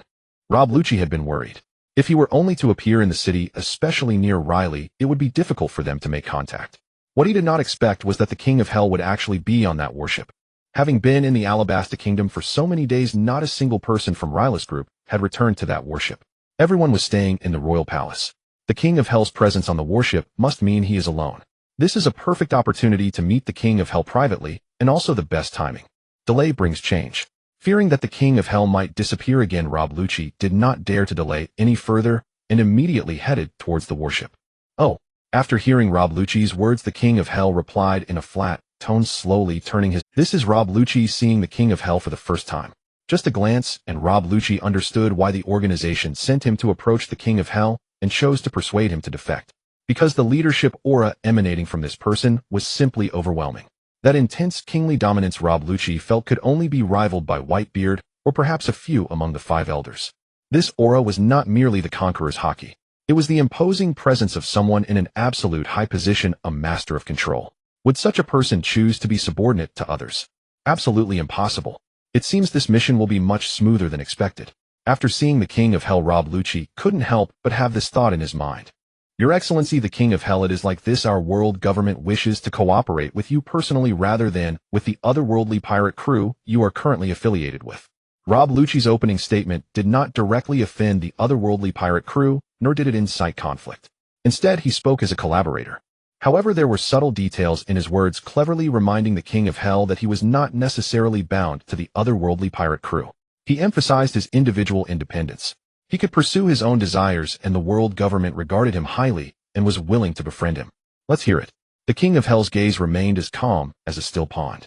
Rob Lucci wanted to see the expression on the king's face, but he couldn't discern anything at all. The King of Hell had not given him a single expression or glance throughout their exchange. Although he stood right in front of him conversing, Rob Lucci felt as though this conversation might not exist at all. Even when facing the five elders, Rob Lucci had never felt such a sensation. Although it was strange now, he still remembered his mission. Your Excellency, the King of Hell, our world government wishes to invite you to connect with us. Compared to Captain Rayleigh, our world government is more optimistic about you and seeks a long-term collaboration primarily to discuss matters concerning the Alabasta Kingdom. Since the Alabasta Kingdom has now become the territory of the otherworldly pirate crew, our world government is willing to relinquish this area to you for management rather than letting it fall into the hands of others from the otherworldly pirate crew. We also wish to directly connect with you regarding subsequent related matters. Rob Lucci followed the plan, delivering the prepared statements. Alabasta Kingdom. If the world government and the Navy do not mobilize extensively to confront the otherworldly pirate crew directly, basically this territory could already be considered the possession of the otherworldly pirate crew. The Alabasta Kingdom has never been on good terms with the world government. Moreover, after a few days of development, the citizens of the Alabasta Kingdom have already accepted the fact of becoming vassals of the otherworldly pirate crew. In fact, most citizens are very supportive. Whether it is towards the Navy or the world government, this territory has already been completely lost. Because the people's heart of the kingdom now belongs to the otherworldly pirate crew. Thus, negotiating with the King of Hell regardless of the outcome, Rob Lucci felt he could at least ensure his safe withdrawal. After all, there was nothing in his words that targeted the otherworldly pirate crew. He even made official commitments and concessions on behalf of the world government. It merely specified that the King of Hell was to be the one to connect. This not only demonstrated the world government's regard for the King of Hell, but also made it clear to the king that he was not inferior to Captain Rayleigh. Oh, you designated me to connect. Your world government is quite generous, willing to directly hand over the Alabasta Kingdom to us, and even publicly acknowledge it. After listening to Rob Lucci's eloquent proposal, the corners of the King of Hell's mouth lifted slightly, revealing a shallow, inscrutable smile. He spoke to Rob Lucci. It seems your world government does possess some sincerity. Looking at the King of Hell, there was no rebuttal or doubt regarding his words. At this moment, Rob Lucci was extremely pleased. So far, everything was progressing very steadily according to it. Moreover, the King of Hell clearly showed a strong interest in his proposal. This proved that there was indeed a possibility of persuading the King of Hell. He seemed to show no particular respect for Captain. Your Excellency, the King of Hell, when might you have time? I can also request our superior to come and discuss the deed. I have time right now. Aren't you here to discuss the public agreement for the otherworldly pirate crew to take over the Alabasta Kingdom? So set a time, and I will attend then, and I can conveniently meet your world government's leaders. Upon hearing the King of Hell's words, Rob Lucci revealed a thoughtful smile, and his gaze towards the King of Hell became warmer. It seems your Excellency, the King of Hell, has understood my intentions. I will go request and confirm the time, and I will have someone inform you of the time and place. I look forward to meeting you again. After finishing his words, Rob Lucci's figure flashed and disappeared from the deck. Arriving beside the CP9 members, Rob Lucci did not say a word, but simply waved his hand, and the group followed him directly away. This time there was no pause. The group directly piloted the small boat that had brought them, thoroughly departing from the territory of the Alabasta Kingdom. Seeing Rob Lucci's state, everyone knew that this time the matter was highly likely to succeed. After all, their boss had shown such a smile. That expression was enough to indicate how smooth this negotiation had been. Being able to accomplish such a difficult task assigned by the 5 elders, the group recalled the rewards they might receive and also displayed the same happy smiles. After completely exiting the territory of the Alabasta Kingdom, Rob Lucci took out the golden transponder snail from his pocket. Without any hesitation, he dialed the number skillfully. The 5 elders, the highest leaders of the world government, all of whom are celestial dragons directly governed by Msama, the finance warlord, Izambaron V. Nazashiru. Holding the original ghost cutter dressed in a white Dao robe, bald, and wearing glasses, he is the only one among the 5 elders who does not wear a suit or have a beard. The agricultural warlord Shepherd Tenpit. Dressed in a deep red suit without a bow tie with blonde hair and a golden beard, there is a scar on his chest. The legal warlord Topman Vochuri. Dressed in a deep green suit, bald with 2 forked mustaches and a birthmark on his forehead. The environmental warlord Marcus Maz. Dressed in a deep blue suit with long white hair and a long beard. The scientific defense warlord Figolando Greenku. The supreme commander of the Knights of God, once active in the Gods Canyon, he took over the position from Saint Satan after the Egged incident. These 5 individuals are all users of the Phantom Beast Devil Fruit, and their abilities are highly developed. Each possesses formidable combat power. All of them are basically stronger than the generals of the headquarters. This time let me go meet this king of hell, shall we? The one who spoke was the finance warlord Izambaron V. Nazashiru. This man holding the original ghost cutter is also an extremely powerful swordmaster, ranking among the top 3 in combat power among the 5 elders. Nazashiru-sama, are you saying you want to meet this king of hell in person? Then you can arrange the time and place, and once confirmed I will inform the other party. Time and place. None of that matters. Let's set it in the Kingdom of Alabasta. You can find a location there, and the time will be set for 5 days from now. After Nazashiru finished speaking, it seemed he remembered something. By the way, this time I will officially represent the world government. You can find a way to make the occasion bigger, and that Morgans can also come over to cover some news. Since we've decided to make contact, let's do it properly this time. While speaking, Nazashiru's tone was filled with seriousness. He did not wish to sneak in for a meeting with the king of... In Nazashiru's view, it was necessary to truly represent the world government and make a grand appearance. He wanted to directly inform this group of otherworldly pirates that the world government only wished to connect with the king of hell. Doing so would expedite the completion of the plan and significantly undermine the authority of Rarin as... If they were to stealthily approach the king of hell, it would yield unfavorable results. Now that the Kingdom of Alabasta has become the territory of the otherworldly pirate group and its citizens have submitted. At this time, launching a hard war would pose great risks for both the world government and the navy. After all, this otherworldly pirate group is indeed very mysterious. According to Karp and Kizaru, those 2 officers possess extremely strong abilities. Although they are not from the D clan, they are certainly a troublesome existence. Rather than risking an attack and potentially suffering great losses, it would be better to proceed in this manner. This plan indeed allows the world government to truly understand the real strength and personnel composition of the otherworldly pirate group. The current otherworldly pirate group is clearly beyond the scope of the Navy's handling.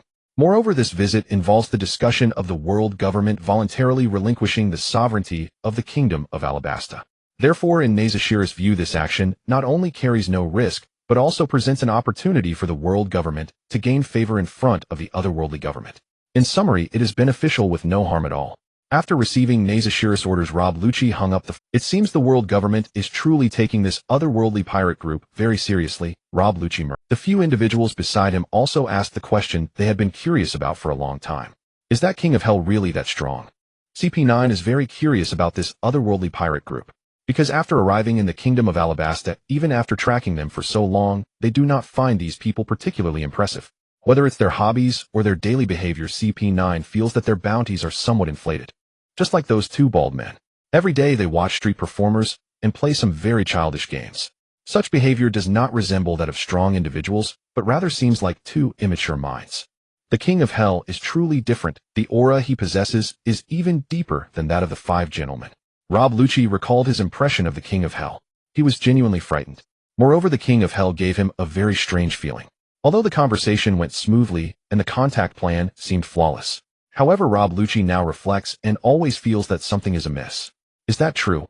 But the 2 we've tracked seem quite different from the information we have. Alright, regardless, we should quickly execute the Master's plan. The Master will soon personally descend upon the Kingdom of Alabasta, and before that we must let the otherworldly pirate group know this news. Rob Lucci looked at everyone solemnly, instructing what should be prepared next. He then called over a news bird and stuffed a note into its small satchel. I believe once this news spreads, the otherworldly pirate group will surely arrange a grand welcoming ceremony for the Kingdom of Alabasta. Watching the news bird fly away with the wind, Rob Lucci began to imagine what kind of grand scene would occur when Nezashuru descends upon this nation. This marks the first time in many years that one of the warlords among the five elders personally visits a place outside the Holy Land. This is indeed big news. I never expected the world government would take such action. I wonder how the otherworldly pirate group will respond. Looking at the note in the satchel, Morgans pondered. One of the five elders personally descending. This is something even the four emperors of the pirate world have never accomplished. The world government's emphasis on the otherworldly pirate group now seems to have surpassed that of the four. Originally, Morgans, after announcing the surrender of the Kingdom of Alabasta, was thinking of publicly declaring the otherworldly pirate group as the fifth emperor. But now it seems that not having released this news was absolutely the right decision. Because the otherworldly pirate group perhaps truly cannot be easily given the title of fifth emperor. Not because the otherworldly pirate group is unqualified, but because the title of fifth emperor is unqualified. Wishing all the brothers who see this sentence a truly heartfelt, happy, and joyful year. No matter what happens, I sincerely hope the brothers can be happy, for happiness is the most important. This news should be released according to the requirements from Rob Lucci, and it must be grand enough. The front page headlines for the news these days must be about the five elders arriving in Alabasta Kingdom and their first contact with the foreign pirate crew. In his office, Morgans commanded his subordinates immediately take care of this. The whole world must know this news before Nezashuru arrives in Alabasta Kingdom. With Morgans' order, countless newspapers were printed. The title of the newspapers was the same as what Morgans had previously stated, which was also the content on the note given to him by Rob Lucci. This news headline, due to its shocking nature, immediately sparked discussions worldwide once it was published, including among the four emperors' pirate crews. The five elders are actually involved. It seems this foreign pirate crew is truly something extraordinary, red-haired Shanks said as he looked at the newspaper in his hands. His expression was serious. Red-haired Shanks clearly understood how exaggerated it was for one of the five elders to personally engage. Moreover, Red-haired was also aware that the thoughts of the five elders were certainly not so simple as just the world government must have deeper plans in mind, but everyone is still unaware of them. This foreign pirate crew indeed has quite a lot of audacity. They dare to accept affiliated nations under their command. After all, even now no one among the four emperors dares to boldly do such a thing. Although it is nominally to willingly hand over the ownership of Alabasta Kingdom, the foreign pirate crew has already completely taken over the entire kingdom without needing any authorization from the world government. As they move forward, it is uncertain what events will unfold. However, Red-haired knew that he could not wade into this murky water. No one on either side would give him any face. This Laren is truly arrogant, Kaido, holding a giant spiked club, scoffed upon seeing the content of the newspaper. Kaido has always felt that the world government was exaggerating this foreign pirate crew, and he thought that this foreign pirate crew was indeed too arrogant. To openly recruit affiliated nations is almost like slapping oneself in the face. However, one of the five elders personally took action. This Laren may not even realize that his death is approaching, Kaido sneered as he crushed the newspaper in his hand. He even guessed the ensuing script in his mind. Kaido believed that in the near future what he might see in the news would be the full annihilation of the foreign pirate crew. Gulalalala. I really want to meet this Laren. Whitebeard laughed heartily as he looked at the content of the news. For some reason, Whitebeard felt that he saw some shadows of the Rocks pirates in this foreign pirate crew. Old man, do you really think so highly of this Laren? There is very little information about him, and we don't even know what kind of person he is. Marco said to Whitebeard with concern. Marco, this young man named Laren is definitely not simple. If you don't believe me, we can make a bet. I feel that this Laren kid could very well be someone who changes the entire world. Looking at Marco, Whitebeard spoke with a firm tone. Is Mom still eating cake? Yes, mister. Then let's not disturb her for now. Anyway, our big mom pirates definitely won't wade into this murky water. Let's see how things develop in Alabasta Kingdom. When Katakuri said this, his tone was very calm. After all, no matter how the foreign pirate crew acted, it had nothing to do with their big mom pirates. Katakuri had been paying attention to this foreign pirate crew since they were first bounty hunted by the Navy. In Katakuri's view, it was absolutely necessary to avoid any involvement with this foreign pirate crew. Neither conflict nor alliance could occur, as this pirate crew had too many uncertain elements. His observation Haki seemed to issue a warning the moment it heard this name. Now this arrival of the five elders appeared to Katakuri as a perfect opportunity. It would be a chance to see what extraordinary qualities this foreign pirate crew possesses. The five elders are coming. How come I didn't know about this? While the whole world was shaken by this newspaper, Laren, reclining in a deck chair and enjoying a massage from Nami and Vivi, looked completely bewildered. He had been living a leisurely life these past few days and felt that nothing major had happened. The Navy had not made any moves either. This situation surprised Laren, and after all, he had taken over a kingdom. It was unexpected that the Navy had not yet sent an admiral to capture him. How strange. And today's newspaper directly provided Laren with a surprising answer. The Navy had not sent anyone, but Wu Laoxin was personally coming over. Moreover, the newspaper stated that both sides were to hold talks. What is there to talk about? What's the point in discussing with an old man? And the newspaper also claimed that the entire world was watching this grand meeting. What grand meeting? Alabasta Kingdom is still busy rebuilding. During the kingdom's reconstruction, how can there be this evil old man wanting to come and waste the people's resources for some facade? This situation is absolutely unacceptable to Laren. As the successor of the new era, such facade projects must be avoided at all costs. This old man thinks he can just come whenever he wants. In any case, there will be no reception whatsoever. After Laren informed King Cobra, who had just learned the news of his decision, Cobra was stunned. The visitor was one of the highest authorities in the world government. A true celestial dragon among celestial dragons. And so much groundwork had been laid beforehand with the whole world watching. Isn't it inappropriate to have no I understand. Thank you for your guidance, Lord Raylan. From now on I will definitely put the people first. As Kabura looked at Rylan, besides the awe for the mysterious powerhouse, a hint of admiration also emerged in his eyes. Only those who truly care about the people in such moments may deserve to stand at the true heights of power. The reason why all the people of the Alabasta Kingdom support the otherworldly pirate crew is perhaps precisely because they recognize this quality in Lord Raylan. Other pirate crews, after acquiring territories, do not prioritize development and construction like the otherworldly pirate crew. To revive the ravaged kingdom, they would only continue to exploit its resources. Even the Four Emperors pirate crew is the same. There are even many Navy officers who, when helping the villages and towns that have been plundered by pirates, would demand a certain fee before they are willing to assist in the reconstruction. Kabura clearly understands the darkest side of this world. However, Lord Raylan is completely different. Since Crocodile was defeated, the otherworldly pirate crew has never asked the Alabasta Kingdom for a single. Moreover, they are currently assisting the citizens in the reconstruction of towns. Lord Raylan is truly magnificent. I must not disappoint his intentions, and I must diligently heed his teachings by doing more good for the country and the people. As Kabura left with a determined stride, Raylan nodded in satisfaction. Days passed by. The transformation of the Alabasta Kingdom was remarkable, practically changing by the day. Everyone was fervently rebuilding the entire Alabasta Kingdom, especially the people from the former Baroque. With the enhancement of the Devil Fruit abilities, the speed of the kingdom's reconstruction is incredibly fast. With the otherworldly pirate crew's prestigious reputation, many places are willing to engage in trade with the Alabasta Kingdom. This has accelerated the growth of the Alabasta Kingdom, especially during this period when the five elders officially announced that they would come to the Alabasta Kingdom to completely transfer the ownership to the otherworldly pirate crew. The entire world was in an uproar. In the eyes of the citizens of the Alabasta Kingdom, this visit from the five elders seemed more like a show of weakness towards Lord Raylan. During this time, in the hearts of the kingdom's citizens, the influence of the otherworldly pirate crew has undoubtedly surpassed that of the world government, even overshadowing King Kabura. The previous Sand Crocodile became a hero in the hearts of the kingdom's citizens through schemes and plots. But now Raylan is a true hero in every sense. As the portrait spread, Raylan found it increasingly inconvenient to go shopping in public. The citizens were simply too enthusiastic. Now he could basically only reside within the palace. Even while moving around, Raylan was contemplating that after Vivi's reconstruction work was completed, he would leave here and head to the new world. As for the visit from the five elders, Raylan was not particularly concerned. After all, given the strength of the underworld king, he could appear wherever he wished in an instant. If the five elders dared to cause trouble in the Alabasta Kingdom, the underworld king would appear before them at once, making them aware of what a black hole level threat truly means. As Raylan walked, he soon arrived in front of a beautiful palace.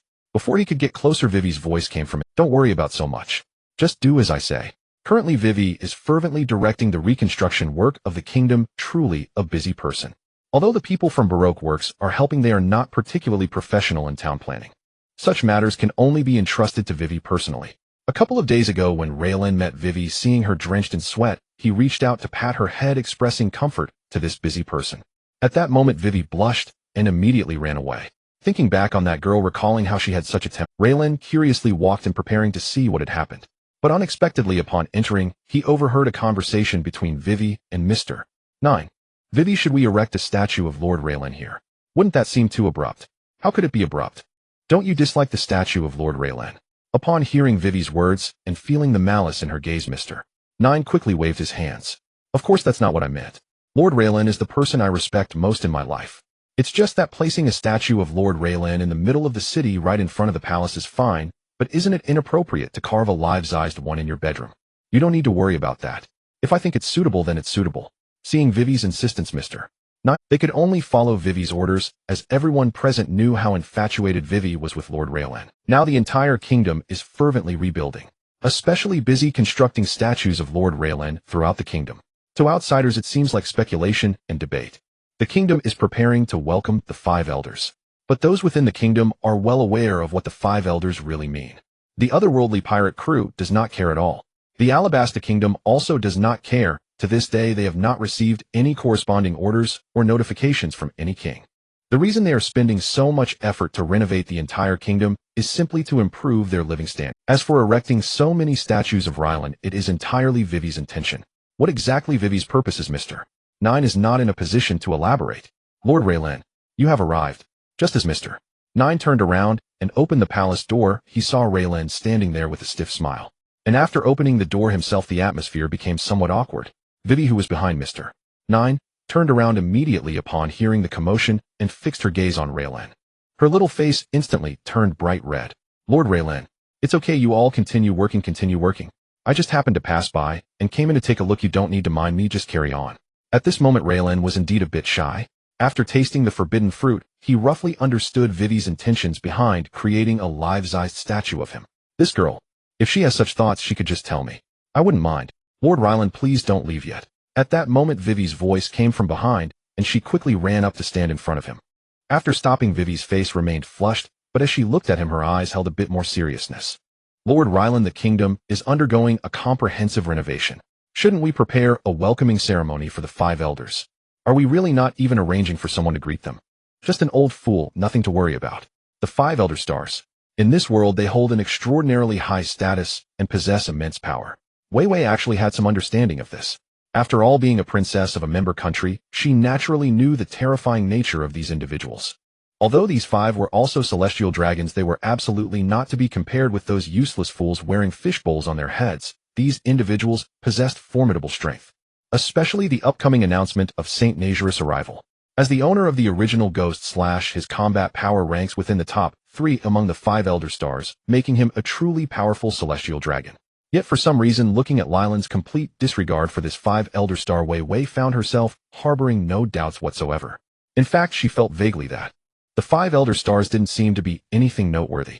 There was no need for a welcome ceremony, nor any preparations. He could come and go as he pleased. I understand, Lord Leiloin. As long as you understand. Also, there's no need for a statue or anything like that. Just tell me what you want to say directly. I may leave in a few days after entering the right path in the Alabasta Kingdom. Leiloin looked into Wei Wei's eyes and said this seriously. After he finished, he revealed a bright sunny smile and turned to leave. Days passed by, and soon the agreed-upon day arrived. During these days, nearly every piece of news from the newsbird focused on the 5 elder stars and the otherworld pirates. After all, the meeting between the 2 parties had become the focal point of attention for everyone in the world, as it involved the allegiance of such a large member country as Alabasta. Is the world government showing weakness to the otherworld pirates? Which member of the otherworld pirates possesses such intimidating power? Do the otherworld pirates really have a captain and officers? Such headlines emerged endlessly in the news over these days. Although these headlines were clearly instigating infighting to the discerning, most were indeed educational. The main point is that the otherworld pirates are indeed very mysterious. Even if this is a blatant scheme, it remains unsolvable. After all, the seeds of doubt will take root in the heart due to the power of words. Even just a slight hint of doubt stemming from this phrase or news could lead to future consequences. Moreover, in the discussions among people, this matter was the most talked about during this period. After all, this was the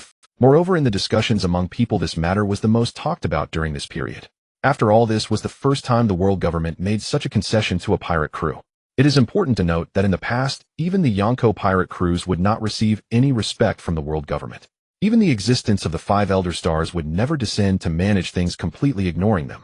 But now one of the 5 elder stars was personally going to negotiate with this otherworld pirate crew.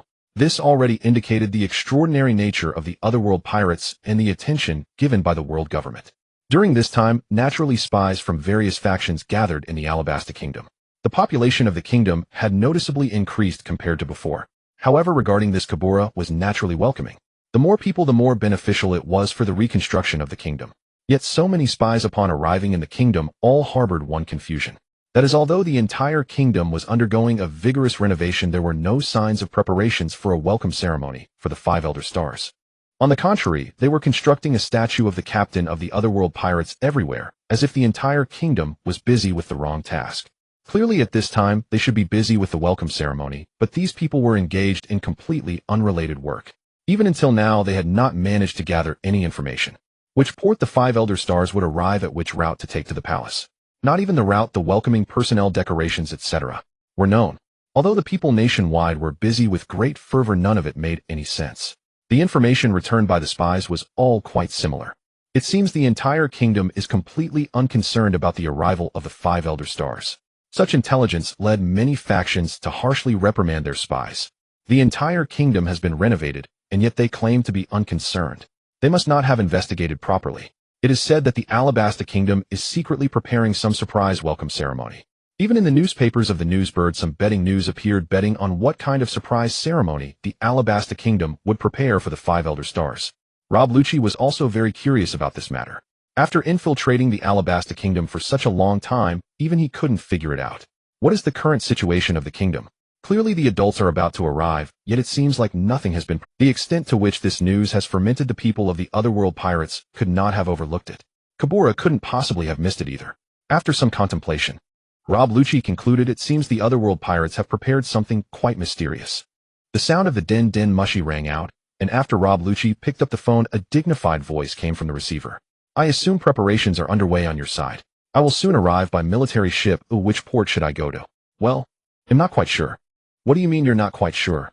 Hearing the other party's confused tone, Rob Lucci could only relay all the information he had learned during this time to Saint Negeru. So it's meant to surprise me. The Otherworld pirates are indeed rather intriguing. On the other end of the line, a somewhat happy yet profound voice from Saint Negeru came through. Forget it, I'll just dock at the kingdom's largest port and see what kind of surprise the Otherworld pirates have prepared for me. Within an hour, a massive naval warship sailed through the waves and arrived in the waters of the Alabasta Kingdom. It soon reached the port. Saint Negeru stepped out of the cabin wearing the original ghost slash at his waist, exuding an air of authority. The surrounding CP-0 troops stood in formation, making a formidable entrance. Goo goo goo. The crew of the warship lined up in formation for several minutes. The only response they received was the incessant cooing of the newsbird. What on earth is going on? On the warship, Nasu Shura's tone was clearly displeased as he looked at Rob Lucci, beside him with confusion. At this moment, Rob Lucci stood on the warship, also wanting to ask the same question. What is going on? Why is this dock so deserted? Where is everyone? Where are the people from the Otherworld pirates? Where are the people from the Alabasta Kingdom? With such a large 5 Elder Star arriving on such a massive warship, bringing overwhelming news, why is there no one to welcome us? Is this even acceptable? Recalling the information he had gathered in the Alabasta Kingdom earlier, there were no welcoming ceremonies or any arrangements at all. Originally, Rob Lucci thought that the Otherworld pirates might be preparing a special surprise for the 5 Elder Star, which is why they couldn't gather any information. But now, it seems impossible to have gathered any information. The current situation is clear: neither the Alabasta Kingdom nor the Otherworld pirates has made any preparations for a welcome. Such behavior is undoubtedly a direct slap in the face of the world government. But why would the Otherworld pirates? This time the news has been overwhelming, promoting the world government and trying to appease the Otherworld pirates. Logically, the Otherworld pirates should seize this opportunity and find ways to facilitate this meeting. In fact, Rob Lucci did not have anyone to stop these headlines, instead they were intentionally disseminating related titles. The intention was to let the whole world know that within the Otherworld pirates there is not just one Captain Laren, but all of the officers are formidable. However, no matter what, there shouldn't be such a problem during this welcoming stage. Laren should have personally come to the 5 Elder Star to enhance his reputation as captain, and he should be eager to do so. By personally engaging, he could solidify and demonstrate his identity, and also showcase an equal voice with the world government. Other officers should also be vying to come and welcome him. Could it be that even the Alabasta Kingdom as a member state dared not send anyone to welcome us? Here we are at this empty port, and there is Nasu Shuru who is poised and waiting on the ship. This bizarre scene is simply too exact. Originally anxious, there should have been a sense of grandeur, but it has turned into a complete farce. The moment the word fool appeared in his mind, Rob Lucci felt a cold sweat running down his back. Just how furious would Nasu Shuru be this time? At this moment, just as Rob Lucci was about to sneak a glance, Nasu Shuru's voice came through. What does the Otherworld pirates mean by this? Do they look down on me, Nasu Shuru? Or do they look down on our world government? Nasu Shuru's tone was already laced with obvious anger. After so many years, this is the first time someone has disregarded my arrival. There is not even a welcome ceremony. The empty port in front of me starkly contrasts with the entire ship of elites from the world government, with me a 5 Elders star personally arriving. It is as if I, Nasu Shuru, am rushing over, yet they are unwilling to pay me any mind. The thought of this made Nasu Shuru's expression turn even more sour. At this moment, there were many ships docked around the port. Without exception, all these ships belonged to people from other factions. After all, due to the 5 Elders star's personal arrival, many were paying close attention. Naturally, many from other factions wished to witness this scene firsthand. Nasu Shuru had already known on the way here that many ships from various factions were following his warship, but he did not order them to be stopped. The more people that know about this matter, the better, the wider the news can spread. This meeting was originally planned to be promoted by the world government. The fact that so many factions were present to broadcast the news of the meeting as soon as possible is naturally a good thing. However, unexpectedly, these people are now watching him as a joke. Nasu Shuru's advanced observation haki has already allowed him to hear the discussions among the ships around him, including some mocking laughter. This otherworld pirates is really something. They dare to treat the 5 Elders star like this. In the eyes of the otherworld pirates, the 5 Elders star probably doesn't mean much, haha. This otherworld pirates is absolutely the most arrogant pirate group in history. I like it. I have a feeling that something extraordinary might happen soon. Rob Lucci was equally furious upon hearing the discussions among the ships. As someone who grew up in Mary Geos, Rob Lucci was born to protect the celestial dragons and uphold the dignity of the world government. Hearing so much discussion from the surrounding ships, Rob Lucci immediately exchanged glances with several CP0 officers nearby. After receiving Rob Lucci's signal, the officers immediately dispersed. One by one, small warships set out to seek out the people nearby. Meanwhile, Nasu Shuru, with an extremely low pressure of anger, stepped off the warship and into the port. He began walking along the official road towards the royal palace. Although no one came to welcome him, he had to go to the royal palace of Alabasta Kingdom, because there he would find the otherworld pirates and King Cobra of the kingdom. This matter must be settled with both. Nasu Shuru was no longer thinking about how to sow discord during the upcoming negotiations. Previous plans no longer mattered. He was now completely filled with anger. Initially, the reason he gave the otherworld pirates such an opportunity and agreed to the Navy's plan was partly for amusement. After all, as the highest official at the center of power, there hasn't been anything particularly new in this vast sea for a long time. The otherworld pirates were considered a fun diversion. But now, since they treated him as a source of amusement, then previous plans naturally became irrelevant. The Alabasta Kingdom, in Nasu Shuru's view, no longer had any reason to exist. Along with the otherworld pirates. Although this pirate group has several strong individuals, so what? The world government and the Navy can easily annihilate any faction. Even the current 4 Emperors pirate group could be wiped out with just a thought from the 5 Elders star. Do they really think that a newly established pirate group can challenge him? With an angry stride, Nasu Shuru headed towards the royal palace. Meanwhile, spies from various factions and onlookers followed in his wake. However, after walking a short distance, the ordinary citizens of the Alabasta Kingdom hurriedly retreated into their homes. They understood this feeling of an impending storm all too well. The Alabasta Kingdom had already experienced such things before. In the first few days after the citizens learned that the 5 Elders star was coming, they were also pondering whether to go out and welcome them. What would be discussed in this meeting? However, due to the king's orders, the citizens did not engage in any welcoming ceremonies. Yet the vast majority of them were still paying attention to this event. But all this attention stopped at the port without a welcoming ceremony. Everything seemed to be heading in a bad direction. Spies from other factions who had followed Nasu Shuru opted to observe from a distance as they approached the royal palace. After all, the pressure surrounding this 5 Elders star is simply too intimidating. It is obvious that a great battle is about to unfold. The developments of the situation have exceeded everyone's expectations. These people do not wish to be caught in the crossfire. However, a few newsbirds are following closely. Some of them are even trembling slightly. Their trembling is not just from fear of Nasu Shuru. More so, it is excitement for the huge news that is about to come.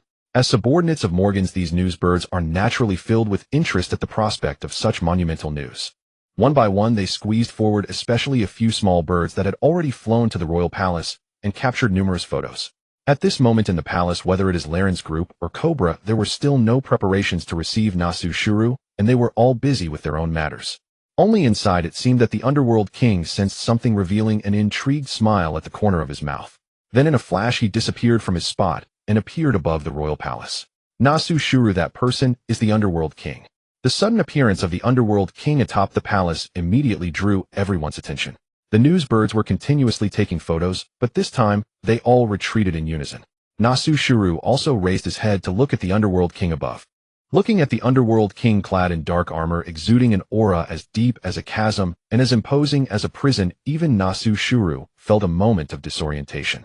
As a Five Elders star, he believed he had seen the most formidable presences in the world. After all, in front of him, Sama, all the Conqueror's haki seemed like child's play. Yet this person before him emanated a quality reminiscent of him, Sama. Clearly not intentionally emitting Conqueror's haki, yet it still gave him a suffocating sensation. Especially that air of nobility that comes from long-term high status, which even Conqueror's haki cannot compare to. You are the Underworld King. Nasu Shuru coldly asked, looking at the Underworld King above. Since he had already decided to take action against the Otherworld pirates, he naturally would not show any goodwill to this Underworld King. Although the other party's aura was powerful, how strong he actually was would only be known after a confrontation. The Underworld King's extremely flat response seemed like a dismissive hum to an ant. Nasu Shuru felt his anger surge to the top of his head. Haha, interesting, this is the first time someone dares to be this arrogant in front of me. Kid, receive my sword. The Underworld King's disdain was palpable. Nasu Shuru could clearly sense that he was almost the first person to see someone who dared to look down on him like this. Without hesitation, he drew his original demon sword and unleashed an overwhelmingly powerful sword energy towards the Underworld King on the rooftop. This sword strike was unleashed with black-red lightning, with all the momentum concentrated at the blade tip. A super strong slash, so powerful that everything around it seemed to fall silent. Even the formerly calm sky began to roll with dark clouds. The strength of this sword strike could probably only be matched by an emperor in the New World. Even someone like Marco would likely perish on the spot if faced with this sword. Yet despite this terrifying attack, the Underworld King did not even lift an eyelid. Just as this strike was about to reach him, he casually lifted his gaze and gave a mere glance. With just one look, this powerful strike completely dissipated into thin air, leaving no trace behind. It was as if Nasu Shuru had never struck this sword at all. Watching as this attack vanished into the air, Nasu Shuru was stunned. He stood there in shock, his expression shifting from one of control to incredulity. It was as if he could not comprehend how his sword had vanished into thin air. Looking at the Underworld King above, Nasu Shuru felt a sense of unreality. The abilities of this man seemed to exceed his imagination, completely outside any known system, as if he were void. The aura of this man was incredibly strange. A cold sweat broke out on Nasu Shuru's forehead, as an unprecedented sense of crisis enveloped his heart. This was the first time he had such a feeling. In an attempt to mask his unease, Nasu Shuru again aimed at the Underworld King above and unleashed several sword energies. Each strike was colder and faster than the last.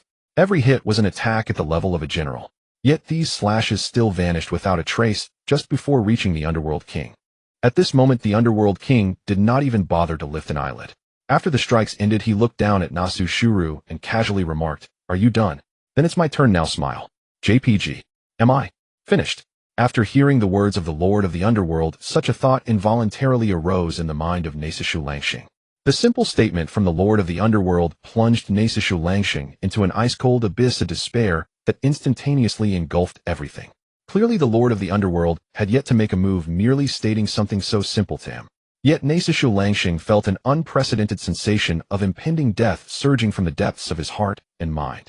In the constricted pupils of Naisishu Langxing, the figure of the Lord of the Underworld clad in black armor stepped forward. In the next instant, the Lord of the Underworld appeared right before the gates of the palace. No one could perceive the trajectory of the Lord of the Underworld's movement. Even the speed of shaving was far from the CP0 officers who were observing around immediately gathered before Naisishu Langxing. Rob Lucci and the others directly transformed into their devil fruit animal forms. This was their most powerful technique. Just the initial strikes had already made them acutely aware.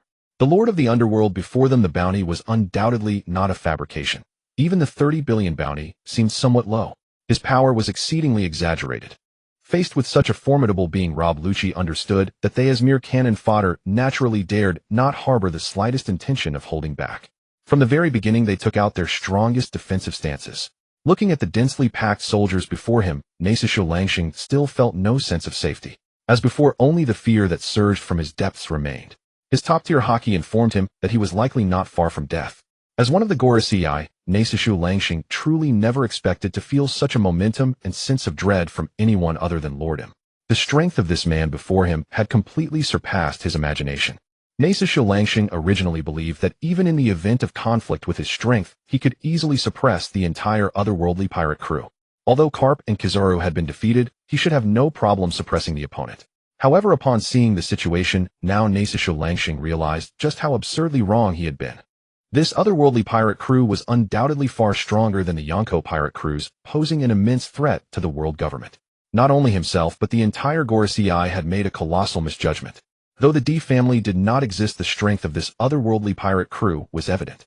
The D family likely posed no threat compared to this man before him.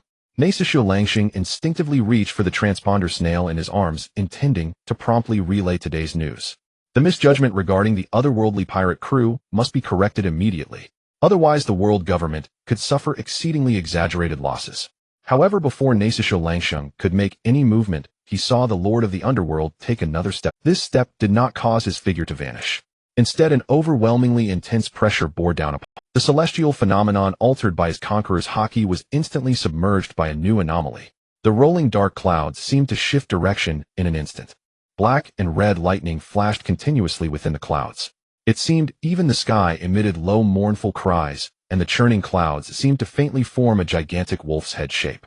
Rob Lucci and the other CP forces immediately felt as if their bodies and souls were crushed by this overwhelming force. Rob Lucci and the other CP forces immediately felt as if their bodies and souls were crushed by this overwhelming force. They were unable to move in the slightest, completely unable to resist this pressure force to remain in place. This conqueror's haki was the purest form of pressure from a superior to an inferior. Rob Lucci felt as if the figure slowly approaching him was a god high above in the heavens. And he was merely a grain of sand found everywhere in the Alabasta Kingdom. The two sides seemed to exist in entirely different dimensional forms. What is happening here? Under this extreme pressure, Rob Lucci watched his arm, once characterized by leopard features, the strength of the devil fruit animal form, gradually fade away. It seemed as if this overwhelming pressure was forcibly compelling it to retract. As the Lord of the Underworld stepped closer, his leopard form completely vanished, reverting to his original human shape. Moreover, Rob Lucci felt the power of his devil fruit within him subtly changing, as if it were being forcibly compressed inward by the overwhelming pressure surrounding him. Or perhaps the power within him was gradually and inexplicably being annihilated. Not only Rob Lucci, but many of the devil fruit users who had transformed into animal forms blocking Naisishu Langxing were now returning to their original human forms. Moreover, each one trembled slightly.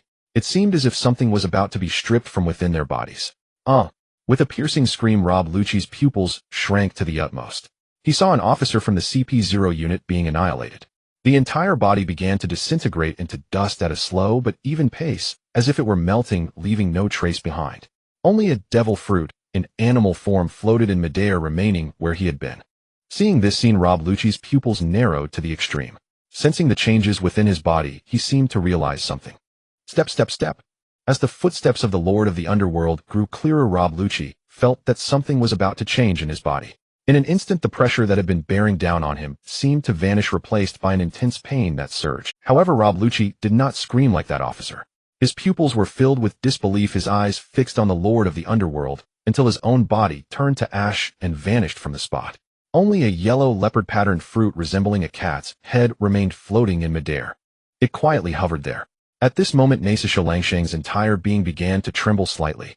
For before him, all the people he had brought from the world government had already turned to ash in that bizarre manner, gradually disappearing before his eyes. Yet he couldn't even recognize what this method was, nor did he have any ability to resist. The most critical, the figure as if emerging from hell was slowly approaching him. Perhaps we can talk. I am the highest official of the world government, one of the Gorosei. I can offer the otherworldly pirate crew many benefits, and I have sufficient value. I believe we. As he watched the Lord of the Underworld step closer to him, Naisishu Langxing began to speak, constantly expressing the value of his identity as one of the Gorosei, as well as his status among the celestial dragons and within the world government. He seemed to attempt to use his identity and value to exchange for a sliver of hope. Unfortunately, the Lord of the Underworld's gaze remained indifferent. The words of Naisishu Langxing seemed to be of no concern to him. Looking into the cold, distant eyes of the Lord of the Underworld, Naisishu Langxing's words gradually halted, ultimately seeming to resign as he lowered his head. You should know that this world is just like this. Either the sheep die, or the wolves die. Either the weak wolves starve to death, or the weak sheep are bitten to death. Perhaps the world is too cruel, yet it is beautiful because of it. The Lord of the Underworld, looking at Naisishu Langxing, spoke with an extremely calm tone. His slightly furrowed brow seemed to express the Lord of the Underworld's dissatisfaction with the earlier plea for help from Naisishu Langxing, who remained bowed. They stood there. The surrounding wind seemed to dare not approach, forming an absolute space around the two. Meanwhile, the various forces spying for information began to take pictures frantically. Since the moment the Lord of the Underworld appeared, their cameras had not stopped. The Lord of the Underworld alone resolved all the subordinate troops of the Gorosei with mere pressure, or rather Conqueror's Haki. The might was truly terrifying. When they were taking pictures earlier, they even dared not look directly at the direction of the Lord of the Underworld. Now this grand meeting attracting everyone's attention had reached its true conclusion. The development of the situation had already surpassed everyone's expectations. Likewise, the Lord of the Underworld's combat power and strength had completely exceeded what everyone present had anticipated. After several seconds of silence, Naisishu Langsheng slowly spoke. Your Excellency, the Lord of the Underworld is the captain of your otherworldly pirate crew, Laren, as strong as you. Facing the Lord of the Underworld, Naisishu Langsheng asked the question that piqued his curiosity the most at that moment. His gaze carried an exploratory tone mixed with the calmness of having recognized everything. The Lord of the Underworld merely revealed a faint smile. No words were spoken. The surrounding newsbirds frantically taking pictures seemed to have already inferred from Naisishu Langsheng's lip movements what question he posed. The answer to this question was naturally the Lord of the Underworld's indifferent smile. Gazing at the Lord of the Underworld, Naisishu Langsheng also smiled, addressing the Lord of the Underworld. Would you like to try my strongest strike? The Lord of the Underworld said nothing. However, Naisishu Langsheng could feel the mysterious pressure that had originally suppressed his devil fruit abilities and various haki suddenly vanish without a trace. Now he could absolutely unleash his strongest power. Without any hesitation, Naisishu Langsheng chose to transform into his most powerful state. At this moment, in the upper floor of the palace, Laren held a telescope observing the battle between the two. Izambalin v. Naisishu Langsheng, a mythical beast-type horsebone fruit user possessing the ability to transform into a horsebone knight. In his transformed state, clad in horsebone armor and wielding a horsebone spear, he resembled a knight from hell. Jupiter represents growth and expansion. Naisishu Langsheng integrated this growth and expansion into his abilities. The horsebone fruit ability would make him an invincible knight on the battlefield, sweeping all before him. Unfortunately, it was merely as if. Transformed into the horsebone knight, Naisishu Langsheng wielded the original demon slayer cloaked in a deep ink-like armed color haki that instantly enveloped his entire body. A flash of red lightning flickered in his eyes, and as his conqueror's haki erupted, it condensed onto the blade. Black and red lightning entwined around the sword edge. There was even a hint of pink lingering within. Taking a step back, Naisishu Langsheng's slash nearly gathered all his momentum and abilities, representing the strongest strike he could unleash. I am Naisishu Langsheng, bastard. With a howl from the brink of despair, Naisishu Langsheng unleashed the most powerful sword strike of his life. The power of this strike undoubtedly reached the limits of general-level strength. Even a Yonko receiving this strike would likely suffer severe injuries. However, in the instant this sword was swung, what entered Naisishu Langsheng's vision was still the unchanged calm expression of the Lord of the Underworld. He merely raised his hand slightly, a hand adorned with black scales. He simply extended a finger, placing it in the air, directly facing the direction of his sword's slash. This strike, capable of cleaving a small island, was stopped dead in its tracks by that finger. At the moment the blade touched that finger, the various haki it carried along with the momentum condensed from his entire being was almost instantaneously absorbed cleanly by that finger. Naisishu Langsheng's face lost all color, only showing the extreme pallor of despair. Then, the Supreme Demon Slayer, the original, was shattered by that finger, turning into countless fragments that fell to the ground. The horsebone knight form seemed to be shaken apart by the impact of that finger, scattering all his bone armor. The horsebone knight transformed into a bear horse. Then in the next moment, that bear horse's body suddenly appeared riddled with cracks. At the moment it looked like it was about to explode, the Lord of the Underworld withdrew his finger. This body, on the verge of breaking apart, just like before, turned into ash and disappeared from the spot. Only a pale white devil fruit resembling a small horse remained floating in the air. The fragments of the Supreme Demon Slayer, after a glance from the Lord of the Underworld, floated in the air and instantly reformed into a sword. No longer retaining the shape of the original Demon Slayer, it instead became somewhat elegant, looking much more. Without any excessive actions, the Lord of the Underworld turned around. One by one, the devil fruits, along with the newly forged Supreme Demon Slayer, floated behind him as he entered the palace of the Alabasta Kingdom. This scene was firmly etched in the visions and cameras of the spies from various forces and the newsbirds. One of the 5 elders has died. In the new world within Morgan's office, he gazed at the array of photographs spread across the desk alongside the numerous reports that had been sent back. Morgan slumped into his chair, the hairs all over his body standing on end, his eyes filled with terror. The events that transpired today were simply too exaggerated, completely beyond his expectations.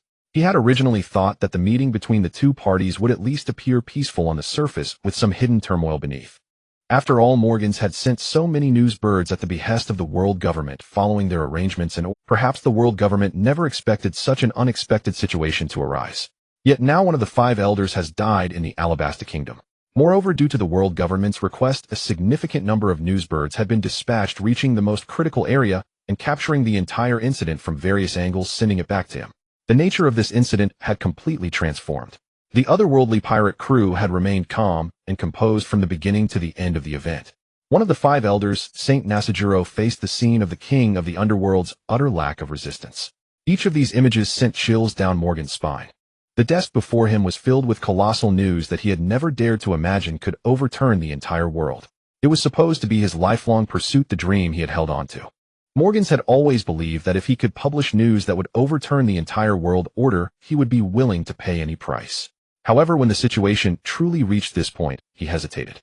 It was easy to predict that once this news was released, the world government would undoubtedly be furious. This news was a significant blow to the image of the world government. As someone working in the news industry, Morgans naturally understood this point very well. Originally, the world government had sent so many news birds to showcase their dominance, wanting to create an impression that whenever the world government arrived, any otherworldly pirate crew or any other force would immediately bow down and negotiate respectfully. The world government had always been at the pinnacle of the world, manipulating the winds and clouds. But now the actions of the otherworldly pirate crew, or rather the king of the underworld's assault, had thoroughly slapped the faces of everyone in this world. Not just the world government. Even the Navy and the 4 emperors, along with other forces, could hardly have imagined that the king of the underworld would be this powerful. He directly killed Saint Nasajiro. Moreover, the entire battle was so one-sided. One person was able to eliminate both the horsebone form of Saint Nasajiro and all the officers of the CP unit. The abilities displayed surpassed everyone's imagination. He could instantly turn people to ashes and even extract their devil fruits directly from their bodies. Morgans believed that the amount of news and information he possessed was not inferior to any force in the world. Yet the king of the underworld's bizarre abilities were something he had never encountered before. The previous individual, named Rayleigh, who held the title of king of the underworld, had not felt out of place to Morgans. But now the king of the underworld is the king of the underworld. Even the ship that is one of the 3 ancient weapons doesn't deserve the name as much as this king of the underworld in the images. At this moment, Morgan stared at the scattered images and reports on the table, a clear struggle evident in his eyes. On one hand was the enormous news that could overturn the world's perception. On the other hand, there was the terrifying deterrence that the world government had maintained all along. Morgans knew that if this news were released, his death would not be far off. However, such news that could overturn the entire world order might only come once in his lifetime, an opportunity he could barely touch. After enduring intense internal struggle, Morgans, with red eyes, shouted his orders to all the staff of the news agency. Although everyone would eventually learn about this matter, especially the spies from various forces who had likely already reported this to their masters. However, this time he had to release the news. Well done, king of the underworld. Looking at the long line of devil fruits behind the king of the underworld, Raylan was quite tempted. After all, the value of these devil fruits was considerable.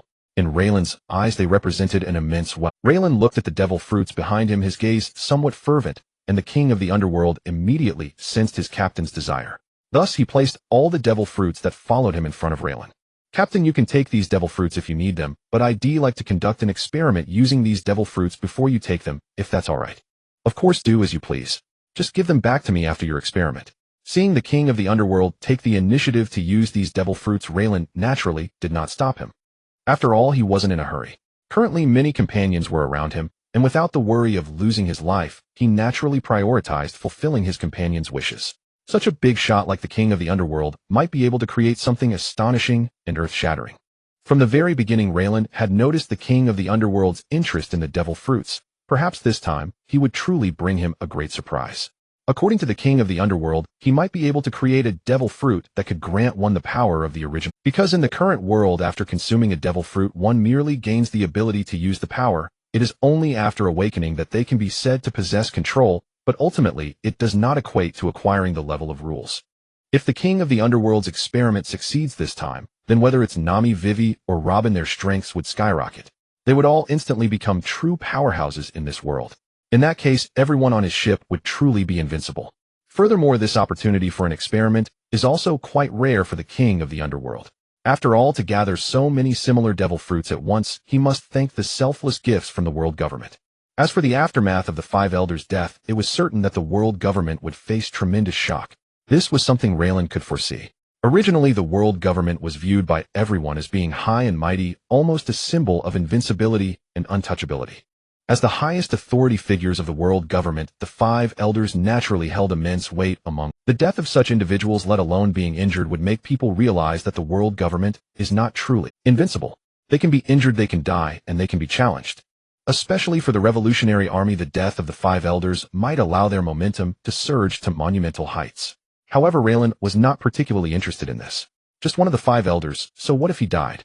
If the Navy and the world government dared to retaliate, then they shouldn't waste their funeral supplies, they could just leave them there, and one by one they'd eventually be used. Overthrowing the world order, such matters were not as interesting to Raylan as the street performance that Shiyu and Baldy Chong dragged him to see today. Now Raylan had experienced what it truly meant to be on top, where the cold winds blow. A casual action from his subordinate, a random move, held the power to influence the entire world. Although he did not care about the world government, it must be said that this feeling was quite exhilarating.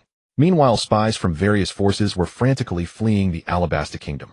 Initially, these spies had rushed over for the meeting, and now, due to the death of the five elders, they were fleeing in panic. The news this time was simply too monumental. These spies did not even dare to imagine how chaotic the world would become once this news broke. They absolutely could not remain in the Alabasta Kingdom any longer. All the spies were trying every means possible to escape Alabasta at their fastest speed and quickly relayed the news to their respective leaders. Gulalalala. This otherworldly pirate crew is indeed remarkable. They actually killed the five elders. This kid known as the king of the underworld is much stronger than I imagined.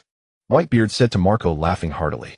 However, this time Whitebeard's tone lacked the former boldness and open. On the contrary, after laughing, his expression became somewhat serious and grave. One of the five elders, Jupiter Saint Nasajiro, had been killed by the otherworldly pirate crew's king of the underworld. Whitebeard understood better than anyone what kind of waves this incident would stir up in the world. He also knew what this meant for the world government. Originally, this meeting was already attracting attention from all sides. Whitebeard had believed that the news returned would surely be of a friendly agreement between the two parties. Alabasta Kingdom officially became the territory of the otherworldly pirate crew, standing in opposition to the four emperors, becoming the fifth emperor of the seas. However, he hadn't expected that even the script he had imagined would be so bold. The otherworldly pirate crew was even more outrageous than he could have imagined. They directly killed the five elders. The consequences of this act, of course. Son, go inform. It's been a while since everyone came back. I also miss them, so let's have a happy gathering. All right, father, but Ace hasn't answered my calls lately, and I don't know if something happened. His personality has always been a bit erratic. Just contact him a few more times. Jupiter is dead. On Onigashima. The sky was overcast. A massive dragon-shaped figure circled within the clouds, countless lightning bolts striking it, without sparking the slightest fire, as an incredible voice emanated from the mouth of that dragon-like creature. That king of the underworld actually managed to kill Saint Nasajiro. His strength must be on par with that guy. Where did this otherworldly pirate crew come from? Kaido's dragon head had its eyes wide open, the entire dragon appearing utterly incredulous. Meanwhile, the cadres below exchanged glances. They had all heard the content of the phone bug just now. This news was simply too shocking and bizarre. Just hearing this news gave everyone a feeling of an impending storm. Even Kaido, known as the strongest creature, seemed somewhat uneasy in the clouds. Send my orders. The beast pirates must not provoke the Navy and the world government during this time. I will leave Onigashima in a few days to see what exactly has happened with Lin Lin. As soon as Kaido finished speaking, the Azure Dragon swiftly left Onigashima. Navy headquarters. At this moment, the entire Navy base was in an uproar. Whether it was the lowest-ranking Navy soldiers or the office of Fleet Admiral Sengoku in the loft, everyone was in a chaotic uproar. This news was simply too urgent and too significant. No one could have guessed that one of the five elders would actually die in this meeting. This was not merely the death of a celestial dragon. As one of the highest authorities of the world government, the death of Saint Nasajiro left everyone in disbelief. After all, this individual possessed the mythical Zoan Devil Fruit and carried the first generation of the Supreme Sword, and his fighting power was not inferior to that of the three admirals of the headquarters. Such an existence had actually died at the hands of the king of the underworld. Although Kazuru had previously mentioned that the king of the underworld's abilities were very strange. But strange abilities do not equate to high combat power. Now, based on the combat power demonstrated by the king of the underworld, this indicates that the otherworldly pirate crew likely possesses strength at least equivalent to that of 3 admirals. This also means that the otherworldly pirate crew could potentially rival the entire Navy headquarters. Such exaggerated combat power has never existed in history. Even during the peak of the Rocks pirates, such a level of collective combat power was unheard of. At this moment, the 3 admirals Sengoku Carp and others gathered once again in Sengoku's office. Everyone's face bore a frown except for Akinu, who displayed a hint of excitement, even appearing somewhat eager to engage. When Kizaru saw this scene, a bittersweet smile of resignation crept onto his face. After all, even in the current Navy base apart from Carp, no one truly believed the words he had said. That bald man probably really only used half of his own strength, or maybe just 1/10 of his full power. This time we must take action. Inside the office. With Sengoku's words, the tone of this meeting was complete. The situation that arose did not come as a surprise to those present. After all, this incident was monumental. The 5 elders had perished. The otherworldly pirate crew will only be our enemies from now on, completely opposing the world government. The Navy can no longer stand idly by. The faces of the several admirals and numerous vice admirals in the room were extremely grim. Especially those who had previously clashed with the otherworldly pirate crew wore expressions of profound seriousness. Here are some images taken at the scene along with all the data regarding the battle between Lord Nasu Shoro and the King of the Underworld. You can all take a look and think of ways to deal with this otherworldly pirate crew. As Sengoku's voice fell, bulging file bags were placed before everyone. Akainu was the first to react, swiftly opening the file bag. Upon opening it, a stack of photographs slid out of the file bag.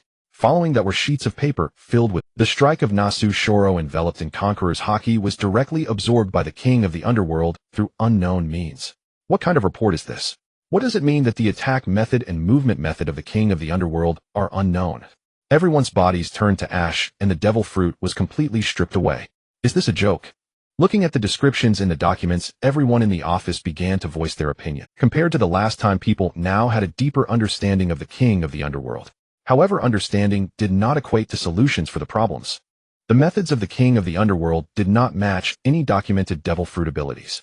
Regardless of the Navy or the world government, they still had no knowledge of the King of the Underworld's specific abilities. Compared to the last time, people now had a deeper understanding of the King of the Underworld. However, understanding did not equate to solutions for the problems. Devil fruit user, there are ways to deal with him. Crane's voice rang clearly in the office. Starting from today, it was utterly impossible to avoid direct confrontation with the otherworldly pirate crew. At present, whether it be the Navy or the world government, they must spare no effort and use all means to completely eradicate the otherworldly pirate crew. Only in this way can the world government regain its former dignity. One of the 5 elders has died. If the otherworldly pirate crew could continue to live so comfortably and roam this world, the entire world government would be disgraced. Although the 5 elders had not yet contacted him, Sengoku knew that this great war was unavoidable. Moreover, the scale of this war far surpassed that of the Demon Slaughter Order.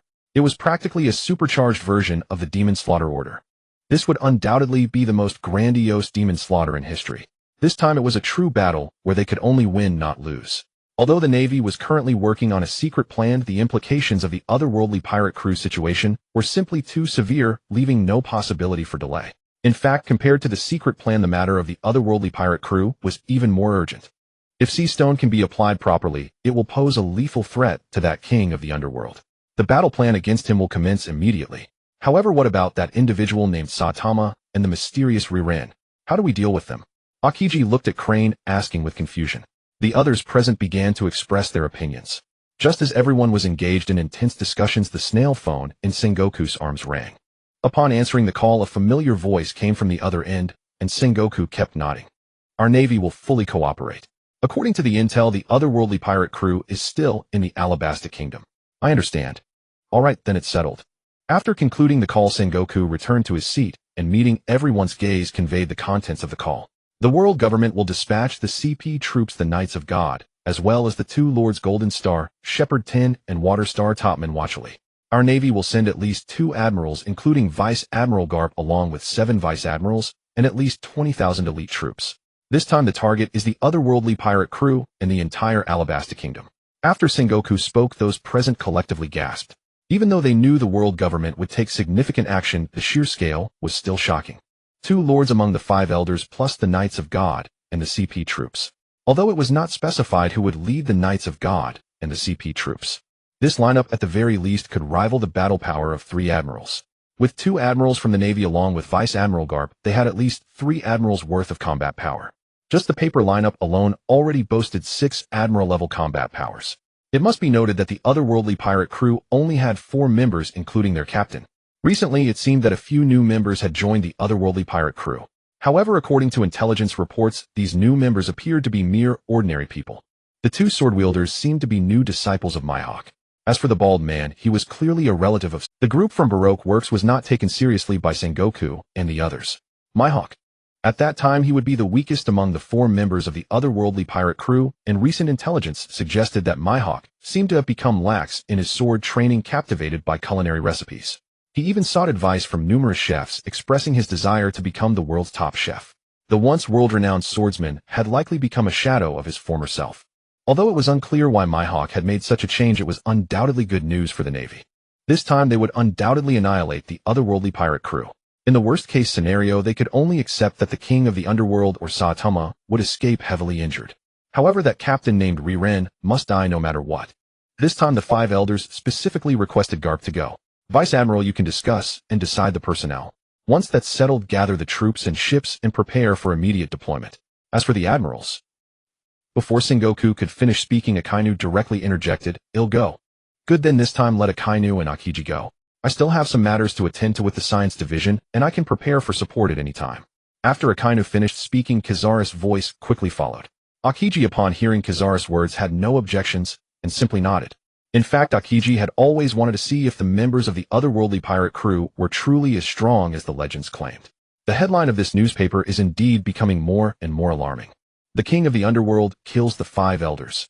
Is the otherworld pirate crew about to overturn the world government?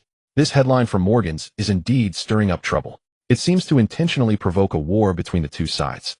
However, in Leyland's view, Morgan's has no need to do. After the assassination of Saint Nejuro, the world government would surely take action. Even without these headlines, trouble would inevitably come knocking in the future. To avoid such troubles, the solution is quite simple. That is, to continue doing what needs to be done and simply wait for those troublemakers to come to their demise. With the current strength of the otherworld pirate crew, even if everyone from the entire pirate world joined forces, it would be nothing but child's play. Captain, are you busy right now? Outside Leyland's room, Robin's voice came through. Come in. Seeing Robin's joyful expression, Leyland already knew what had happened. Another piece of the historical text stone has been found. Yes, Captain. Now both pieces of the historical text stone have been found, and I have already translated the one regarding the whereabouts of the king of the underworld. Currently, he is buried in Wano country. Wano country. What does the other stone say? The other stone contains the history of the Alabasta Kingdom. After all, the Alabasta Kingdom was once capable of becoming celestial dragons, but they refused. The stone documents this information, but it has just been found and will require some time to decipher. After hearing Robin's report, Leyland directly said to her, "Understood. Let everyone prepare. It's time for us to explore the new world." The Alabasta Kingdom has completely entered the right track now. The reconstruction work has already been complete. 3 full days have passed since the king of the underworld killed one of the 5 elders. Looking at the overwhelming, Leyland did not pay much attention to it. After all, with the death of the 5 elders, Leyland knew that the world government and the Navy would definitely come looking for him. It does not matter where he stays, it is all the same. Therefore, there is no need to change his original plans due to the Navy and the world government. There is no need to stay here waiting for the Navy and the world government to come knocking. He just needs to follow his own path. As for the Alabasta Kingdom, if anything really happens, his companions can reach him in an instant. Especially with the king of the underworld around, teleporting himself and his team directly to the Alabasta Kingdom is not a difficult task for him. Captain, are we leaving now? Bald Chong and Saitama holding various strange tools. Leyland did not know where these things came from or what they were for. However, these 2 bald fellows have recently been hanging out together. Moreover, Bald Chong seems to enjoy inventing strange things, so Leyland did not inquire further. Yasuo and Yongin, the 2 brothers, seem to share a deep bond. Recently exploring the martial arts of this world together has been a joyful experience for them. The king of the underworld remains elusive, just appearing before him to say hello and then flashing away to his own room on the ship. Meanwhile, Hawkeye is carrying a huge package.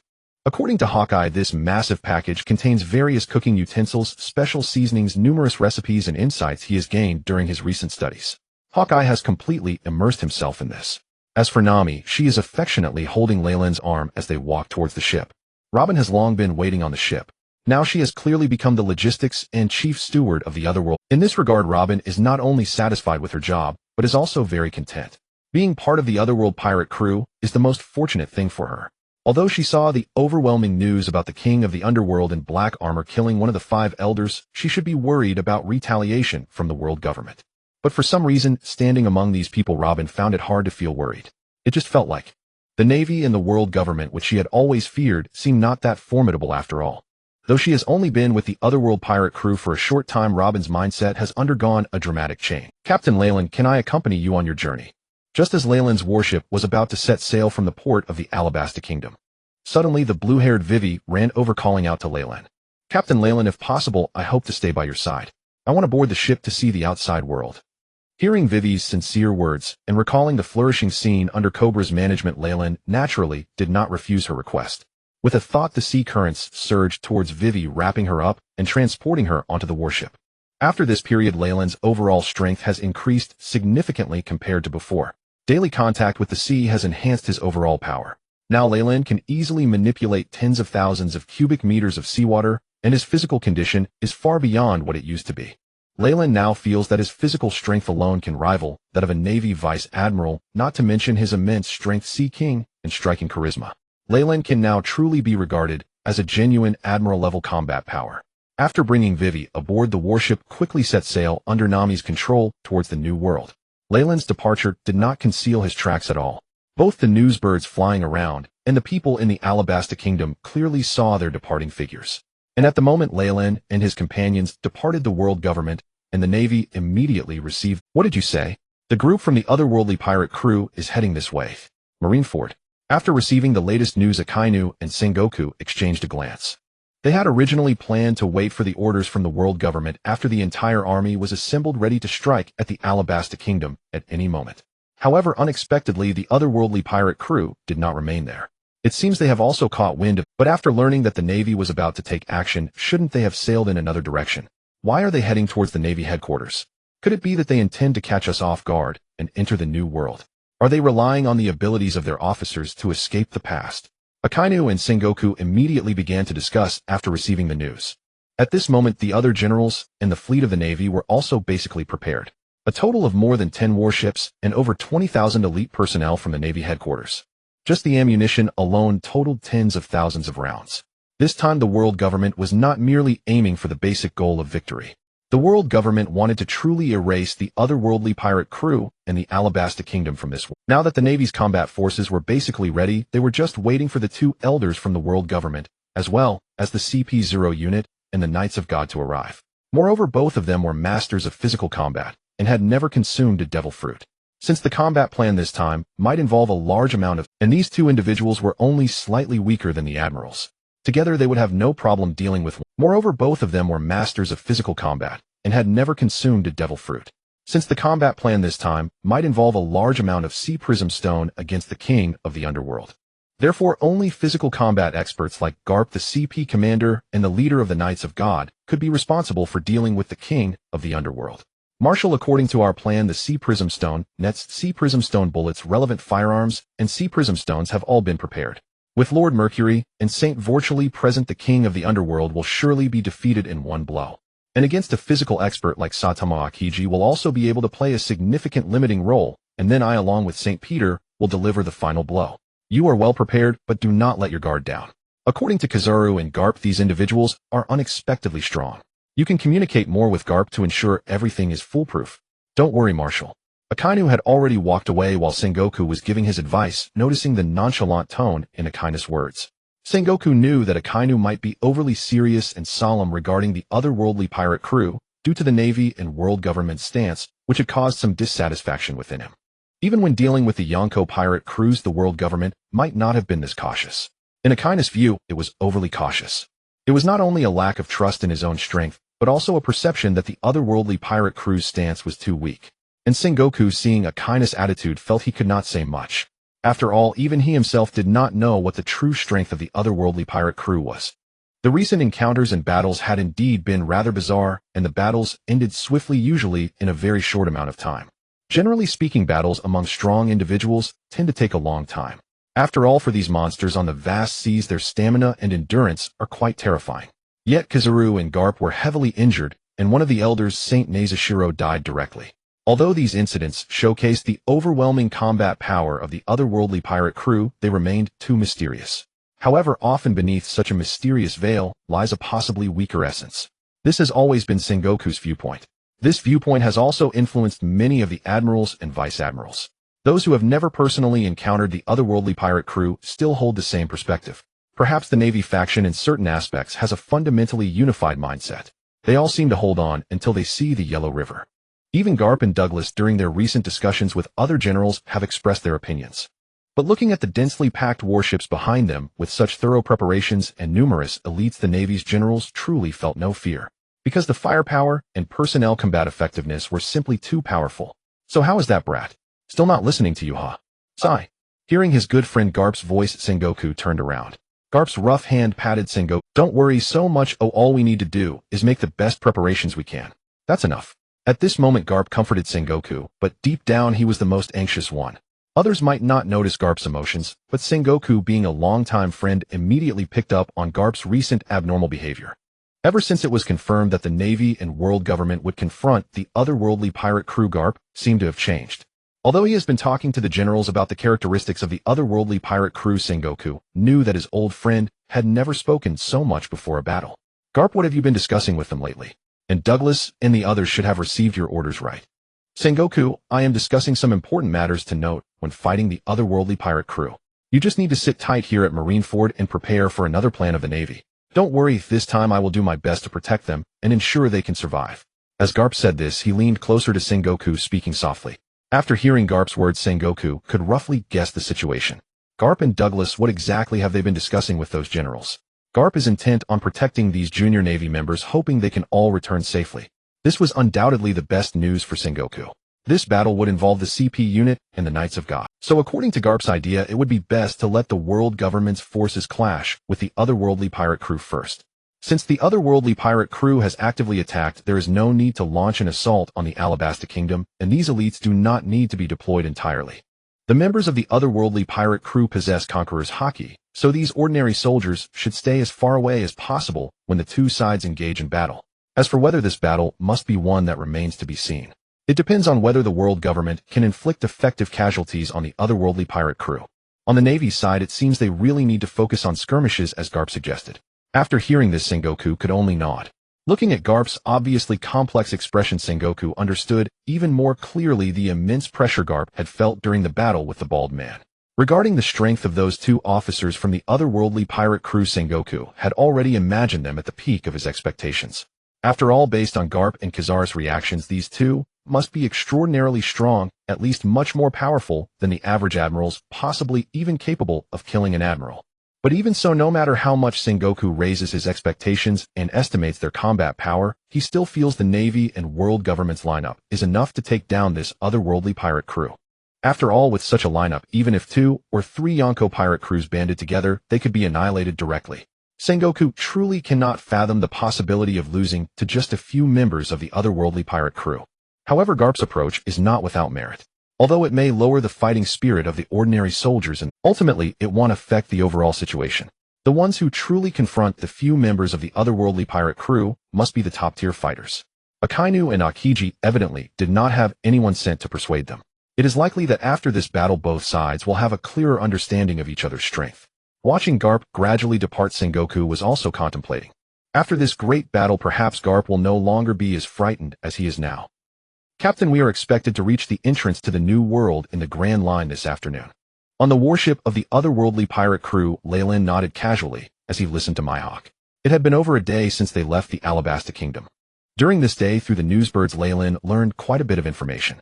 However, these pieces of news were something he could have guessed himself. After causing such a huge uproar with the world government, it was certain they would seek revenge and trouble. Although the newspapers briefly mentioned the lineup of the world government, Leyland was not particularly concerned and casually tossed the newspaper aside. However, when Vivi and Nami saw the newspaper, they gasped in shock. Clearly such a lineup had frightened the two girls, but it was only a momentary fright. The atmosphere on the entire ship was simply too harmonious, and no one cared about the so-called impending danger. Mihawk, your cooking skills have really improved. I feel that it won't be long before you become the best chef in the world. Hey Captain, you can't say that. Cooking is a profound art, and I have only scratched the surface. During these days, Mihawk has indeed learned a lot from running around. His meals are even better than those cooked by the palace chefs. Moreover, in recent days Leyland has not heard any complaints from Yasuo about Mihawk. Previously, because Mihawk was always bothering him, Yasuo had complained to Leyland quite a bit. But now everything has become quiet. Even Yasuo has started to praise Mihawk. The food is much better than the meals on the Rune continent. This was the first compliment Yasuo had given to Mihawk. On Leyland's warship, it remained as comfortable and pleasant as ever. The warship sailed at a normal speed on the Grand Line with no one intentionally speeding up or slowing down the ship. The warship was allowed to drift. In another direction, more than 10 warships were majestically sailing towards Leyland's direction.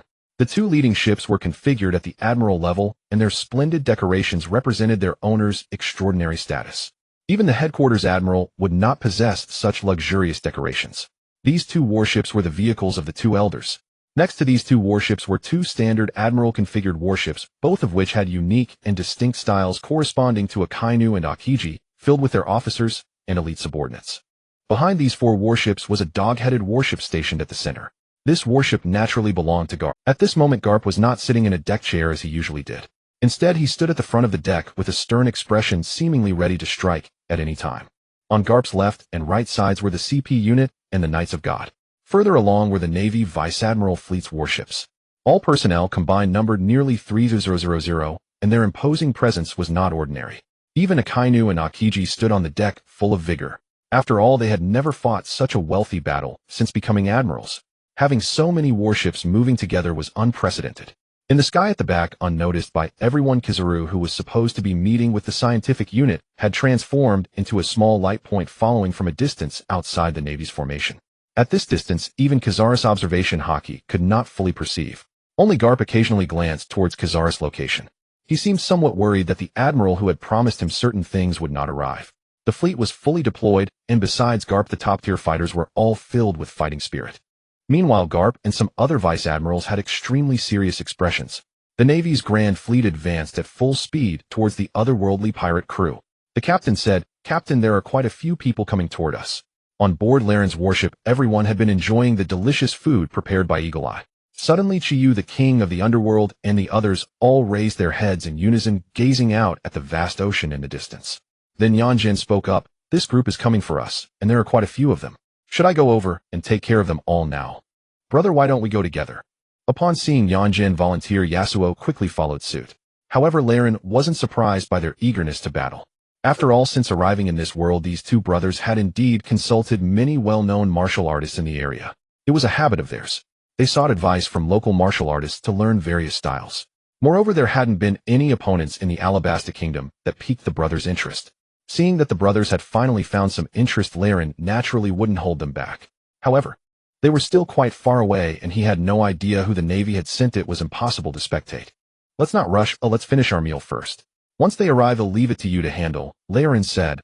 Seeing this, Yasuo and Yanjin naturally had nothing more to say and sat down to continue enjoying the delicious food prepared by Eagle Eye, allowing the warship to slowly sail along the Grand Line. "I'm so full.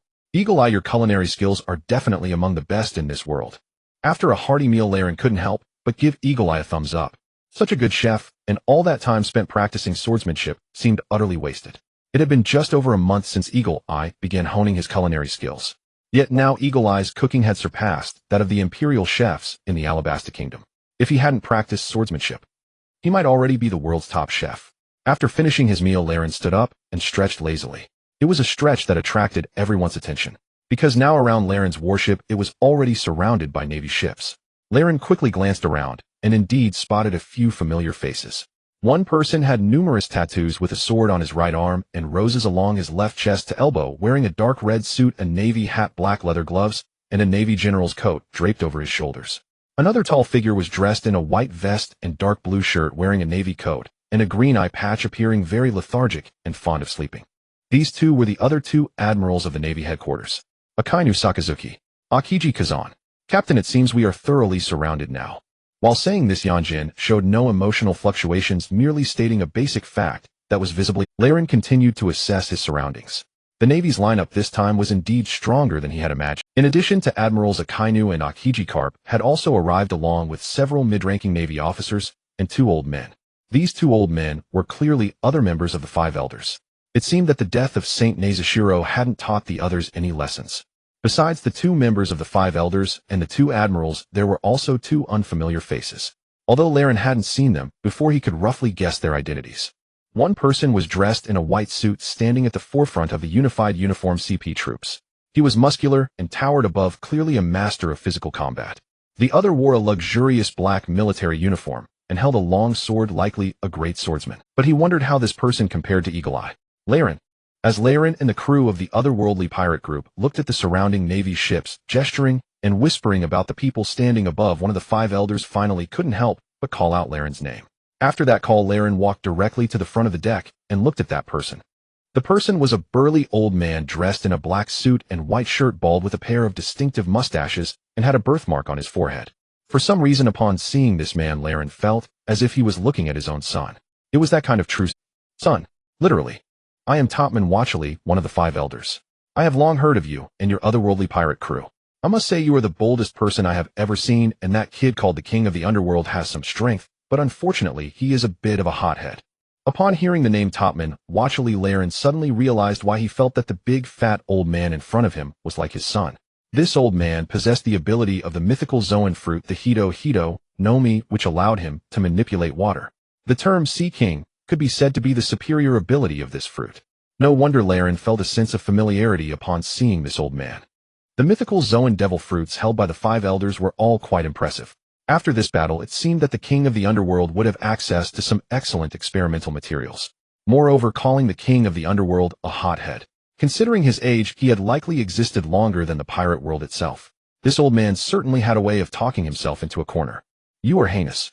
I, Akainu, hereby represent the Navy to announce that today is the day of your demise along. You are heinous. I, Akainu, hereby represent the Navy to announce that today is the day of your demise along with your otherworldly pirate crew. This sea cannot allow the existence of extreme evil, like you, who has killed a warlord of the sea and occupied allied territories as your own, and even boldly plotted the assassination of one of the five elders, Saint Nazashiro. Prepare to die. Seeing that Laren made no response, Akainu immediately declared in a righteous tone. After finishing his words without any hesitation, he waved his hand. At the moment Akainu waved his hand, the 10 or so Navy warships surrounding Laren's vessel erupted with a series of loud booms. Boom, boom, boom, boom, boom. The sounds of cannon fire rang out almost simultaneously from those warships. Black cannonballs rained down upon Laren's ship like raindrops, yet neither Laren nor the King of the Underworld made a move. A figure with a high ponytail flashed to the side of the ship, drawing the sheathed blade at his waist and swinging it fiercely into the air. Whooshed! A fierce wind suddenly arose, forming a massive barrier that enveloped Laren's warship. Wind barrier. As the cannonballs hit this wind barrier, they seemed to have lost all their momentum, falling weakly into the sea. So cool, brother Yasuo. Seeing Yasuo's move, Laren couldn't help but shout out. Although it wasn't as exaggerated as the King of the Underworld's black hole that displaced all the cannonballs, the aesthetic of this wind barrier was undoubtedly more impressive. Moreover, Yasuo's movements exuded an inexplicable sense of flair. He truly had a knack for showing off. After the first round of cannon fire, Akaina's gaze was also fixed on Yasuo. Even though a formal battle hadn't commenced yet, Akaina's brow furrowed at Yasuo's display. They had reviewed intelligence on the members of the otherworldly pirate crew. However, Yasuo's move turned their intelligence into a joke. This level of skill was not something to be overlooked. I didn't expect the otherworldly pirate crew to have such impressive newcomers. Let me see just what kind of caliber these newcomers on your ship possess. As he saw that the cannon fire had no effect, Carp burst into laughter on his dog-headed warship, challenging Yasuo to a fight. Kid, if you have the guts, come up to my ship for a fight. And you, the one with two swords, come along too. At this moment, Carp ripped off the justice cape behind him, adjusting his shoulders and stretching his arms. An invisible aura began to spread around. Upon witnessing Carp's mighty fighting spirit, Yasuo hesitated no longer and transformed into a blue-white whirlwind, vanishing from Laren's ship.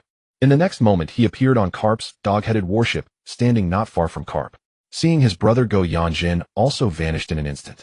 In the next moment, he appeared on Carp's dog-headed warship, standing not far from Carp. Seeing his brother, upon seeing the two brothers appear before him, Carp's previously clenched fist and mighty fighting spirit momentarily froze. Just now, the way the brothers had moved Yasuo's could still be explained as having consumed a wind-type devil fruit. However, Carp was puzzled about how Yanjin had come over. Originally, Carp thought he could handle the two new swordsmen from Laren's ship by himself. After all, having seen that wind barrier, Carp had roughly judged that their strength should only be slightly above that of the typical mid-ranking admirals. But what was going on? It seemed his judgment was a bit off. The two in front of him felt extremely strange. They looked very young, but seemed to possess extraordinary battle experience, as if they had fought in thousands, even millions of battles. For some reason, looking at the two, Carp suddenly recalled the scene from when he first encountered Chiyu. Justice, what a magnificent word. You Navy have somewhat insulted this term, but you do give me an extraordinary feeling. Now face the gale. Upon reaching Carp, Yasuo drew his sheathed blade and charged at Carp. However, this attack was not a technique from the Gale swordsmanship like Slash or Gale, but rather some sword techniques he learned from the martial artists in Alabasta. Yasuo intentionally wanted to hone his skills. Yet when he thrust his sword forward, Carp sensed something unexpected. While he had felt a massive sense of crisis when the young man was speaking earlier, now as the attack came, he found its power to be somewhat weaker than he had imagined. This boy's sword was likely one of the supreme great blades. Its sharpness was far beyond that of an ordinary sword. However, Yasuo's attack was indeed within Carp's acceptable range. Clang, clang, clang, clang. As Yasuo's sword clashed with Carp's iron fist, it produced a series of metallic sounds. However, under the Navy's intentional retreat, the dog-headed warship began to gradually sail away to the Gradually, the encirclement tightened again, as if the dog-headed warship was deliberately luring Yasuo and Yanjin out. Chiyu, do you have the guts to fight me? After seeing the dog-headed warship move away, Akainu shouted toward Chiyu on Laren's ship. Naturally, this was part of the Navy's plan.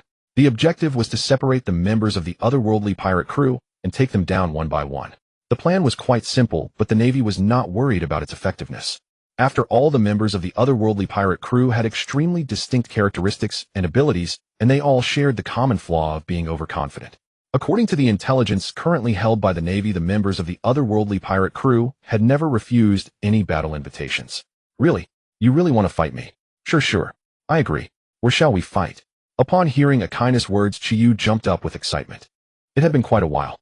It truly had been a long time since Chiyu had last heard someone actively invite him to battle. And this person was not a weirdo. In Caillou's perception, this person's righteousness was somewhat twisted. He was definitely one of the top figures in the Hero Association. Speaking of which, Chiyu felt he hadn't formally sparred with anyone in ages. He himself was somewhat socially anxious and no one had ever invited him to spar. Though Chiyu wanted to fight, he had never found the opportunity. After all, he had only encountered weirdos, and weirdos would often be defeated with a single punch, leaving no sense of battle excitement. Now that someone had actively sought to spar, Chiyu couldn't be happier. If it's a spar, can I join too? I want to have... Seeing Chiyu so happy, Bald Chong also bounced over to Caillou's side. The two of them held hands, eagerly looking at Akainu. Of course. You two follow me. Akaina's lips curled into a disdainful smile as he immediately turned his warship around. I know there's a small island not far ahead where we can really let loose and fight.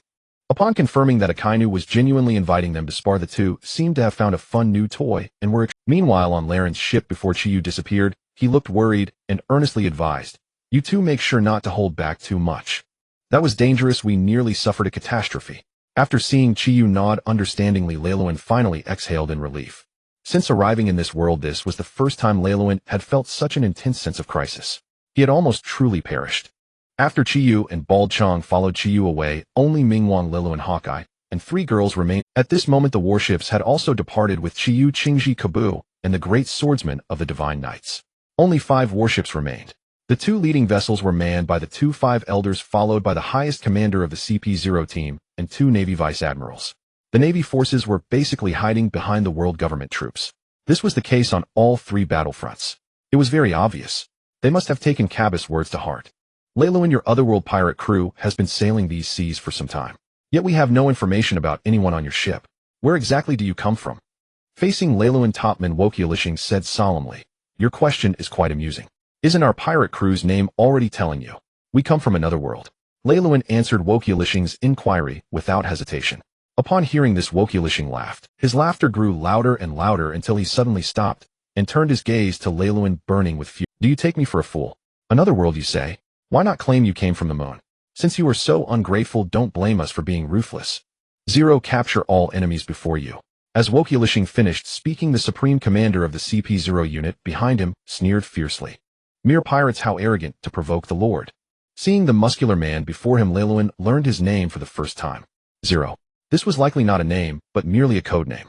Sending such a muscle-bound brute to his death made Leiluin think the world government was not so foolish. Sure enough, as the muscular man moved, Wokyulishing simultaneously raised his hand. Instantly, a massive arc-shaped wave circle formed around Leiluin's warship. Then the seawater slowly rose skyward from all directions around Leiluan's ship, like a wind barrier forming a huge spherical water encasement. The entire ship, including Leiluan and his companions, was completely enveloped within.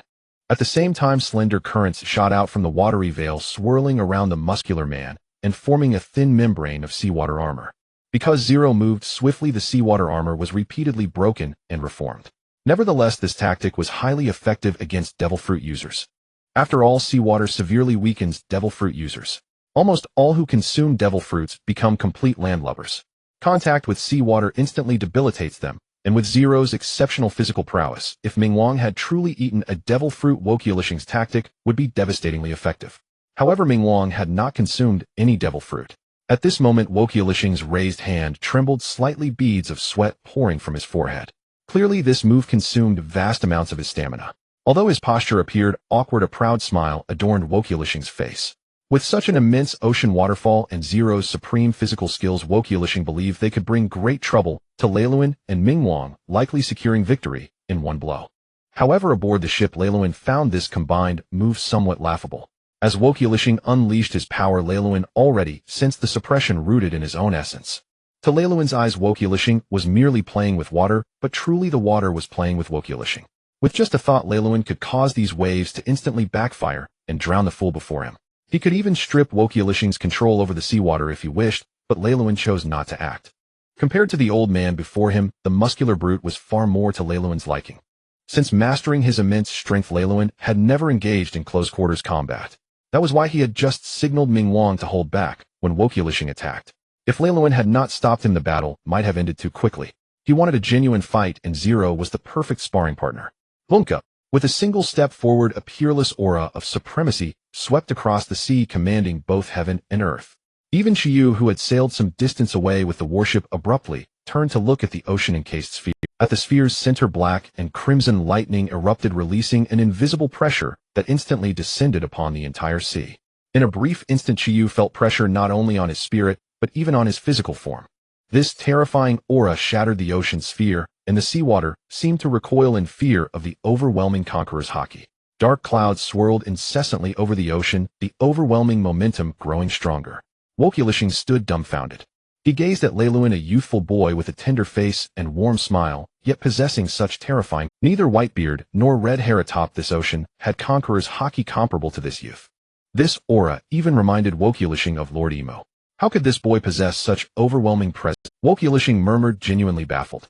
Initially, he felt no trace of a king's aura from Leiluan, who seemed a carefree young man.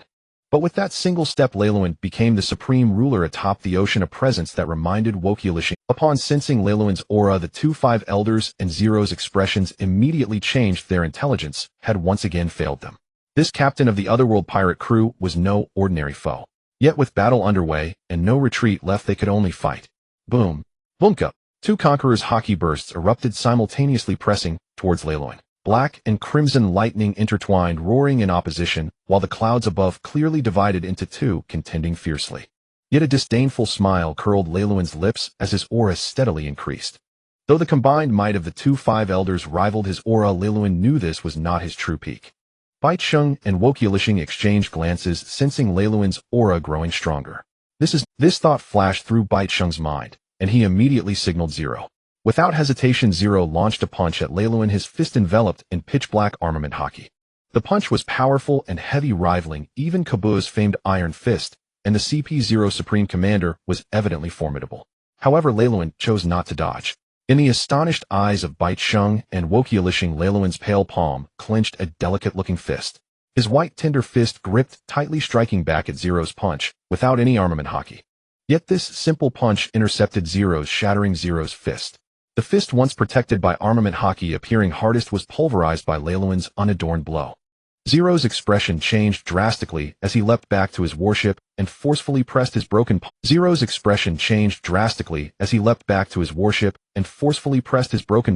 Staunching the bleeding. Is this man's strength too weak? Or have I grown too powerful? After delivering the punch, Leiluan felt no resistance, as if striking a foam board and shattering it entirely. Disappointment filled his heart. This big brute was weaker than Leiluan imagined. He immediately pursued Zero, throwing another punch. Due to Leiluan's slower speed and Zero's battlefield experience, their fight appeared lively for a time.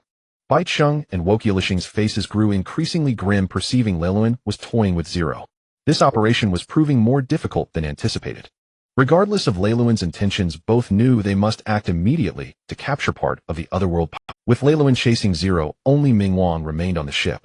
Hawkeye and the three women were naturally facing the formidable Ming Wang. Neither dared act recklessly. Wokielishing immediately transformed into his strongest form. A massive wild boar, tusks like halberds, bronze-like skin, iron bones, and hardened fur. Above its head swirled a ring of water, giving a sacred impression. In this boar form, Wokielishing's control over the ocean seemed stronger. A larger, denser sphere of seawater instantly formed around them, while waves continuously crashed toward Lei Luan's warship. The wild boar's body was encompassed by a deeper blue ocean current more profound than ordinary seawater. On the ship, Hawkeye swung his sword repeatedly, while Nami, Vivi, Robin, and the others acted to fend off the incoming waves. Ming Wang stood on the deck, watching with interest, seemingly without intent to intervene, his aloof demeanor enraging Wokielishing. His pig-like eyes now blood-red, and his wide mouth opened, roaring fiercely at Ming Wang. "You damned brat, you look down on us. Prepare to die." With that, the massive boar burst forth with unimaginable speed, charging toward Ming Wang. The boar's hooves rode ocean currents, accelerating as if capable of breaking all obstacles. This strike's power surpassed that of an ordinary admiral. Black and crimson lightning intertwined on the boar's tusks, wrapped in pitch-black armament hockey. This was a domineering boar charge. Yet Ming Wang displayed a look of disgust facing this devastating assault. This strike marked Ming Wang's true first move, as he was clearly repulsed by the boar. No longer merely signaling or pointing, Ming Wang clenched his fist and raised his arm, delivering a fierce blow to the boar's tusk tip. His punch carried no hockey, but unleashed an unimaginable shockwave upon nearing the tusk. The charging boar, once unstoppable, instantly dissolved into a mist of blood, vanishing on the spot. At the punch's impact point, seawater cracked, the fissure rapidly expanding forward and inward. Above, a similar rift appeared in the sky. Dark clouds were forcibly split, sunlight piercing through like a colossal blade of light. Nearby, Huang Yuan, who had been trailing far behind, gaped in astonishment at this miraculous scene. It was as if a supreme deity had rent open the land itself. "Who?" Ming Wang retracted his fist, smiling faintly as he observed the spectacle before him. "It seems what the bald man said holds truth. Seriously, throwing a punch does bring a soothing satisfaction." "Ah, HM." He stared at Ming Wang on the warship, still frozen in a punching stance, and at that blow before him that seemed to have cleaved the very world apart. He watched Qiu Lisheng, one of the Wu Laoxing, whose strength was not far from his own, assume his utmost form, only to be reduced to a mist of blood. Bai Taisheng stood dumbfounded on the deck. Everyone aboard the surrounding warships was likewise rooted. According to their plan, once both sides engaged, other supporting maneuvers would follow with reinforcements. Those soldiers on the other ships were meant to bombard Lei Luan's vessel relentlessly with seastone cannonballs while the melee raged. They had prepared those cannonballs for a long time and intended to expend them in this operation. The targets, of course, were the Ming Wang and Lei Luan aboard that ship. Although Lei Luan's true abilities were not fully known, Navy intelligence suggested he too was a devil fruit user. In the past, it had been Lei Luan's power that pulverized the Navy's G-16 base into dust. Yet this battle unfolded at an impossible speed and with bewildering outcomes. Ming Wang, who had been suspected of possessing a spatial-type power, had not used his devil fruit this time. From the start of the fight until now, he had been almost absent, only acting in this final instant. And yet with a single punch, he split the ocean in two. Sea water still cascaded back into the rift. That punch from Ming Wang rewrote everyone's comprehension. Soldiers on the ships, and even a Wu Laoxing like Bai Taisheng felt as if they were dreaming. Lei Luan's earlier strike had already stunned them. Supreme Conqueror's hockey, paired with a fist capable of slaying the CP's highest officer Ling. Combined with a devil fruit ability Lei Luan had yet to reveal his theoretical strength, had already seemed outrageously formidable to them. But Ming Wang's punch not only tore open the sky, it shattered everyone's worldview. Powerful was no longer an adequate word. Could Lord Emu be capable of such a thing? The thought flashed through Bai Taisheng's mind unbidden. Their tactic had been that Qiu Lisheng and Ling would entangle Lei Luan and Ming Wang, while Bai Taisheng moved to intercepting Yin. During the fight, they would pummel with a barrage of seastone cannonballs, and with Qiu Lisheng's control of seawater to blunt Lei Luan and Ming Wang's combat power. By the time the battle reached its end, he was supposed to have dealt with Yin, or at least grievously wounded him, then strike to finish the engagement. After all, he had consumed the mythical Zoan-type sandworm fruit. Fighting on a warship did not grant him advantage, but as one of the Wu Laoxing, he surely had the ability to tidy up the aftermath. But Bai Taisheng had not anticipated that this was never a mere cleanup operation. It was a one-sided slaughter. "Hey, why are you frozen? We're still fighting." That big man is dead, so you should be stronger than him. Come aboard. And while Bai Taisheng was still reeling from everything that had happened, Lei Luan had already fixed his gaze on him. Ling's weakness had surprised Lei Luan. The hope for sparring had failed to materialize. At the instant Ming Wang slammed out his punch, Ling just happened to dodge into the space behind which Xiao Li Sheng into the very gust born by that blow. The outcome was clear.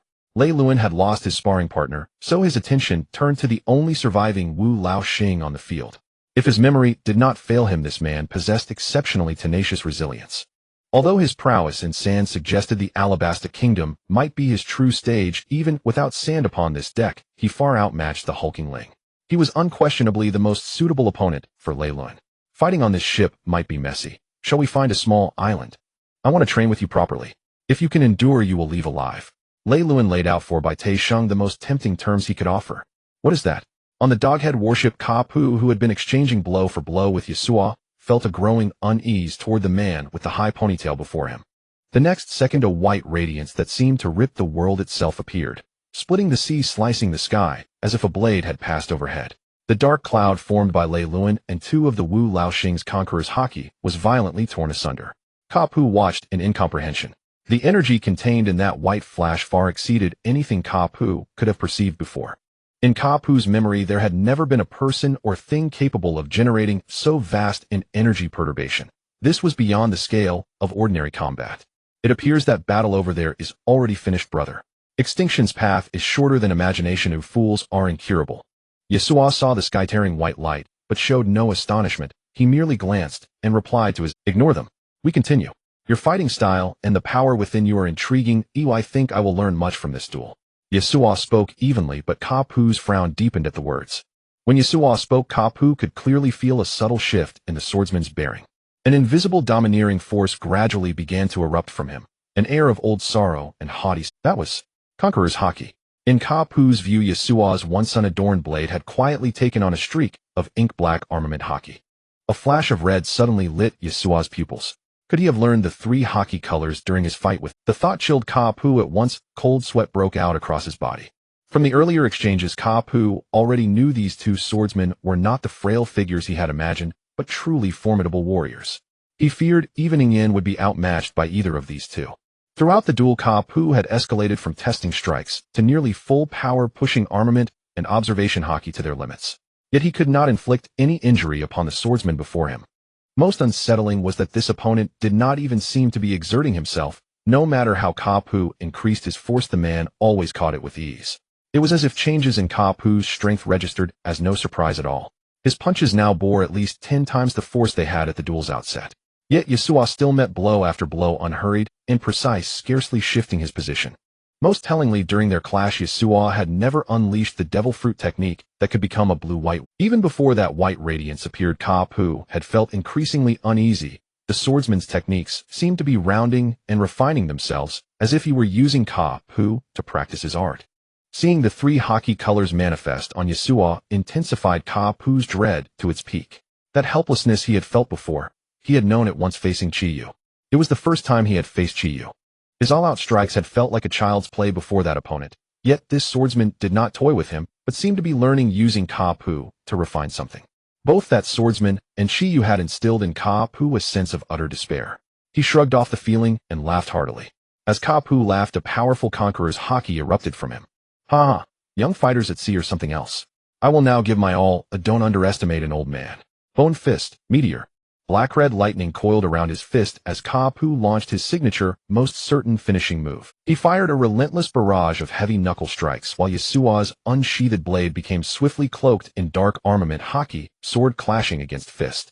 As the two fought with full force, Young, in watching his younger brother from the side, radiated an invisible aura. Compared to Yasuo's weathered solitude, Yong'un's presence was a strange weave of light and malice, an even more uncanny and potent conqueror's aura than Yasuo's. The fleet's lieutenants accompanying Ka Pu stood frozen, unable to move as they witnessed the scene.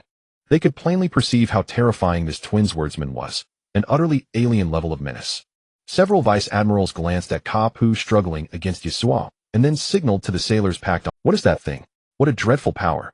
Meanwhile, Chi Quan and Qing Ji and their fleet were racing toward a nearby island at full speed. 4 devil fruit users fighting at sea against a physical powerhouse like Chi Yu is risky. To truly employ their full strength, they must fight on land. but barely had their ship set course when a white beam cleaving the heavens and sea left Qi Quan and Qing Ji stunned in place. An attack of that magnitude exceeded their imagination. If that beam had landed elsewhere, Qi Quan felt the entire red soil continent might well have been split in two.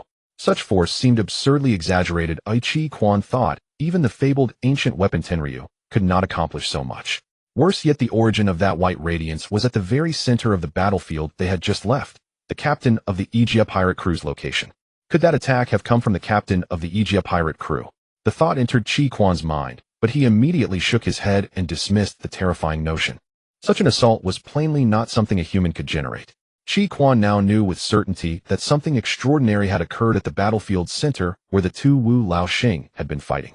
Watching the two bald men beside him, their faces betrayed not confusion but excitement. Qi Quan and Qing Ji exchanged a look and read the same implication in one another's eyes. We are doomed.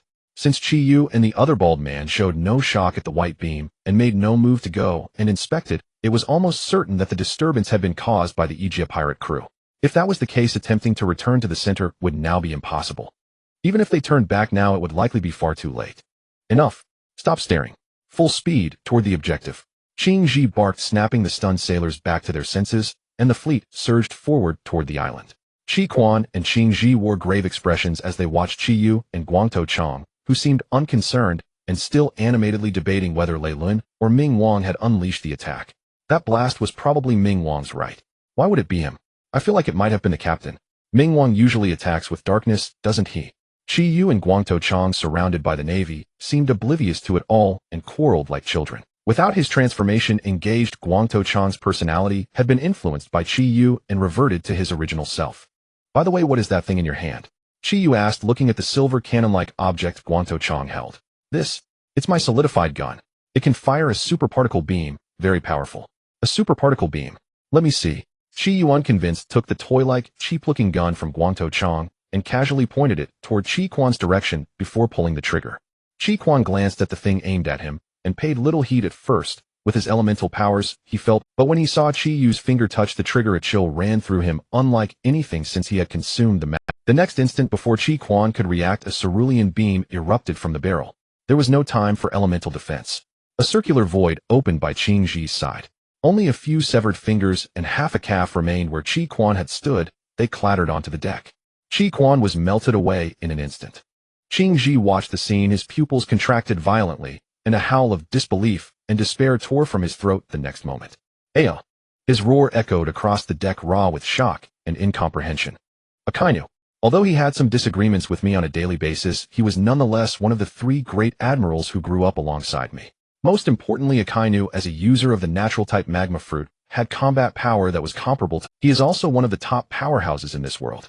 Yet just now, right before my eyes, he was shot down by that toy-like gun as if it were made of plastic. The speed was so fast that Akainu didn't even have time to elementalize, and even Akiji couldn't issue any warnings with his observation haki. Although at first this gun was held by Baldy, no one in the vicinity seemed to care. The texture of this firearm was simply too poor, resembling a cheap industrial product, looking even less impressive than an ordinary gun. It was entirely like a toy. However, now this very toy had instantly killed Akainu, who was on par with me in strength. After shouting, Akiji turned to look, and the azure beam of light just now had split the entire ocean behind him, just like the previous white light. Countless water vapor was steaming in the back. That white light from just now might have also come from such a weapon, but what exactly is this weapon? At this moment, Akiji's thoughts were racing, filled with countless shocks and doubts, pushing his mind to the brink of collapse. Meanwhile, on the ship, Baldy glanced at Saitama, who was clearly startled by the earlier shot, staring at the gun in his hand. His expression was somewhat dazed, seemingly unable to believe that such a small weapon could unleash such tremendous. In truth, Baldy's gun was his second strongest weapon after the chainsaw. Wow, Baldy, this weapon of yours is really amazing. Seeing Saitama's sparkling eyes looking at him, Baldy revealed a rather proud smile, feeling pleased that his invention was recognized by a powerhouse like Saitama. For Baldy, this was simply a source of immense joy. After all, he had already acknowledged Saitama as his. Watching Saitama's reaction, Baldy couldn't help but reminisce about the happy days he spent in the mountains, revealing a blissful smile. Meanwhile, the surviving Navy soldiers and Akiji were all frozen in place. Everyone was in disbelief over what had just happened. Akainu, the strongest combat force of the headquarters, had died right before their eyes silently, and without any combat process. The opponent had simply shot him with that seemingly ludicrous gun. Could such a gun really produce such power? Even more surprising to Akiji was that one of the bald heads had just uttered a line that completely shattered his worldview. By the way, you just randomly fired, and it seems you killed quite a few people. Should I reverse time and bring them back? Reverse time? Upon hearing Baldi's words, Akiji's entire worldview was utterly shattered. At this moment, countless pieces of information were intertwining in his mind. Everything happening before him, every event, every word, every action, every scene, was beyond Akiji's imagination, completely out of the realm of what he could accept. What happened today made Akiji feel as if he were dreaming. Really? You can bring them back to life. Let me see how you do it. After hearing Baldi's words, Saitama was clearly also very interested in the idea of reversing time and resurrection. Although in his previous world Saitama had been able to defeat anyone with a single punch and had lost the joy of battle, he had seen most techniques. However, the concept of reversing time and resurrection, which only existed in movies and novels happening right before his eyes, was something Saitama found extremely intriguing and was eager to see. Upon hearing Saitama's words, Baldi did not hesitate any longer and slowly closed his eyes. As Baldi closed his eyes, a faint golden light began to appear around him, until the golden light completely enveloped Baldi, transforming him into an astonishing golden figure. He walked toward the spot where Saitama had fired. Then the golden light began to gather around Baldi's hands. Suddenly a golden chainsaw appeared, and in the instant the chainsaw started, countless golden lights flashed. Looking at the chainsaw in his hand, it seemed Baldi could see the reflections of Big Bear 2 and everyone in the forest on its surface. Swish! As Baldi swung the chainsaw toward the direction where the previous shot had been fired, a golden light instantly covered the original trajectory. Then within this golden light, it seemed as if everything was pressed down by a rewind button. The destruction caused by that previous super particle beam was gradually pulled back under this golden glow, as if all harm had been erased. The figure of Akainu, which had been instantaneously melted, slowly began to reassemble. The fingers and half a calf that had fallen onto the ship also gradually merged back with his body. In the next moment, the earlier super particle beam seemed as if it had never been fired, and everything returned to its original state. Even the evaporated water vapor behind had completely vanished. What? What just happened? However, Akainu, who was standing in place, had completely lost his previous demeanor. After being revived, he immediately supported his knees with both hands and began to pant heavily. Sweat was pouring down his body, and he looked at Akiji with a confused expression, panting as he voiced his. Just now Akainu felt as if he had died in an instant. That azure beam had clearly hit him. Moreover, he had been unable to elementalize because that azure beam had been too fast. After that, he had lost all consciousness.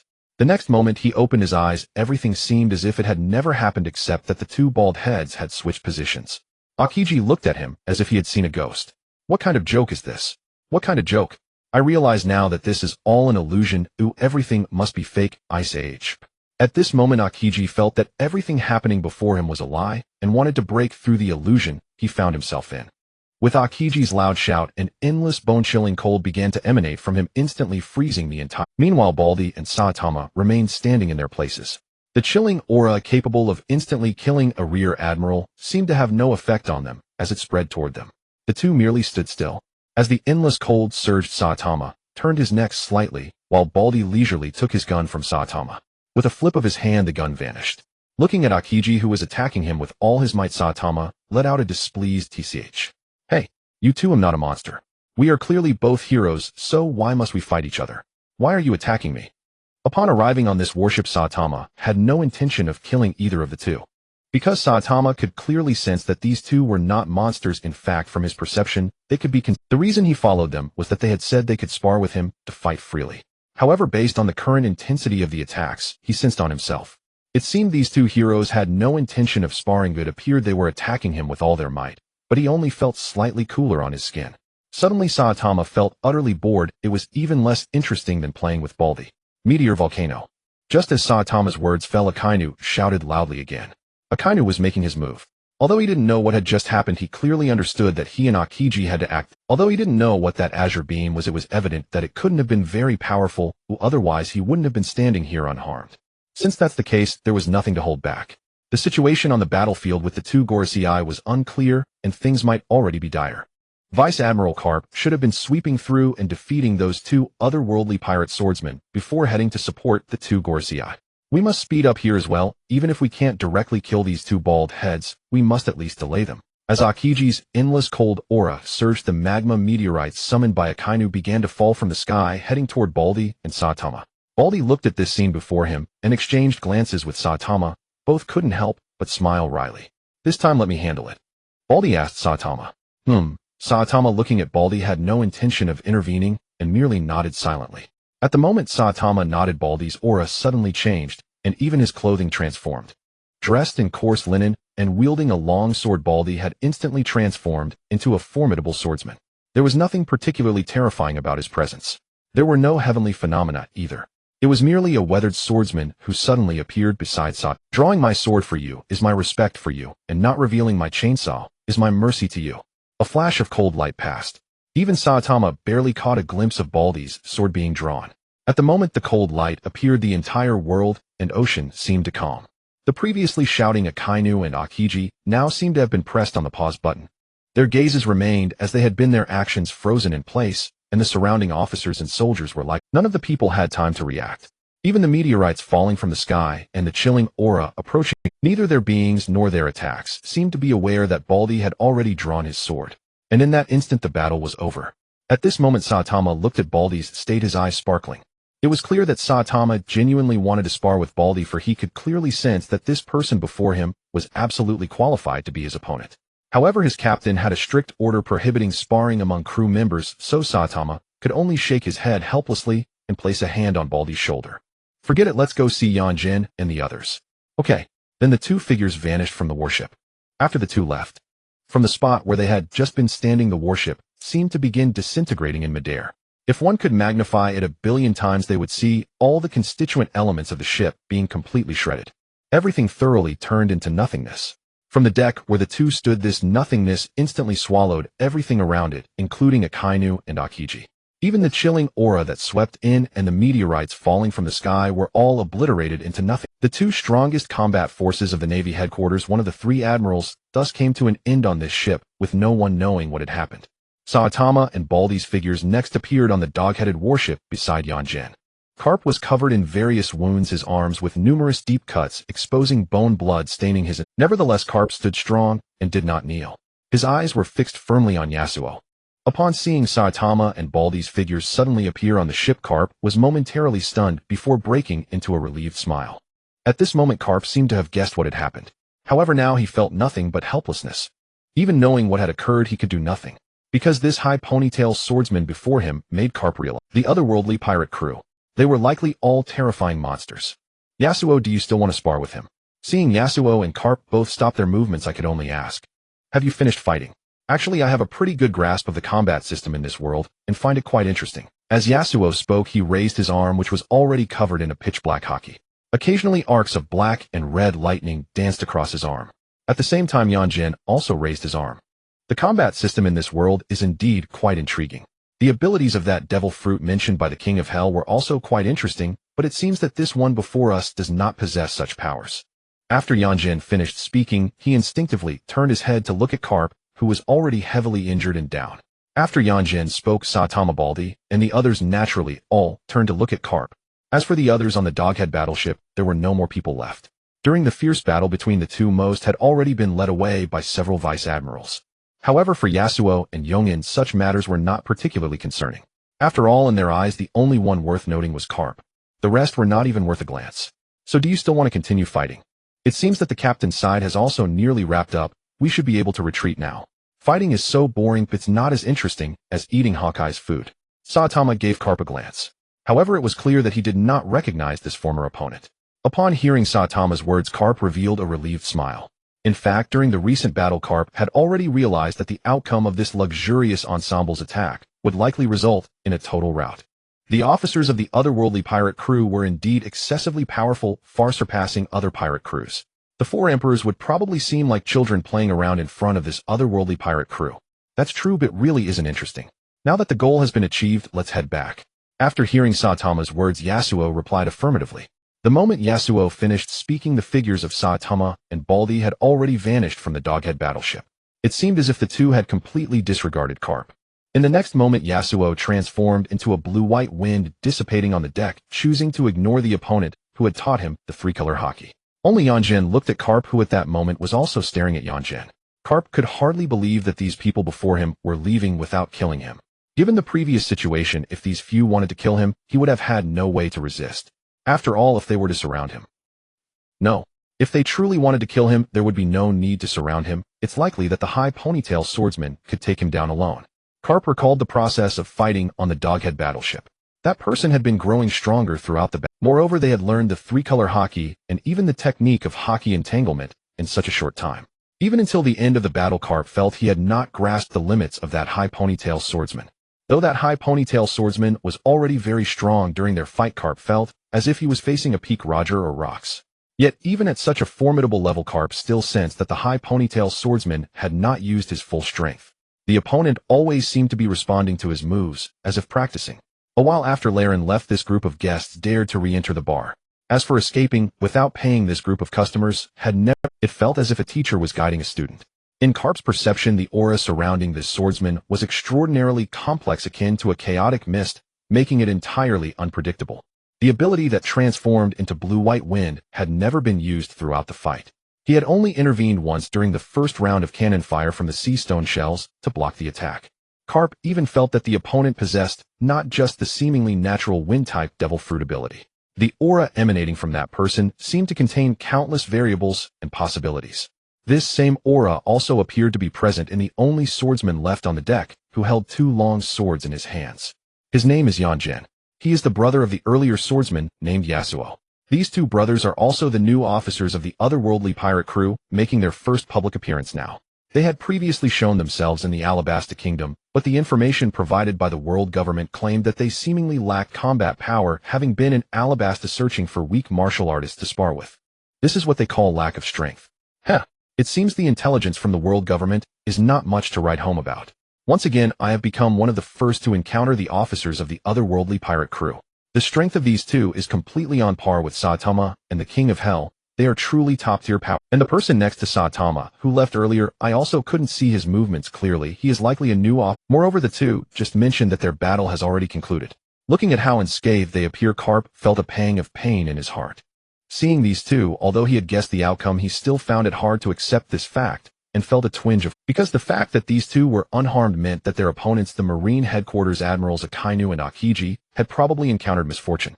After all, he had witnessed the blue beam and the golden beam with his own eyes just now. The terrifying speed, power, and strange sensation were definitely abilities of immense significance. This otherworldly pirate crew is far more terrifying than I imagined, more so than anyone has envisioned. Can the world government truly hold back the members of the otherworldly pirate crew? At this moment, Karp completely did not believe it. After all, even the five elders were not in his eyes. Karp had witnessed the mightiest individuals in this world. Even if the world government indeed has trump cards like the existence of one of the three ancient weapons, the Heavenly King, in Karp's view, they would absolutely not be a match for these monsters of the otherworldly pirate crew. The otherworldly pirate crew. It seems that this name is quite fitting in reality. The combat power of these individuals appears to be truly on a different level compared to the Navy, the world government, and the combat capabilities of the world as I know it. This otherworldly pirate crew might truly have come from another world. What does this young man before me intend to do? Does he want to kill me, or does he wish to spare my life as a gesture towards the Navy? However, considering the strength of the officers of the otherworldly pirate crew, is there really a need to offer an explanation to the Navy? An interesting person. I hope to encounter you again, and I hope by that time you have found your own path. After Yanjin spoke this line, his body turned into an afterimage and seemed to launch away into the infinite distance in an instant. At this moment, Karp seemed unable to hold on any longer, collapsing onto the Doghead battleship. Looking at everything around him, Karp felt as if he were falling into a dream. From the resolute thousands of Marines and the joint forces of the world government charging towards the otherworldly pirate crew to the current situation where they had utterly collapsed with two admirals' fates unknown and two five elders also missing. The world government's coalition having clashed directly with the King of Hell and others had likely been completely annihilated. He himself was also severely injured. The occurrence of all these events seemed not to take a long time. Moreover, this time, whether it was Yasuo or Saitama, they clearly did not care about him at all, although Yanjin did say something to him that seemed to carry deeper meaning. However, Karp could feel from Yangin's gaze that it was not the look of someone assessing an opponent. It was a look of a look at a thing. Perhaps in the eyes of these people he truly was nothing, and they did not pay much attention to. At this moment, Karp felt exceedingly fortunate that when he had come, he had instructed several vice admirals to take his subordinates and trusted soldiers away from the battlefield. Those people were all good-hearted individuals who possessed a sense of justice, and they should not die here. If they had stayed, it would have likely been due to his desperation. That kind of senseless and meaningless death was the scene Karp most wanted to avoid. Otherwise, even the aftermath of his battle with Yasuo could have very likely killed the surrounding soldiers. Crack crack. Just as Karp was feeling somewhat contemplative, the doghead battleship he was lying on emitted a sound of breaking under the burden. This doghead battleship had now reached the brink of collapse. This ship had fought alongside him for so many years and had never endured such a powerful impact. However, the one most affected by this tremendous impact was perhaps not just this doghead battleship symbolizing him. The one most impacted was likely himself. Cough, cough, cough. Karp coughed violently a few times, spitting out all the blood he had in his mouth. Then he struggled to stand up, making an effort to move his body, finding a small wooden boat around the doghead battleship, and jumped in. He then started rowing the small wooden boat towards the direction where Akainu and Akiji had just gone. The only thing he wanted to confirm now, and the only thing he could do, was this. The main battlefield was no longer a place he could go. After confirming the situation of Akainu and Akiji, he would quickly leave here. If he could survive and return to Marineford, he would definitely report everything that happened today to Sengoku, and the otherworldly pirate crew must never be provoked again. This otherworldly pirate crew is absolutely the most terrifying existence in the world today. The devil fruits of these two are quite interesting. Compared to what I have now, they are obviously not on the same level. It seems the power of the rules contained within them is much denser. On the warship where Laren was located, the King of Hell was playing with the two illusion beast-type devil fruits in his hands and spoke to Laren. At this moment, everything around had long since become calm. During the battle with St. Peter, Laren had also completely grasped his own combat power. Even if St. Peter transformed into the strongest form of the sandworm illusion beast type and used various haki to fight him, he was evidently not Laren's opponent. Although fighting on the sea does present a certain suppression against the sandworm illusion beast fruit, St. Peter's combat power was undoubtedly at the level of an admiral. Yet, even with such admiral-level combat power, after a tussle, he was easily killed by Laren and later became a living target. Now his combat power was undoubtedly at the admiral level. After killing this living target, naturally everything around was left to the King of Hell to deal with. Thus, all the forces of the world government, including the CP forces and the Knights of God, completely disappeared from this world after Laren's one move of the miniature black hole. Even the previous move by the King of Hell caused a rift in the space above the sea area. This move must have surpassed the upper limit of strength that this world could bear. Most importantly, using a hand-formed black hole is just too cool. Captain, we're back. Seeing the King of Hell contentedly playing with the illusion beast fruits in his hands, Saitama and the others returned to the ship, and Laren directly lay back on the lounge chair and waved his hand. He smiled and instructed the ship to continue setting sail. This incident for the otherworldly pirate crew was merely a minor detour on their journey. Now heading to the new world, it was most important to quickly obtain the King of Hell and replace this ship. As for how Saitama, Yasuo, and the others dealt with those admirals, vice admirals, and marine soldiers, Laren was indeed not very interested. After all, as long as his companions could return safely, that was enough. However, it should indeed be quite difficult to have his companions get injured. Captain, should I go make some dishes? I researched some new recipes while you were fighting. At this moment, Hawkeye, wearing a white high hat and dressed in a chef's outfit, looked quite serious. The recent battle must have consumed quite a bit of everyone's stamina. He'll prepare a sumptuous dinner right away. After Hawkeye finished speaking, he didn't even wait for Laren to nod and turned directly into the kitchen. Laren looked at Hawkeye. Did the recent battle consume stamina? Perhaps. But it always felt like Hawkeye didn't genuinely care about whether the recent battle had consumed. It seemed this fellow had simply fallen in love with cooking. I wonder if it's because he had stayed on this ship for too long and perhaps felt no desire to get stronger. But who cares? The food Hawkeye makes is indeed delicious. I understand. Please return as soon as possible. Naval Headquarters, Marineford. At this moment, Sengoku in the office has just hung up the call with Vice Admiral Peach Rabbit. Sengoku's expression was filled with anxiety. The content he heard during the call was truly shocking and frightening, completely beyond his expectations. With two elders, two admirals, and a host of vice admirals dispatched this time, Sengoku naturally believed that victory was assured. After all, such a powerful formation could likely annihilate the Whitebeard pirates with ease. Even if two Yonko pirate crews joined forces, they would not stand a chance against this lineup. No matter how formidable the otherworldly pirate crew might be, their smaller numbers and the full preparations of the Navy for this assault should pose no issues. Even Vice Admiral Kazuru and Vice Admiral Garp mentioned how powerful those few cadres of the otherworldly pirate crew were. But no matter how powerful they were, there should ultimately be limits. Where did these members of the otherworldly pirate crew come? The world has completely transformed into something unfamiliar to him. Has he truly grown old? At this moment Sengoku's thoughts were racing. However, he immediately ordered the Navy headquarters to dispatch another fleet to rescue the returning vice admirals and elite soldiers. As for the forces of the world government, according to Vice Admiral Peach Rabbit, they were likely completely annihilated. I only saw a flash of white light that ripped apart the entire sky, and see each cadre of the otherworldly pirate crew is a monster. Although Sengoku did not witness this scene with his own eyes. Just from Peach Rabbit's description, he could imagine how shockingly the otherworldly pirate crew struck the Navy. It was enough to make Peach Rabbit a candidate for Admiral completely lose the will to fight and panic. This was the first time Peach Rabbit reported to him in a tearful tone. Clearly frightened by the attack from the otherworldly pirate crew. Just from Peach Rabbit's reaction, it could be inferred how harrowing this encounter was. Just after Sengoku ordered the soldiers to send out the troops to assist, the phone in his hand rang again. Kizaru, why is it you? Seeing that Kizaru was calling him, Sengoku couldn't help but feel an additional wave of anxiety. What was the situation with Akiji and Akainu? He still had no clear understanding, and now Kizaru called. Sengoku feared he might hear more bad news from Kizaru. Marshal, it's like this: before the battle began, Vice Admiral Garp found me and asked me to stand by behind their forces to prevent any unforeseen circumstances. Now that the battle in the central battlefield involving the elders has ended, the otherworldly pirate crew should have left, and I am currently looking for Vice Admiral Garp. You followed them. What is the situation over at the elders now? Upon hearing that Kizaru had followed them, Sengoku immediately inquired with concern.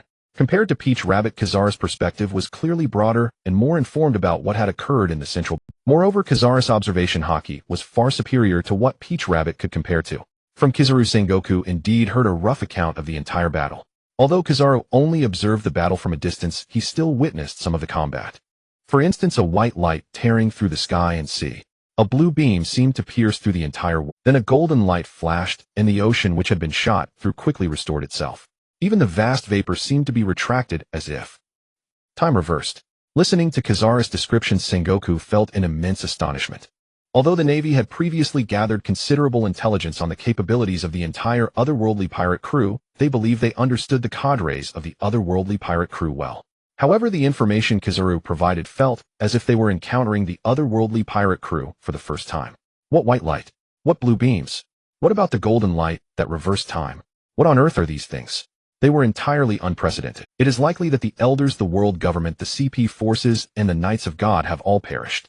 After all, according to Kizaru, after quite some time had passed when he arrived at the location where the white light erupted, there was nothing left. No remnants of fleets, no traces of battle. Just a calm sea, as if nothing had ever happened. Listening to Kizaru's descriptions over the phone, Sengoku realized that this matter was utterly serious. Although after the death of one elder, the threat of the otherworldly pirate crew had already echoed around the world. The world government could no longer suppress such news. However, this incident had thoroughly established the otherworldly pirate crew as one of the major forces in the world. They even surpassed the Yonko pirate crews. In Sengoku's eyes, the combined strength of the Yonko pirate crews might not even compare to a single otherworldly pirate crew. The outcome of this battle was truly catastrophic. Two elders, the CP forces, and the Knights of God had all perished. Wait, if all these people died, what about Akainu and Akiji? What about Garp? Kizaru immediately searched the surrounding seas for Vice Admiral Garp, Akainu, and Akiji's whereabouts. After giving the order to Kizaru over the phone, Sengoku could no longer sit still. The two admirals of the Navy headquarters and his longtime friend Garp were all missing. Sengoku could no longer care about anything else. He couldn't focus on staying at Marineford. Sengoku immediately ordered the assembled troops to set sail with their ships and head at full speed to the sea area where the battle had just occurred. Meanwhile, Kizaru in that sea area was also flying at the speed of light, searching for the whereabouts of the others.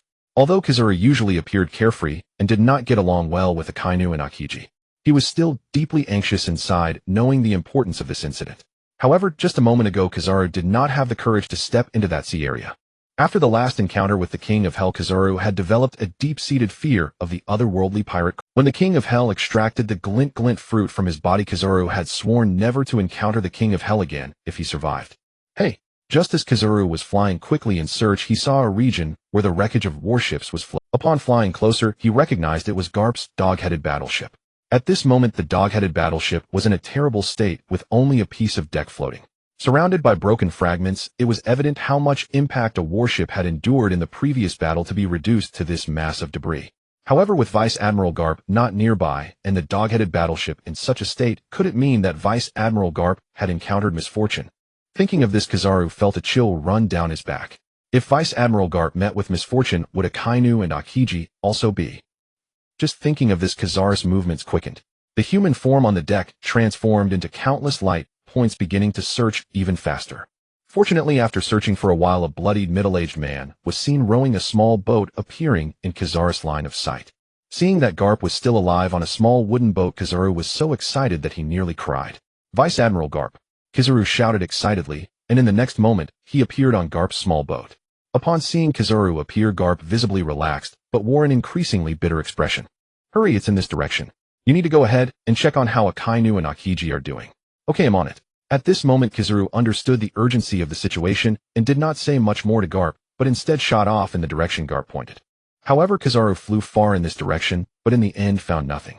It was as if no life or ships had ever appeared in this sea area. Upon realizing that this direction had nothing at all, Kizaru turned back again and successfully rejoined Garp. Seeing Kizaru return all alone, Garp revealed an expression of disbelief, and the next second it turned into unprecedented seriousness. And upon seeing Garp's expression, the last shred of hope in Kazara's heart was completely extinguished.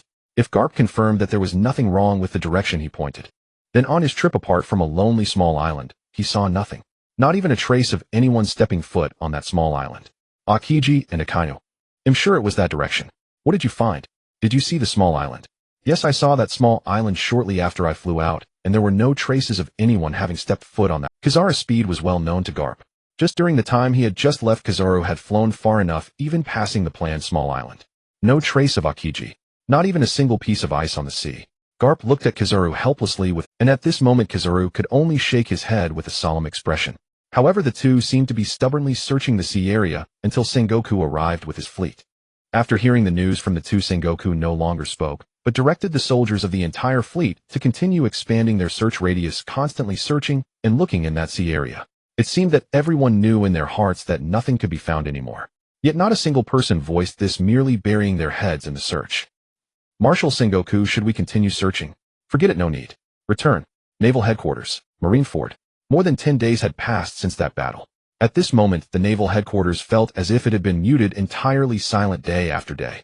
Gone was the sound of vigorous training and excitement. Only a deathly silence remained. In Sengoku's office. Looking at everyone who was already exhausted, Sengoku with bloodshot eyes announced the abandonment of the search. The whereabouts of Akainu and Akiji, the Navy fleets, and these soldiers had already searched day and night for over 10 days.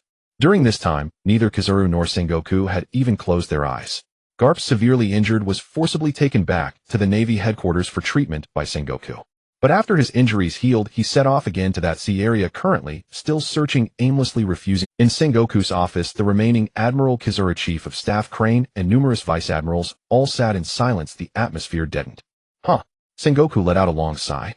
At the same time, it seemed his entire back had hunched over considerably. His hair was completely white and unkempt after more than 10 days, giving him a sense of desolation, as if he were nearing the end of his days. Sengoku had basically accepted the reality of the situation. Akainu and Akiji. They had likely encountered misfortune, although the possibility of being taken by the otherworldly pirate crew could not be ruled out. In any case, the outcome was grim. Reflecting on everything that had happened during this time, Sengoku had made a decision in his heart. From today, he could no longer engage in any conflict with the otherworldly pirate crew. This otherworldly pirate crew had become, in Sengoku's eyes, a force even more terrifying than the world. This incident had passed for such a long time. 2 elders had died, the CP forces and the Knights of God had all perished. On the elders' side, there had been no movements at all. That golden phone bug had not sounded even once since the battle. After dismissing everyone in the office, Sengoku could no longer hold on and hunched over, walking toward it. Just a few steps out, the golden phone bug behind him rang. Sengoku hesitated for a moment, but ultimately turned, as if resigned to fate, walking toward the golden phone. Hello. Sengoku tried to suppress this matter as much as possible. The otherworldly pirate crew is issuing new bounties, but do not take any further action. Also, what else? Start the world draft, or prepare for that matter. While we have finally arrived at the Zyangmati archipelago. On the boundless sea, Leiluin held Wei Wei on his left and Nami on his right. He gazed into the distance with a languid contentment. Before Leiluin lay a remarkably distinctive cluster of isles, the Zyangmati archipelago. It sits at the midsection of the Grand Line at the forefront of the Hongtu continent, formed by the exposed root system of the world's largest Yerkamin red tree. The surface was dotted with naturally formed resin bubbles that floated upon the water. From afar, the place looked like colossal trees rising from the sea, a forest adrift. In truth, there are two ways to reach the New World. One way is to petition the world government and pass directly through the Holy Land Mariwa atop the home to continent, a route that requires abandoning one's ship and spending a fortune. Of course, that option is impractical for most. Nearly every pirate crew instead seals their ship with Yerkaman resin and dives 10,000 meters beneath the waves. They tunnel through a vast cavern beneath the home to continent and travel the undersea route via Uran Island into the New World. Leiluin's reason for stopping at these isles was simple. Let's resupply at these islands first. Underworld King, I'll take you to see what the Underworld King of this world is. Leiluin laughed heartily and ordered the warship to full speed. Before long, they reached the Xiangbidi Arc. He had come to visit a certain Xiao Zhugang bar and to pay a visit to the worldly Underworld King, Rayleigh. Rayleigh had been the first mate of the former Roger pirate crew, the right hand of the Pirate King. It was not that Leiluin found Rayleigh unrivaled in might, but the idea that the Underworld King had stolen that title the moment he arrived amused Leiluin. Moreover, after arriving in this world, Leiluin had no urgent tasks to attend to. There was only one intention: to savor everything this world had to offer, to seek out its curiosities, taste different customs, and delight in its amusements. Leiluin felt utterly unencumbered. He had already decided earlier to see the Xiangbidi archipelago for himself, to behold its breathtaking scenery and the strange kaleidoscopic bubbles. Sharing the sights with his companions would doubtless be an entertaining chapter. After so many days at sea, he was eager for a change. More than 10 days had passed since that battle. During those days, Leiluin had expected the Navy and the world government to publish reports soon, at least an update to the bounties on him and his crew. But the world government and the Navy had evidently suppressed all news of the fight. Even Morgans, despite capturing footage, had shown no courage to publish it. To be honest, Leiluin had noticed the newsbirds approaching during the battle, but he had not stopped them. After all, it was only news. His renown was growing, the troubles he would face later might be fewer, and many matters would become easier to handle. More such coverage could only serve him well. He was not afraid of the world government's attention. In the present age, it only augmented his fame. Yet the Navy and the world government clearly could not stomach the revelation of that battle. So many had died. Even 2 Gorosei and 2 admirals of the Navy headquarters had fallen. Even if that news were ever to be released, it would be delayed for a long time. They would at least leak feelers first to test the waters. They might even require some grand action that could restore their prestige before they dared to let such a report out. Leiluin had no intention of announcing himself that he had slain 2 Gorosei and 2 admirals. He would let events take their course. Soon Leiluin's ship berthed at the port of the Xiangbidi archipelago. The warship was splendid, a standard Navy Vice Admiral class vessel.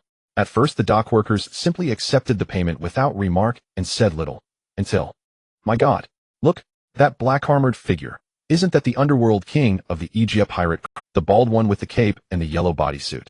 That must be the Aegea crew's vice-captain. The monstrous figure who defeated Vice Admiral Kapu and Admiral Huan Yuan. Heavens, it's the entire Aegea pirate crew. That young man surrounded in the middle. Could he be their captain? No doubt about it. The Aegea pirate crew has arrived." When Leiluin's ship tied up and the party disembarked, a few onlookers immediately recognized them. Across these seas, the Aegea pirate crew was indeed the subject on everyone's lips. Whether on the Xiangbidi archipelago in the New World or throughout the 4 seas, the Aegea pirate crew was the hottest topic across the globe. Several of its members were among the most talked about figures of the day, and their mere appearance drew every eye. Leiluin paid little mind to the whispers. People kept their distance and spoke of him cautiously, praising him only from afar. None of them dared voice compliments face to face. After coming ashore, Leiluin and his companions dispersed to go their separate ways. On this so-called Xiangbidi archipelago, there were no rivals to threaten them. The journey was merely for leisure. Each companion's tastes differed. Their inclinations had already shown themselves back in the Alabasta Kingdom. Leiluin imposed no restrictions on what they wished to do.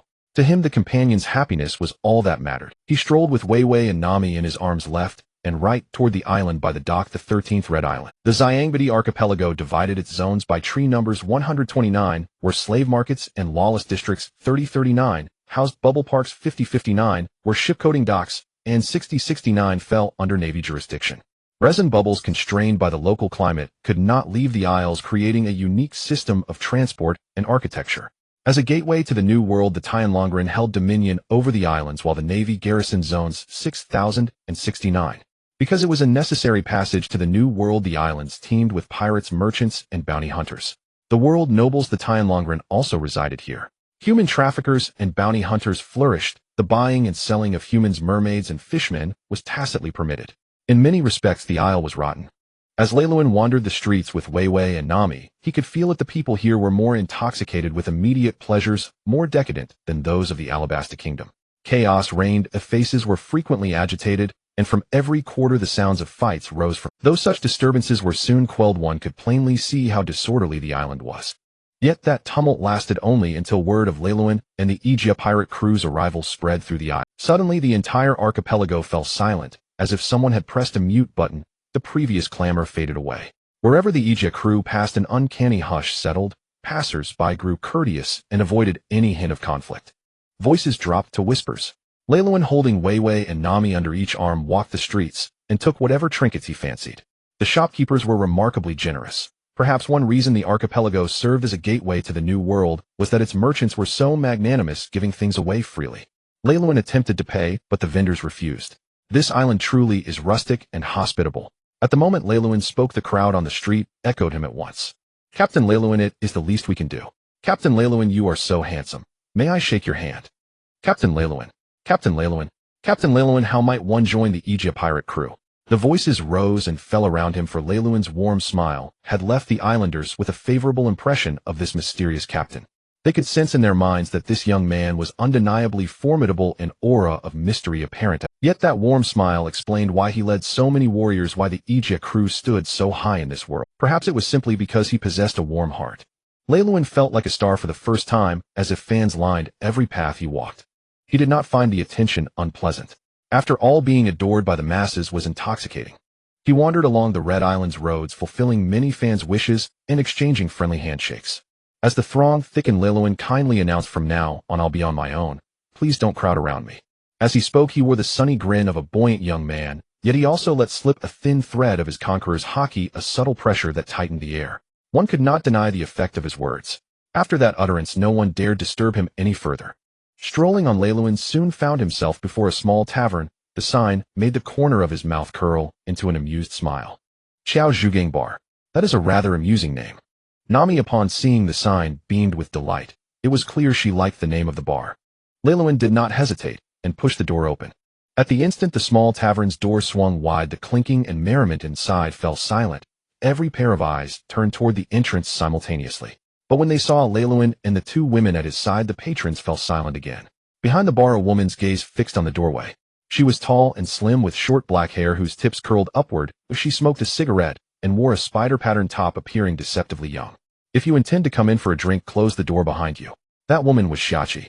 She was a woman of keen perception, skilled in gathering intelligence, and proficient in medicine, once a member of the former Jiusha pirate crew.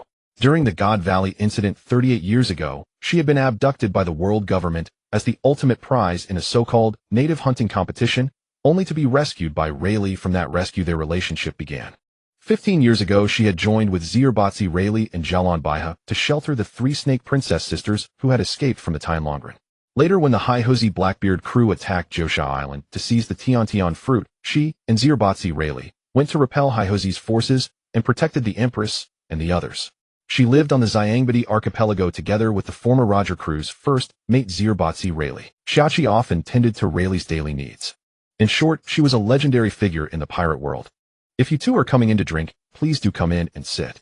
With Shachi's invitation, the patrons inside finally seemed to come to their senses. As Leiluin stepped up to the counter, the people began to press toward the door and scramble outward, desperate to avoid an encounter with him inside the tavern. Approaching the bar and facing this woman who was clearly aged, yet looked perpetually young, Leiluin spoke. "Landlady, bring me your best bottle." Despite the commotion, Shachi remained composed and did not show this. "Captain Leiluin, my name has long been honored in tales. I never imagined that your arrival would frighten away all my customers. Their orders were hardly cheap. I cannot shoulder such a loss, little as I am." Leiluin smiled at Shachi's words. Shachi possessed a charm that was uniquely her own. "Ha, no trouble at all. Bring the finest wine. Today I shall cover everyone's tab. Good wine. Ha."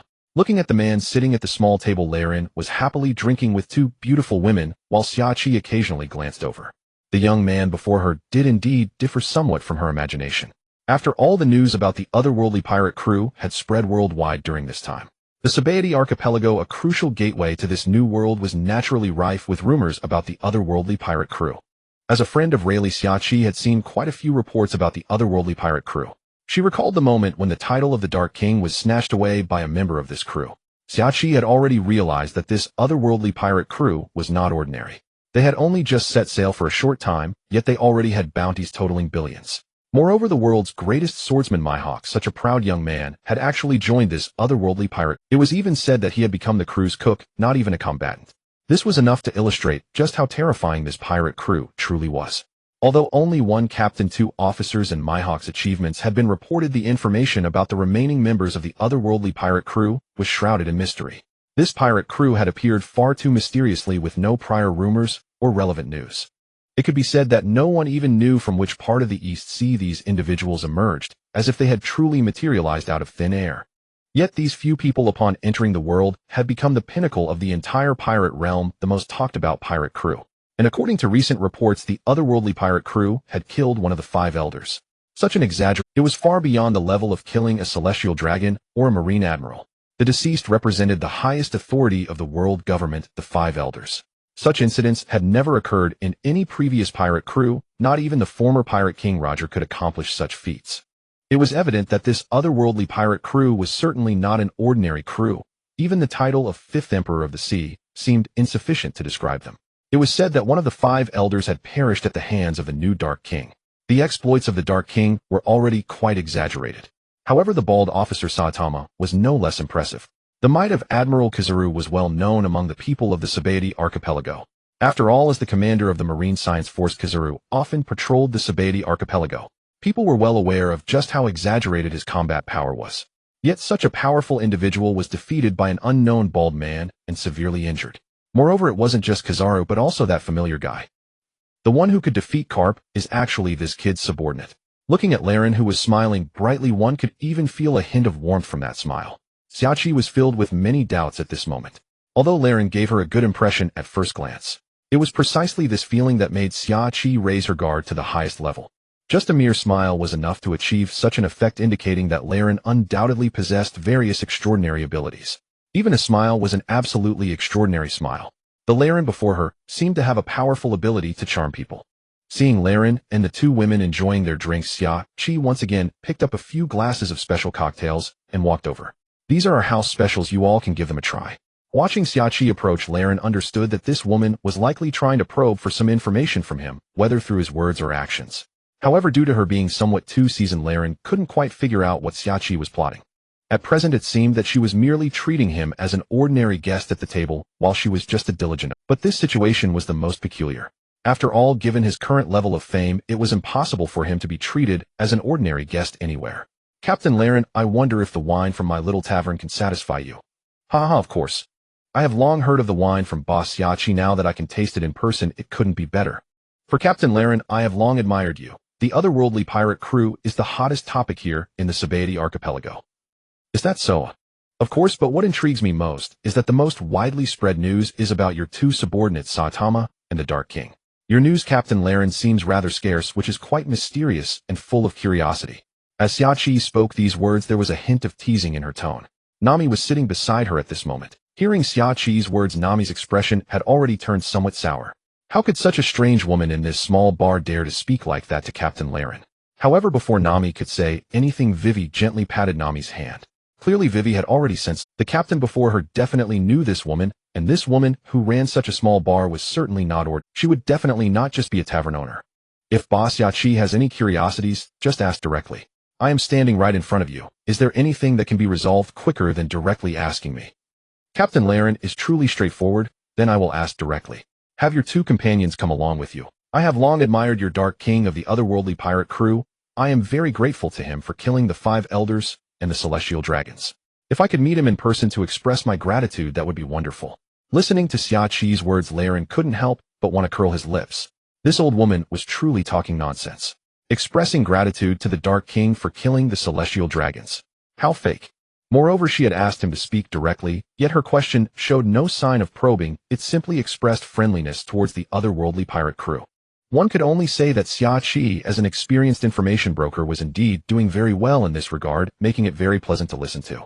All members of our otherworldly pirate crew are currently on the Subordinate archipelago, and unless something unexpected happens, we will stay here for a while. If you want to see them, you can definitely meet them. Now let's have some more drinks. After downing the exquisite wine in front of him, Xiaoqi said no more, and turned around to bring over another round of fine drinks. After a while, Laren and the two women were satisfied with their drinks and were ready to leave. Boss, time to settle the bill. By the way, just like I mentioned earlier, I will cover the expenses of those who dined and Xiaqi's bar of scams. Such a name made it clear to everyone who entered that this drink would not be cheap. It also naturally led people to think about how much Xiaqi loved money. Forget it, for you, Captain Laren, to come to my little tavern for drinks is already an honor for me. It also serves as a promotion for me. How could I ask you for payment? They'll treat you to this meal, Captain Laren. Please take care. Xiaqi's bar of scams surprisingly did not try to scam him this time, and even generously offered to treat. However, Laren was not surprised by Xiaqi's actions. Then thank you, boss. After casually expressing his gratitude, Laren put his arms around the shoulders of the two women and walked out of the bar. On the way after Laren left the bar, the guests who had just escaped were hiding nearby, seemingly watching whether Laren would cause a scene in the bar. After all, this bar had indeed scammed quite a few guests on this island. However, it seemed that this time Xiaqi also knew what should not be done and managed to escape a disaster. A while after Laren left, this group of guests dared to re-enter the bar. As for escaping without paying, this group of customers had never entertained such thoughts from the beginning. After Laren entered, this group of guests was simply frightened, which is why they temporarily left. They couldn't afford to offend Laren, nor could they afford to offend Xiaqi in this bar. Although this bar of scams had scammed quite a few guests on this island, these familiar faces knew very well that the prices of the drinks here were absolutely commensurate with their quality. Moreover, Xiaqi had a powerful figure backing her. Anyone who dared to cause trouble in this bar had never met a good end. After this group of people re-entered the small bar, Xiaqi had once again put on the previous stern demeanor and was no longer as gentle as she had been with Laren. You guys ran off a bit too quickly earlier. Hurry up and return to tidy up the tables and chairs you messed up.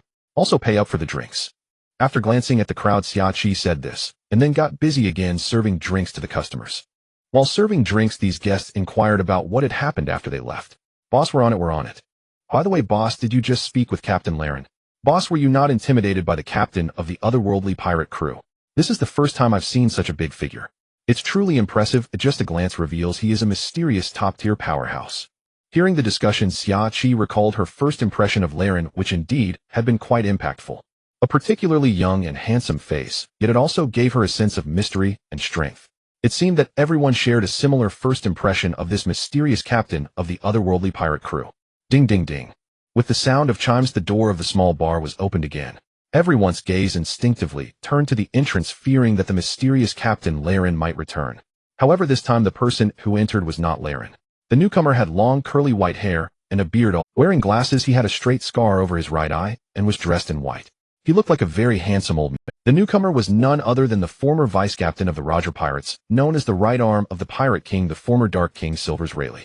Rayleigh's arrival caused the atmosphere of the bar to once again tense up, as it seemed everyone inside knew that this old man was the rumored figure behind Xiaqi. He was also a formidable powerhouse.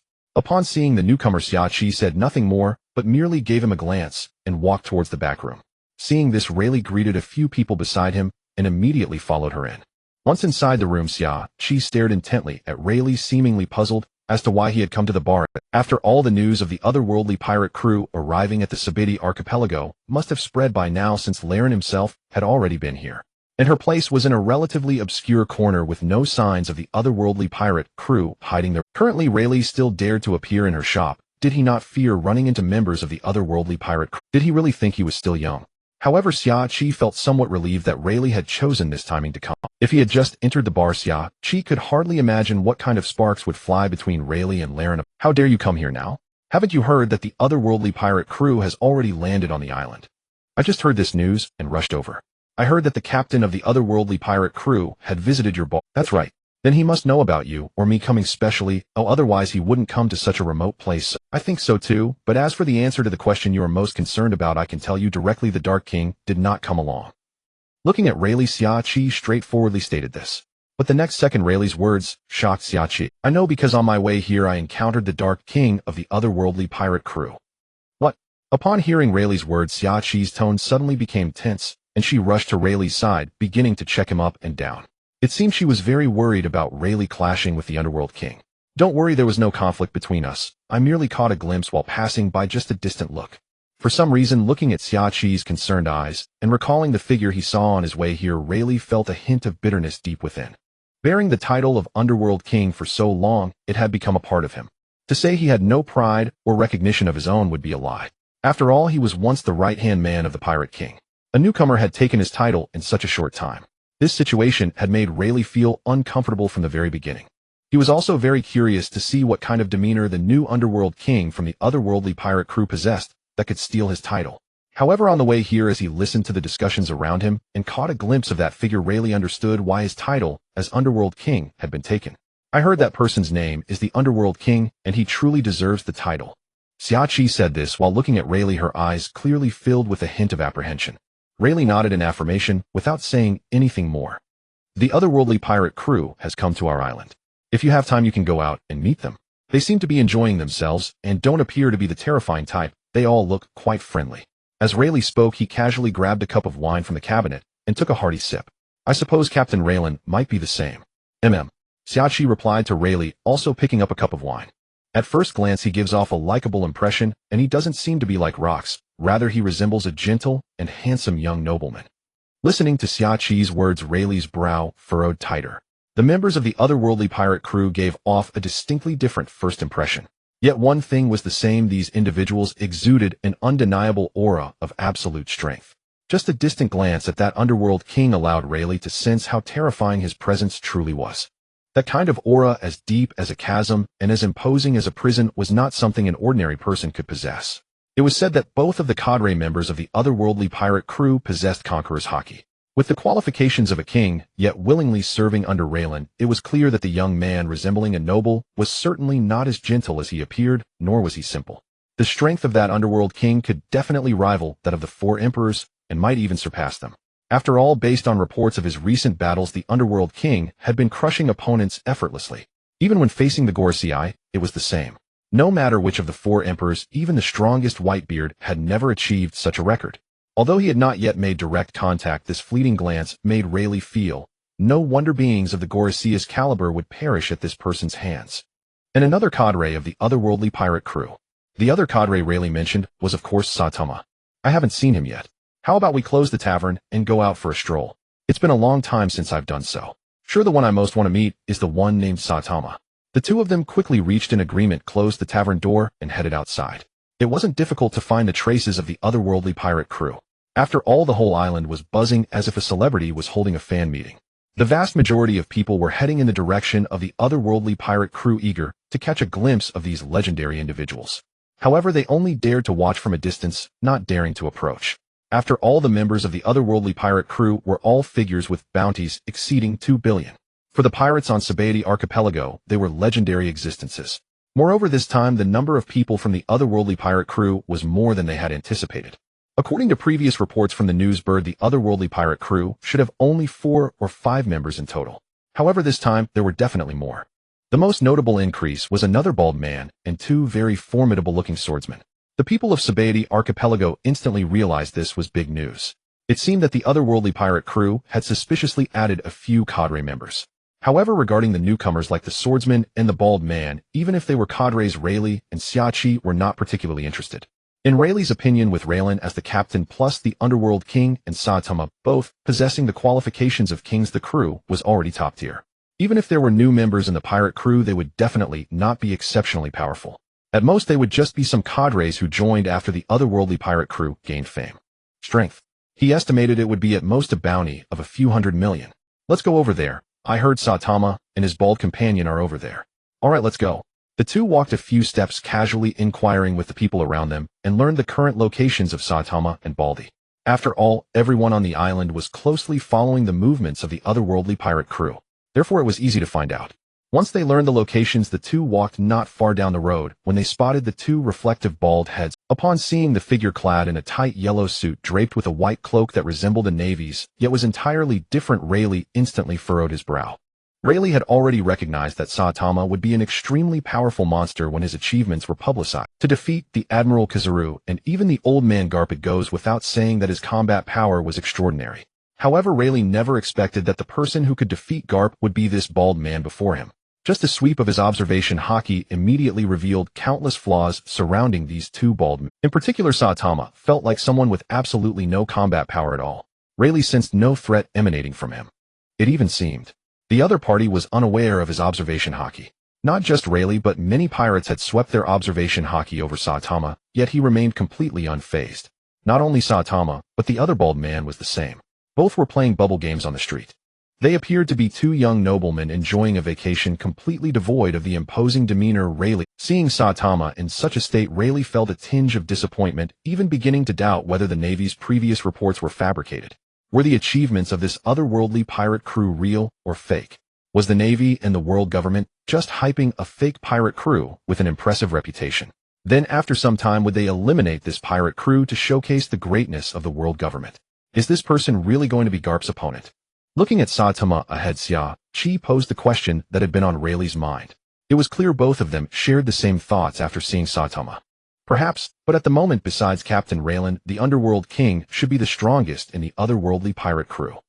Who knows, the Underworld King might actually be the strongest in the otherworldly pirate crew. After observing Saitama, Rayleigh and Chi also looked at the other members of the otherworldly pirate crew. Aside from Raylan, they also encountered the two newly joined swordsmen. They appeared quite formidable, yet gave off an ordinary feeling hard to describe. However, they lacked the oppressive aura that the Underworld King possessed. The most surprising for both of them was undoubtedly Mihawk. After arriving on this island, Mihawk did not head to weapon shops or seek local renowned swordsmen for duels. Instead, Mihawk was found at the most popular restaurant on the Red Island.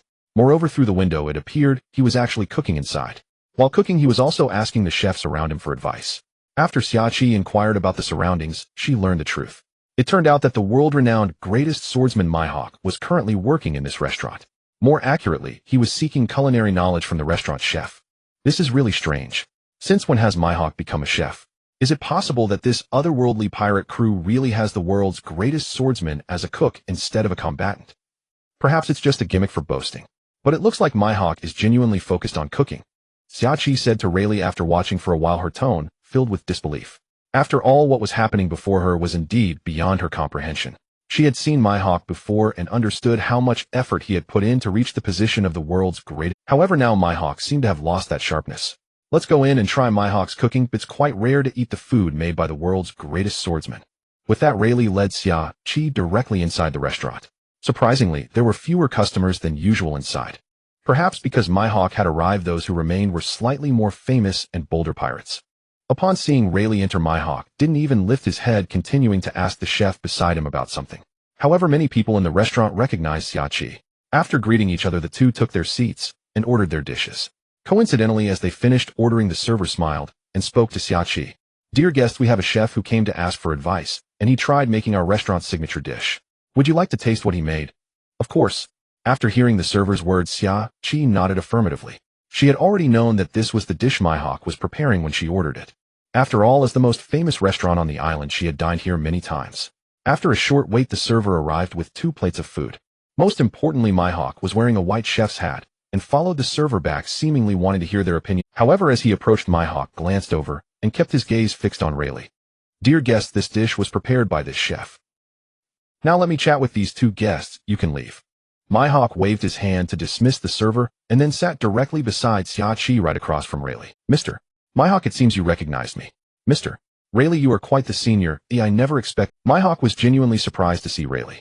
He truly did not expect the Pirate King's first mate to be residing on such a small island. After tasting the food on the plate, Rayleigh looked up and stared at Mihawk. "Who would have thought, Mr. Mihawk, that you are truly studying culinary arts? Is it really as the outside world says that you are the chef of the otherworldly pirate crew now?" "Of course. I vowed to become the world's greatest chef." The world's greatest swordsman saying he wants to become the world's greatest chef. What made Rayleigh even more incredulous was that when Mihawk said this, his eyes sparkled with a bright light, clearly showing he was very serious. Captain Raylan is willing to let such a powerful individual become a chef. Powerful individual. Perhaps that's how it appears to the outside world. Compared to when he first arrived in the East Blue, his strength had indeed improved significantly during this time spent with the Underworld King and Saitama on the ship. Especially when the Underworld King helped Nami and the others purify the impurities in their bodies, he also assisted Rayleigh in cleaning himself up. Now his strength was indeed much greater than before. However, on this ship, the term strong individual had little to do with him. For you to praise him so highly, it seems Captain Lei Lun must indeed be fearsome. At a small table in the inn, the 3 of them ate while exchanging conversation. In the course of their chat, it was inevitable that the subject turned to the members of the Ijia Hai Zatuan. When Lei Lun was mentioned, Ing Yen's genuine respect and the awkward reverence in his tone did not escape Lei Li's ears or eyes. Lei Li could tell that Yin had without reservation joined the Ijia Haizei Tuan. Many pirate crews bind their officers and men together by interests. Perhaps fame plays a part as well as with the Si Huang crews. Within those great crews, only a portion of the cadres are truly willing to die for the crew. Another portion join for the prestige of the banner. Proud men like Yin usually harbor their own private calculations. Even when someone joins a faction, to make them truly pledge their life to its leader is a most difficult thing. The Ijia Haizei Tuan inevitably reminded Lei Li of the old Luo Qixi Haizei Tuan. In its day, the Luo Qixi Haizei Tuan was a sensation, the most formidable crew in the world, peerless and dominant. Yet that crew had a fatal flaw. There were simply too many who possessed the temperament of kings. Many core officers bore an overwhelming dominance of spirit. They could be temporarily subdued by a tyrant like Luo Qixi, but when calamity struck, they dispersed rather than dying for their captain. At first, Lei Li entertained the same suspicions about the Ijia Haizei Tuan. After all, Luo Qixi's crew, like Ijia, had gathered many formidable talents at once.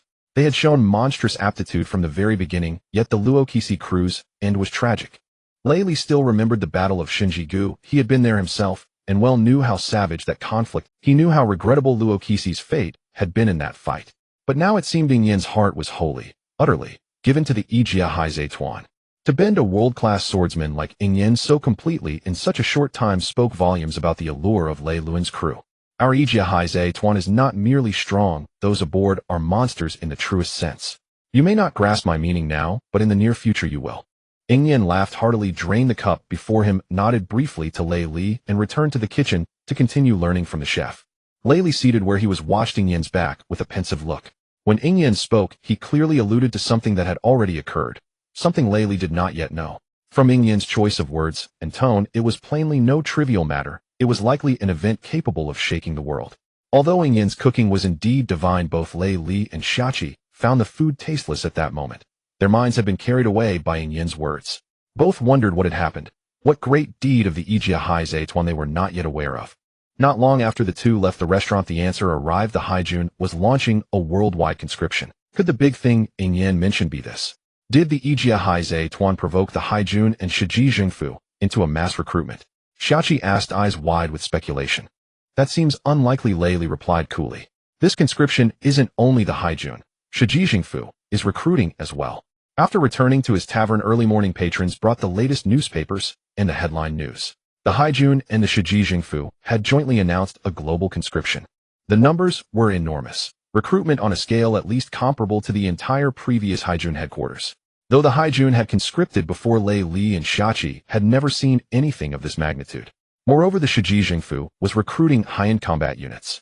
Such behavior defied ordinary logic, yet this mass conscription revealed much to Lei Li and Shachi. This world was not at peace. Something significant had happened or was about to happen. Otherwise, the Haijun and the Shiji Jingfu would not move so decisively. By the way, could Yin's remark mean this conscription is because of the Ijia Haizei Tuan? Shachi asked again, curiosity gleaming in her eyes. Lei Li unperturbed countered, is the Ijia Haizei Tuan really a large crew? Isn't it? Shachi began. The Ijia Haizei Tuan is already so formidable. Surely it's huge. She trailed off. In truth, compared to many other crews, Ijia had remained startlingly modest in size. Shachi had intended to object. After all, the Ijia Haizei Tuan was the hottest crew in the world, but her words died on her lips. Indeed, compared with other crews, Ijia kept an almost studiously low profile. It was in every way. Other crews, even those beneath Si Huang's status, often numbered in the thousands and held sway over islands here and there. Ijia, however, had always kept its ranks thin, with no sign of mass recruitment. According to the reports, the entire Ijia Haizei Tuan numbered fewer than 10. Clearly, it could not be called a large crew. If it were not large, then why were so many being recruited? Exactly. This conscription cannot be aimed solely at Ijia. They are not a massive crew. There is no need to raise so many ordinary elite soldiers to confront a handful of Ijia monsters. That would be suicide. Viewed that way, the Haijun and the Shiji Jingfu must have plans the public does not know. The seas are restless again. I'd better stick to being a humble repairman. Lei Li chuckled, shook himself, and left Shachi's tavern. No sooner had he stepped outside than another newsbird flew up to him with fresh dispatches. This time the bulletin concerned the Ijia Haizei Tuan's new bounty list. Breaking news, the Ijia Haizei Tuan's bounties have been updated. The cries rang out. What? Really? After all this time their bounties have finally been updated. Is this true? Their rewards are so high. Are they on par with the Si Huang? These new cadres' bounties are absurd. Yesterday, I thought they were just ordinary officers. Across the Sabeti archipelago, similar conversations erupted. Layli bought a paper and scanned the updated list. Ijia Haize Tuan Captain Shunrin Lei Luan, Bounty 50 Belly. Ijia Haize Tuan Vice Captain Ichuan Charan Chiu, Bounty 43150 Belly. Vice Captain Ming Wang, Bounty 40 Belly. Officer Jifeng Jianhao Yasuo, Bounty 3598 Belly. Officer Fengma Jianhan Yanjin, Bounty 35550 Belly. Officer Guang Tuqiang Jiqiang, Bounty 3330 Belly. Chef Ingyan Mihok, Bounty 304550 Belly. Navigator Zayazumi Onami, Bounty 1500 Belly. Crew member Wanghua Gongju Weiwei, Bounty 55000 Belly. After paging through the Ijia bounty sheet, even Lei Li, the former deputy to the Pirate King, could not help letting out a long breath. The hidden intelligence within this bounty list was tremendous. Every conjecture that had lingered in his mind seemed now to be corroborated. Lei Li was certain somewhere in this world in corners the public did not know the Ijia Haize Tuan had committed an act so staggering it would startle gods and men. Otherwise their members would not bear such towering bounties, especially those 3 newly surfaced officers, each with rewards exceeding 3 billion. Those sums were extravagant to the point of incredulity, and for the Navy to post bounties for these men for the first time was even more telling. Typically, even a vice of an Emperor-class crew only commanded a bounty of a little over 1 billion. Bounties above 3 billion implied Emperor-level strength. If so, then this Ijia Haize Tuan might be even more fearsome than the old Luokisi crew, 1 captain and 6 officers, 7 people who all appeared to possess Emperor-class power. Although the Navy's notices did not list each man's deeds, the photographs were unmistakably clear. Every face was captured with precision. Each figure stood upon a ship posed as if in the midst of battle. From this, it was evident that Ijia had clashed fiercely with the Haijun and the Shiji Jingfu. It was precisely after that conflict that the Haijun chose to launch a world conscription and to place such enormous bounties upon Ijia.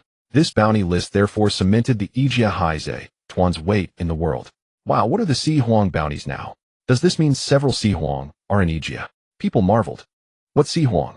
Right now the strongest crew in the world must be the Ijia Haize Tuan. Remove the word must, that's definite. This bounty list is terrifying. I must tell everyone. Lei Li watched the pirates agitated by the notices with a calm gaze, a flicker of contempt and sorrow passing. He understood better than anyone that the Navy did not hand out bounties lightly. The size of these sums conveyed a clear message. They sought a temporary rapprochement with the Ijia Haize Tuan, elevating Ijia's reputation, and that would spare Ijia many headaches. That the very least petty offenders would no longer dare provoke them. The Haijun themselves would be reluctant to clash rashly with such a top-tier crew. Later, should the Haijun wish to act, they would need a sufficient pretext and justification. In Lei Li's view, once the bounties were posted, the principal beneficiary, aside from Ijia itself, would be the Haijun. The ones who would suffer most were ordinary pirates and the other crews. Though the newsbird did not publish the details of the battle, Lei Li could surmise that the Haijun and the Shiji Jingfu had paid dearly, otherwise there would be no such mass conscription.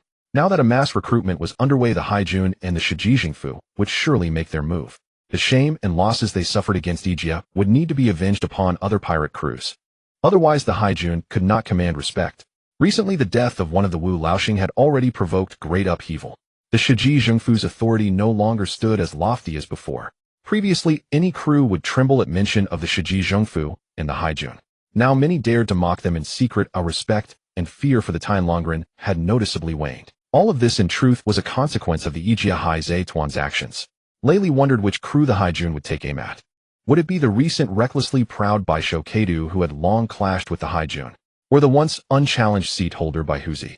Lei Li was uncertain which it would be, but he was sure of one thing: before long something at sea, an event the world would come to know, was bound to happen. The new world of today. The 4 most powerful pirate crews are referred to as the 4 emperors. Currently the most formidable is the Whitebeard Pirates, led by Edward Newgate, celebrated as the strongest man in the world with a bounty of 5,460,000,000 berries. As the strongest man in the world, the Whitebeard Pirates wield immense power, commanding 43 allied pirate crews, posing a significant threat to the world government. His bounty is the highest among the 4 emperors, reflecting his undisputed status. The Beast Pirates, led by Kaido the Beast King, have a bounty of 4,611,000,000 berries, known as the strongest creature on land, sea, and air. Having occupied Wano country for many years, he has built an army of Zoan users possessing both strength and ambition, with a bounty second only to Whitebeard. Charlotte, leanly known as Big Mom, has a bounty of 4,388,000,000 berries. She established the Tato Land Kingdom, controlling a vast territory with a family empire consisting of 85 children. Her subordinates' total bounty exceeds 10 billion, making her the only woman among the 4 emperors with unfathomable strength. The last is Shanks the Red-Haired with a bounty of 4,489,000,000 berries. Although his influence is not as extensive as the other 3, his impact, akin to the face fruit, holds significant deterrent power. In this world, only beings of the caliber of the 4 emperors can have bounties exceeding 4 billion berries. And for so many years in this pirate world, the renowned strongest man in the world, Whitebeard, has maintained the highest bounty record. Today that record was broken. Raylan, the captain of the otherworldly pirates bestowed the title of Godman by the Navy, has a bounty of 5,880,000,000 berries, surpassing Whitebeard. The implications of this news are undoubtedly immense. Moreover, speaking of which, the otherworldly pirates have 7 members whose bounties exceed 30 billion berries. These bounties are astronomical. Marco's bounty is only over 1.3 billion berries. I am genuinely curious about how powerful the cadre members of the otherworldly pirates are to warrant such high bounties from the Navy. The Marco spoken of by the crowd is nicknamed the Phoenix. He is the captain of the 1st Division and the ship's doctor of the Whitebeard pirates, with a bounty of 1,374,000,000 berries, recognized as Whitebeard's right-hand man, a Zoan-type user of the bird fruit phoenix form possessing extraordinary regenerative abilities. He is known throughout the New World as a Vice-Admiral-level powerhouse. Yet even as a Vice-Admiral of the Whitebeard pirates, his bounty is merely in the tens of billions. Not only the Whitebeard pirates, but the Vice-Admirals of the other 4 emperors' crews also generally have bounties around this figure. Those who exceed this amount are essentially among the strongest forces in this world. Thus, upon seeing the bounties of the otherworldly pirates, most pirates began to fervently discuss. However, after the discussions beyond shock, there was more confusion, and many could not help but become somewhat skeptical. After all, until now, news about the otherworldly pirates' battles has been rarely reported. People only know that 2 of the vice-captains are exceptionally powerful. However, aside from Mihawk, they had never heard of the names of the other cadre members. These unheard names combined with known battle achievements.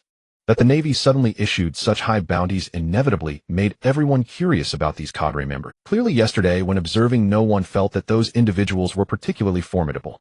They seemed to exude no significant aura, appearing quite approachable, and displayed no arrogance while interacting with others.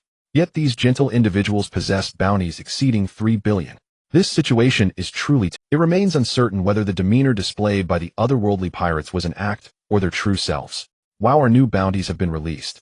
I want to see. Nami, also grab a copy for me. At this time, on the deck of the warship, Nami was distributing new newspapers and bounties purchased from the newsbirds for everyone to see. Upon seeing his bounty, Raylan smiled in relief.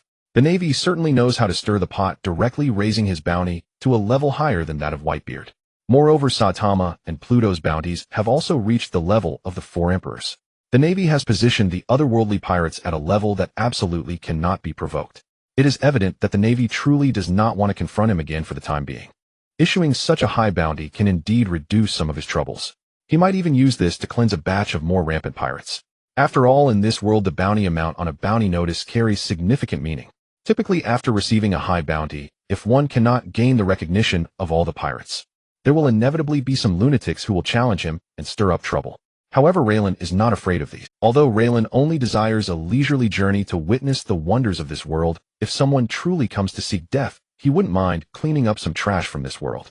Captain, we're heading out to play again. Alright, go ahead. Seeing Saitama and the bald-headed man eager to move, Raylan naturally did not stop them. It is evident that the two are very interested in this group of islands, as there are numerous novel attractions on this island. Moreover, not only the otherworldly pirates are interested in these islands. Watching the pirates in the distance on his ship, looking through telescopes at them, Raylan also understood. After these bounty notices appeared, his group would undoubtedly gain greater attention.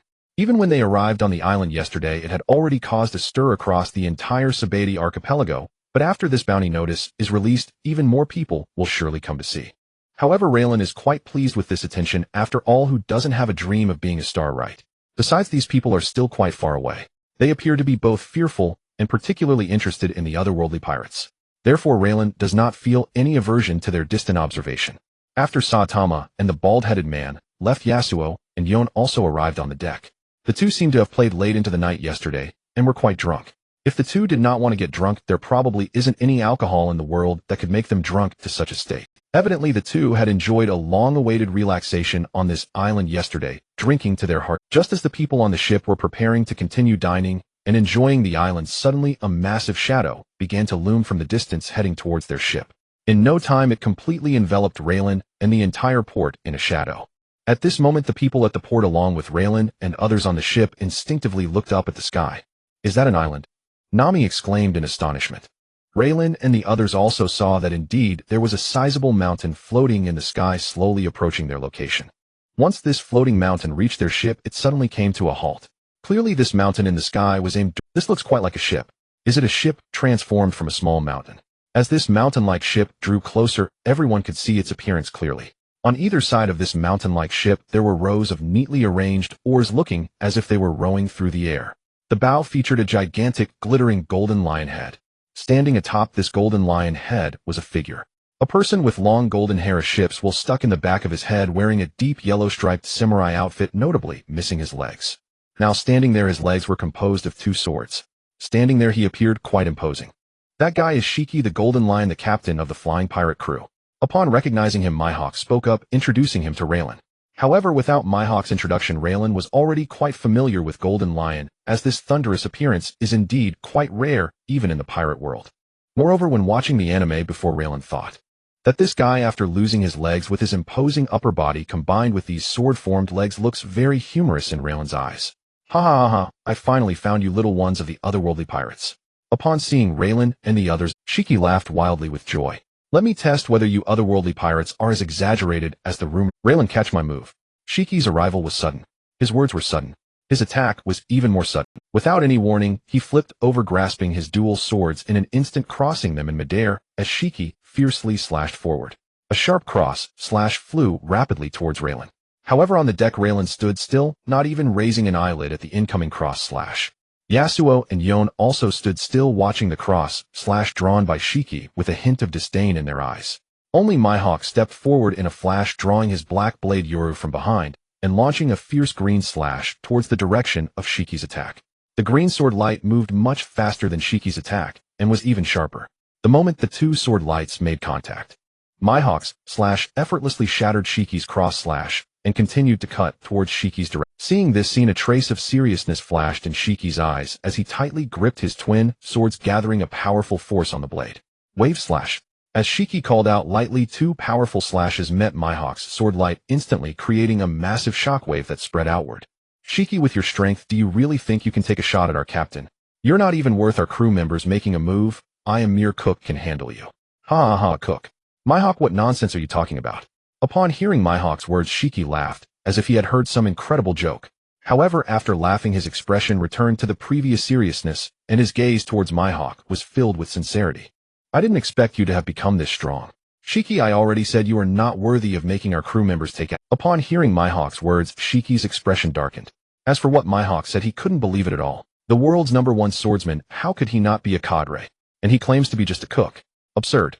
Though he didn't know why Mihawk's strength had rapidly increased in such a short time. Mihawk, you are truly too arrogant. After saying this, Shiki leaped down from the golden lion head, diving straight towards Mihawk, the dark-armed color hockey, covering his twin swords, even exuding a faint cherry red hue. Powerful wave slash. With Shiki's roar, a fierce and swift attack descended from the sky, seemingly aiming to directly slay Mihawk and destroy the ship. However, after casting a glance at the attacking Shiki, Mihawk did not evade. Instead, he fixed his gaze firmly on Shiki. In the next moment, an unparalleled aura erupted from Mihawk. Black-red lightning, along with his pitch-black armed color hockey, instantly enveloped the knight in his hand. Still feeling the power of the blade in his hand, a knowing smile curved at the corner of his mouth. Since the last battle, Yasuo and Yon, having mastered the 3 types of hockey, directly taught Mihawk the techniques of armed color hockey on the ship. Although he might not yet have become the world's greatest chef, currently Mihawk has already become a partner in the eyes of Yasuo and Yon. Naturally, any techniques they possess would not be withheld. After all, for Yasuo and Yon, the combat system and ability techniques of this world merely serve to enhance their power. However, for Mihawk, Shiki, I have long wanted to unleash my full strength to test my current combat power, so I must thank you, and in the upcoming battle, I will not hold back. As Mihawk said this, Shiki, who was violently diving down, changed his expression repeatedly. His gaze towards Mihawk was filled with disbelief, as if he wanted to say something. At this moment Mihawk also swung out his first sword after learning armed color hockey towards the diving Shiki. This sword strike is an attack in the style of Eagle Eye as consistent as ever. However, unlike before this time, Eagle Eye called out the name of the technique after swinging the sword. Divine Avoidance. At the moment Eagle Eye shouted this name, countless thick black-red lightning bolts erupted around him akin to the furious whip of a thunder god tearing apart everything nearby. On the blade, the invisible conqueror's hockey condensed into a visibly thick blackness, as if it were staining the very fabric of space with ink.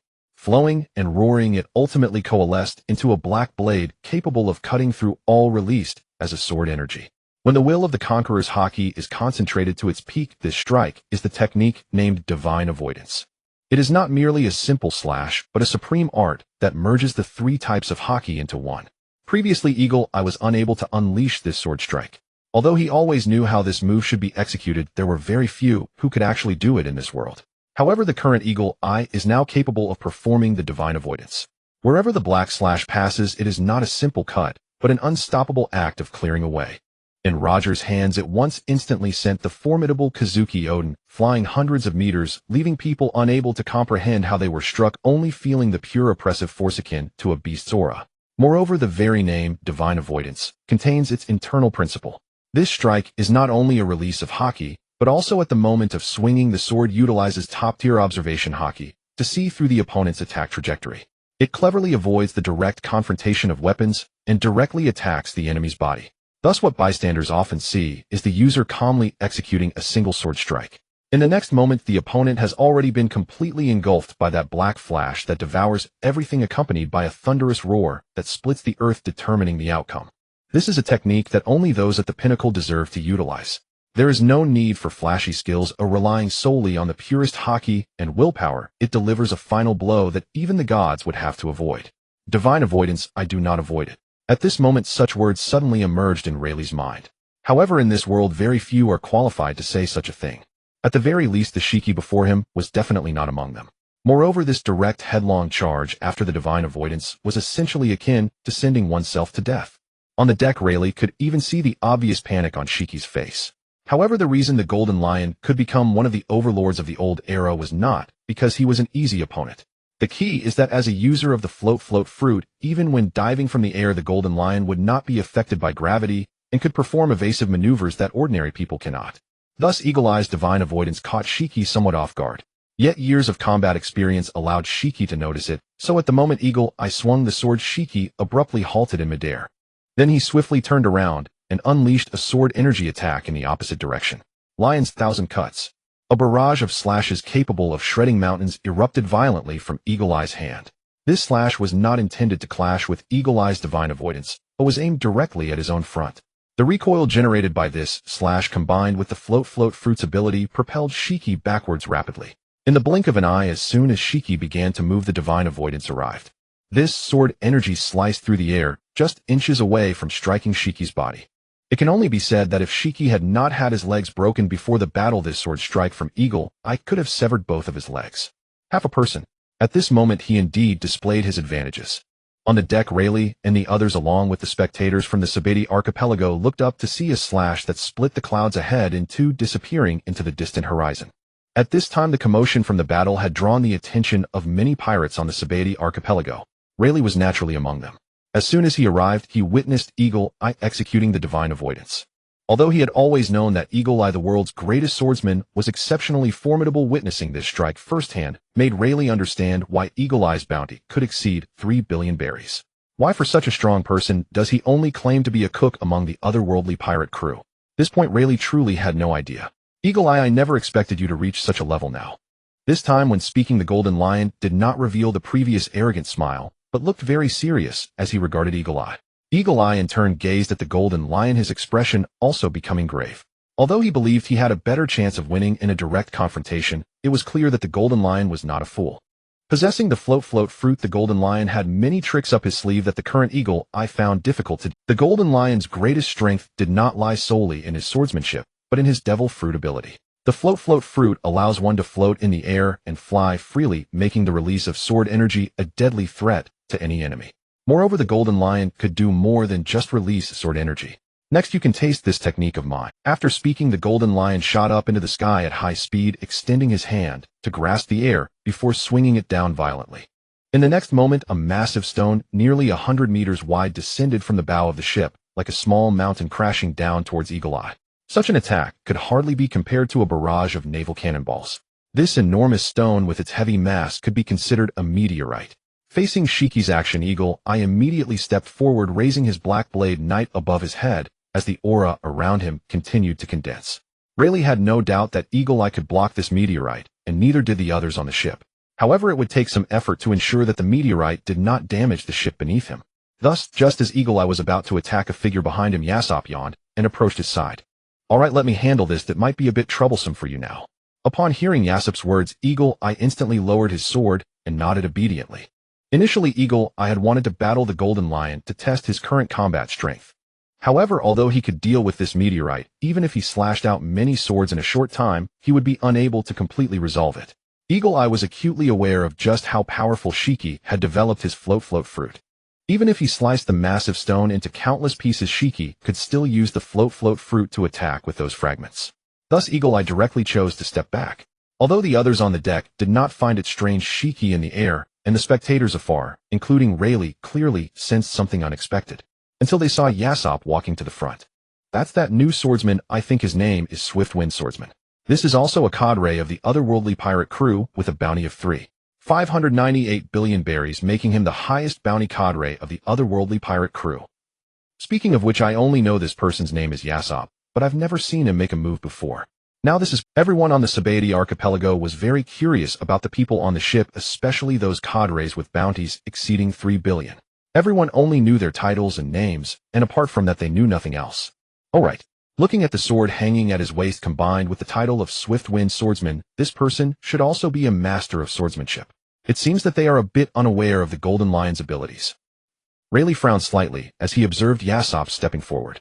Although a formidable swordsman could easily handle a meteorite, the key is that the opponent is the Golden Lion. Even if he shattered the meteorite, it would be of no use, as he would still face the opponent's attack. Soon in Rayleigh's line of sight, he saw the swordsman named Yasuo draw the long sword from his waist. Then he thrust it twice into the air before the bow of the ship. Rayleigh, seeing this scene, initially found it somewhat odd, but in the next moment, tornado. Rayleigh saw a visible tornado appear in front of the swordsman. This tornado was not merely composed of wind. It was formed by an endless fusion of sword energy.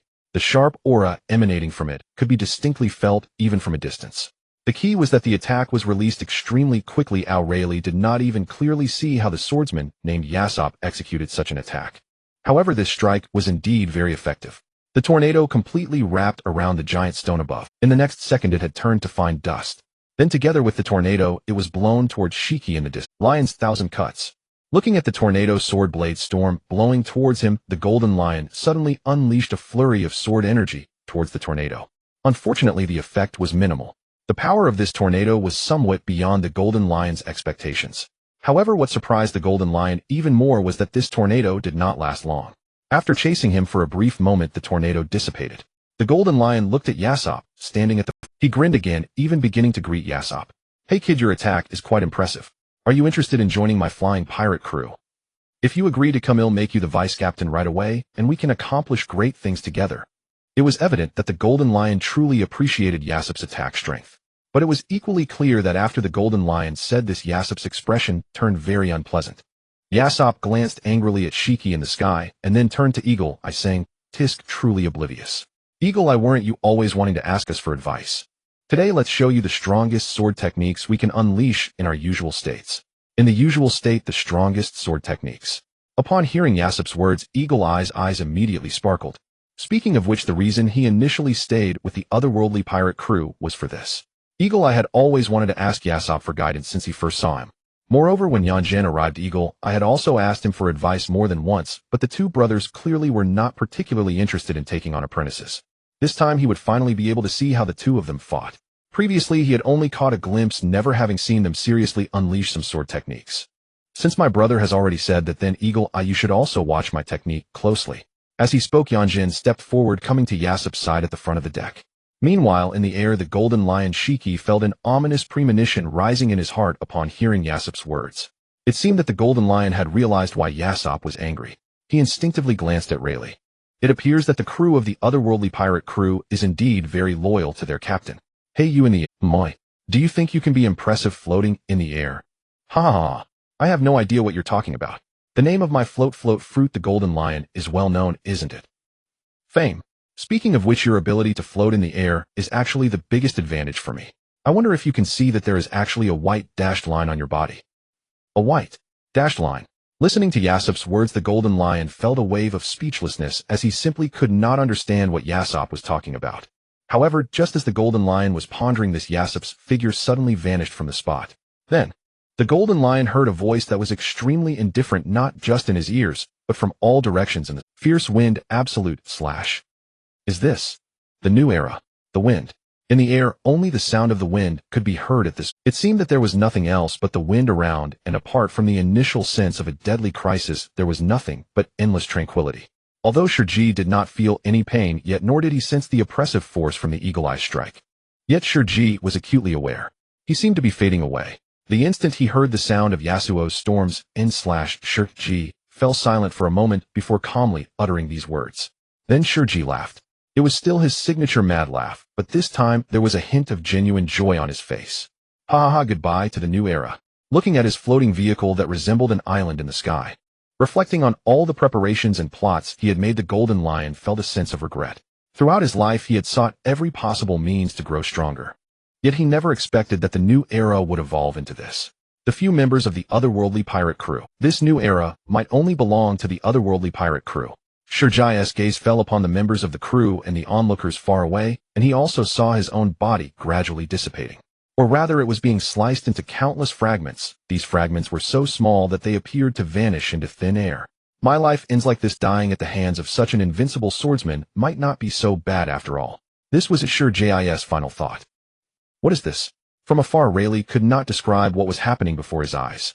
Originally, Shurji was floating far away from Yasuo and the others. Yet Yasuo, who was standing on the deck, inexplicably approached Shurji in the air. Then in a strange manner he appeared around Shurji. In that moment when Yasuo made his move, Rayleigh felt as if the entire sky had been torn apart by Yasuo. And Shurji, positioned at the center, began to dissipate little by little the moment Yasuo struck. It was only when Yasuo halted his actions, surrounded by blue and white winds hovering above Shurji, that Rayleigh finally saw Yasuo's figure clearly.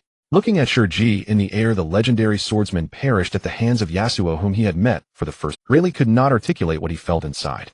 Seeing Shurji's somewhat relieved smile at the end, Rayleigh could only let out a long sigh.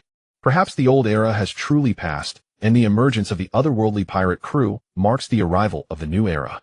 This officer named Yasuo undoubtedly possesses genuine royal-level strength. Moreover, Rayleigh sensed that Yasuo had not yet exerted his full power.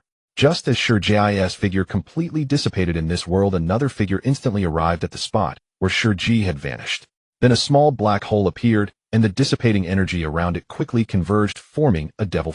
The newcomer was none other than the Dark King. Without uttering a word, he directly used his powers to coalesce the fruit, took it in hand, and then completely vanished. Rayleigh felt a chill in his heart at this method. It was too bizarre, completely beyond the current understanding of people. Originally, after a person who had consumed a devil fruit died, it was necessary to wait for a period of time, and the fruit would randomly appear in any location on the continent. Everything was unpredictable. However, the Dark King entirely shattered this concept, directly retrieving the devil fruit into his hand. Although there had previously been news reports showing the Dark King holding the Elder Star's devil fruit, how he obtained that devil fruit had always been puzzling. Now this mystery has finally been unveiled. The Dark King, right in front of everyone, reassembled the energy dissipating from the deceased Shurji into a devil fruit and held it in his hand. Now the float fruit was confirmed to belong to the otherworldly pirate crew. And with this bizarre ability, those powerful devil fruit users in the world will all regard the Dark King with trepidation. Look, this is bad. Without the float fruit, the island is going to fall. Run, run. God, if that island falls, will our entire island sink. As Shurji died completely, and the Dark King swiftly took the fruit and fled. The base of Shurji, floating in the air without any supportive power, began to naturally descend. This floating base at an altitude of 10,000 meters is not a desolate island, but a mobile fortress integrating research, military, and natural ecology. The island featured primitive forests, mountains, waterfalls, and other complex terrains, which provided a natural testing ground for Shurji's biological weapon project. It was the core of Shurji's 20-year plan for revenge. The island's native species, made extremely aggressive by consuming plants containing IQ components, formed the largest guard army of the entire base. The members of the flying pirates, aside from Dr. Indigo, also included Shurjaya subordinates, such as cadres like Scarred, and an elite pirate fleet of thousands. When Shurji had flown over to provoke trouble, these people on the island had almost just been quietly watching. After all, for them, Shurji was invincible. Even if faced with danger, no one worried about Shurjaya's safety high above 10,000 meters. Just at the moment they saw Yasuo's move, the people on the island were the ones who looked the most bewildered. Aside from they had only thought about coming to Sabaody Archipelago with their captain to see what the infamous otherworldly pirate simply to greet them. The Golden Lion recruits people, doesn't he? Recruit anyone he sees. This was just a way for their captain to greet others. There had never been such an exaggerated accident in all these years. Now that the Golden Lion is dead, the island is falling from 10,000 meters, and the people on the island instantly felt a slight itch in their noses. Could this tumultuous journey really end like this? The Golden Lion shouldn't have come to see the otherworldly pirate crew. What was he looking for? As the island fell, everyone on it let out a desperate wail. However, looking at the falling island, Yasuo remained standing in the air. Because there were not just himself who had said they would take action. Eagle Eye, my brother's move just now was called Storms, and I wonder if you saw it clearly. Did he see it clearly? Eagle Eye looked at Yanjin with a puzzled expression. From Eagle Eye's gaze, Yanjin already got the answer to his earlier question. This move of mine is called Sealing Thought / Oh, watch closely. The moment Yangin's words fell, Eagle Eye saw Yanjin draw his two long swords, crossing them in front of him, and glanced towards the island. This time Yanjin did not use haki. Eagle Eye found it very strange that clearly both of these masters could use the three types of haki, yet they rarely did. However, after witnessing Yasuo's move, Eagle Eye basically understood why these two masters usually did not use haki. The reason was very simple. Because there was no need. These two masters were already powerful enough that they did not need the enhancement of haki. However, Eagle Eye had seen Yasuo's wind abilities many times, so he understood Yasuo's strength. But he had truly never seen Yanjin make a move. This was the genuine first time he saw it. Yanjin crossed his swords, adopting a posture of charging forward, and then bizarre energy began to emanate from both swords. The energy from one sword was pure righteous, while the other sword's energy was so evil that compared to the legendary first-gen Kitetsu, it seemed even more sinister. Definitely a demon sword. Eagle Eye had seen the blades on both masters countless times. Although they were not recorded, they were undoubtedly of Supreme Great Sword level, even stronger than Supreme Great Sword. Now, just by looking at the might of these two blades, one could tell that Yangin's strike would be extraordinary. In the next, Yangin's figure left only an afterimage in place. Eagle Eye felt a powerful, dual-natured bizarre sword technique slashing towards the island in the distant sky. Immediately after, Eagle Eye witnessed a scene he had never seen before. The island, originally plummeting rapidly downward, seemed to be affected by some irresistible force. It shot straight up into the sky, and the speed was countless times faster than when it was falling. The island appeared to leave behind an afterimage, instantly reaching high into the distant sky.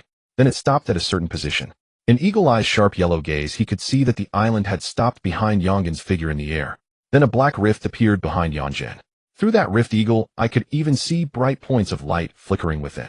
Then the massive island seemed to be compressed by some strange force, forcibly shrinking until it gradually became. It entered that rift and disappeared into this space. Then Yangin's figure instantly rebounded from the far high sky back to the spot of the previously remaining afterimage. He sheathed his swords back at his waist. The move was difficult to describe in its grace. After witnessing this move, Eagle Eye felt that Yanjin was impressively handsome and powerful. Just now, if he was not mistaken, the shining points of light he saw should be the stars in the sky. That strike broke the space of the world. This concept was something the Dark King had once explained to him.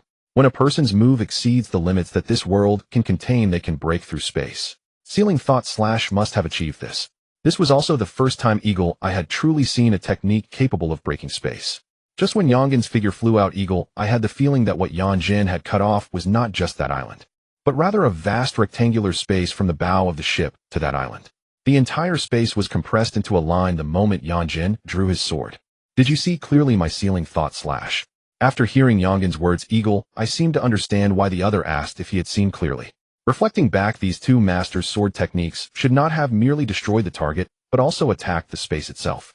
He realized that he truly had not seen Yasuo shatter that piece of space until Yanjin reminded him. Is it over? Then let's go and have fun on the island. Raylan saw Yasuo and Yanjin return to the ship and directly called everyone to go to the island to play. The sudden appearance of the Golden Lion Shurji was just a minor unexpected situation that Raylan did not need to pay special attention to. Raylan did not know why the Golden Lion came over to seek death suddenly. But it was not important, as long as the trouble was resolved. During their time in Subordinate Archipelago, Raylan and his group felt even happier, and they noticed that the people around seemed to regard them with more awe. And this could only enhance their enjoyment of the trip. 100 benefits, no harm. Meanwhile, the people of Subordinate Archipelago who had just witnessed the battle between Yasuo and Yanjin naturally spread the news of the Golden Lion and the flying pirates being wiped out by the otherworldly pirate crew. Early the next morning, the front page of the newspaper reported on the battle. The title read, "The old era is dead, the new era has arrived." The report detailed the defeat of the former hegemon, the leader of the flying pirates, the Golden Lion Shurji, at the hands of two cadres of the otherworldly pirate crew.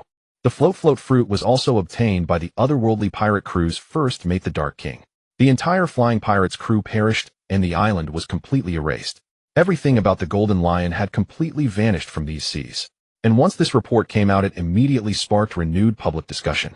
The bounty for the entire otherworldly pirate crew had just been released, especially for the bounties of those cadres, due to the lack of substantial battle achievements, and even no detailed introductions. It had actually caused quite a controversy.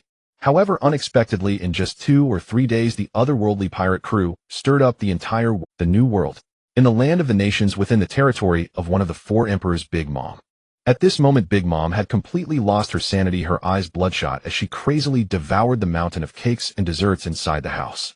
Food continuously entered Big Mom's stomach, yet she seemed like an endless abyss. Outside the house, the cookie soldiers were exceptionally busy. They were delivering plate after plate of cakes and desserts into the house. Outside, Big Mom's children were watching her rampage, but none dared to step forward to stop her. Behind this group of children stood another of the 4 emperors. This figure was extremely tall and burly, with long black hair, a pair of long horns resembling dragon horns, and a beard that resembled dragon whiskers. His left arm bore a dragon scale tattoo. His upper body was bare with an shaped scar on his right abdomen, and he wore a purple shirt hanging from his waist with 2 golden chains dangling from the hem. His lower body was clad in loose dark green pants bound at the waist with a shimenawa, and he donned a purple fur cloak resembling a demon in the world. He carried a gourd of wine emblazoned with the character Tion. "I tell you, she always acts like this, and you do nothing." Kaido's deep voice echoed from behind the crowd. However, Big Mom's children were looking at Kaido with various expressions. Because at this moment, Kaido was not much better off than Big Mom, tears and snot streaming down his face as he continuously drank from his gourd. He looked like someone who wanted to drown his sorrows in alcohol, and scattered around him were newspapers. The content of the newspapers prominently featured the news of the Golden Lion's downfall. Observing Kaido, although on the surface it seemed he was deeply saddened by the Golden Lion's passing, those present knew just how unpredictable he was. One moment, he'd be in tears, and the next he would erupt in fury. Just like his mother, he was an incredibly difficult person to understand. Among Big Mom's children, one person slowly stepped forward and approached Kaido. "Lord Kaido, it seems you were right. This pirate crew from another world is indeed formidable, and we do need to form an alliance." The speaker was tall with short crimson hair, a muscular build, long legs, and scars from stitches on both cheeks. His left arm, upper body, and back bore pink tattoos, including a skull-shaped tattoo on his left arm and a wing-shaped tattoo on his left back. He wore a white scarf resembling a flower, and his overall outfit had a strong metallic black style. His mouth was covered by the scarf with stitched marks on either side, and he had sharp teeth that protruded even when his mouth was closed. This person was Charlotte Kakuri, the second son of Big Mom Charlotte Lean, and a twin brother to Charlotte Daifuku and Charlotte Oven. He was one of the sweet commanders of the Big Mom Pirates, serving as the Minister of Flower in Tato Land. An alliance is a must, but I also must avenge that guy, the Golden Lion. After all, he was my comrade on the ship. I hope those little ones from the otherworld pirate crew won't let me down. After finishing his words, Kaido attempted to stand up, looking as if he was about to turn and leave. However, Katakuri's eyes flashed with a red light, and he made no move to stop him, merely standing in place. Forget it. Kaido had barely taken 2 steps when he turned back and sat down in his chair again. I might as well wait for Lin to wake up and discuss our alliance first. After all, the matter of our alliance is the most important. Let's spare the otherworld pirate crew for now, or we can visit those kids later when we have time. Watching Kaido shrink back into his seat and gulp down his wine, a hint of amusement flickered in Katakuri's eyes. However, seeing even the typically reckless Kaido being so cautious around the otherworld pirate crew made Katakuri ponder. This alliance might require a serious discussion with Mom. If Kaido, after forming the alliance, decides to trouble the otherworld pirate crew, perhaps this alliance plan should not be so easily finalized. Dad, this is bad. In a certain sea area of the New World, a massive pirate ship resembling a white whale sailed. A giant sail depicting the Whitebeard pirates was billowing in the wind. This ship was the Moby Dick, the main ship of the Whitebeard pirates. Marco's anxious voice floated on the ship, quickly waking Whitebeard, who was resting on the deck. At this time, Whitebeard was connected to many drips, appearing rather unwell. However, as Marco approached, Whitebeard sat up, grabbed a nearby wine jug, took a sip, and showed a hint of a satisfied Garara. Marco, what's wrong? Why the rush? Dad. At this moment, Marco didn't even have the strength to persuade Whitebeard to drink. He could only solemnly tell Whitebeard the Golden Lion is dead. Huh? Shiki is dead? Whitebeard nearly spat out the wine in his mouth, his eyes widening in shock. Yes, Shiki is dead. It was done by those two new officers from the Otherworld pirate crew, one called Yanjin and the other Yasuo. Marco handed over the newspaper he was holding as he spoke. After reading the content of the newspaper, Whitebeard slowly opened his mouth and said, Young and Yasuo. They are both new faces. After he finished speaking, his tone inevitably turned melancholic. Cough. Cough. It seems the headline of this newspaper is not written recklessly. The old demers of the previous era have all passed away one by one. Now only a few of us old folks remain. A new era may truly be upon us. As Whitebeard spoke, the other division commanders had all gathered. Listening to Whitebeard's words, everyone felt a wave of melancholy. Contrary to this, after Whitebeard finished speaking, he slowly began to laugh, eventually bursting into a, But in my life I have already been very happy. I have met all of you, my family, and fought many exhilarating battles. Regardless of whether a new era has arrived, as long as I am alive, the old era has not ended. As Whitebeard spoke, he stood up. His conqueror's haki swept across the surroundings, even though he was covered in However, when people mention the strongest man in the world, they still think of Whitebeard first. After witnessing this domineering side of Whitebeard, each of the division commanders was moved to tears. A grand feast once again unfolded aboard the Moby Dick. During the meal, Whitebeard instinctively asked, Where's Ace? Hasn't he caught Blackbeard yet? Dad, we sent Ace a message today, but he hasn't replied yet. He'll try contacting him again tomorrow. Time flew by. About a week passed. During this week, the news of the Golden Lion being killed by the two new officers of the Otherworld pirate crew completely spread throughout the world. Currently, the influence of the Otherworld pirate crew was soaring. Many pirates with bounties exceeding 100 million in the New World were inquiring everywhere, trying to find ways to join the Otherworld pirate crew. There were also quite a few bold enough to take advantage of the Otherworld pirate crew's name to act recklessly, causing quite a bit of trouble. In any case, the hottest topic in the world right now was the discussions about the Otherworld pirate crew. Everyone also knew that the Otherworld pirate crew was currently staying at Saitama Archipelago. Although Leylin and the others were not particularly interested in the outside news, they inevitably heard some. They knew that many were impersonating the Otherworld pirate crew to commit crimes. Leylin genuinely felt a bit disgusted. Captain, I've roughly studied these devil fruits in my hands. Just as Leylin was thinking about how to solve this problem, the figure of the Underworld King suddenly appeared beside him, accompanied by two strange devil fruits floating behind him. One of the fruits resembled a cloud, but was a red fiery cloud exuding a rolling heat.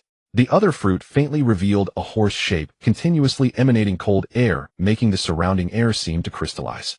Moreover, these two devil fruits were noticeably larger than any he had seen before. They were indeed a size. What are these two devil fruits? Captain, remember I asked you for some devil fruits for research. I also crystallized the devil fruits from those two marine admirals when they died. After my research, I successfully condensed their powers into these two brand new devil fruits. As I spoke, the Underworld King presented these two devil fruits to Leylin, introducing them one by one. This first one mainly combines the magma fruit, the float fruit, and the powers of 6 other Zoan-type devil fruits. I have already developed the abilities of these fruits, and consuming it will allow one to instantly grasp the powers contained within. This second one combines the ice fruit, the mythical Zoan horsebone fruit, the mythical Zoan sealed fruit, and the powers of 4 other ordinary Zoan-type devil fruits. After listening to the Underworld King's introduction of the fruits, even Leylin couldn't help but take a few more glances. The Underworld King had indeed developed something remarkable. The 2 devil fruits before him, which the Underworld King claimed had already been developed, although he did not specify to what extent. Based on Leylin's current perception, these 2 devil fruits would likely grant an ordinary person near admiral level strength upon consumption. After a period of thorough integration, they would undoubtedly be genuine admiral level powers. These 2 fruits were perhaps the strongest fruits that had ever appeared in this pirate world. Even that so-called Nika form probably couldn't compare to these 2 fruits before him. After all, these 2 fruits might have already touched upon rule-level powers, which is to say the essence of the elemental powers they contained. It is important to note that the Underworld King possesses the ability to eliminate all impurities. Captain, these 2 devil fruits currently have no side effects. Consuming them won't turn you into a landlubber, and after consulting with Myhawk, these 2 fruits might even taste better. Listening to the Underworld King, Leyland felt an urge to eat these two fruits right then and there. However, on this ship, there were indeed two individuals more suited for these two devil fruits than himself. Currently, while his combat power cannot be compared to that of his partners, he could definitely not be considered weak in this pirate world.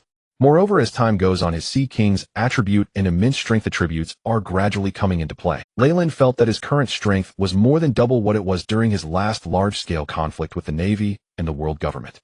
Now he was undoubtedly at the admiral level. Of the three women on his ship, two had already become his partners. Previously in the Alabasta Kingdom, Nami had already become his partner. After setting sail, due to Vivi's persistent affection for him, Leyland naturally couldn't resist. Currently, Vivi and Nami as his partners indeed felt a bit too weak. Due to the strength of the otherworld pirate crew, every battle ahead would undoubtedly be a hard-fought battle, and with the current strength of the two women, it would be difficult for them to withstand. These two fruits came at the perfect time, just right to make up for the deficiencies in their combat strength. Let's give one fruit to Nami and one to Vivi. In the future, if you obtain more devil fruits, feel free to use them without needing to report back to me. Understood. The moment Leyland finished speaking, the Underworld King's figure disappeared from the deck. Soon Leyland saw the two women excitedly running onto the deck, each holding a large devil fruit. Nami chose the magma float fruit, while Vivi opted for the ice horsebone sealed fruit. Watching the two present the fruits to him excitedly, Leyland gently ruffled their hair. Alright, you two, hurry up and eat the fruits. These two were hard-earned by the Underworld King. Once you consume them, you'll soon gain admiral-level strength, and then you can become powerful enough to protect me, your captain. Hearing Leyland's words, the two women's little heads nodded uncontrollably, their eyes filled with delight. Meanwhile, on a distant part of the deck, Robin observed this scene, her gaze momentarily filled with envy.